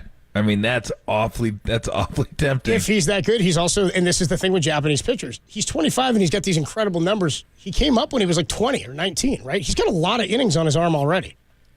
It's not like again, you play college baseball here or whatever. It's why a lot of times major league teams like drafting high school pitchers because then you can kind of mold the talent into what you want. You can figure out how to best use him and nurse it. Like I remember Kyle Harrison was throwing like 3 innings a game all season long. And they were like, oh, we're going to stretch him out. He went into the 4th. I was like, that's not stretching anybody out. So, I hear you. I think that would be it's one of the biggest dice rolls. And I'm always it could start so good for Japanese pitchers. Daisuke. There you go. Who's the best Japanese pitcher to come over? It's got to be Nomo. Yeah, he was pretty damn good. Nomo probably had the best career, right? Because Daisuke started good and then floundered. What's his name was pretty good for the Yankees. Who's the guy for the Yankees? Masahiro Tanaka. Yeah, Tanaka was pretty. He was pretty damn career, good. But he was supposed to be a big Daisuke, not so much. Yeah. Hiroki Arabu. He was not very good. There's a lot of them. There was Kiichi Yabu. Shout out the Forever Giant. Started the triple play. Pitched for the A's too. Kiichi Yabu. There was Kaz Ishii. Kaz Matsui. That was a second baseman.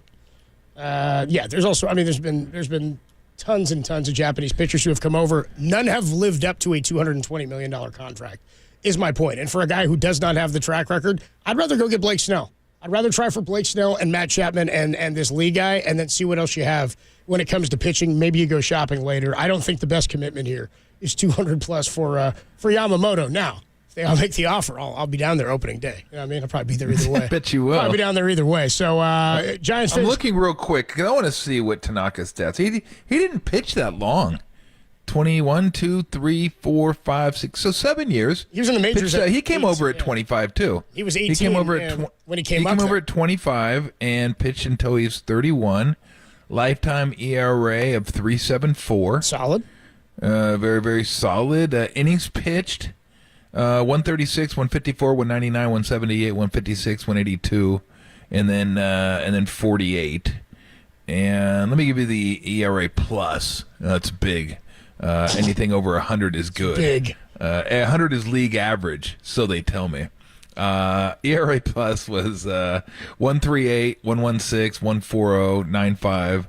Why am I doing it like that? 95. Like, I don't know. I'm doing the ERA, then I'm going this way. 138, 116, 140, 95, 112, 100, and 120. WHIP over those 7 years was 1.130. Strikeouts per 9 inning, 8.5.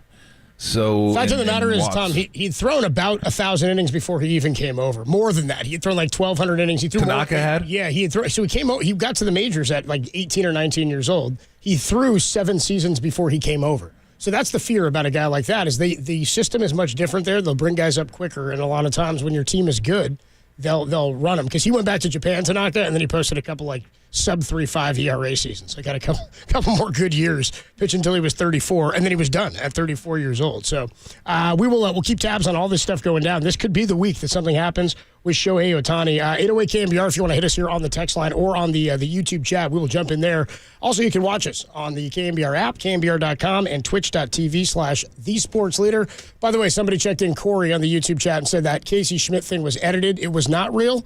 Then somebody said, Limp Bizkit's still relevant. They are here on Tolbert and Copes. Keep listening. For that cue to call, you can win 2 tickets to go see Limp Bizkit. What are you we can doing? do it. We're just doing it for the nookie, Tom. So you can take that. No, cookie. I'm not doing it for the nookie or anything else. Tom's doing it all for the nookie, I'm not baby. doing it for the cookie. I'm not doing it for the nookie. Yeah. For the snookie. I'm not doing it for anything. Any ookie, I'm not doing it for. Sure, pal. When we come on, back. How about this? I'm not playing hooky. We don't have to do that. How about can we play NBA grab bag? Yes, let's play NBA Derek grab owes bag. us a good NBA grab bag after the crap he pulled and then took off for Thanksgiving. It's better be a good grab bag, Derek. We'll get into the grab bag. Actually, Tom, I found out this weekend or last week, not everybody enjoys the grab bag as much as you might think, and it'll show up in the NBA grab bag. That's next on the Sports Leader. No. Oakland, shout out to you for supporting KNBR, Oakland's sports leader.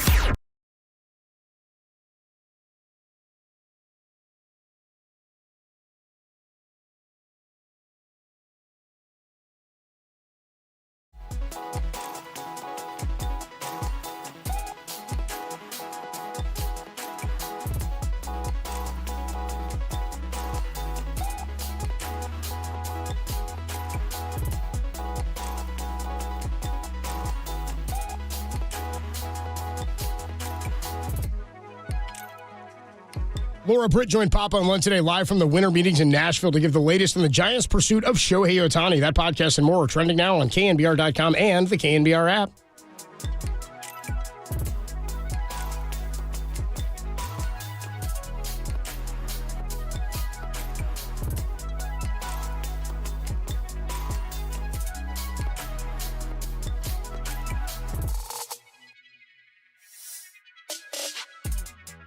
Hey everybody, Mr. T here for Xfinity. This holiday season, there is one thing that every sports enthusiast needs.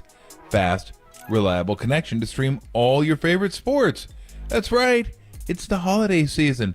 It's college football, it's pro football, it's pro basketball, it's college basketball. There's all kinds of things going on. And even things that aren't sports. Hot stove. You want to find out what's going on with your favorite team, don't you? Yes, you do. From the unexpected lead changes to sudden death overtime, you need fast, reliable connection to power all the devices in your home. And then you have the kids. You could have like 9 devices going during 10 o'clock window of football. But you got it covered because you have Xfinity. No worries whatsoever. It's fast, reliable, in-home Wi-Fi that keeps all your devices running smoothly, and no one is complaining. And the only complaining part, that's the big sell. I just want to watch my sports. I don't want to hear anybody else's problems. So treat yourself this holiday season to front row seats to all the games.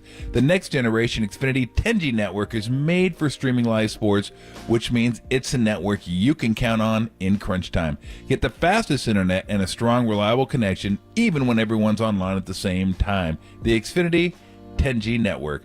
The future starts now. Restrictions apply. Actual speeds vary and not guaranteed. You love sports. You love high def. You love having a reliable, fast connection so you don't have to worry about anybody else's problems. Oh, you will. Love Xfinity.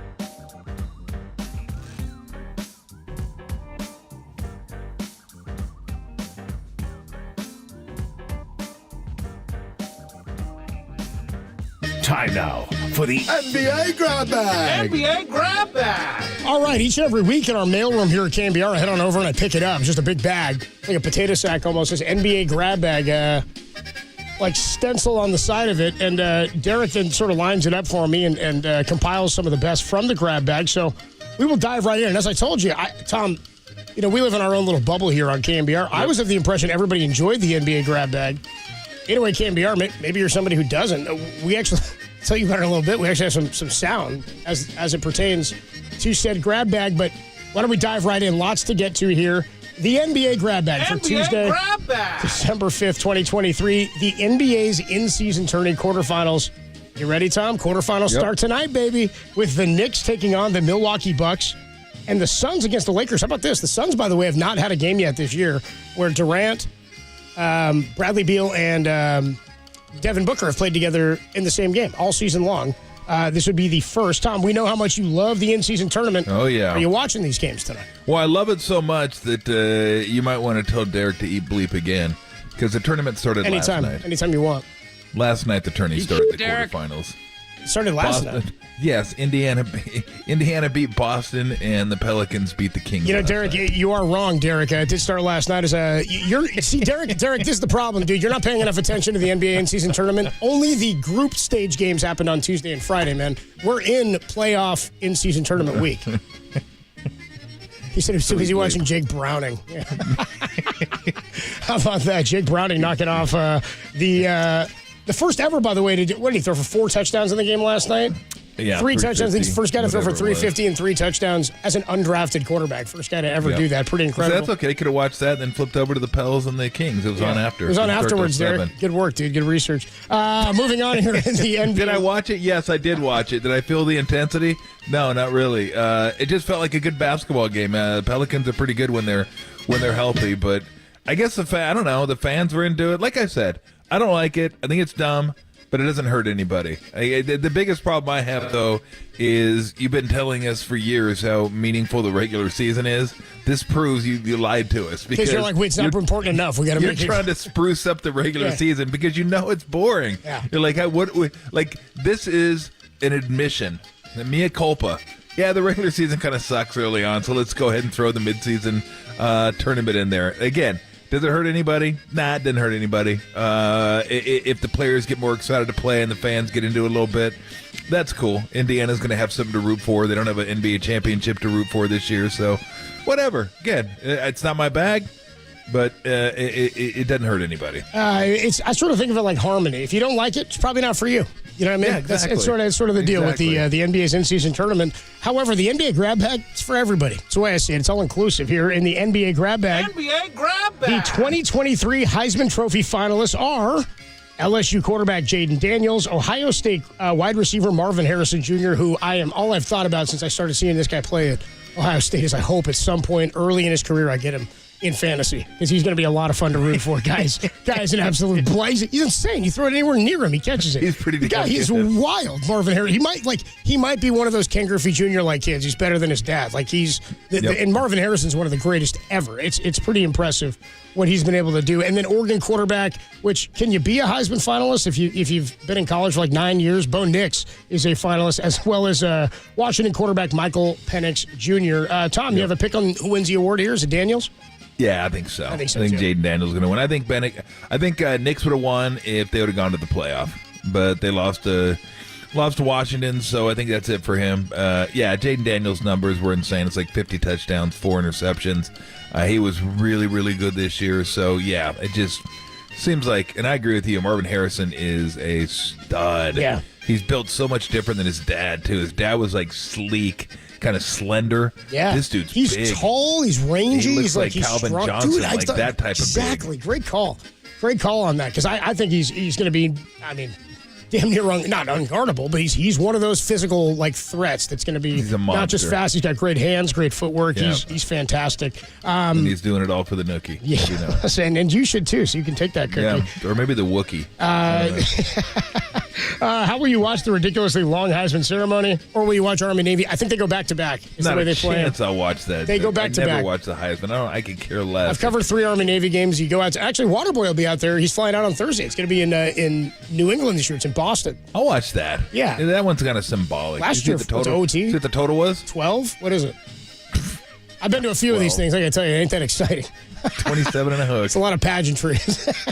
Yeah. It's a lot of bone. A lot of wishbone. Paulie Mack and Murph and I went out to the one in New York a few years ago, 20-year anniversary of 9/11. They held it at MetLife, and we did the whole pregame ceremony thing, and then Paulie and I were like, trying to go back and get a slice in the city. So Paulie and I bailed out, didn't watch the game. Murph stayed down there, and then, by the way, got stuck in the parking lot, couldn't get out, so tough deal. Anyway, moving on here in the NBA Grab Bag. NBA Grab Bag. I mentioned this to you last week, and we are going to have tons of bowl coverage here on the KNBR family of networks. It is bowl season, and the Pop-Tart Bowl in Orlando. Yes. It's going to have the first ever edible mascot. Yeah, you heard that right. Per the bowl, when the final whistle blows, the winning team will celebrate by taking a bite out of the giant pastry mascot. Some guy's going to be walking around sweating his bee off in this thing, and we're all going to go take a bite out of this toaster strudel that this guy's walking around in. Bite me. Okay, I will. Oh, man. How about that? I What really flavor? hope that they'll probably go strawberry, but if it were up to me, it'd be brown. Brown sugar. That's cinnamon. exactly where I'm going. That's that one and perfect cherry are my Pop-Tart. two favorites. Oh, I love but cherry. if I were in the costume and they were eating me, there's not a chance I wouldn't be going, oh! Yeah, you got to scream. Oh, it hurts. Oh, stop eating me. Oh, They should change the no. expression on its face. They should have replaceable eyes and eyebrows and things to make it look terrifying. Like turn frowny face. Like, oh, baby. Do you know the Muffin No, Man? not that one. No. You go with Shrek, the Muffin Man. He's getting his legs broken by Muffin Lord Man. Farquaad. Or excuse me, the Gingerbread Man. Well, he's married to the Muffin Man. The Muffin Man. The Muffin Man. He's married to the Muffin Man. Yeah, they're going to celebrate by taking a bite out of that big pastry mascot. That's the Pop-Tart Bowl.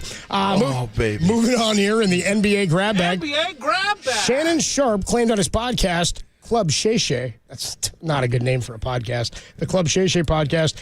He claims, Tom, that he brushes his teeth 7 to 10 times a day. Wow. And he uses an entire tube of toothpaste in 1 week. That's just wasteful, Shannon. That's just wasteful. It seems gluttonous. It does seem gluttonous. Seems unnecessary, too. Yeah. Is it necessary? Is it necessary? I think so. That's a lot of brushing your teeth. I guess after every meal and stuff. That's fine. I'll give you a few more times in a day. I'll give you 3 or 4, but 7? Man enjoys his dental hygiene. Yeah, it can't be good for your gums. Can't be good for your gums. But hey, they're his gums. What do I care? His gums might have muscle. The way Shannon's built. Moving on to the NBA Grab Bag. Nice beefy. NBA Grab Bag. Beefy grab bag here today. After a 10-year wait list. After a 10-year wait since the last game, I saw this yesterday, the trailer, and I cannot wait, for Grand Theft Auto 6 was released yesterday. However, and Derek, I don't know if you know this, it wasn't released. It was actually leaked. It was illegally leaked. My brother was watching the video, 10 seconds in, it stopped, and they pulled it off that moment. So it got leaked yesterday, and people were like, what the hell, man? The game didn't come out until 2025. They weren't ready to release it because now people are pissed that it's 2025. Anyway, they pulled it down. But Grand Theft Auto 6 is on its way. Apparently, they've waited so long, too, because they're making so much money from online play of GTA 5, which I'm still playing. I hit the streets every once in a while. Blow off some steam, you know what I mean? Hit the streets, bang some heads. Maybe run over. Yeah. Maybe drive through a heist. Maybe be the getaway driver for a heist. Steal some computer chips. I was damn near a serial killer in that movie. Yeah. I was just killing anything that walked. Damn I didn't near. care. I was like, you know what I mean? I was like, how many cool things can I do here? Moving on. And we got more here in the NBA Grab Bag. How about this? There is more. Actually, we'll go here. New York Jets quarterback Zach Wilson. The Jets are going to make a switch at quarterback. They're going to make a change at quarterback yet again, and they're leaning towards Zach Wilson to take over. He's reluctant to take the role to step back in as starting quarterback, he said. Oh, man. This thing is getting bad in New York for Robert Sala. The team is hoping that he changes his mind as they continue to discuss the next steps. Now, part of me feels for where he's coming from. This is not something that can get out of the building. This is not something that you as the Jets can allow to leave the building. And if you're in New York, you got to know it is. I mean, I hear what he's saying. It's like, you guys going to throw me back in there, and I'm to blame for everything that goes wrong. And they're like, well, yeah, but you're you're not good. That's the problem. You're just the only guy who plays the position that's here. I mean, you knew it was going to be bad last week when Dr. Bob told us how bad Tim Boyle was. Yeah. So, there you go. That's we got you going back in. Nah, I'm good. No. You're not going to go back in. I'm good. I've got reservations about that. We've got to discuss the next steps. Moving on here in the NBA grab bag. One more note from Dodgers general manager Brandon Gomes, who was apparently upset at how candid Dave Roberts had been about their meeting with Ohtani after Ohtani had asked for privacy and said he would not sign with anybody. Who reported on their meeting. Dave Roberts probably should get on social media because he missed that report. Dodgers GM Brandon Gomes says they aren't going to comment on Ohtani and acknowledged, quote, Dave made a comment. When asked by Joel Sherman if this hurt their pursuit, he said, quote, I have no idea. But he won't. He's trying to comment. He's trying to walk this. No, he's trying to walk it back badly. So we will wrap it up here in the NBA grab bag. First negative feedback we have ever responded or heard about on the grab bag, and I was a little bit taken aback. I was a little hurt by this, a little offended. I'll let you listeners decide. It's a call from a gentleman here. We've got a KNBR wine line. I'll put out the number at some point here, but we've reopened it back up. This guy found it. Didn't even know we were doing this as a bit, but he called and had a complaint about the NBA grab bag. Here it is, a real phone call I received at my desk. Here it is. Hello. I like most of the sounders on KNBR, but the NBA grab bag sounder is really stupid and annoying, and you play it all the time. You can really do better. It's enough to make me change the station. Please get rid of that stupid sounder. There we go. Can I get the music back up, though, Tim? Just real quick for effect. So he actually, at the end of that voicemail, he did leave his email address. It's funny to call and leave your email address, but he called and left the email address. Said you can respond to me at so-and-so and so. So I responded, Tom, from my work account there. All I sent him was an MP3 that sounded like this. NBA grab bag. And that's your NBA grab bag for December 5th, 2023. If you didn't like it, you might have been that guy. It might have been you. The NBA grab bag, it ain't here to hurt anybody. It's just here to enrich your lives. Tolbert and Copes with you on a Tuesday afternoon. A lot more fun stuff to come your way. When we come on back, the Warriors back in action tomorrow. They'll be taking on the Portland Trailblazers. But how about this? They're having problems closing out games. Back-to-back games, they had 20-point leads, and they coughed it. We'll talk about it next. How do they fix this in Golden State on the Sports Leader?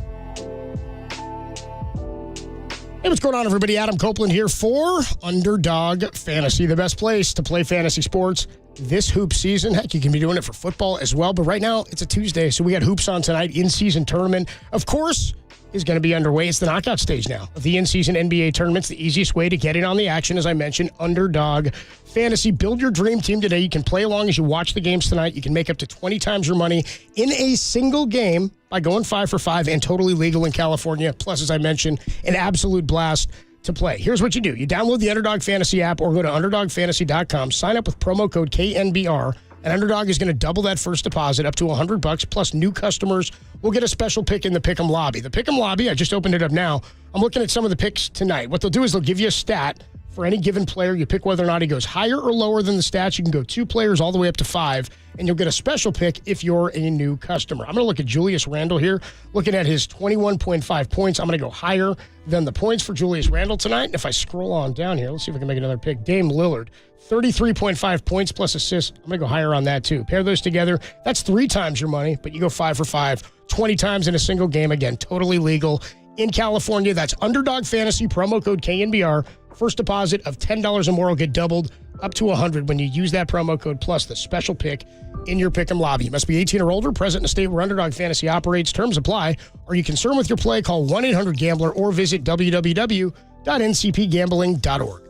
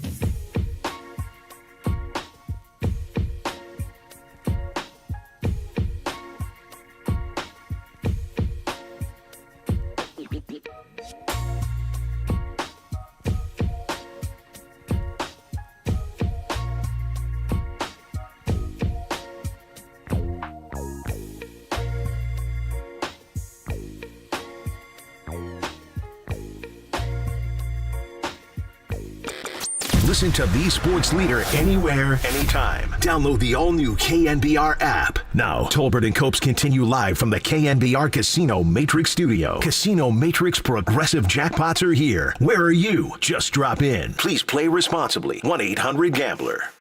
You got to learn how to win, too, though. Like, every year, groups are different. And each year, that particular group has to learn how to win. And that's tested a bit, especially with the guys we got out. Especially CP is a key cog when it comes down to winning time, and so we got to figure that out, and I have no doubt that we will because we got guys that know how to win. It's just about putting it together. Tolbert and Copes with you Tuesday afternoon. Warriors off again today as the in-season tournament rolls on into the knockout stage here in the quarterfinals. Warriors back in action tomorrow. They are on the schedule. They're playing at home over at Chase Center against the Portland Trail Blazers, and then Friday they go out to Oklahoma City, and then they'll be off from after Friday. They'll be off Saturday, Sunday, and Monday before they go to Phoenix, and then to take on the Clippers.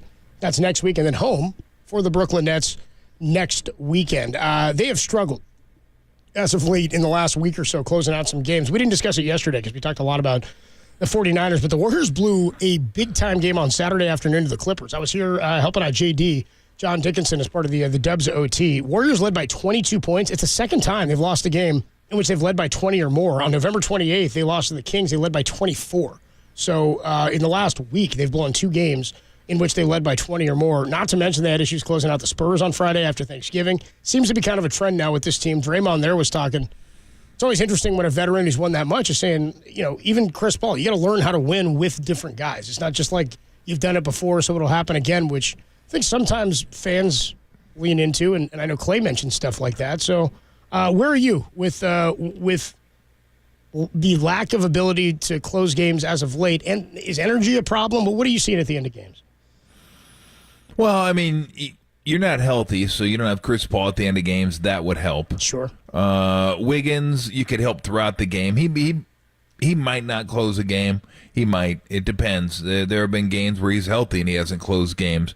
But I look at those games differently because the Clipper game was more about the Clippers. I thought the Clippers played really well. That's what Steve said, too. In the second half. I really did. I thought they made shots. Paul George made some big-time shots. Kawhi Leonard couldn't be stopped in the mid-range. And defensively, they just got after him and made it difficult for the Warriors. The Kings game, they wrapped it up and gave it to him as a present. That shouldn't have happened. That was the one that's more disconcerting. Paul George had to hit a big-time shot to win that game, and he did. Now, you could say Malik Monk hit a big-time shot, and I would say, yeah, it was a big-time shot, but it wasn't a repeatable shot. Like, that shot was, again, maybe 15% at best. Wiggins in your face, you're fading back, and you throw it off the glass from straight away. That was not how it was planned, I'm sure. But doesn't matter. It still goes in the L column. So the one against Sacramento probably is a little more concerning because the vets they had on the court couldn't figure out a way to close it out. Would you have liked to have seen Clay in the Clipper game get up on Paul George and not let him shoot the three? Yeah. But, I mean, we're talking about a step-back 25-footer. That you'll live with those. Under the circumstances, up two, you would like to force him inside the line, so the best they could do is tie you, not beat you. So Clay probably should have been up even closer, even at the expense of letting him go by him and just hope for help, because you don't want to find yourself with the ball trailing. If you're tied, that's fine. Go to overtime. We can go to overtime, win it in overtime. But it just goes to show you this is a more fragile team than the teams we've seen in the past. This team doesn't have 25-point leads that stay 25-point leads for long enough to where you're going to win by 10-12. You cruise home and still have a double-digit victory, or you're up 25 and you go up 30 because you're just better than the other team. That's not who this team is, and we're seeing it. And even when healthy, you have to question, like, okay, how good is this team? Are they still a team that can get a top 4 seed? Right now, they don't look like it. Nope. How healthy do you think they can be?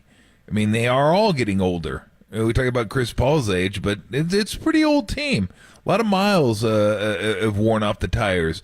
You look at their age, but it's not just the age. It's all the playoff games they've logged over the years. I mean, they've probably logged an extra season or close to it worth of minutes in the playoffs over the last 10 years or so. That takes its toll on your body. The young guys they have, Wiggins is still pretty young. I mean, Looney's young, but he's logged a lot of miles. He didn't look like it half the time.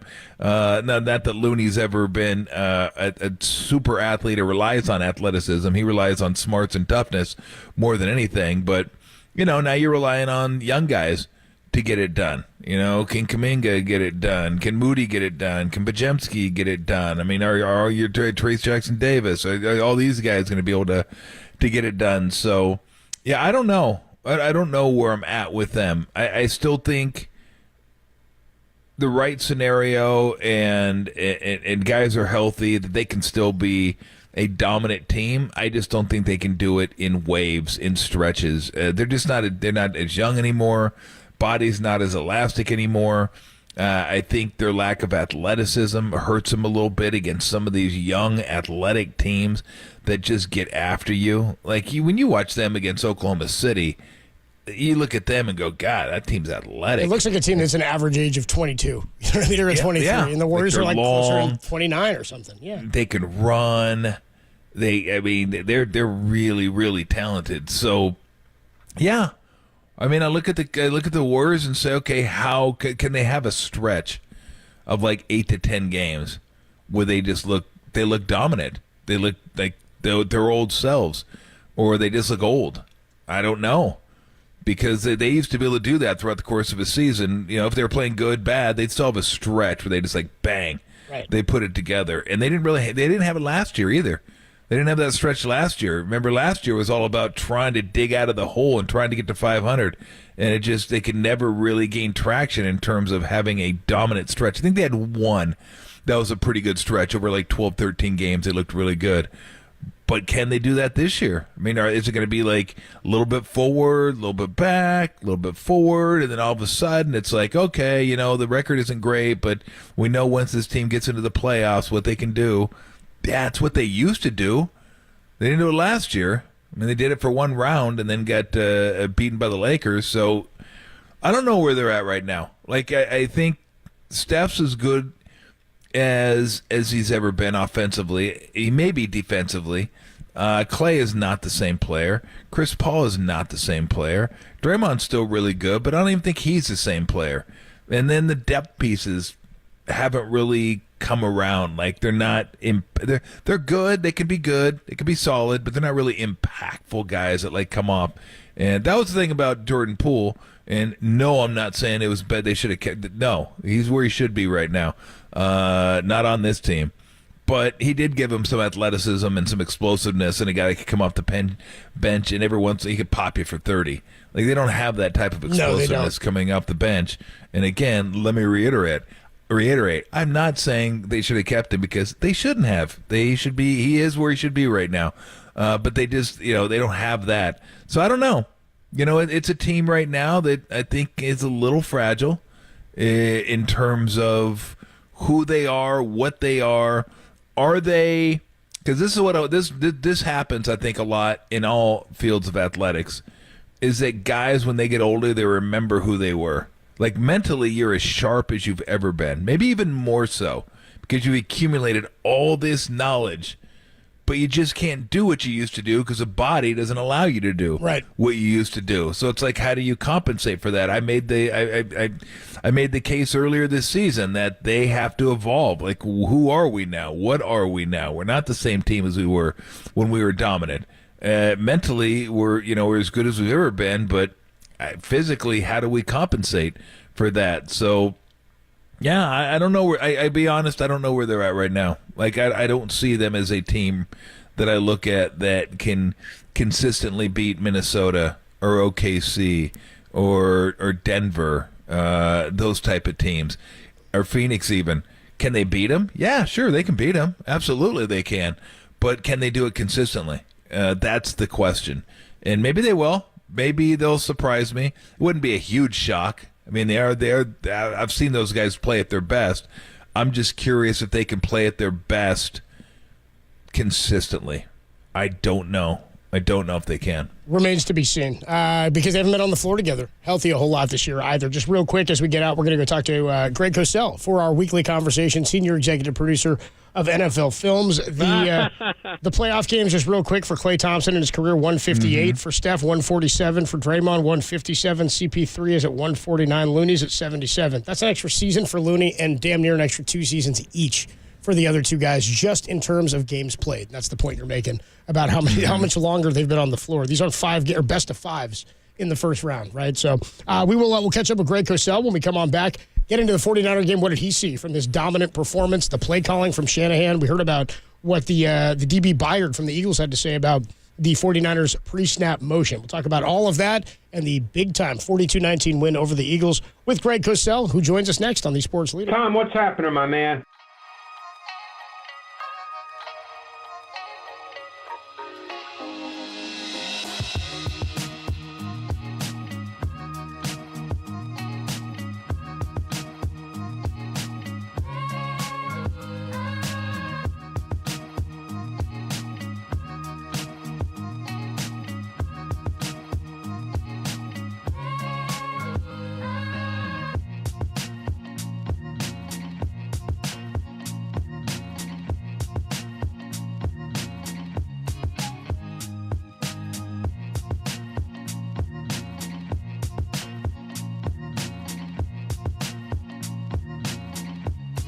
Trent Williams joined Murph and Marcus this morning and said Sunday's win proved the 49ers sit in the hierarchy of the NFL. That podcast and more trending now on KNBR.com.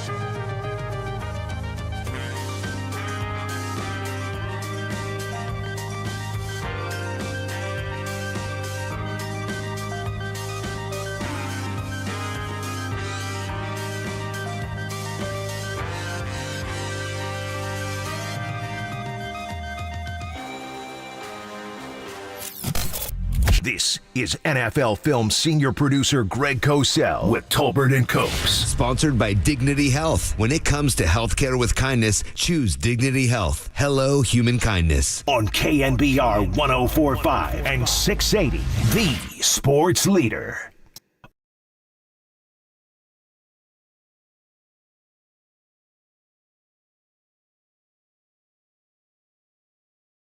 All right, time to break it all down as we do every single week with senior producer, NFL Films, our friend Greg Cosell. Hello, Greg. How are you? Hey, Tom. How are you? Tremendous. How are you? Doing okay. Good. Boy, that was I don't know if I expected that.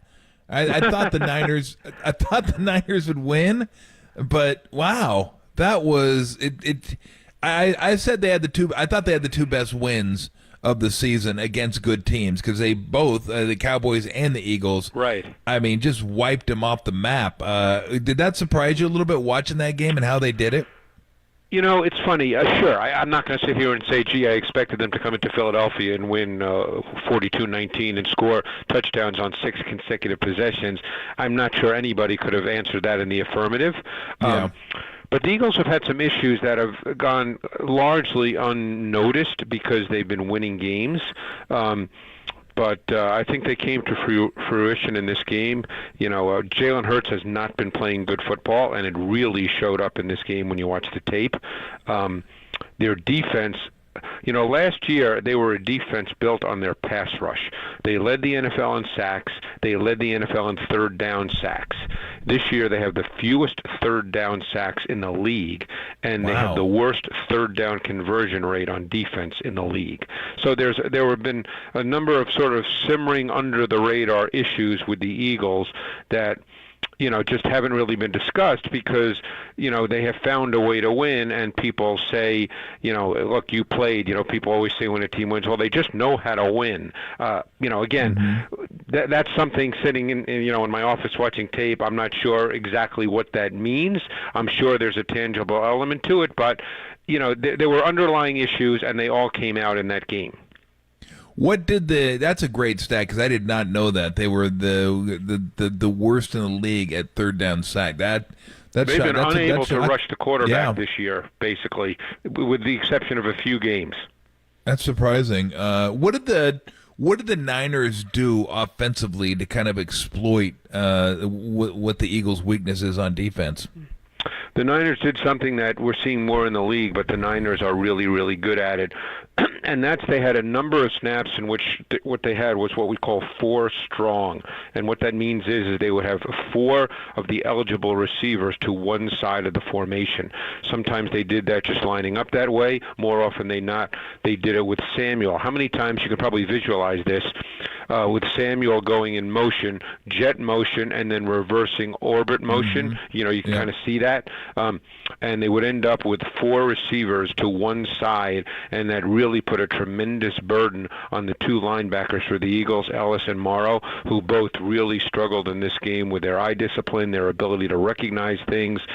There was a lot of things going on in the backfield, and it caused a lot of problems for the 2 linebackers. Talking to Greg Cosell here as we do every week on the UMA guest line. From what you saw on tape, what did you think of Brock Purdy and his performance? I thought he played really well, though in total, I think a lot of people, again, you're not judging it that way. What did you think of the throws that he made, the performance that he put together against what looked like a different Eagle defense than he saw last year? I thought Purdy was really good. I mean, to me, he's kind of really good every week. I think, you know, one of the things about Purdy that people lose sight of, you know, it's always easy to say, well, it's a good system and they have good players. That's always easy. That's true, really, of any great passing game. I mean, you know, if you look back in history, teams that win Super Bowls, you know, they have good players. You know, that's usually teams with better players are better than teams with lousy players. That's kind of the way it works. But I think you have to understand the whole process of playing quarterback to understand how good Purdy is. I think Purdy is outstanding before the snap of the ball. I think he's outstanding as soon as he takes the snap, and the defense either changes or it doesn't change. I think his ability to throw with really high-level timing and anticipation is really, really good. It's the process of playing the position that makes Purdy so good. And I think, we've seen enough of him to know that that's not going to change. Does that mean he'll never make a bad throw or have a bad game? Of course not. It's professional sports. Those things happen. But I think we really need to be past the point, and you guys aren't saying this, I'm just talking generally now, past the point where we question Brock Purdy on a weekly basis. The guy's a pretty darn good player for a lot of reasons. Well, I don't question him anymore. Tom does, but I'm all in on Brock. Greg, so let me ask you, because you made a great point there about great players. We were talking about Kyle Shanahan, the play caller, because we had this great soundbite from Trent Williams, who was on the morning show earlier today, and he's known him for a long time. Says, I'm proud of the guy he's become, and he talked about his connection with Brock Purdy and seeing the game the same way. And you said great players are on teams that win Super Bowls. Of course, that's why they win. I think the same thing about coaching and developing as a coach. Some guys win it young, but how has Kyle developed as a play caller in the tape that you've watched? Is there a lot of different stuff? Is he more confusing for defenses, or does he just have so much skill at his fingertips that he can play with? Yeah, that's a hard question for me to answer, Copes, just because I'd have to do, just a deep study dive, of the Niners. But I will say, and I could be wrong in what I'm about to say, so if somebody who studies them in really hardcore detail knows more than I do, but I would say that, because they use so much motion, I'm sure they've added different motion elements to what they do. What I mentioned about 4 strong, I don't remember them doing that as much as I've seen this year. That's become a little bit of a trend in the league. I see that with a lot of teams. So every coach just tweaks and adds, and some of it is dependent upon their personnel as well. Obviously when you have Samuel and McCaffrey, in some ways they're interchangeable. You can do things with those two guys that you couldn't do if, let's say, it was, Elijah Mitchell and just, another good receiver, but not one like Samuel. So I think that having good players allows you to also think a little more outside the box. So I'm sure if I was in the meetings with those guys, I'm sure I'd hear things and go, man, that's really cool. But I'm not in those meetings, so I don't know the conversations. Yeah. But I think that Kyle's really, really good. And I think what he does, in my view, and this is more 30,000 feet, macro as opposed to getting into the weeds, I think he's really good at building throughout the game. In other words, seeing how a defense responds and then banking it and coming back to it. And I thought an unbelievably good example of that was the McCaffrey out and up. He saw how they were reacting to McCaffrey doing that when McCaffrey wasn't getting the ball, when the ball was going elsewhere. And he said, okay, I see how they're playing that. Now I'm going to call the out and up. And you hit McCaffrey for, I believe it was 33 yards. Yeah. And I think that was the first possession of the third quarter. You know what's funny, Greg, is, and maybe you remember these things, I don't remember when Peyton Manning was playing really well, people saying, well, yeah, I mean, he has Harrison, Wayne, Clark, Edgerrin James. Of course he's going to do well. Like, it was just about how good he was. Even Kurt Warner, it was about how good he was. It wasn't, well, he's got Holt, he's got Marshall Faulk, Isaac Bruce. It's like, of course. So I guess we should take Warner and Montana out of the Hall of Fame because, Montana was throwing at Taylor and Rice, and there was Craig, and there was, Get him out. I mean, Young had, those guys and Brent Jones. I mean, so I guess, so those guys are no good. Yeah. I mean, it's such a silly argument. Yeah, let's have a recall. Let's do that. Let's get him out of there. It's funny. When I start watching, draft quarterbacks, and I learn this, a lot. Look, I've been doing this a long time, but I like to think one of the reasons that I think I'm pretty good at what I do is because I listened to a lot of smarter people than I am over the years. That's how you learn. I've heard Nick Saban say this numerous times, and it's, he said his father told him this. He said, you have one mouth and two ears. There's a reason you have two ears and one mouth. Maybe you should listen. And I've tried tried to listen a lot to smarter people. And one thing that I've learned is when you evaluate a quarterback, you really have to evaluate a quarterback in a vacuum. In other words, you look at what his traits, attributes, and characteristics are. Sure, if you're throwing to great receivers, maybe your numbers are a little better because maybe they can make a great catch that a lesser receiver can't make. But that doesn't change what the quarterback is doing. Yeah. When you're listening, Greg, you can't show everybody how smart you are, though. That's what people are thinking. They're like, well, I got to talk. I got to let everybody know how smart I am. I don't know how smart I am. No, you don't. No, you don't. Just listen. Well, we all get like that sometimes, Tom, as we all know. But, I've learned over the years when people smarter than I am are talking to me, sometimes it's better to listen.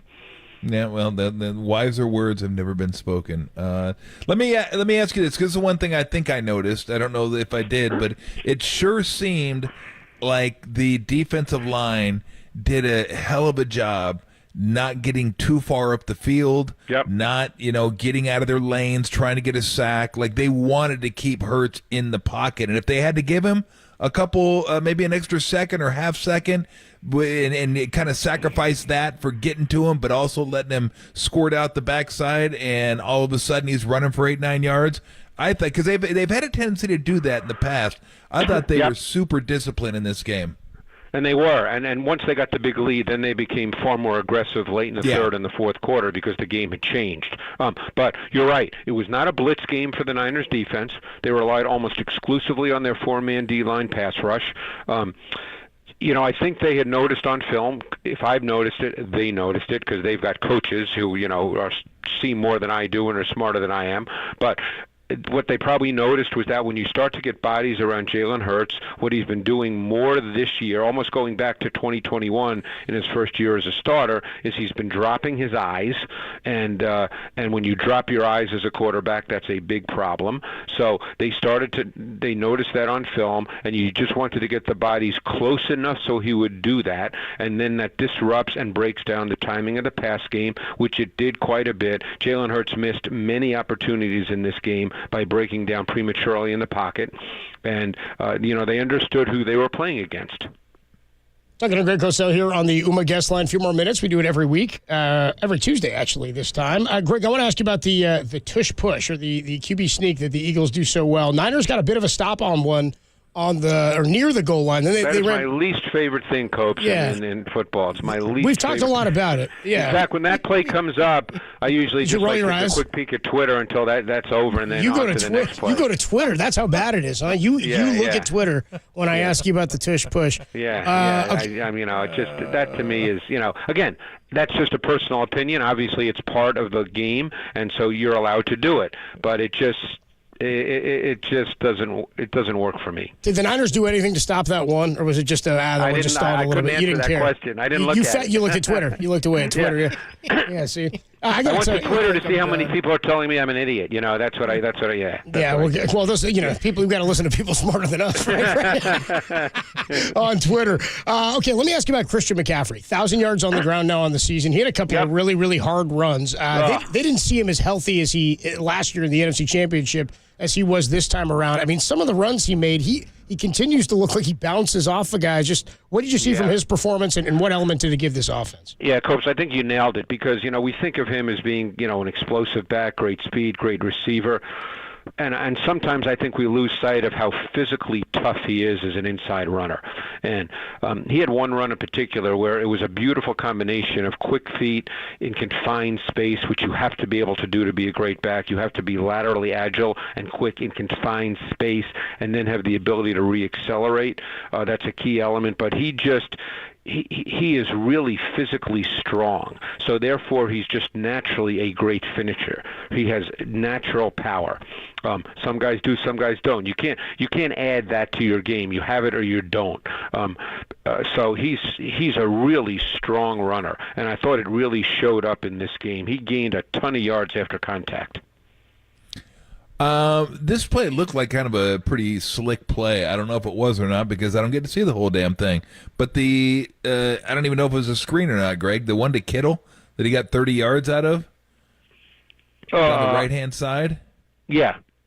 Was that just like a little screen, little tight end screen? I didn't get to see the setup. I just saw it, and then I noticed. No, I was actually, like, I know the play you're talking about. Okay. I think that was a play. It's funny. We went back and forth on that play in my matchup room here at NFL Films with the guys. We were trying to figure out if the Eagles were playing cover 1 or cover 3. Kittle motioned across the formation into what we call a smash release block. He blocked Reddick and then released into the flat. So no one reacted to his motion, and therefore there was no one to play him in the flat. My sense is Morrow, the linebacker, should have crossed the formation with him. I can't say that for sure because I don't know exactly what the defensive call was, but somewhere along the line the Eagles got screwed up because obviously they're not going to totally void the entire flat and let Kittle catch the ball with no one within 15 yards of him. But he motioned across the formation, blocked Reddick, and then released into the flat. Yeah, because he caught it. No one was there. No one was like, there. Oh, sweet. So it's a mistake somewhere. Yes, I just somewhere.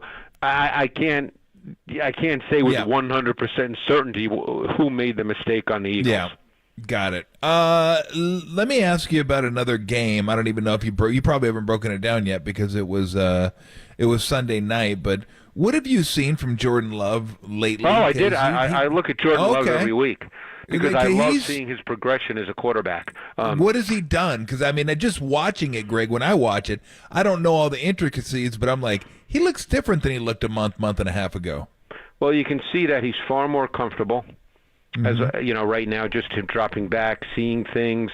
But I've been really impressed with just his overall development, the way that he sees the field better. I think they've done a really good job as well. LaFleur, who's got a really good background, with Shanahan and McVay, I think they do a really good job in terms of scheming. What you're trying to do.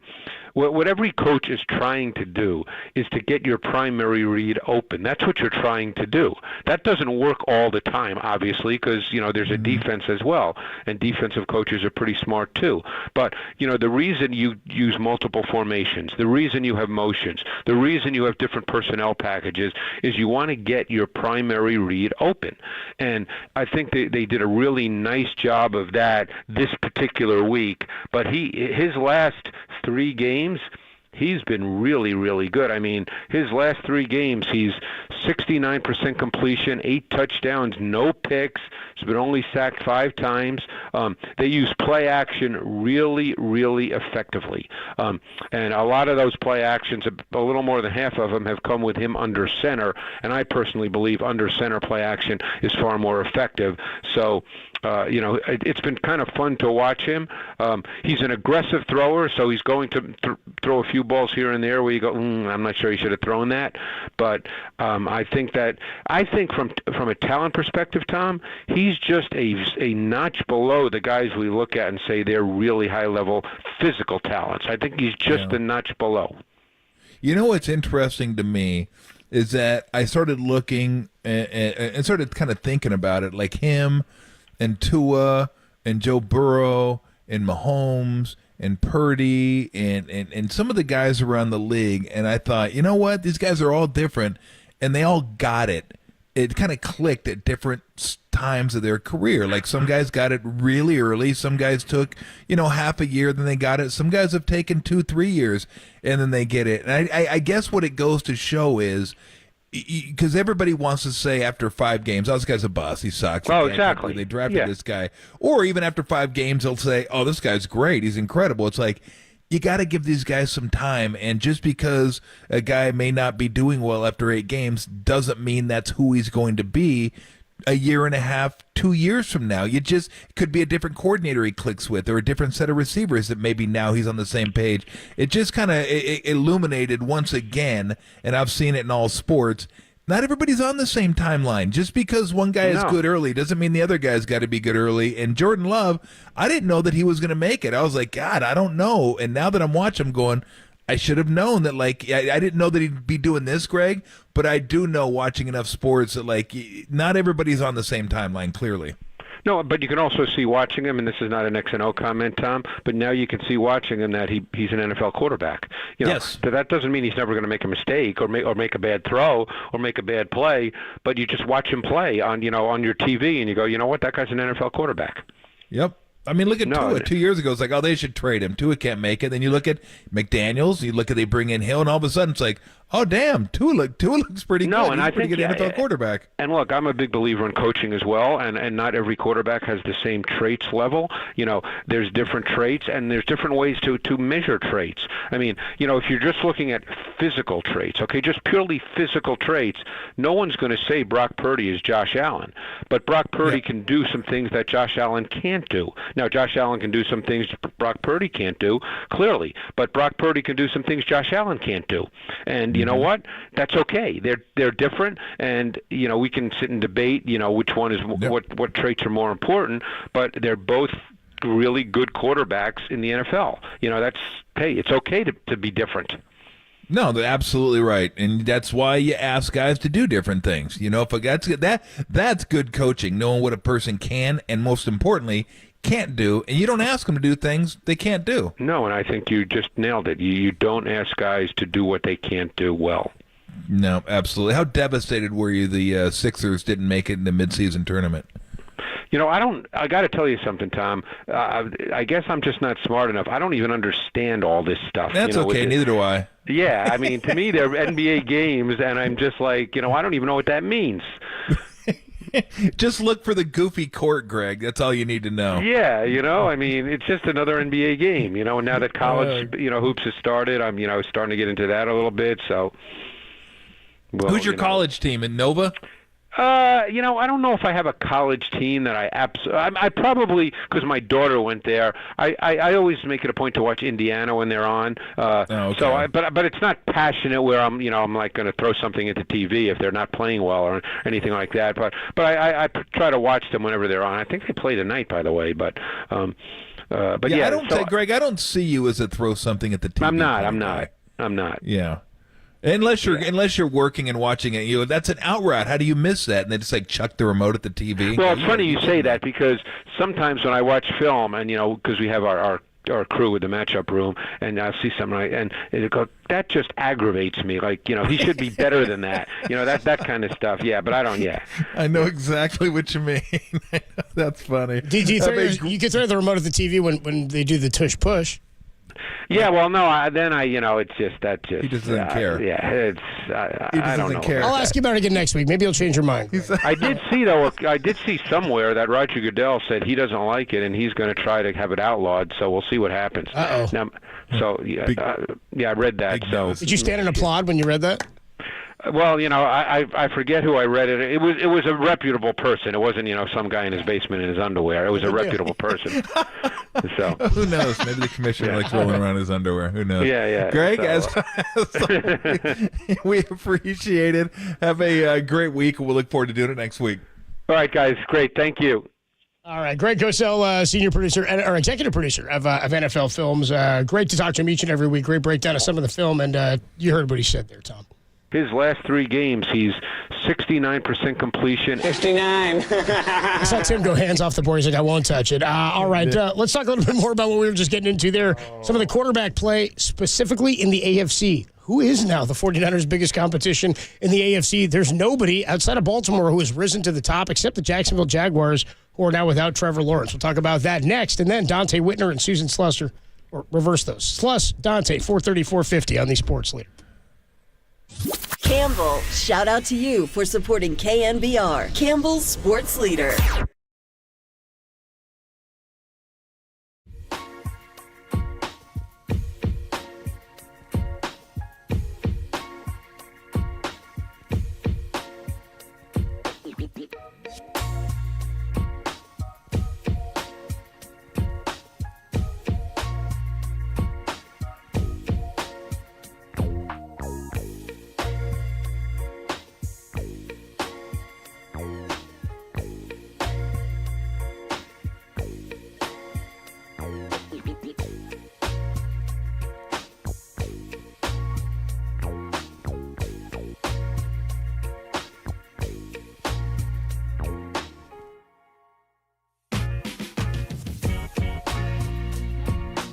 Trent Williams joined Murph and Marcus this morning and said Sunday's win proved the 49ers sit in the hierarchy of the NFL. That podcast and more trending now on KNBR.com.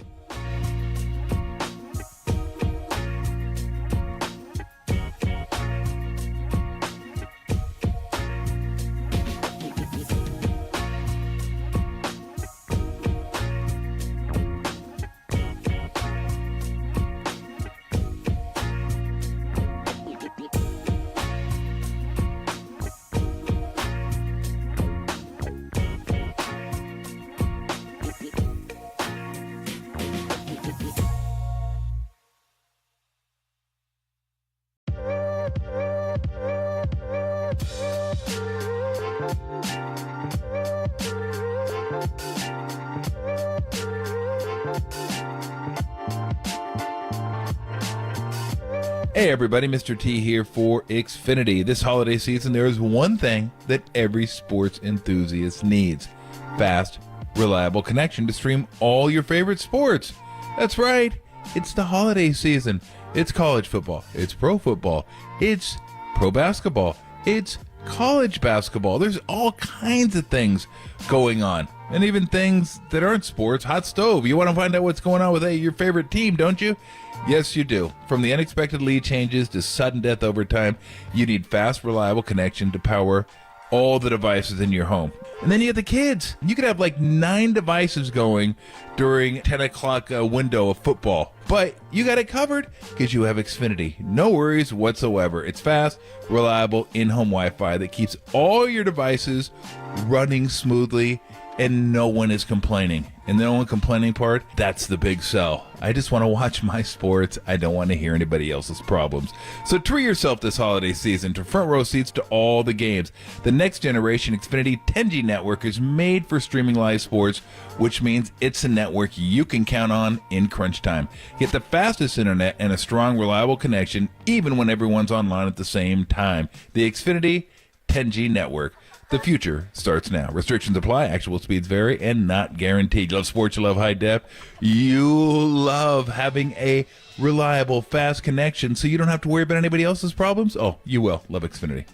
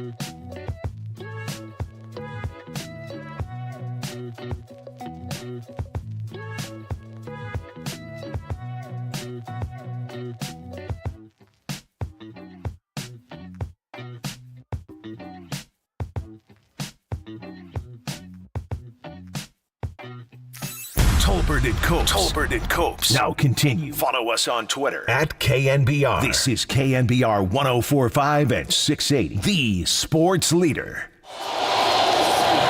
Lawrence goes down. Ball came out, and Lawrence is grabbing at his leg.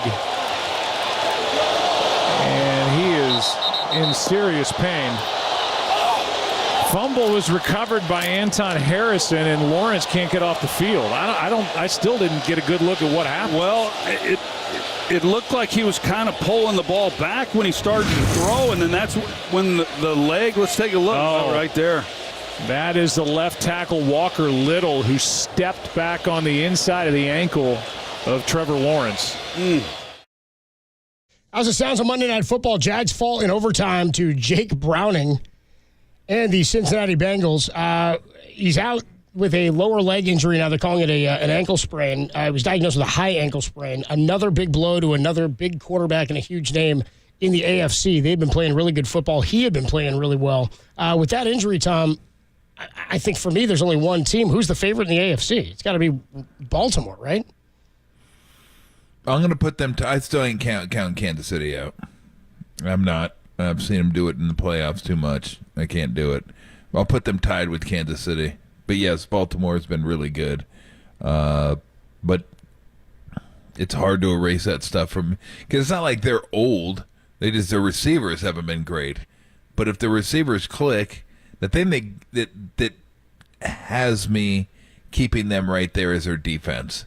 Their defense is good, really good, which is why I was really impressed with Jordan Love on Sunday night. Like, he was sharp. He's been sharp for a few games now. Yeah. And he just, it's almost like it clicked. Like, wow, okay, damn, this dude's pretty good.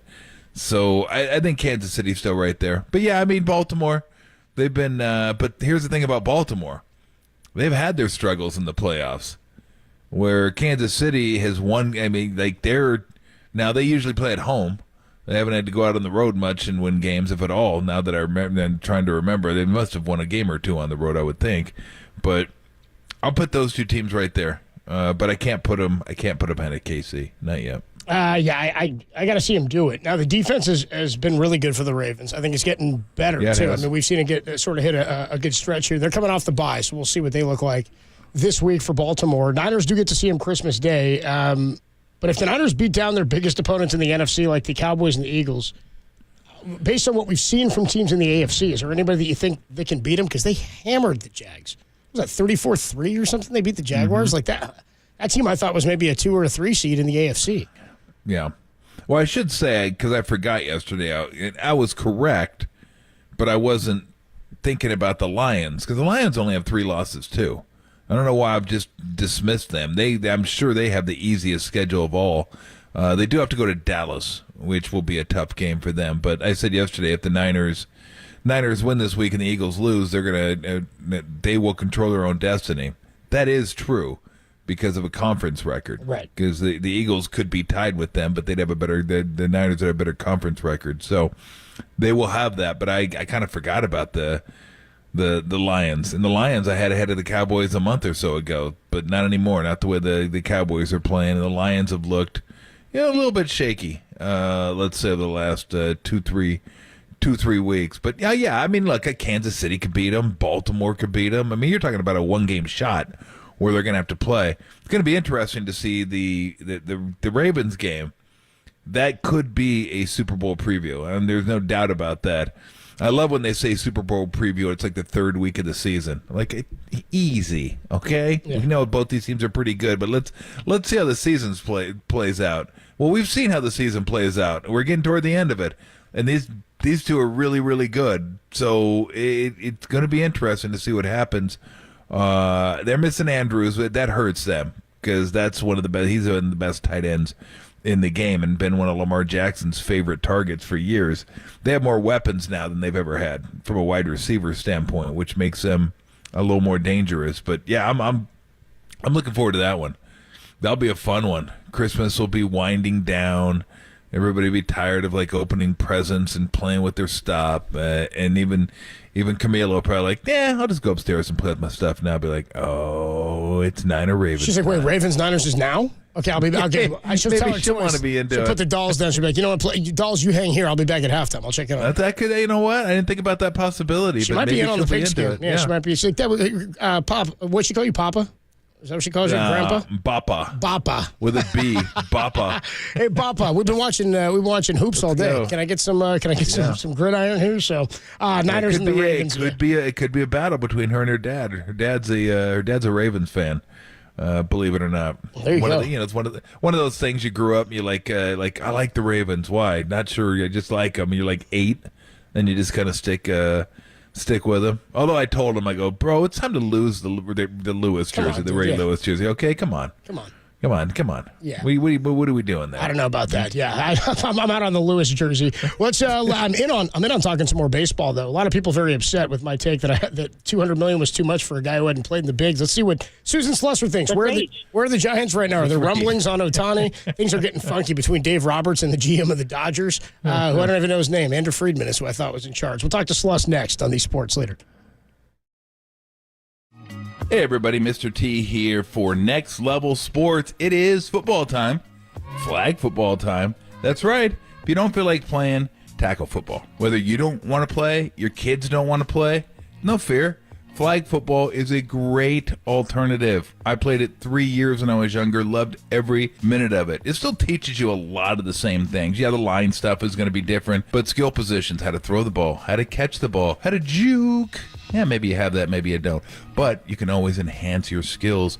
And the cool thing about Next Level Sports, and I don't know if they do this at every single spot, and there's lots of them. So go to nextlevelsports.com and find out the nearest location. Find out how to register, too, because registration is filling up. Teams are filling up. But in a lot of these spots, like out at Monte Vista, my buddy Craig Bergman runs it out there, the kids, the Monte Vista high school kids, are a lot of the coaches. And kids learn well from kids. They love having kids teach them. Everyone's having fun. Everyone has the energy to have that much fun.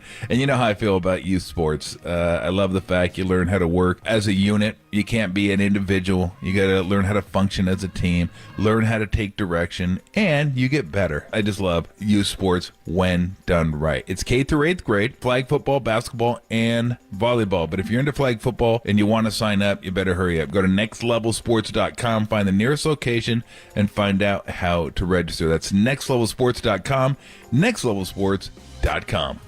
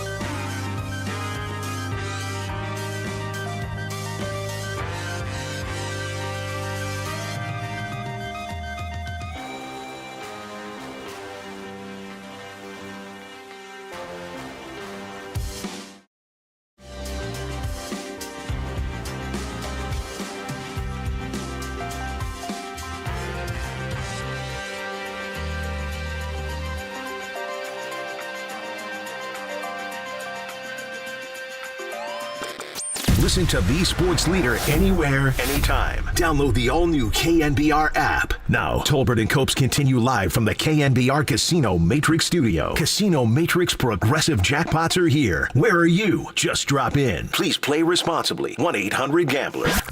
Hey, Giants fans, can you feel the beat?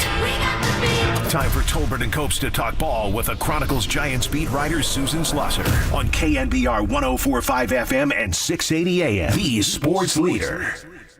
Susan Schlosser covers the Giants for the San Francisco Chronicle. She is our Giants insider, and she joins us throughout the baseball season and when there's big news in the offseason, like the winter meeting. Susan joins us courtesy of the Uma guest line. How are you this offseason? Good to talk to you. Have you joined us for the first time in a while? What's going on? Yeah, great. How are you guys? Pretty good. It's really, as a fan, this was like waiting for baseball to come back. This was one of my favorite weeks of the year. Like one of my favorite. Right around Christmas time, stuff starts to heat up. You get the winter meetings in. You start to get news and hot stove stuff. And in the last couple of years, there's been some pretty good hot stove news, and it's been important to the Giants. I thought Bob Melvin had the best quote when he said, "It's nice to be shopping at the top of the free agent market, though I'd like to buy at the top of the free agent market this year." Yeah, I mean, I think that's the main thing for the Giants. They've been shopping there a lot the last few years, right? They've been involved in almost all the big names over the last, basically, 5 years, and come away pretty much empty. Now, you could argue they could have had Carlos Correa last year and worked something out, whatever. But, they've certainly tried, but they have yet to land the big fish. So what does that mean this year? Is it Ohtani or nothing? Is there another name that would make fans happy if they don't get Ohtani, or will it take a couple of guys? Or, last year they went to the next tier down, got Haniger, got Conforto, signed some pitching. That seemed like that was not enough. Will that be enough this year? I don't know. It might actually address some of their needs better. I know how much you want Ohtani to play here, so I don't know if this is a fair question, but I'm going to ask it anyway. Would you rather have Ohtani or option B, Bellinger and Yamamoto? Wow. That's a legit question, because Ohtani, let's face it, is a DH for at least the next year, two probably, and maybe the rest of his career. You guys know the track record on coming back from a second Tommy John it's not really very good. When you were holding up Chris Capuano as kind of the poster boy for second Tommy Johns and coming back, it's not really all that successful. I certainly don't expect him to be Shohei Ohtani as he was before. Now, he's a special athlete, so if anybody's kind of could prove everybody wrong on that front, it's him. But you're certainly signing him to be a DH the next probably 2 years. So, man, Bellinger and Yamamoto are really more what they need for their biggest areas of need. I want Ohtani. Yeah, so do I. Go down to get Ohtani to be a blast. I knew it. As I said, I don't think they're spending $750 million this offseason, but if they did, that'd be a good way to spend it. If you're going to go get those guys, I guess. Talking to Susan Schlosser here on the UMA guest line, and still the most elite class is the 3-time Tommy John class, which I mentioned last week. Johnny Venters, the only guy to ever return from a third Tommy John. Still pretty incredible that he did that. The other Japanese pitcher that Tom was talking about, Yoshinobu Yamamoto, guy's incredible. He's won multiple Cy Youngs. He was incredible in the WBC. The price point they're throwing out right now that Jim Bowden threw out today was that it could start at like $200 to $230 to go get this guy. Now, he's the best pitching prospect I think we've ever seen come over. There's not a great track record of long-term success for starting pitchers from Japan that have come over. You can put together a good career, 6, 7, 8 years, but frequently they're not at the peak of where they were in Japan by the mid-time. And this is speaking of the guys who have come in recent years. And frequently I think it's because of the number of innings they throw early on. Is this guy just viewed as an above-all prospect? He's worth what teams are going to have to pay for him? He's thrown nearly 1,000 innings at 25 years old. Yeah, and he's on the smaller side. The one note of caution I've heard from some scouts who have seen him is, there's always this. I've never understood it because I've covered an awful lot of really good smaller pitchers. Tim Hudson springs to mind, Sonny Gray, some guys like that. But yeah, I think the workload and the size, maybe that there is some concern. It's a lot of money to pay a guy who has not pitched in the big leagues. His track record in Japan is superb. Three consecutive MVPs. I mean, it's tough to do better than that. And such a good league. But it's an unknown. So that's for me a big risk. It's a bigger gamble to me.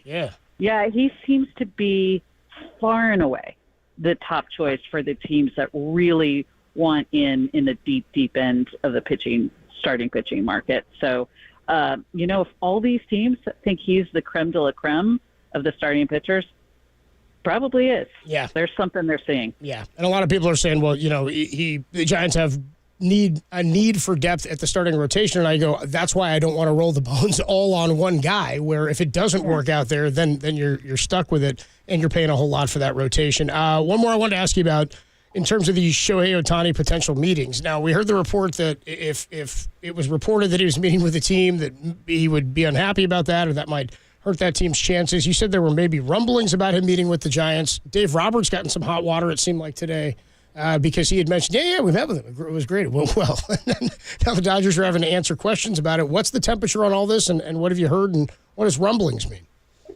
I think that you can imagine that the Chronicle has sources saying that that's what happened, and the team is neither confirming nor denying. Nice. I like that. Probably nice work, saw we had a photographer that managed to catch basically all the top decision makers / recruiters in the parking lot, suited in booties, as they say. Especially when you see Farhan and Buster kind of deep in conversation, what looked like probably a post-meeting situation. That's, I think, significant. So, yeah, I mean, I think that's what we all believe happened, but nobody will confirm it. So there you go. And they shouldn't confirm it because the Shohei agents have said clearly they don't want it discussed. And the team has not discussed it. At no point has the Chronicler said anyone from the team has suggested it. No team sources, no team anything. This is, a guy who's pretty recognizable in a unusual city. And, we sent a photographer to the ballpark for a reason. Let's just say that. So is that, sorry, just to follow up really quick. So is the vibe then at the winter meetings that maybe Dave Roberts had a pretty big misstep today? Yeah, I do. There certainly has been discussion of that. I don't know. I mean, the Dodgers have not said anything to that effect. But my understanding, I was not in his scrum today. But my understanding is that he kind of got whisked away pretty quickly by some PR folks. So, I mean, I don't know if he gets called on the carpet. I don't know if they care. I strongly think that if Shohei Ohtani wants to play for the Dodgers, that is not going to absolutely not going to dissuade him. So do you think if the Dodgers are the highest bidders and that's where he wants to go, Nez Bolello is going to go like, I don't know, you guys talked about it at the winter meetings after being asked 1,700 times about it, God, that would be so good if they said, he was going to sign with you guys, but you talked about it, so he's going elsewhere. Oh, well, you're bad. That would be awesome. That was the only reason. Oh, it'd be so good. He said, I'm not going. Dodgers manager Dave Roberts. If he didn't sign here, but he signed somewhere else and said that about the Dodgers, that might make me feel as good about him coming to San Francisco. You know what I mean? That might be as good. Yeah. I have heard almost every single team mentioned with him, as like one of the sort of finalists, air quotes, as being the favorite at some point. Yeah. And you hear that with most everyone. I heard that the Giants might have an edge with Yamamoto from numerous teams the other day. So I do think that there was thinking at one point that that's the case. But these things change. They change really quickly. At one point last year, there were certainly people with the Giants that thought they had a deal basically done with Aaron Judge. And the Yankees jumped way back in really quickly and matched, which, hey, maybe that was the kind of what they were waiting for all along. But things change because something is reported one way at one point does not mean it's done. It's not done until the medicals come through. We learned that last year also. So that's what's fun about this time of year. But jumping to conclusions is probably a bad idea, no matter who's involved, from Shohei Ohtani to the whoever's in the Rule 5 draft tomorrow. Just absolutely, you don't know until it's inked. Well, the funny thing, Susan, about the Ohtani thing is I think he's the biggest free agent ever, and people are kind of having to make up stuff when they talk about him because everyone wants to know about him, and they want to read about him, and they want to hear you talk about him on your podcast. But it's like, it's like trying to get information it's probably easier than trying to get information out of the CIA. Like you can't, nobody knows anything. Like I feel I know as much as Jeff Passan on this subject. Why? Because I don't know anything and he doesn't know anything. And everybody's just trying to get, like, is it interesting? Maybe it's tough for you because you gotta, hey, give me something on Ohtani. Give me a certain number where they want to hear, the fans want to hear about Ohtani. So it's like, all right, well, I don't know anything, but I got to make up something and just throw Ohtani's name in there. It's got to be a weird deal. It is. And, this is also a guy who has not talked to the media, period, since early August, I think. He didn't do his mandatory talk with reporters after winning the MVP award. There was talk of technical glitches. It seems I've covered a lot of those. That doesn't really happen. He's not, all that publicity friendly. He doesn't really need to be. But when you're talking about a sport that is desperate for big stars, wants so badly to market its big stars, this is a player who should be really much more front and center with talking to the media, with being face forward to the public in general, and on board with some of these things. I mean, I that troubles me a little bit. Contrast this too with Scott Boras, who's I think we can all agree the best agent ever. Whatever you think of him and his tactics, and everything that he's done, and what he's done to the economics of baseball. Personally, I think it's great because I think that I would rather see money go into the players than to owners who are already billionaires. Totally. But Scott Boras tomorrow will hold his State of Scott Boras meeting, and he will talk at length about every single one of his major free agents. And those guys will then make fortunes. I mean, he is going to get the best for all his guys. He has no problem publicizing, who he's got, what they're all about. And, certainly people seem to find out what teams his guys are talking to, and, maybe who's in, who's out, and what they're looking for. I think everybody's interested in that. I think it helps. I don't think it hurts. The Ohtani reticence to have anything at all out in public is, frankly, a little weird, and it's not all that great for baseball, I don't think. We love this stuff, right? The hot stove stuff. Yeah, it's great. Love it. See, here's my thing against Scott Boras. I don't mind any of the stuff you talked about. I got to see his mug about every other night when I watch the Angels play. It's like, bro, can you get another seat? I don't want to see you back there every game mugging it up. That's enough. Like, go hide somewhere. Like, at least go on the right side of the suite instead of always right behind. I know he knows what he's doing, though. Real quick, before we go, I got to ask you, Cody Bellinger, is that a fit with the Giants? I think it is, but is there any interest there that you've heard of? It sounds so stupid for me to say after the fact, but he's a guy I really, really had hoped early last year that they would go after, but he signed really early, and obviously the Giants were focused on Aaron Judge. Mm-hmm. But when they talk about improving their defense, it really does start with center field, and he's a perfect match for that. If they don't get him, they really need to get Kevin Kiermaier. They've been talking about, well, that's something we can address via a trade. I don't know if you're going to trade for a center fielder who's better than either of those two guys. And certainly Bellinger has, his track record is good with, of course, the exception of the dip toward the end of his Dodgers career. The fact that he rebounded so well last year, he really does seem like a perfect fit for me. And, the Giants have had some ex-Dodgers here in recent years, so I don't think that that's going to hurt either. Susan, always appreciate the time. I know it's a busy week, and a lot of good information there. We will keep following and reading, of course, and we will talk to you soon. Enjoy the State of Boras tomorrow. Fantastic. Thanks, guys. All right, we'll talk to you soon. I'm running through some of Boras's all-time deals here. The guy is he's just fleecing teams. He does it. He gets. I mean, he guys out here gets- winning like back-to-back 3 straight arbitration cases and stuff. Yeah. I'm like, this guy's nuts, dude. He got A-Rod that trade and new contract out to the Yankees. Yes, I he mean, did. this guy got Barry Zito his contract with the Giants, and he was like, yeah, no, other teams are spending more. You know what I mean? Here comes Sabian. He just bit, dude. I would kill to sit at the state of Boris just one time, just to see how it goes down. All right, that was Susan Slusser. A lot of good information saying, yeah, all that stuff about Ohtani not wanting negotiations and meetings out there is true. Basically, and teams have been told this, and Giants, per her rumblings, have met with Ohtani, but nobody will confirm. That's the assumption based on what has been seen and what she has been hearing. So we will get a little bit more into this. We'll talk to you about how things are going between Dave Roberts and the Dodger front office. Apparently, he had to come back and make another comment about how he's not a liar. And then, dude, it's like it's playing out with comments in the media. We got all that coming your way next. And Ohtani's like, I don't want a part of this circus. You kidding me? Dude? I would kill, by the way, to have him say for the first time. We never hear him talk. He's like, I was going to go. But, you saw was that. right there. You saw the winter meetings in Nashville. Yeah. We got It was some a bleep show. Some sound from Farhan, who spoke to Laura Britt and Bob Melvin.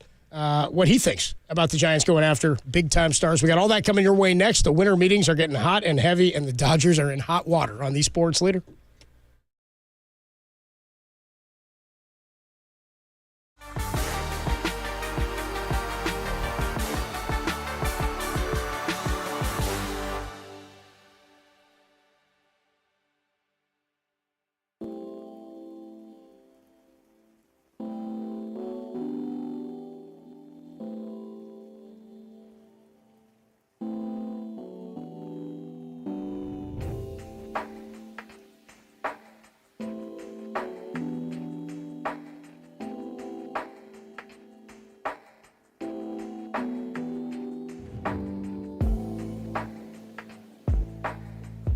According to Bob Nightingale, the Chicago Cubs' optimism of landing Shohei Ohtani is now significantly waned, leaving the Dodgers, Blue Jays, Angels, and Giants as the likely finalists. That story and more trending now on KNBR.com and the KNBR app.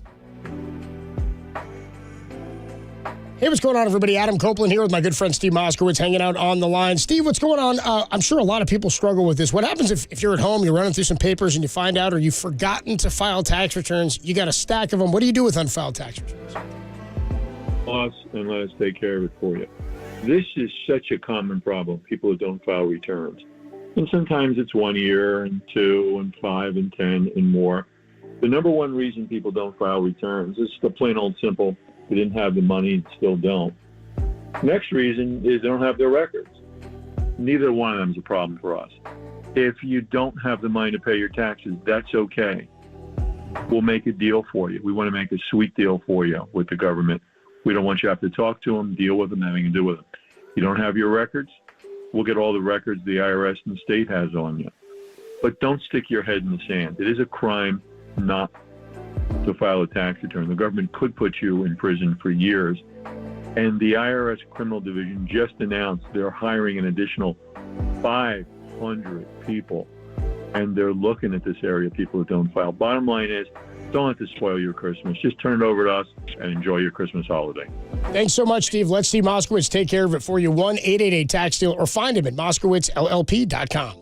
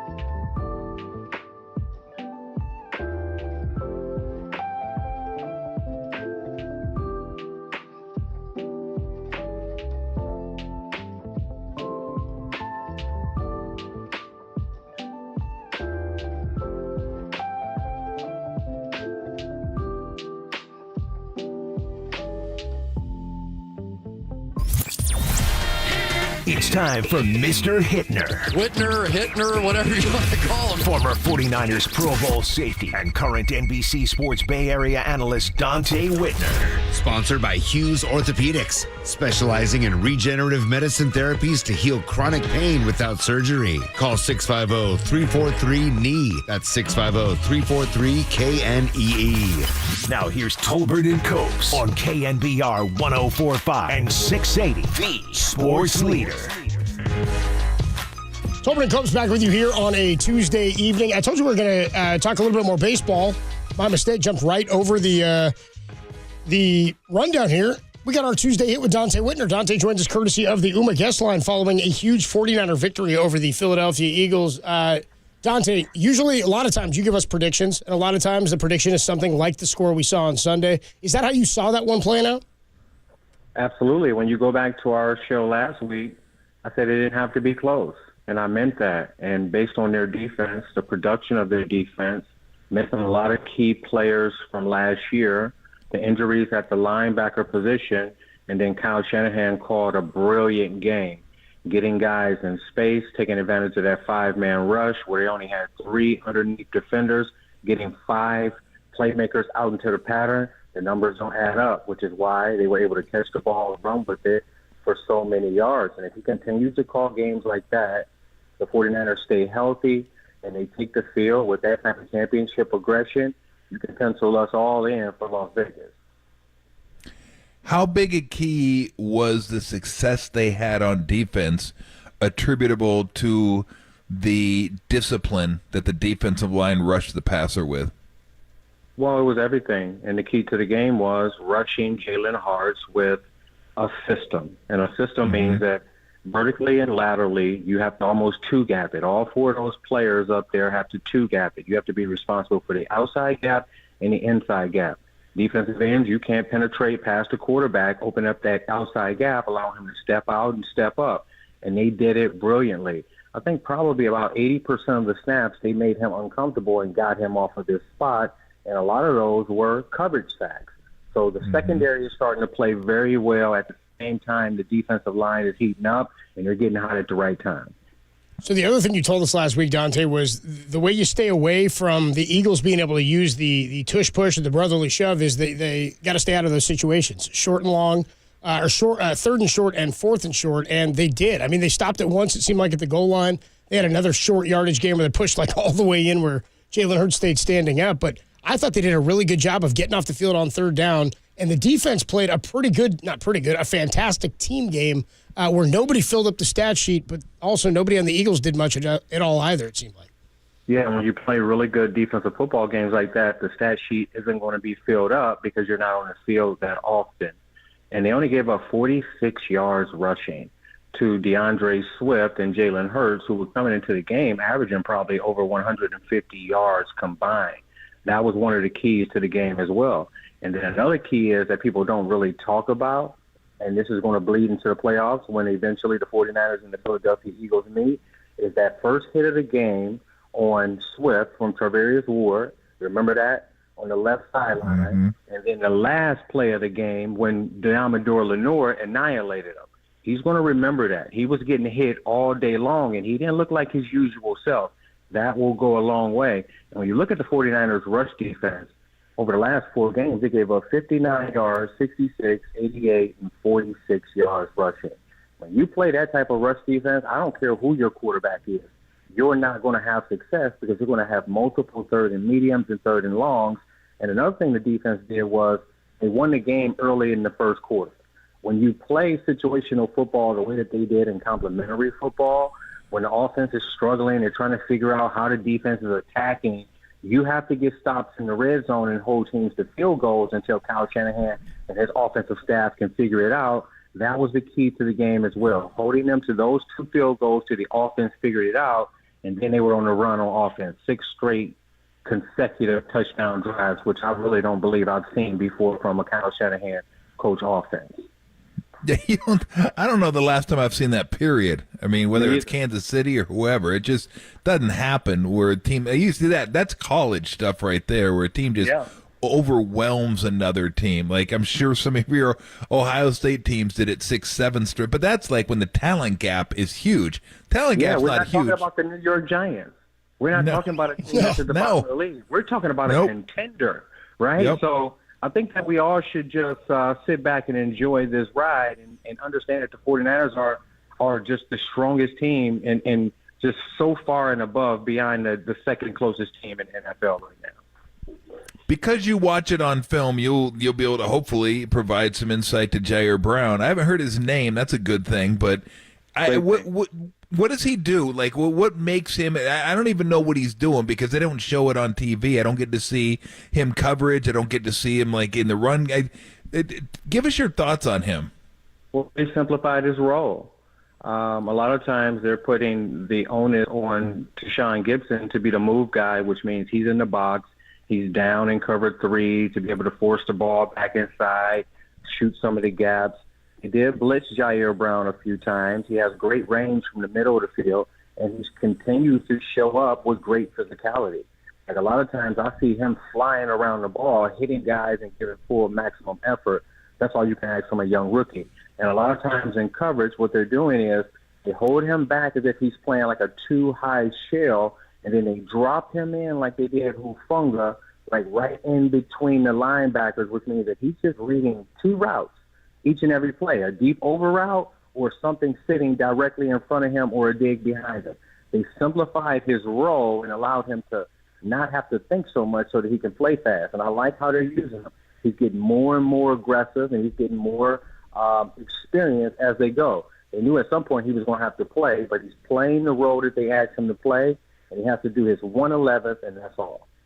Talking to Dante Whitner here on the UMA guest line. 49ers win 42-19 over the Eagles on Sunday. They get the Seahawks this weekend. Dante, what do you think the harder road is for the Niners to travel? Is it winning out and getting the bye week in week 1 of the playoffs or the wild card weekend, or is it taking a loss at some point in between now and the end of the season but having to play that third playoff game? I think that it would be more difficult to have to win out, especially when you have Baltimore on Christmas. Yeah. But I fully expect them to win out. This is the time of the season where health, your ability to lock in and the practice habits and the weightlifting and everything just overwhelms teams, especially those teams that aren't in the playoff race. And in the final 5 games, the 49ers have 3 teams that are pretty much packing their bags and ready to go home. So it shouldn't be that difficult. So I expect them to really, put their best foot forward and try to solidify that number 1 seed. And if you get that number 1 seed, with the way that they're playing on offense, defense, the different playmakers, the ability to rush the passer without having to allocate extra guys and drop them in coverage, it's going to be difficult to get a well-rested 49ers team to go into Levi Stadium 2 consecutive weeks in front of the faithful. It's going to be difficult for any team to come in there and win. So they almost paved their golden path to the Super Bowl if they can solidify that number 1 spot. I mean, this defense has just been playing. It just better and better. It's hard to believe. They had a 3-game stretch where they weren't great, but other than that, they've been dominant this year. I'm curious, just from your standpoint, which defense is better, this Niners defense or the Niners defense you played on? Well, we got all the way to the Super Bowl and almost won it, so I would still have to give that nod to my defense. But the way that they planned, the track record, the consistency, the ability to make adjustments, the ability to get new players and implement them in this system, I think that the longevity that they've had being successful was just longer than ours. I'll give them that. But I don't think at their peak that they were better than that defense. But they have the opportunity to be.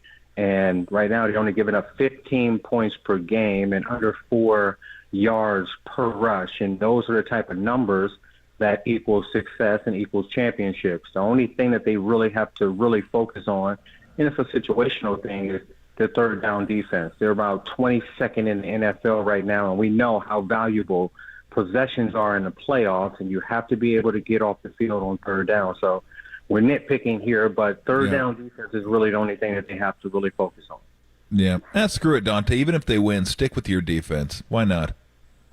No, I won't do that. You have to tell it how it is. And if you have a championship along with the longevity, the great players, I have to give it to them. Yeah. I'd just make up an excuse and say our defense. Absolutely.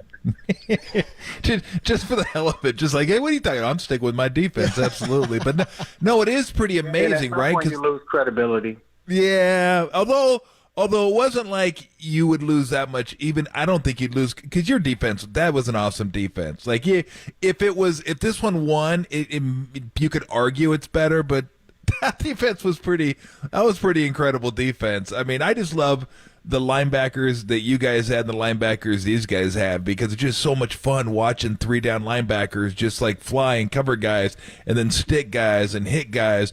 I did want to ask you about Dre Greenlaw though, because I think what makes him great sometimes is what hurts him, and that he can be very combustible. And I don't blame this one on him, though. The hit was going to be a flag. He should have known that you can't suplex somebody into the turf. That's going to be a flag the way they call it nowadays. I mean, I don't know if you would worry about that, like in a big game, like he might go over the line a little bit because he has in the past. But I don't even know what you'd say to him because that's what makes him as good as he is, that emotion that he plays with, that passion that he plays with. Is that just, some players you got to live with certain things?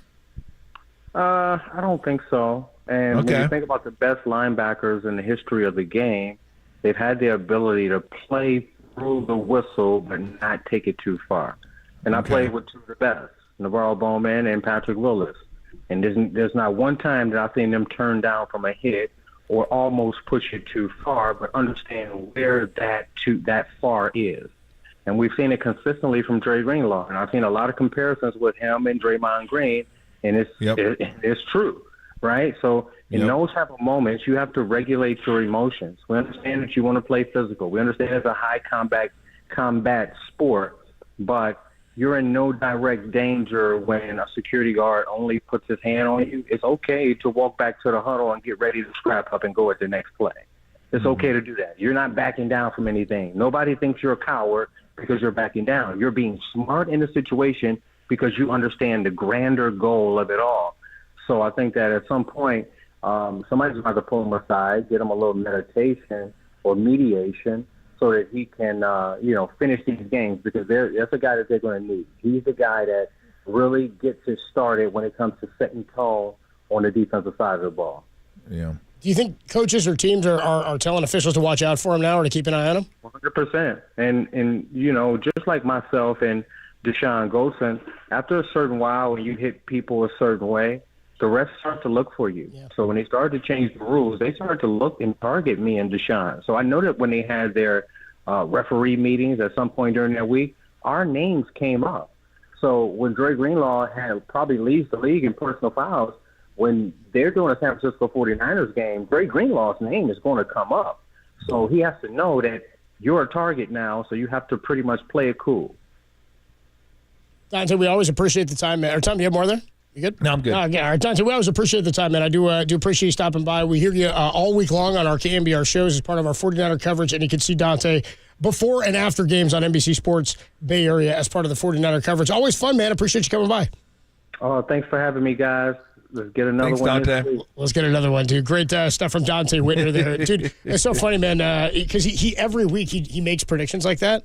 And I knew last week he made a big one, but I couldn't. He said, I don't know if it's going to be that close because he did have the take that if the Niners got out and scored a bunch early, it'd be tough for Philly to come back. Yeah. They just didn't score early. They didn't score at all in their first two drives, and then were able to rout him. But he's eternally confident about the 49ers, which is sometimes funny. But, I'm with you, man. You said it yesterday. They are better equipped than any team in the league that if they don't get the one seed to go ahead and run the table there that way. I think I'm with him, too. I think it's harder at this point to win out than it would be to suffer a loss and then continue to win on, because I don't know that extra game is going to be as detrimental to them as it would be, say, Detroit or Dallas or somebody like that. Yeah. Look, I mean, they're going to... It's tough to win, man.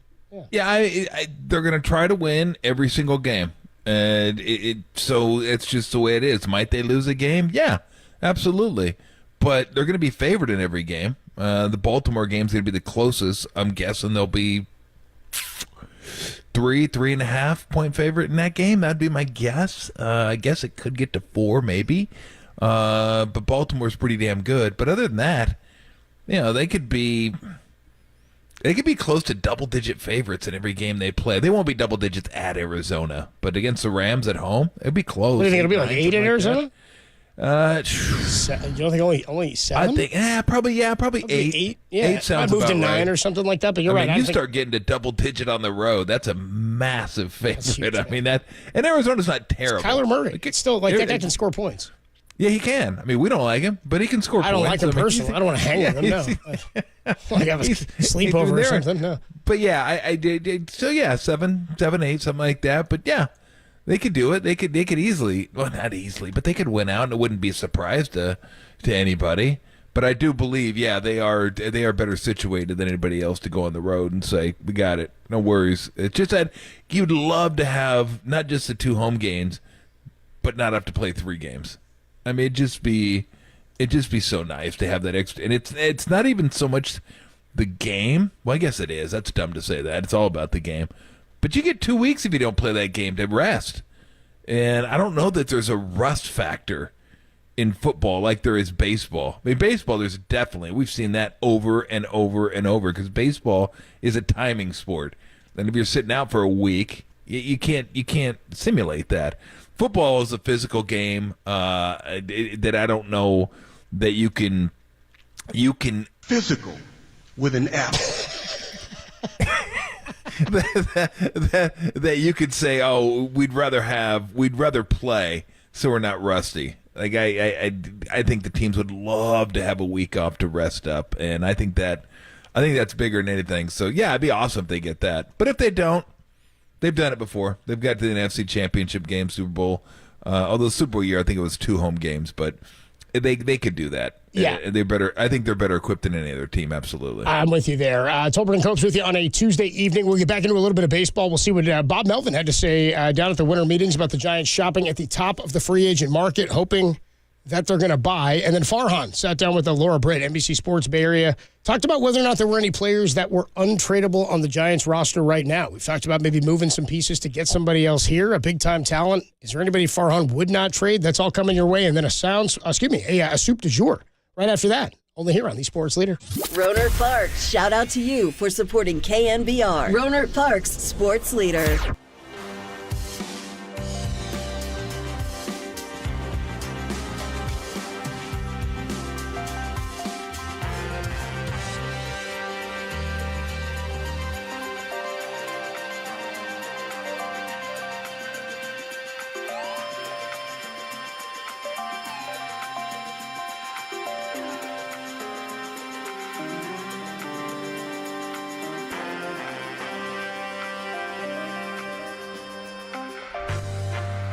According to Bob Nightingale, the Chicago Cubs' optimism of landing Shohei Ohtani has now significantly waned, leaving the Dodgers, Blue Jays, Angels, and Giants as likely finalists. That story and more is trending now on KNBR.com and the KNBR app. By the way, I'm an idiot.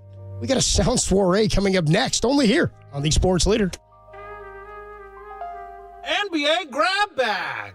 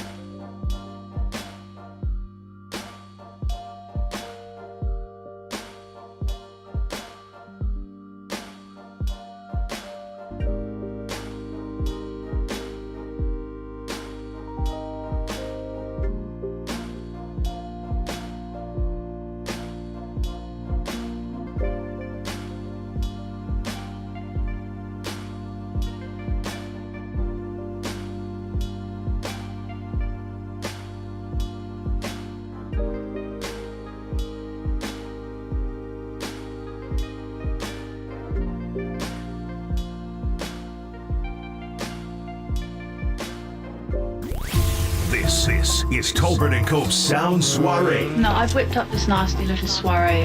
The best sounds you might have missed. What? Soiree, honey. I think that means party. On the Sports Leader.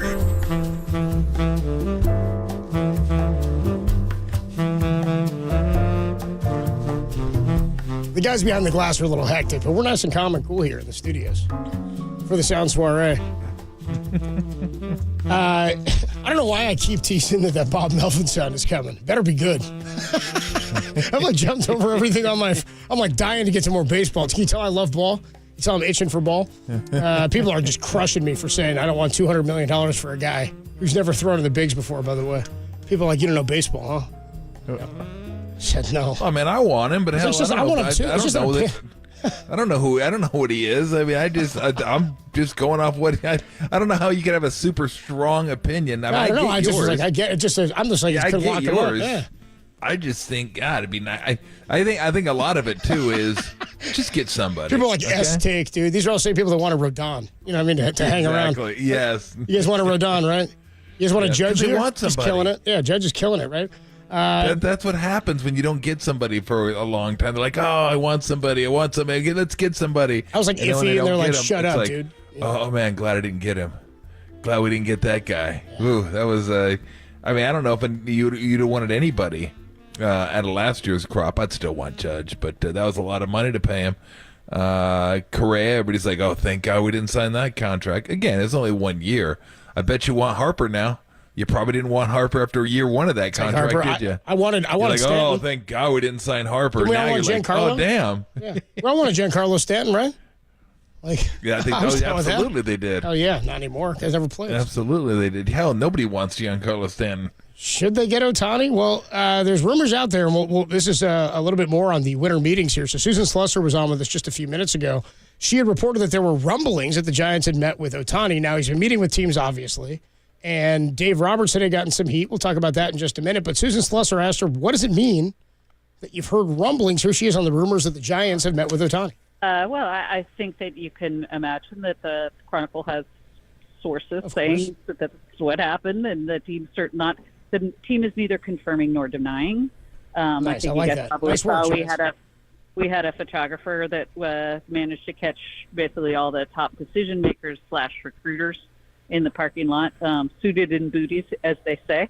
Especially when you see Farhan and Buster kind of deep in conversation, what looked like probably a post-meeting situation. That's, I think, significant. So, yeah, I mean, I think that's what we all believe happened, but nobody will confirm it. So there you go. And they shouldn't confirm it because the Shohei agents have said clearly they don't want it discussed. And the team has not discussed it. At no point has the chronicler said anyone from the team has suggested it. No team sources, no team anything. This is, a guy who's pretty recognizable in an unusual city. And, there's we sent a photographer to the ballpark for a reason. Let's just say that. There you go. We sent a photographer to the ballpark for a reason. Let's just say that. So there's a little bit more context to this in that I don't know that this confirms anything other than we know Shohei. I mean, he played for the Angels, so obviously had a place in California. People believe he wants to stay on the West Coast and that the Giants could be a finalist after the Cubs believe, per sources, that they are unlikely and their confidence and optimism in landing him has significantly waned. They're saying Dodgers, Blue Jays, Angels, and Giants are the likely finalists.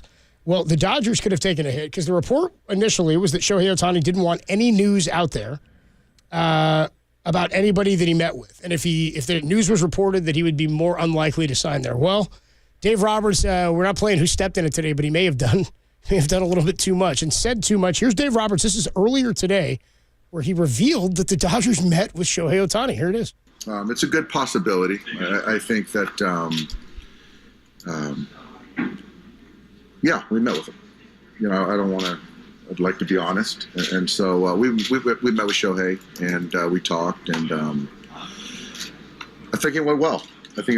But at the end of the day, he's his own man, and he's going to do what's best for himself, where he feels most comfortable. Tolbert and Copes want to know who stepped in it. That was tough. He's straight up. Freeman's watching it on TV. Look, I didn't mean, Well, it goes a little bit further. So Dave Roberts, as we just let you hear there, he confirmed that they met with Shohei a couple of days ago in L.A. at Dodger Stadium. He thinks it went well. He feels confident about it. He also elaborates that the meeting lasted 2 to 3 hours. I never met with him. What did he eat? He's like, well, I went to the bathroom a couple of times, but the hell is this? He's probably wearing this, Dolce & Gabbana light blue for men, I think was the scent he had on. Anyway, it goes a little bit further because the Dodger general manager, Brandon Gomes, says they aren't going to comment on Ohtani. He acknowledged, quote, Dave made a comment and that they were not going to give any further comment on their pursuit. So, furthermore, Bob Nightingale then reported that Dave Roberts spoke freely and relaxed for about 20 minutes, like you heard there, but his face became serious as he spent several moments reading a text message on his phone after his session. Oh, man. It's one of those long ones, dude, where he's like scrolling and scrolling. It's just a whole lot. It's this whole script. It says he was then immediately huddled with Dodgers public relations officials. Yeah, we met with him. Yeah, we're losing. Lost 3 in a row. You know what I mean? It's very, very much like that. So we'll see if it plays a role. Now, again, if he really wants to sign there and they make him the biggest offer, I don't know if that's going to deter him. I don't know that that's going to be the make or break. So we will see. I hope it does. I hope he is, and I hope they tell us. That'd be so good. That would be so good. So delicious, dude. Yeah, I was getting ready to sign, and then Roberts opened his mouth, and I said, all right, cross him off the list. Guess I'll be signing with you then, number 2. That was Dave Roberts there. How about Eagles defensive end Brandon Graham? He's on WIP in Philadelphia. Has an interesting take about losing to the 49ers. Here it is. 49ers is the best team in NFC East. You know what I'm saying? There it is. They got us. You know what I'm saying? Mm-hmm. But like you say, we got to get better, and that's the challenge that we have with this team and this opportunity that we have with this team, that we got to make sure that we do get better, because I love that we just got whooped, because we've been getting away with stuff, and we be talking about it, and we always address those things, but it caught up to us this week. And so, yeah, man, I mean, I just know that I love my team. I'm down for this organization because I know we're going to get it right. And I can't wait for y'all to be changing y'all tone, too. You know what I'm saying? So he sees it as a learning opportunity or a growing opportunity. That's kind of where I was going, too, with the Niners. Like, they hit their 3-game rut. But it's not like, did they do it too early? I always think about it like that's why it's so tough to win in college basketball. 1, nobody stays for long enough to build enough continuity. And 2, it's really, I feel like it's tough mentally for kids to get to that point and be down 8 points with a minute and a half to play, and they're like, we haven't been in this spot before, man. We haven't grown from this. We haven't learned how to win the way that veteran teams or that professional athletes do. So I hear that. I'm with that. I think sometimes too talent can overcome that, and it doesn't much matter. Yeah, we lost. We're gonna make lemonade. We got lemons. Let's make lemonade. Let's make the best out of it. So I don't know what I make of that. I assume they're going to work on those things. But, I mean, I don't know for a fact. I haven't been following the Eagles. I mean, I watch most of their games, but are those backup linebackers? Are those the linebackers they have? Like, if those are the linebackers they have, Shaq Leonard. Yeah, well, again, I don't know what to expect from him. It's week 14, you know? Yeah, and he's getting up there in age as well. Like, the problems you have might just be the problems you have. Now, the one that really kind of surprised me, 2 things. When Greg Roberts said they're last in third down sacks, that was like, wow, last? Like, really? They don't get pressure on third downs? That's kind of crazy. Maybe there's something different. Maybe they've had a whole bunch of 3rd and 2s or something. That would seem weird. But and then Jalen Hurts dropping his eyes, and like he said he didn't do that last year. So if he's doing that now, and we're this far into the season, I don't know. Can you fix that? Is that something you fix? Does it take an off season to fix that? You get into bad habits like that, and you've been getting away with it, and then all of a sudden you haven't. So I don't know. Maybe I still think there is something to be able to figure out how to win. But maybe they do have some issues, and maybe those will, maybe we're going to start seeing them more. Maybe they get beat by Dallas by 14. Maybe we'll go, oh, damn. I'm happy we got those whooped. issues did get exposed. I love that we just got whooped. Keep that around. That might be a good one to hold on to. You ever? I know what he was trying to say, but it's probably bad verbiage there. Can't imagine the Eagles fans are happy about that. I love that we just got whooped. I can't imagine Eagles fans are happy about that. Can't imagine Eagles fans are happy when they win. You know what I mean? I'm not sure what makes them happy. One more here in the Sound Soiree. Aaron Rodgers. Dude, Aaron Rodgers, remember we told you they opened his practice window? Yep. Who the hell is this guy, dude? And then closed it. Did they close it? I don't know. I heard he was unlikely to play this year. So like Aaron Rodgers, grand opening, grand closing. Like just like his career in New York, it seems like. Aaron, back to Zach Wilson. Here it is. Rodgers on the Pat McAfee show on reports that Zach Wilson doesn't want to play, and they may go back to him as the starting quarterback. This is tough. When you use sources, and whether intentional or unintentional, try to assassinate someone's character like that report does for Zach, I have a real hard time with that. Okay, I really do. So you're saying that was an effort to maybe make Zach look like a worse human than potential people already view.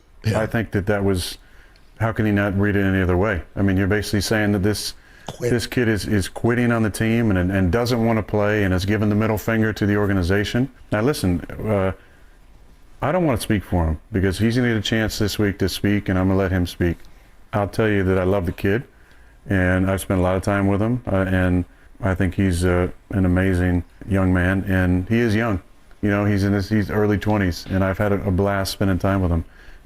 He's gone through a lot of shit in the last 3 years, and he's got every right to be frustrated and disappointed about it. Yeah, but he didn't say anything about not wanting to play quarterback. He didn't really debunk it. Didn't hear anything about that. I'll let him speak for himself.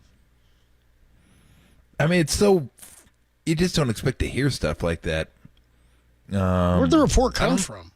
Wasn't it Diana Rossini? Oh, from The Athletic, okay. I think she's a fairly reputable source. Yes, very reputable. So, yeah. It's kind of a weird one, right? Because I don't know who would say that and why they would say that. Maybe they have something against Zach. Maybe he did say that. Maybe he didn't want to play anymore. He's like getting tired of getting. I don't know. It just. And then it's not surprising that even if he did say it, like that Aaron Rodgers would come out and stick up for him. So I don't know. It's a bleep show. I just hope I'd like to see him figure it out somewhat. Just so Saleh keeps his job, because I think he's a good coach and I think he's a good dude just from what I know of him. But if it keeps going like this and reports keep leaking out and it just looks worse and worse, then it might be hard. Well, here's the story. The story is now out on The Athletic. It's per Diana Rossini, Zach Rosenblatt, and Jeff Howe, all senior writers for The Athletic. They're saying the Jets are prepared to make that switch at quarterback, but their top choice is reluctant to take the job. The team is leaning towards Zach Wilson, but he is hesitant to step back into the role. This is what multiple sources said yesterday. Robert Saleh said later in the weekly Monday news conference that he'd not decided. Aaron Rodgers apparently reached out to Zach Wilson in an effort to advise him to resume the starter role. But at the time, Wilson remained apprehensive due to perceived injury risk, per team sources. Oof. That's no good. Wilson, they're saying, returned to the starting role, yada, yada. More on Trevor Siemian and Tim Boyle, who played pretty poorly in the offense. He's thrown for 1,900 yards, 6 touchdowns, 7 picks this season. He's got a 59% completion percentage. There are no quotes, it doesn't look like, in this. These are all reports from 3 fairly reputable reporters. Rosenblatt, I know, and Rossini, and Howe as well, all with The Athletic here. And so we've got one quote here. This is about him being benched. So nothing about this report, but they've spoken to multiple sources. The Rodgers report is interesting, too. For his conversation today on the Pat McAfee show. So there you go. We will find out what Zach Wilson's future holds. And maybe this is just a situation like Trey Lance where he's like, look at that guy. He got out. Gets to sort of wipe the slate clean, end up in a different situation. Maybe that's what he needs. Maybe he sees a future for himself, and getting hurt is going to debunk and erase any of that. So we will see. But finally, we're going to get to that sound I was telling you about. Bob Melvin, his thoughts on where the Giants are going in the free agent market, and Farhan's thoughts from Laura Britt, or he was asked by Laura Britt if there are any players untradeable on the Giants roster or in the organization right now. Giants have ties to some of the biggest names in free agency. nothing new there. They got to land some. We'll talk about it next on the Sports Leader.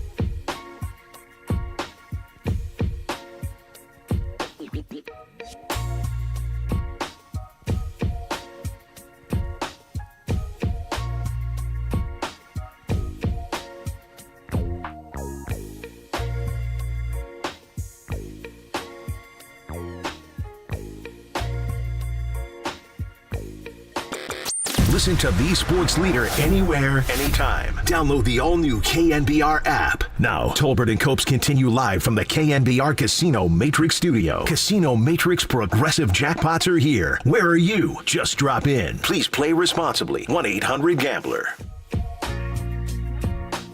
I mean, I grew up there watching Willie Mays, and then, obviously the Barry Bonds days, the, Buster Posey days, even, Steve Kerr and Steph Curry and Joe Montana, and it's San Francisco's a star power town. So our front office understands that, ownership understands that. Something they've been trying to do here. Last year, made some big offers to a couple of guys, and it didn't come to fruition. So hopefully that's the case, because it's a town that really wants to identify with somebody, a big-time star player, and that's what we're looking to do right now.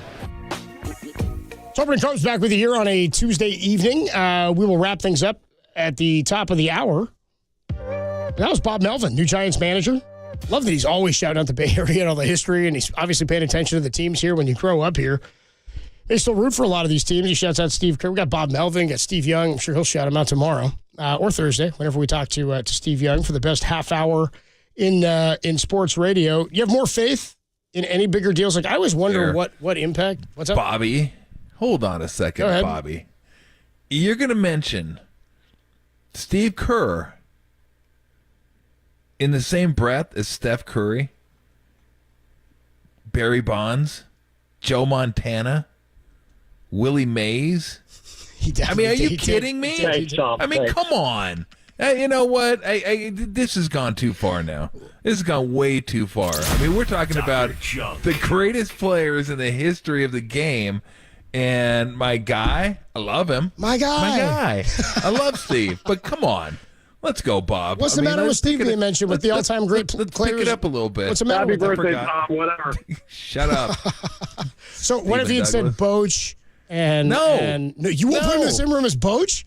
No, oh, yeah, he can be in the same room as Boch. Boch can't be in the same room as the other players. No, I'm saying, what if he went Those coaches? are all players. What if he went all Did coaches? he name another manager? No, or not a coach? one. Not one. He meant no, he didn't. Kerr. He didn't. He did not mention Bochy. He didn't mention Walsh. He didn't mention Madden. He didn't mention Billy Martin. He's like, Tom Tony La Flores. Russa. Great. He mentioned Steve Kerr. Like, that's just enough. Like, come on. Man, go back and play that again. I want you to listen to the players that he mentioned. It's like Erickson was here. That that he mentions, and then he throws Steve in there. That's just too much. I can't do it. No. I mean, I grew up there watching Willie Mays, and then, obviously the Barry Bonds days, the, Buster Posey days, even, Steve Kerr and Steph Curry and Joe Montana. That's a great point. That's enough. By the way, he goes him over Steph. He goes Steve Kerr and Steph Curry. Yeah, Steph Curry. Oh, and then Joe Montana. Joe Montana, he played here too, I think. Yeah, right. No, come on. That's fantastic. Beautiful. I can only take so much. Willie Mack can't even get a nod. Nothing from Mack or Cepeda. Get Bob on the phone. I need words. I mean, that's just too much right there. Come on. Steve Kerr. And then Steph Curry and Joe Montana. And didn't even mention Jerry Rice, by the way. But no, Steve Kerr gets a nod. I don't know if he gave him money or what. What the hell's going on? That's here? pretty good. I like that. I like that, dude. I'm eating that up. That's pretty funny. Come on. We got to play that for. Yeah, and I got to hear Young talk about it tomorrow. Oh, yeah, Hall of Fame coach. Does he belong in this conversation? He is going to be in the Hall of Fame. There's no doubt, and he deserves it. Absolutely, he deserves it. And I think Steve's a great coach. But I can only take so It's much. Willie Mays, dude. You know what I mean? That was Willie Mays. That's just why my team goes Joe like Montana. hater. Well, I think I'm with you here because it's like if you were to write all those names down and you put it in like the Sports Illustrated for Kids game section in the back, and you're like, which one of these doesn't fit? Yeah, I think that's pretty easy. I think you're circling Steve Kerr. I think Steve would say that's pretty easy. Yeah, not Bob Melvin. I know Steve. I know Steve. I know he would Bob say Melvin that's would pretty circle easy. McCovey, dude. He'd be like, no, he ain't. He's not. You are a hater. Bob Melvin's like, no. I'm a hater. Bob Melvin. Yeah, he's like, Timmy Lincecum. I don't think so, bro. No chance, man. He ain't in this group. Adam Copeland, Tom Tolbert with you. So do managers, Thanks, Tom. I always wonder, do managers and Love you, coaches, Steve. I think certainly in like, I don't know, football it's always different because there's so much cap stuff that goes into it, and you're grabbing guys who fit into your system. In baseball, to me, well, you tell me, how much did a coach, or did you ever have the ability where a coach played a role in where you were going, or how much did coaches play roles that you knew about in free agent movement when you were a player? Like obviously, if a guy has a bad reputation, you're like, I don't know if I want to go there unless, you figure it's a good situation for you. But how big of a role does that play in free agent stuff? I mean, for me, not much. I just wanted to go where I get paid. I didn't have the luxury of picking out teams. You have a selection, right. There wasn't like there's 8 teams out there vying for my services. I was like, well, let me sit down and really think about this. To put it mildly, I wasn't Shohei. I think I would have clandestine meetings. And no, I was like, how much you got? What do you got? You got, okay, I'll go there. That sounds good. But I think if you're at a certain level, then you got to decide what's important to me: winning, money, quality of life, and then you start looking into the coaches, the players on the team, media, whatever. I mean, whatever means something to you. Yeah, I absolutely think you do that. But I mean, look, for the role players, stuff like that, it's like, where can I get the best deal? And that might be short-sighted, but I'm so glad I came to Golden State, because if I didn't come to Golden State, I don't know if I'd have played 7 years in the NBA, because that brand, that style that Nelly played was perfect for me. It fit me. If I had to go into, I think we talked about this a couple of days ago. If I had to go into a system where a power forward is going to play like a power forward, that wasn't really who I am, and that's not what I. Thank you, Nelly. That's not what I excelled at. So yes, I mean, players should look and say, what system works for me? Like, what system? And I kind of got lucky, just because they needed a camp body. They weren't going to put me on the team. I wasn't supposed to be on the team. I earned my way on the team throughout camp, and then even that, Leonard Taylor had a guaranteed contract from Cal. They drafted him in the second round. They're going to keep him. And Alton Lister got hurt. And then I came and played my way onto the team. So, but it wasn't like, hey, I chose Golden State. You know, my agent, Warren Legary, just Golden said, hey, State chose you. Yeah. Yeah, Golden State's got a spot. You want to go up there? I go, yeah, I'll go up there and play. You know, keep me in shape for going back to Europe. And then it worked out. But I was lucky that you know, because that I could fit that system. But yeah, if you get to a certain level where you're like, you know, you can pick your player, pluses, right? You your should. minuses. So let me.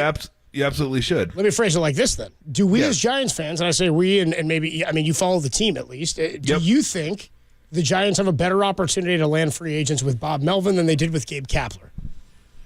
Because to me, it may not always be a positive, but I think more often than not, it could be a negative. If you don't like how this guy's using people. Yeah, it depends on what player, right? I mean, Sure, a lot of these players love the analytics. They love like digging into the analytics and using the numbers and all the drive line stuff and whatever it is. I think those type of players probably would enjoy playing for Gabe because it's very analytical.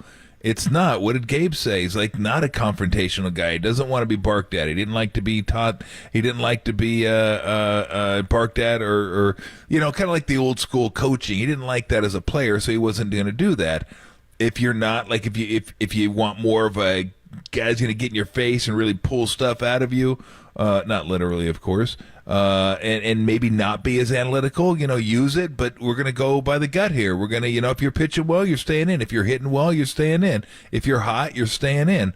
Like, you know, a little more old school, then you may like that. And I don't know, you know, as far as Bob Melvin is concerned, I'd have to know, like, all the free agents, what they like, what they don't like, because I think Bob is going to be different.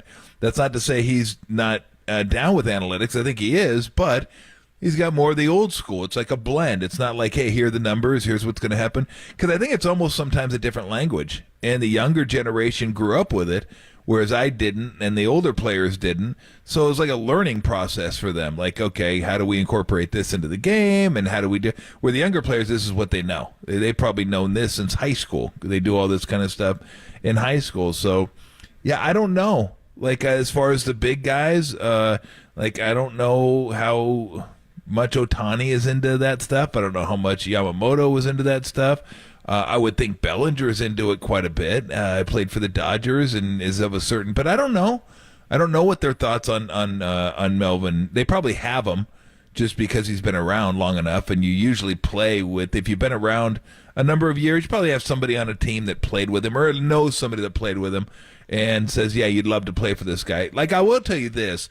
We did have a lot of guys come up to us when we were playing for the Warriors, even though we weren't great, saying, oh, man, I'd love to play for you guys. Love to play for you guys. Why? Because the way we played, the way Nelly played, it was up and down. It was fun to play in that system. Everyone got to touch the ball. Like, guys see that, and they like that. So that has something to do with it. So I don't know if anybody watched the Giants the last couple of years would say, I got to get in that system. Well, that looks like a lot of fun. What do you guys play, like two games a week? What do you play twice a week? Three? What do you get in like bat to and then fall you're done? asleep? Like, this is really fun. Well, you throw one inning and then you sit down? What do we do? What do I have to do? Exactly. Where do I sign? So, yeah, I don't know. It's my opt-in? Oh, dude, easy. Yeah. Dude, are you kidding me? If I hit two home runs, I get the day off. That's what I've been waiting for. And I don't play tomorrow? Are you kidding? I want to be able to rest on my laurels. This is going to be amazing. I used to home run enough to play the next day. Yeah. Now I don't do that. That's great. Yeah, I don't know. I don't, because I could imagine there are some players out there that are like, would want to meet with the Giants just to say, why'd you guys do it this way? And they could say, well, we did it that way because we thought it was the best chance to win. We've realized that we think there's got to be a change. And, you know, Bob could speak to that. Absolutely. So, yeah, but I don't know. I don't think it can hurt. But I guess some guys probably like Gabe. They probably like, hey, I like the way he manages. I don't like, I don't want to get yelled at. He doesn't yell at me. He just kind of talks to us. And, when things aren't going great, he kind of leaves us alone. Because a player, no one likes to get yelled at. No one wants to have somebody come in there and read you the riot act, but you need it. Yeah. I mean, who as a kid wants to get disciplined by their mom and dad? You need it. Like, if you were to really be asked, you're like, yeah, I probably could use that. Especially when you're older. Like, yeah, I needed that. I didn't know it at the time, but I needed it. But in the moment, you're probably like, oh, damn, I got in trouble at school and mom and dad didn't say anything to me nice. Like, you're loving, you're like, yeah, nice. So I don't know. I don't know how to answer that, but I'm glad that Bob Melvin's the manager. So am I. It didn't make him better or worse. I like the way he sees the game. I never really loved the way Gabe and that ilk kind of saw the game. Although I'll give him credit again. He grew. I thought he was different than he was when he first came here.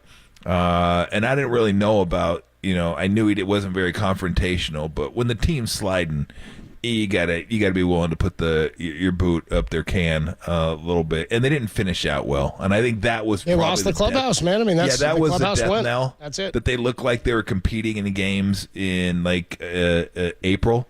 And it was like, this is the last month of the season. You need some fire out here. You're playing the D-backs, and the D-backs just walked all over him. And that was just a bad look. Tolbert and Copes with you. We are streaming on the KNBR app and KNBR.com. Our guy Tacky on the shot a lot of really good baseball tweets today, or messages today on the YouTube chat. Tacky. He says Kapler didn't platoon. For Rounders? Who's Tacky and Rounders? Don't you remember Tacky and Rounders when he's playing the cards and he goes, 2 pair, Tacky. That's a monster compared to what you play. Yeah. Monster they're in compared the to what you play, right. Yeah, when the two guys, when they're doing the different rounds and he's trying to stack up the money, they're like arguing. Yeah, exactly. It's a monster compared to the crap you play. It's a monster compared to what you play, Tacky. Tacky. Our guy Rockin says, yeah, if I was Ohtani, I'd be like, analytics don't apply to me, bro. But Tacky is saying, Kapler didn't platoon Conforto. It's the mid-tier level guys we got to worry about. I'm with you there. They need better, as Tom says, they need ice cream, not just sprinkles. Here's Farhan Zaidi on with Laura Britt yesterday, NBC Sports Bay Area. She asked him, are there any players on the Giants roster or in the organization that you view as untradeable? Here's Farhan. Is there any player not on the trading block? For the Giants? For the Giants. Yeah, I mean, the old untouchable question, it's always a tough one to answer. I mean, unless you think you have players who are so valuable, you literally wouldn't trade them for anyone else in baseball. It's hard to really put that moniker, but certainly our young pitchers in particular is a group we want to build around. Our young pitchers and Patrick Bailey being who we think is the best defensive catcher in baseball. So that's really the foundation we're looking to build forward from. Sounds about right. I mean, I would never answer that question. There's not a benefit to answering that question. I would never answer that question. There's everyone can be had. And I think that's because here's why guys don't want to say that, because they don't want to upset their own players. Like, I'm not. But I would always go to the player and say, look, we're not going to trade you. We would never we're not looking to trade you, but. If you're, I can do this in terms, like in basketball terms. Like, would you ever trade Steph Curry? No, you would not trade Steph Curry. But what if there wasn't a salary cap like there isn't in baseball, and somebody came to you and said, we know you like Steph Curry, but how about we give you KD, Devin Booker, and a number 1 draft pick? Yeah, you'd have to say, well, okay. Have to think for a second. Yeah. Let's think about that. I might want to do that one. You got to get over the emotional attachment now, and say, "Ooh, damn," or God, we know you love Steph Curry, but how about Dame Lillard, Giannis in a pick? You're like, oh wow, damn, you're kind of pushing me this way. Like I never thought somebody would offer that. But the point is, everyone can be had. It's just no one's going to pay the price. Like, no one. No one's going to. The Phoenix Suns would never trade KD and Booker in a pick for Steph Curry. Of course they wouldn't. And then Giannis and Dame, there's no way Milwaukee would do that deal. But, like, if somebody were to do something like that, then yes. So what you're saying to the player is, yeah, if somebody goes brain dead and offers us a ridiculous deal, yeah. But no one's ever going to do that. So in essence, what you're saying is, yeah, you're never going to be traded. We're not going to trade you because no one's going to do that. But the problem is, if you say that, we're never going to trade you, and then something happens and you do end up trading somebody, then people look at you like, what happened? So I would never say that, because the players should know better. Like, they're grown-ups. I got to stroke your ego that much to tell you you're not. Well, of course we're never going to trade you. We love you. You're the best. Like, you're grown up. Deal with it, okay? This is the big boy league. So that's how I would answer that question. Yeah, everybody is available. Everybody is always available. We'll always be willing to listen. If someone wants to offer us a ridiculous deal for somebody, yes. You should be willing to trade everybody if you're getting value. That's the way I always see it. I'll move any if I think the value is KD and Booker and a first rounder, then it's ridiculous, but that's what I put the value at. When the Nets said they would trade KD for was like 3 firsts or something, it's like, well, that's what the asking price is then. That's what they've said. So either meet it or don't. But if that's they didn't have a choice anyway because KD said he was leaving. Yeah, she said fire your coach and GM or I'm done. And they said, "No, we're good." And then they did it. We're good. But the point is, like, if somebody, it's not going to happen. Like, it won't happen, so you don't have to worry about it. If it does, then I'll come to you. And I'll tell you. And maybe even that player would be like, oh, yeah, you got to make that trade. I'm flattered. They're going to give up that kind of stuff for me? Are you kidding me? Yeah, you got to make that trade. So, but you always have to be willing to listen. You do, because your responsibility is never to one player. It just isn't. It's to the entire organization, and you're trying to make the entire organization better. Problem is, you got PR and fans to deal with and all that kind of stuff, so that kind of mucks up the proceedings as well. But yeah, I would always tell everybody, look, I think the Niners have done it because I think Kyle's made the joke. Hell, I'm available if they offered the right price. He and Lynch said, one of our texters said it. Yeah, Alex said they trade me. Yeah, somebody said we trade for each other. Right. Yeah, they said everybody's available. The deal was good enough. That's the way you do it. Everyone's available. That's just the business. And again, most of these guys are adults. They know that. Shout out to Andrew, too. Just checked it on YouTube, and he goes, man, Gabe was really out there just playing grab ass all season, huh? I don't know about that. No, I like using grab ass just a way to, like, what are you guys in here just messing around? Like, that's what like my coach would say. You guys are out there playing grab ass, just messing around.